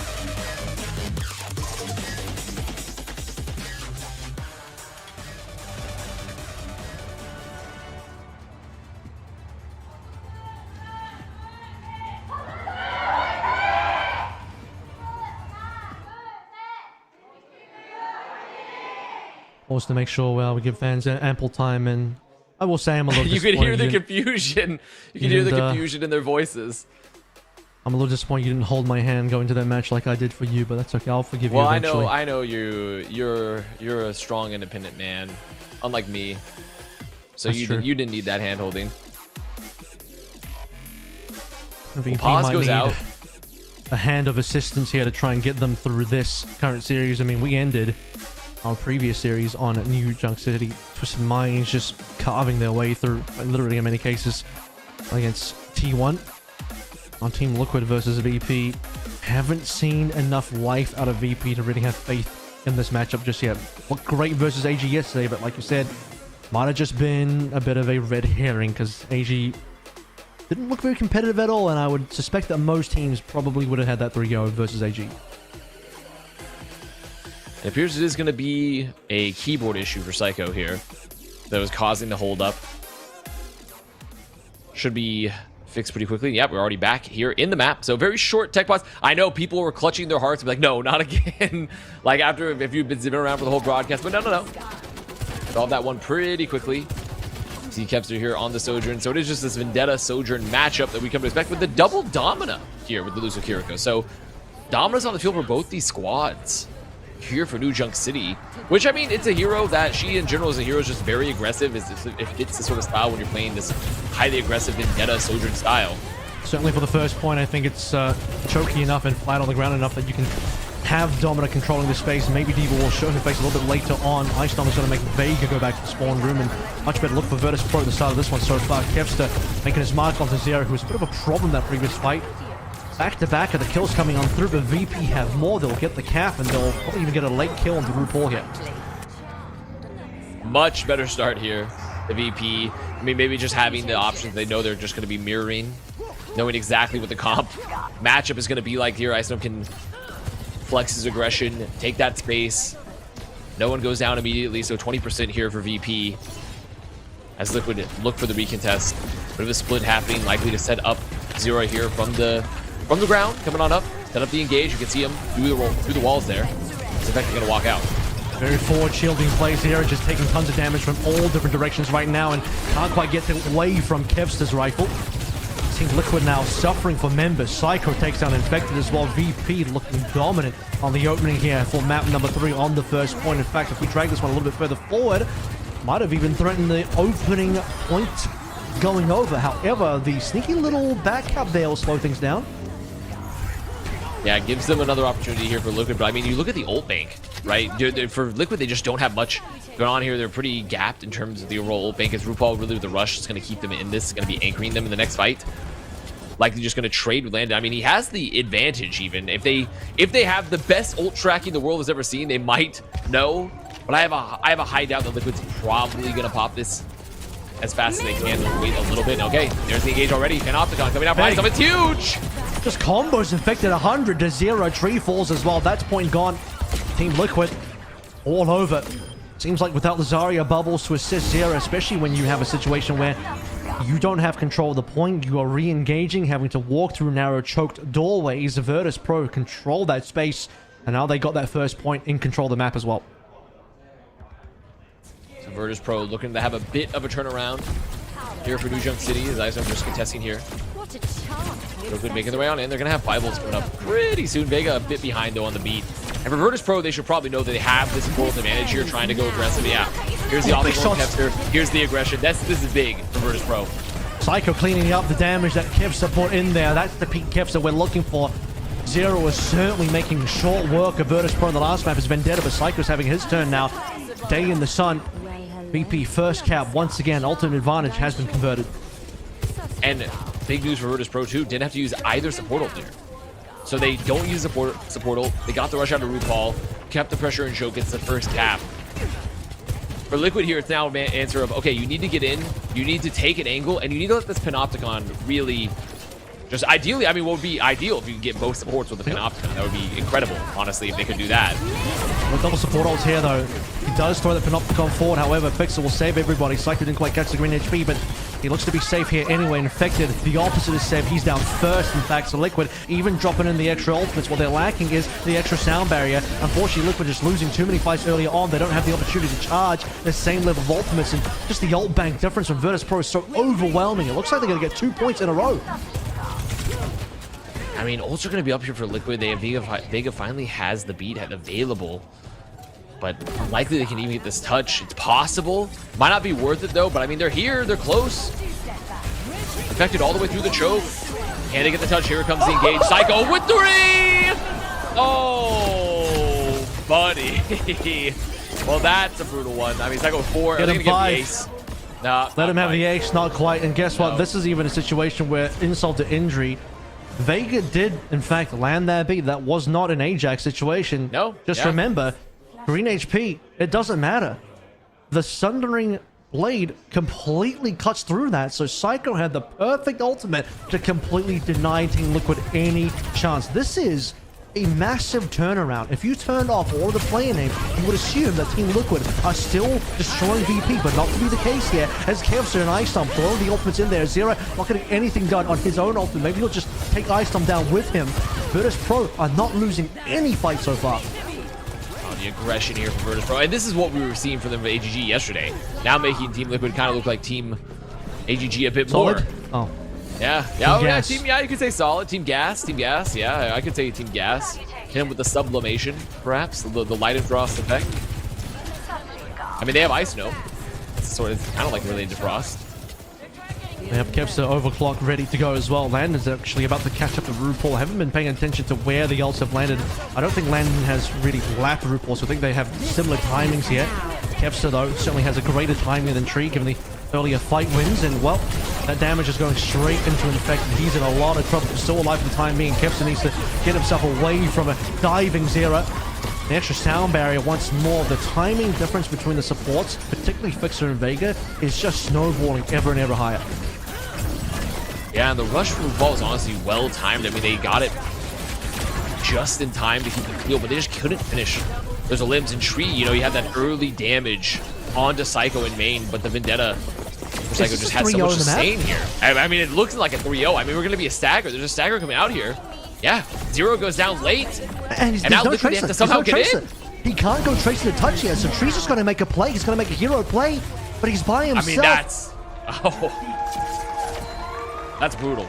That is a brutal 3-0, honestly. I mean, this is... I mean, what are we looking at here? I mean, we saw two incredibly dominant maps from Liquid, and then just a complete seesaw here for Virtus Pro, inverting the entirety of the momentum. A complete domination. It's the polar bear, the logo, polar bear waking up. Winter is over, like you say, and well, it's time to get hunting now. And a polar bear, the worst kind of bear that you can run into. What is it again? Black fight back, brown laid down, white good night, and well, good night soon, but not soon enough here just yet. The series continues on. Team Liquid reeling after that loss. Some words to be exchanged, I'm sure, with Kasaurus behind the scenes, but a massive improvement from VP, and Smash there giving some words of encouragement.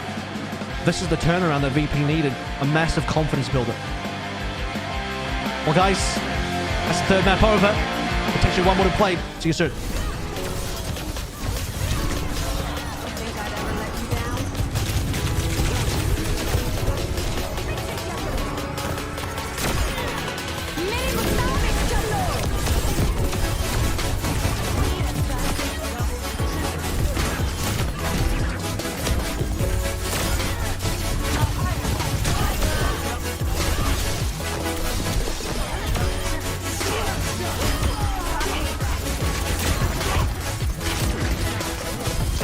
Let's go first. Bin one. Close. Let's Kieran.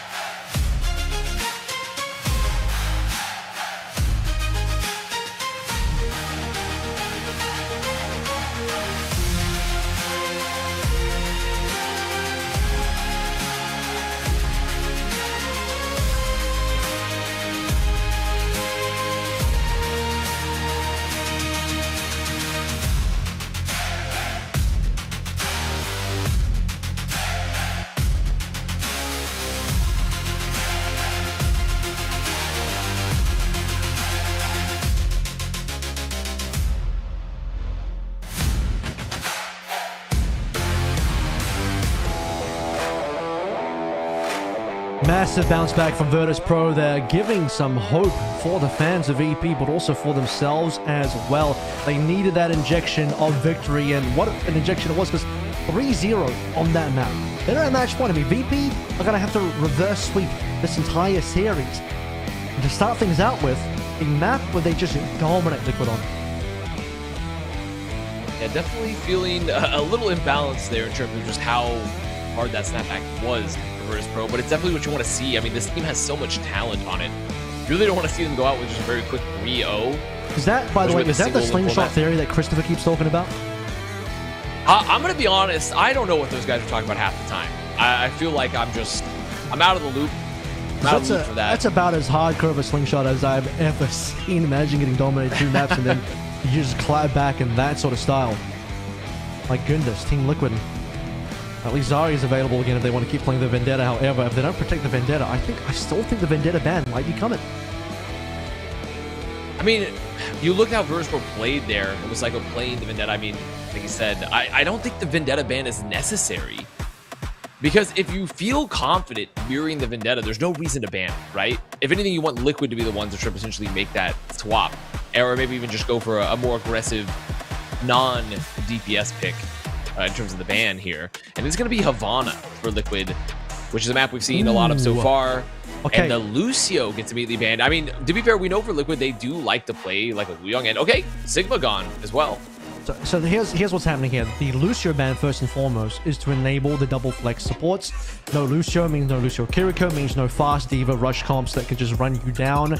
No Sigma coming through from the side of EP, targeting Infected. They know Infected can in fact play the Sigma. It is threatening on the Sigma. Most teams will probably end up playing the Sigma on this map. They don't want that to happen. They want to make sure this one stays Zarya, stays Domina, stays within the realm of victory possibility for Virtus.pro. Let's get into the map and see if that's going to be the case.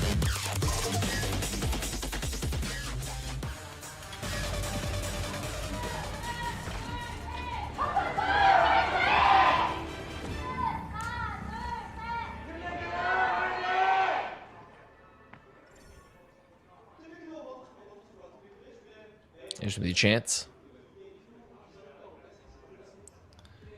Come on through for both of them as we hit ready to get into Havana. Unana. Unana, yes, Havana Unana. You brought it on home. Brought it home there. Virtus.pro hoping to continue the potential reverse sweep here. So he's gonna check out the doors. I saw him here on the Domina yet again, and so is Infected. So the Domina is continually being played for both these squads. Slight different looks though beyond that, because you do have Zero coming through onto the Genji. Now we saw some of this in yesterday's games on Havana as well. RuPaul wanting to play the Ana, probably his best and most comfortable hero. Vega coming through on the Wuyong double flex support as predicted, given that Lucio ban has come on through. And then the Nano boost be applied to either Zero or Tree quite comfortably. As we're trying to take a really aggressive angle here. As the high ground getting pressured. We see the engage. Landon! Ooh, that's a nasty shot. Following up there off the dive from Psycho. It was 0 down. That means Virtus.pro, a pretty good spot to continue taking very aggressive fights. Vega goes down too, and Virtus.pro just using the momentum to march on forward now. And that's a very good bit of aggression coming out from Virtus.pro there, supported by Landon. Sometimes it's just Kevs the gaming. Virtus.pro on the warpath here. Payload is just about there as well. I mean, Liquid no touch. This is it. 0.1 gone. That's a speed run of A. I mean, what we actually are in the rubber band theory. I'm producing new theories. I mean, look at this. Look at this. Virtus.pro playing like a whole new team now. Here as we get into the fourth map. We do have to get into vast area, but you can't steal the rubber band thing. Chris has got that one already. Well, I mean, it's a different name, but yeah, it's fair. That's fair. We'll get into vast theory perhaps. I'm sure I'd probably come up with something. I'll go check my minions. We'll work on that one. As we'll see Virtus.pro work their way through. Iceland to take a little bit of damage here. Flank has been controlled by Tree so far. Happy to just wait a little bit. Virtus.pro, interestingly enough, aren't first all here. RuPaul has had a lot to heal, so he's going to be nanoed up. Nothing to combine his nano with. Zero's off the Genji now. Tree finds the opening pick on the land, and so Liquid will be able to get away with this one. No ultimates required of EP. Should just have to reset. There's Iceland going down, pressured off the point. It's interesting to see this split here for Liquid, because that whole time Infected is sitting up high ground fighting a Tracer. Which, I mean, it's an interesting way. I mean, you can do a pretty effective duel here, especially with the primary fire for Domina. It's so strong. Tree, a little low here. Oh, the Tracer's looking for him. Oh, he's got to back up. No, Psycho didn't look the right way. He didn't look to his right. Oh, Psycho looked to his left. Tree probably could have gone down there. Tree will be saved. Save nature, save the trees, save Liquid here as well, because we're lacking in some water, or are we? As Wuyong's on both sides of the field, but there's a lot less Virtus.pros and a lot less Polar Bears. In fact, none, as Kefs will be the only one getting a clap back on the RuPaul, but VP wiped out.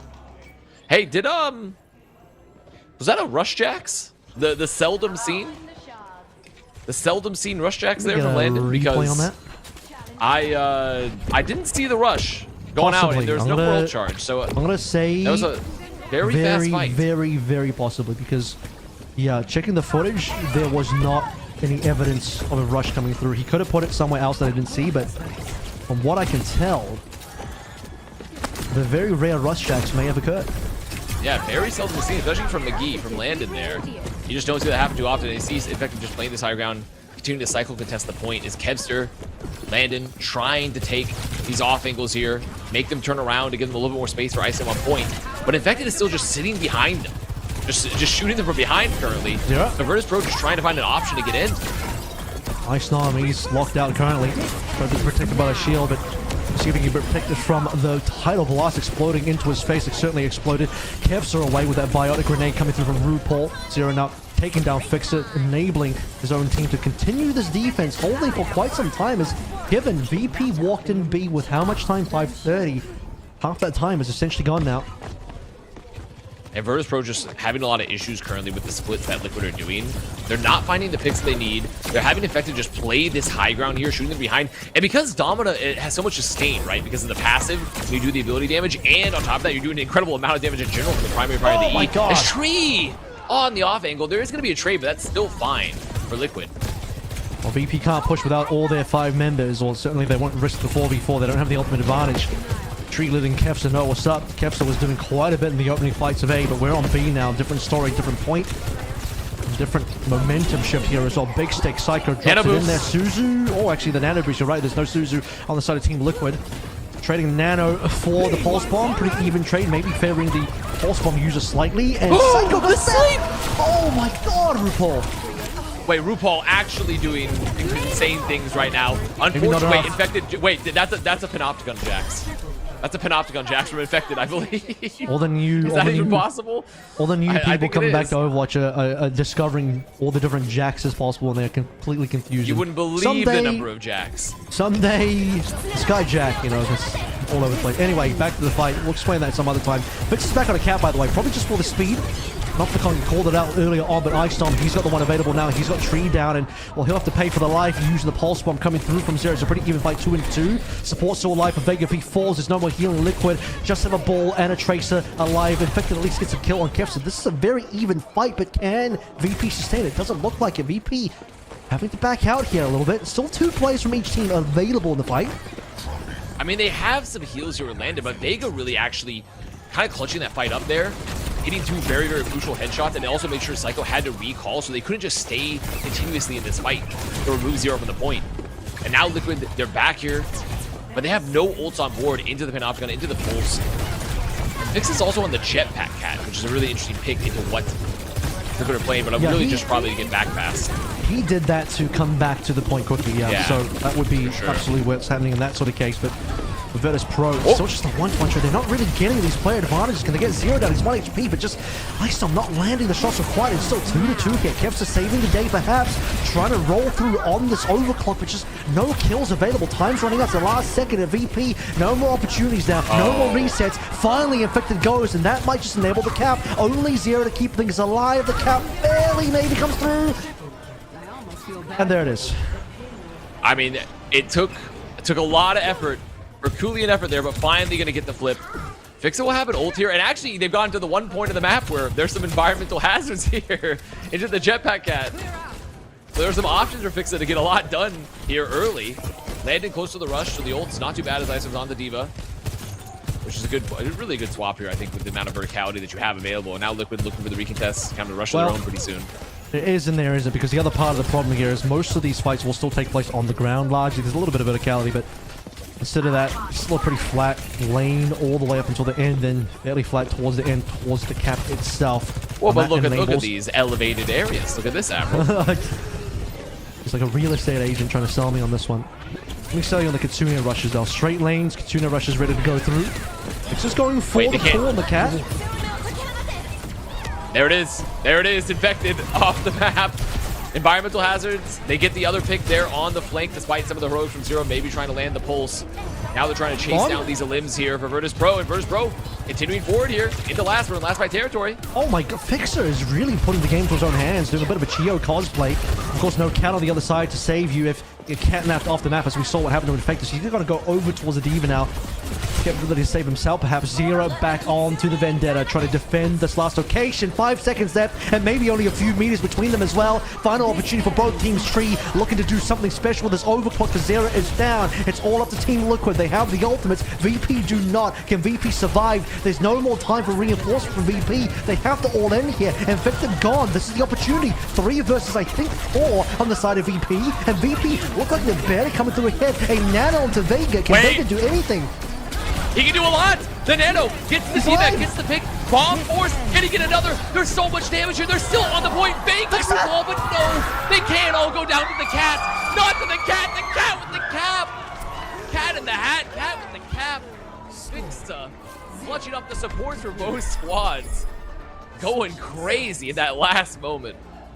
The VP God of Vasco and Dr. Seuss out here as they manage the cap with a photo finish there. Fixa, the hero of that final point. He goes similar to what we saw from TVNT and Twisted Minds going ball just for the speed to return to point. And he's like, you know what? It's working. Let me stay on this one. Let me win the map with this one. Yet to be seen if VP will indeed win this map, but certainly won that point and won the attack. And really what a turnaround here for VP in general from the first 2 maps. Looking so much stronger here. And I mean, just so impressed by Vega with the off-rolling here. And you see the bomb gets forced. They're staking the anchor on the point. RuPaul just playing the off angle, but Fixa gets those 2 very, very low players. And that's really the power of Jetpack Cat to a degree, is the mobility, the ability to chase down low HP players. Jetpack Cat is just so good. It's not about the raw heals. It's just the utility that she brings to a team and to chase down some of those lower HP heroes.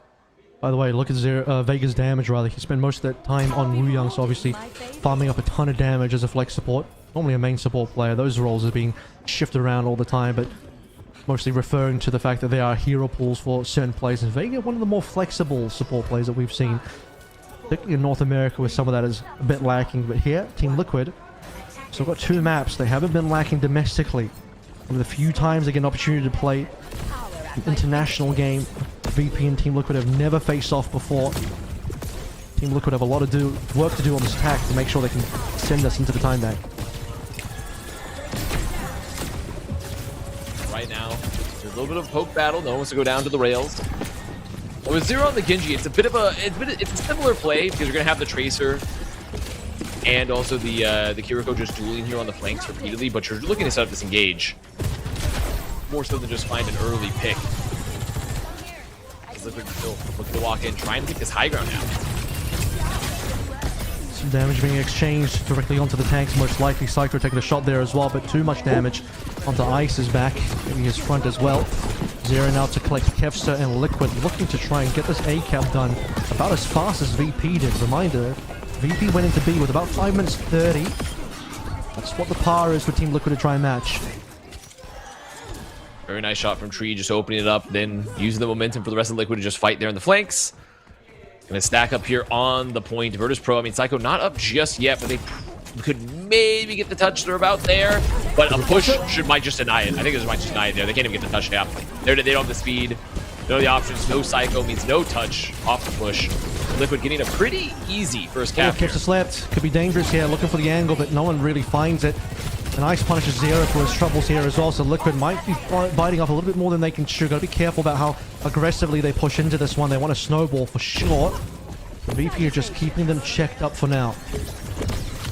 Ice from now, taking up residence in the attic. It's gonna be looking to contest the point here as Kevster nearly finds one. Liquid though, about to have 4, maybe even 5. I mean, 5 ults into the blade. Nano blade is gonna be available. Very strong win condition considering that. You know, when you look at the defensive ults, it's just Tidal Blast, right? You have Tidal Blast to maybe keep one alive. You don't have a barrier. So really just so much reliant on just single target health there. Wants to just deliver a little bit more extra damage to try and get this kill, but Landon's protected. Here comes the blade onto Fixa. He didn't use the Tidal Blast on himself. Still goes down to Landon. Beautiful shots, but that'll be the only thing the VP get. A Nano Blade, competitive, gets the job done. Extra Panopticon thrown there by Infected as well for good measure. Team Liquid now trying to make their way through B. This is a very, very fast cap through B so far. It is, but Virtus Pro, I mean, they have a decent recontest option here. They have the rush. They're also going to have the Panopticon, so they have options, and they're close to the overclock. So they definitely have options here for this recontest. Liquid are going to have to respect this a little bit. They can't just like take a really aggressive fight, especially in this room where Tree just can't even angle.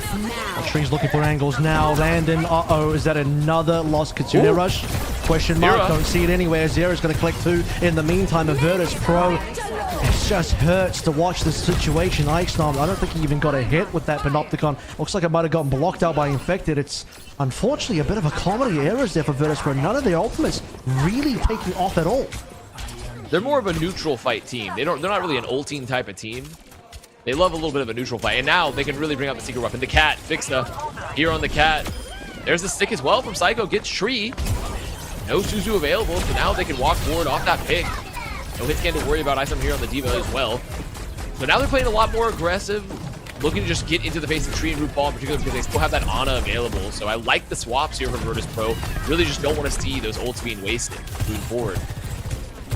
Really Fixa here trying to do something sneaky up against potentially Infected, but doesn't worry about that so far. It's the Tree versus Kevsa battle that has been pretty defining right now. Psycho's going to drop one back. Psycho's keeping his head held high for Virtus Pro, where Kevsa has fallen through, but even his head gets clipped by Tree in the end. Team Liquid, they're down 1. A little bit of healing required Infected, but largely still in control. And what's really scary here too is that with Fixa going over to the cat, right, there isn't a secondary support option here for the Nano Blade. Again. Oh, they're 1, purple, but he's reflected, healthy now. purple. Kevsa's now 1. As Virtus Pro just land those shots on Infected. Not about to allow this one to get away from him. Virtus Pro do get one return, but Virtus Pro is still just struggling to keep their members alive. Backline may be in trouble here, but Icestomp doesn't have the damage backup to do it all by himself. Tree still landing shots into the distance, and this payload is about to reach the end. The only good news here for Virtus Pro is because they finished the map and we're not on hybrid, there is no draw-only scenario, but the bad news is Team Liquid's about to get an insane time back. I mean, also look at the Nano Blade coming up. Nano Blade and Panopticon, they don't have a defensive ult. No bomb either to make them split. So much of this is reliant on Psycho or maybe even Fixa getting the ult to just try to find one to get an early pick. There's the Nano. Needs to drag A Zero. lot of damage early. Infected lost his ultimate. It's huge. Nano Blade up. Iso gonna get caught down, but they have the rush available. And they go touch. No touch. Oh, they got forced off. That's tough. That's really tough, and I mean, just no answers there for Virtus Pro out. It's 3 plays alive. Fixa was busy taking a player off the map with his ultimate. Everyone else seemed to be zoned away by this Nano Blade coming on through. It's Psycho and Kevs are alive with no tank. Landon using his ult from spawn, tries to go for the touch of the final second there. Tree getting dragged off the map. Fixa targeting Zero might have been good, but again, a blading Genji is a pretty tough target sometimes to catch, so I don't blame him for not quite landing on that target. Between Kevster and Psycho, unfortunately, none of them quite had that touch in, which is really unfortunate. So we are going to have now a disgustingly high time bank for Team Liquid. And Virtus Pro, just still 1 minute to work through. Backs against the wall here for Virtus Pro. Elimination on the line. Liquid, a very formidable time bank, but if there was ever a game mode where you can make a lot happen with a little time bank, it's Escort. Escort here, you just have that option to just keep it going in the OT. You just need one really good fight. And you've equalized it all, potentially, especially on a map like Havana where the defense can get a lot going. Only major change here is that Fixer's going to start on the BAF this time. Feeling like he needs to be bringing a little bit more utility to the table. Taps with a immortality field to just help Icestomp in that battle versus Infected. Usually, by the way, this would have been a hero that Landon would have played. He's most famous on the BAP, largely considered to be one of the top BAP players in the entire world here. For Team Liquid. But Fix 1 ain't broke. This comp has been working for them. They'll see it through to the end. Kevster gonna back on off of that purple, being very afraid of a potential rush. It's now sub 30 seconds remaining here for Virtus Pro. We're in the last fight territory. Virtus Pro's life on the line here, hoping to get this push a bit further to also the board. They have a defendable spot if they can cap A. If they fail to cap A, their chance of winning this map is all but shot away. And Team Liquid staring at a 3-1 victory perhaps. And they might be delivered just through the kills as well. VP can afford no mistakes. Now Tree half HP, but it's Liquid that have been better at getting some of these early kills so far. Landon already forces Suzu and TP away.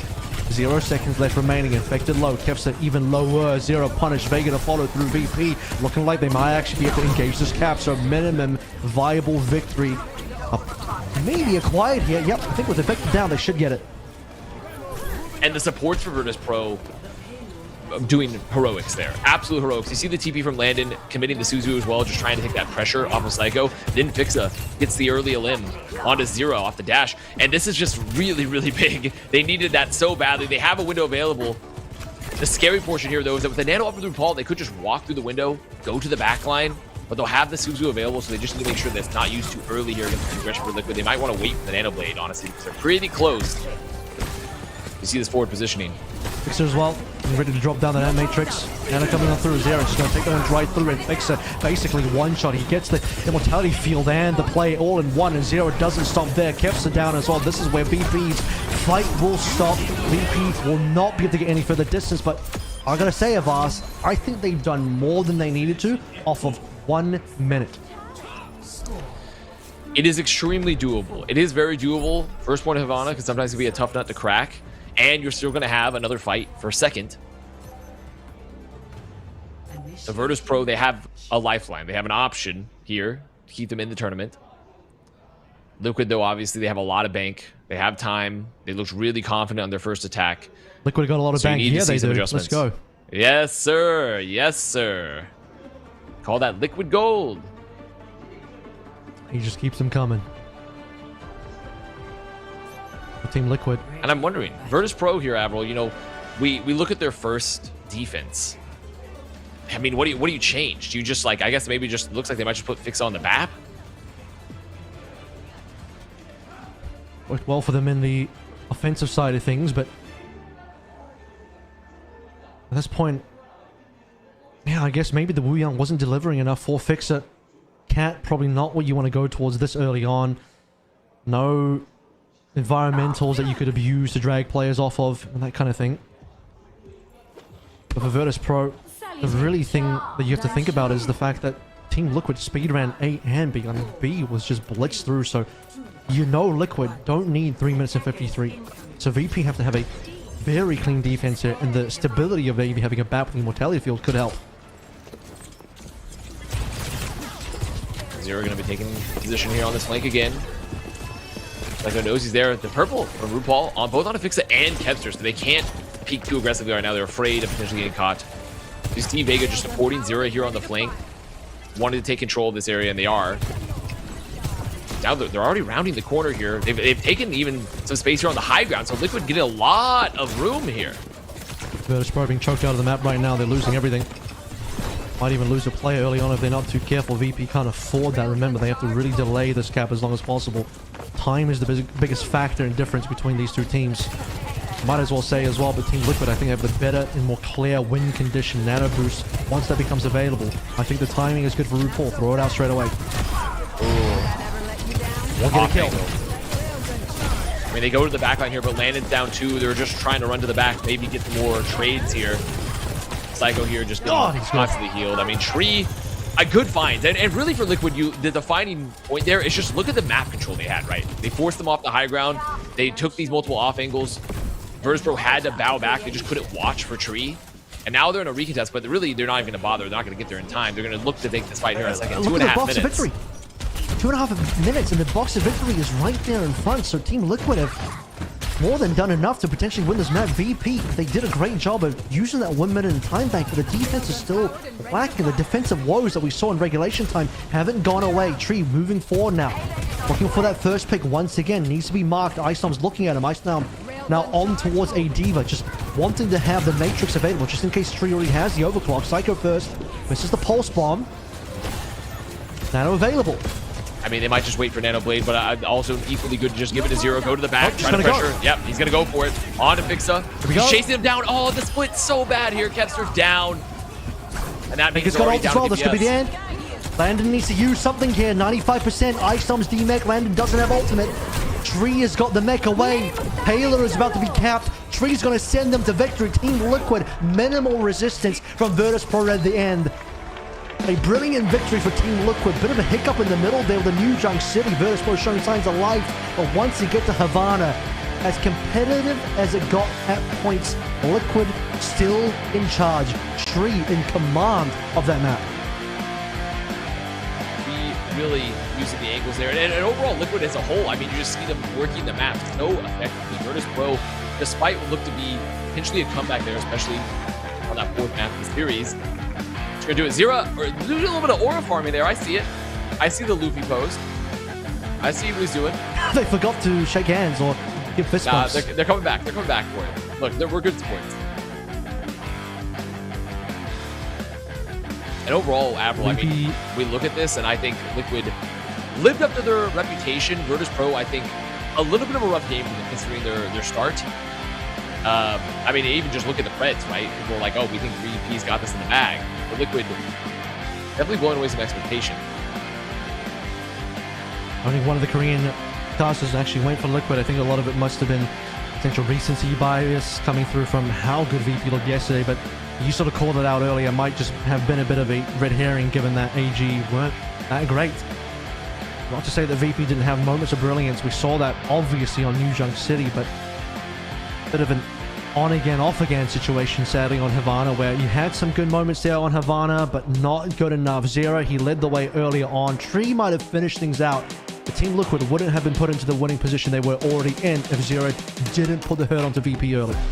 Just fantastically good player across the board. You saw his impact. Vendetta, Genji, just does it all sometimes. And Zero, I mean, really a powerhouse for this squad. I think you look forward to the rest of the tournament, and you can watch this match and feel very confident that the Liquid DPS line, they can stack up versus top tier DPS lines, versus like the Crazy Raccoons, you know, the Falcons. Like, they have that capability, they have that firepower. And Zero's just so integral to that.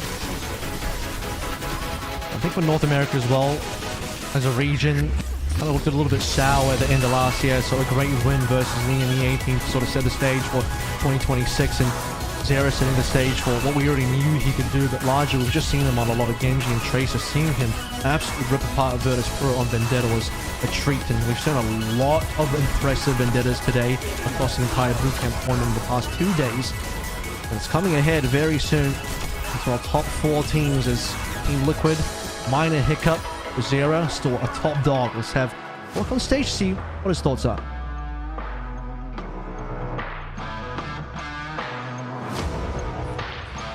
오늘 준비된 마지막 경기 팀 리퀴드가 승리를 가져갑니다. 승리 축하드립니다.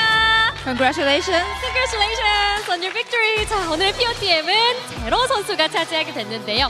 흠잡을 곳 없는 깔끔한 플레이를 보여준 팀 리퀴드였습니다. 오늘 경기 어땠나요? First question, how was today's match? Well, I'm very happy. It's a great start to our season. Especially Virtus has a really strong roster, so I'm happy to take a good win. 저 지금 기분이 되게 좋았고, 그리고 이번 시즌 약간 되게 좋은 시작이라고 생각합니다. 그리고 상대팀도 되게 강한 팀이라고 생각해가지고 기분 더 좋아하는 것 같습니다. 네, 그렇습니다. 1세트부터 팀 리퀴드의 저력을 확인할 수 있었는데요. 신영웅의 활용력이 특히나 돋보였습니다. 제로 선수의 벤데타 플레이 오늘 경기에 키포인트로도 작용이 됐는데요. 이번 시즌에 신영웅들이 대거 투입되면서 이 부분이 팀 리퀴드에게는 어떤 기회로 작용될지도 궁금하더라고요. Now we have many new hero characters, so what do you think this will bring, like new opportunities to the team? I really want to emphasize the release of Domina and Emre. I think we have two really good players, Tree and Infected. I think they've gotten really good at the heroes, and everyone should keep an eye on them. 특히 이번에 나온 그 더미나 그리고 엠레이는 저희 팀 두 선수 다 잘 다루고 있다고 생각해가지고 되게 좋았던 것 같습니다. 네, 그렇습니다. 자, 팀원들을 샤라웃 해주면서 이렇게 또 다음 질문으로 넘어가 보는데요. 다음 경기 트위스티드 마인드를 만나게 되었습니다. 어떤 각오로 임할지 마지막으로 또 들어볼게요. Tomorrow you will face Twisted Mind, so do you want to say something to them? Well, to Twisted, my goal is to be the best player in the world, and you guys are the reigning champions, so I'm always going to go and try and beat you guys. 저의 개인적 목표는 세계 최고로 선수 되고 싶다고 해서 그리고 상대팀은 워낙 우승팀이어가지고 있기 때문에 그래서 내일 최선을 다하고 이기겠습니다. 네, 제로 선수의 멋진 패기가 느껴지는 마지막 인터뷰가 아닐까 싶습니다. 자, 이렇게 인터뷰는 여기서 마무리하도록 하고요. 오늘 총 경기 결과는 화면으로 만나보시죠.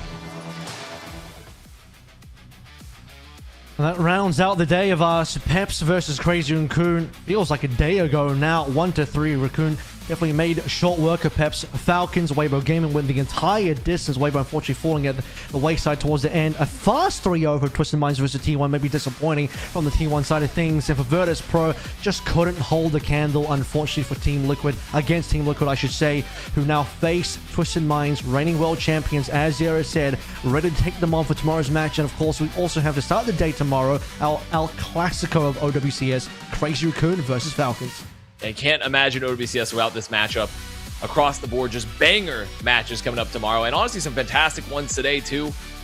And I think it's just only going to get better. You've seen the teams just, I think, getting adjusted a bit to the new heroes, to the also just the change in the meta with the hot picks that come out even today. And overall, I mean, you really don't want to miss Crazy Raccoon Falcons. It is just a overall classic matchup. And when you look towards the regions here, really, you have the two best in Korea. You have the best of EMEA, literally reigning world champions, the best of North America as well in Team Liquid, and they've proven that domestically through what they did in 2025. Really, you couldn't ask for much more here. We're only really missing the Chinese region. We're missing Varel here as well, but of the, let's call the major regions here, the representation across the board for the teams is going to be insane. And also, I mean, the representation in the cameras. You have a more terrestrial-based one, and I look like I'm in heaven. So, I mean, overall, like, we all have our different representations across the board here for the teams. And I do think that we have some very fantastic... What's heaven like, It's let approximately 8:30 a.m. Central Time in heaven, is what I would say. So, it's morning and night in heaven. That's great. Yeah, we keep our time zones overall. But I am, I think, pleasantly happy with the teams in general and what we've seen so far today, Avril. I think the game's been great, and it's only going to get better tomorrow. Exactly. Well, we're going to say goodbye now and a very good morning to our North American viewers, but it is nighttime here where I am at, so we'll see you back for tomorrow's last day at OWCS Bootcamp. Catch you later.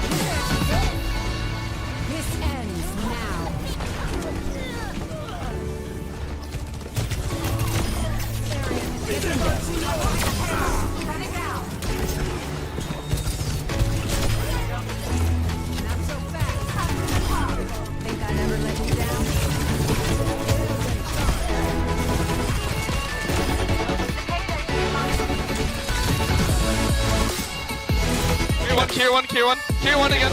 You won. Oh, no. I'm on. Kill point. They're all one cooldowns. Kill carry. Big ult. Nice. Let's go. First internet.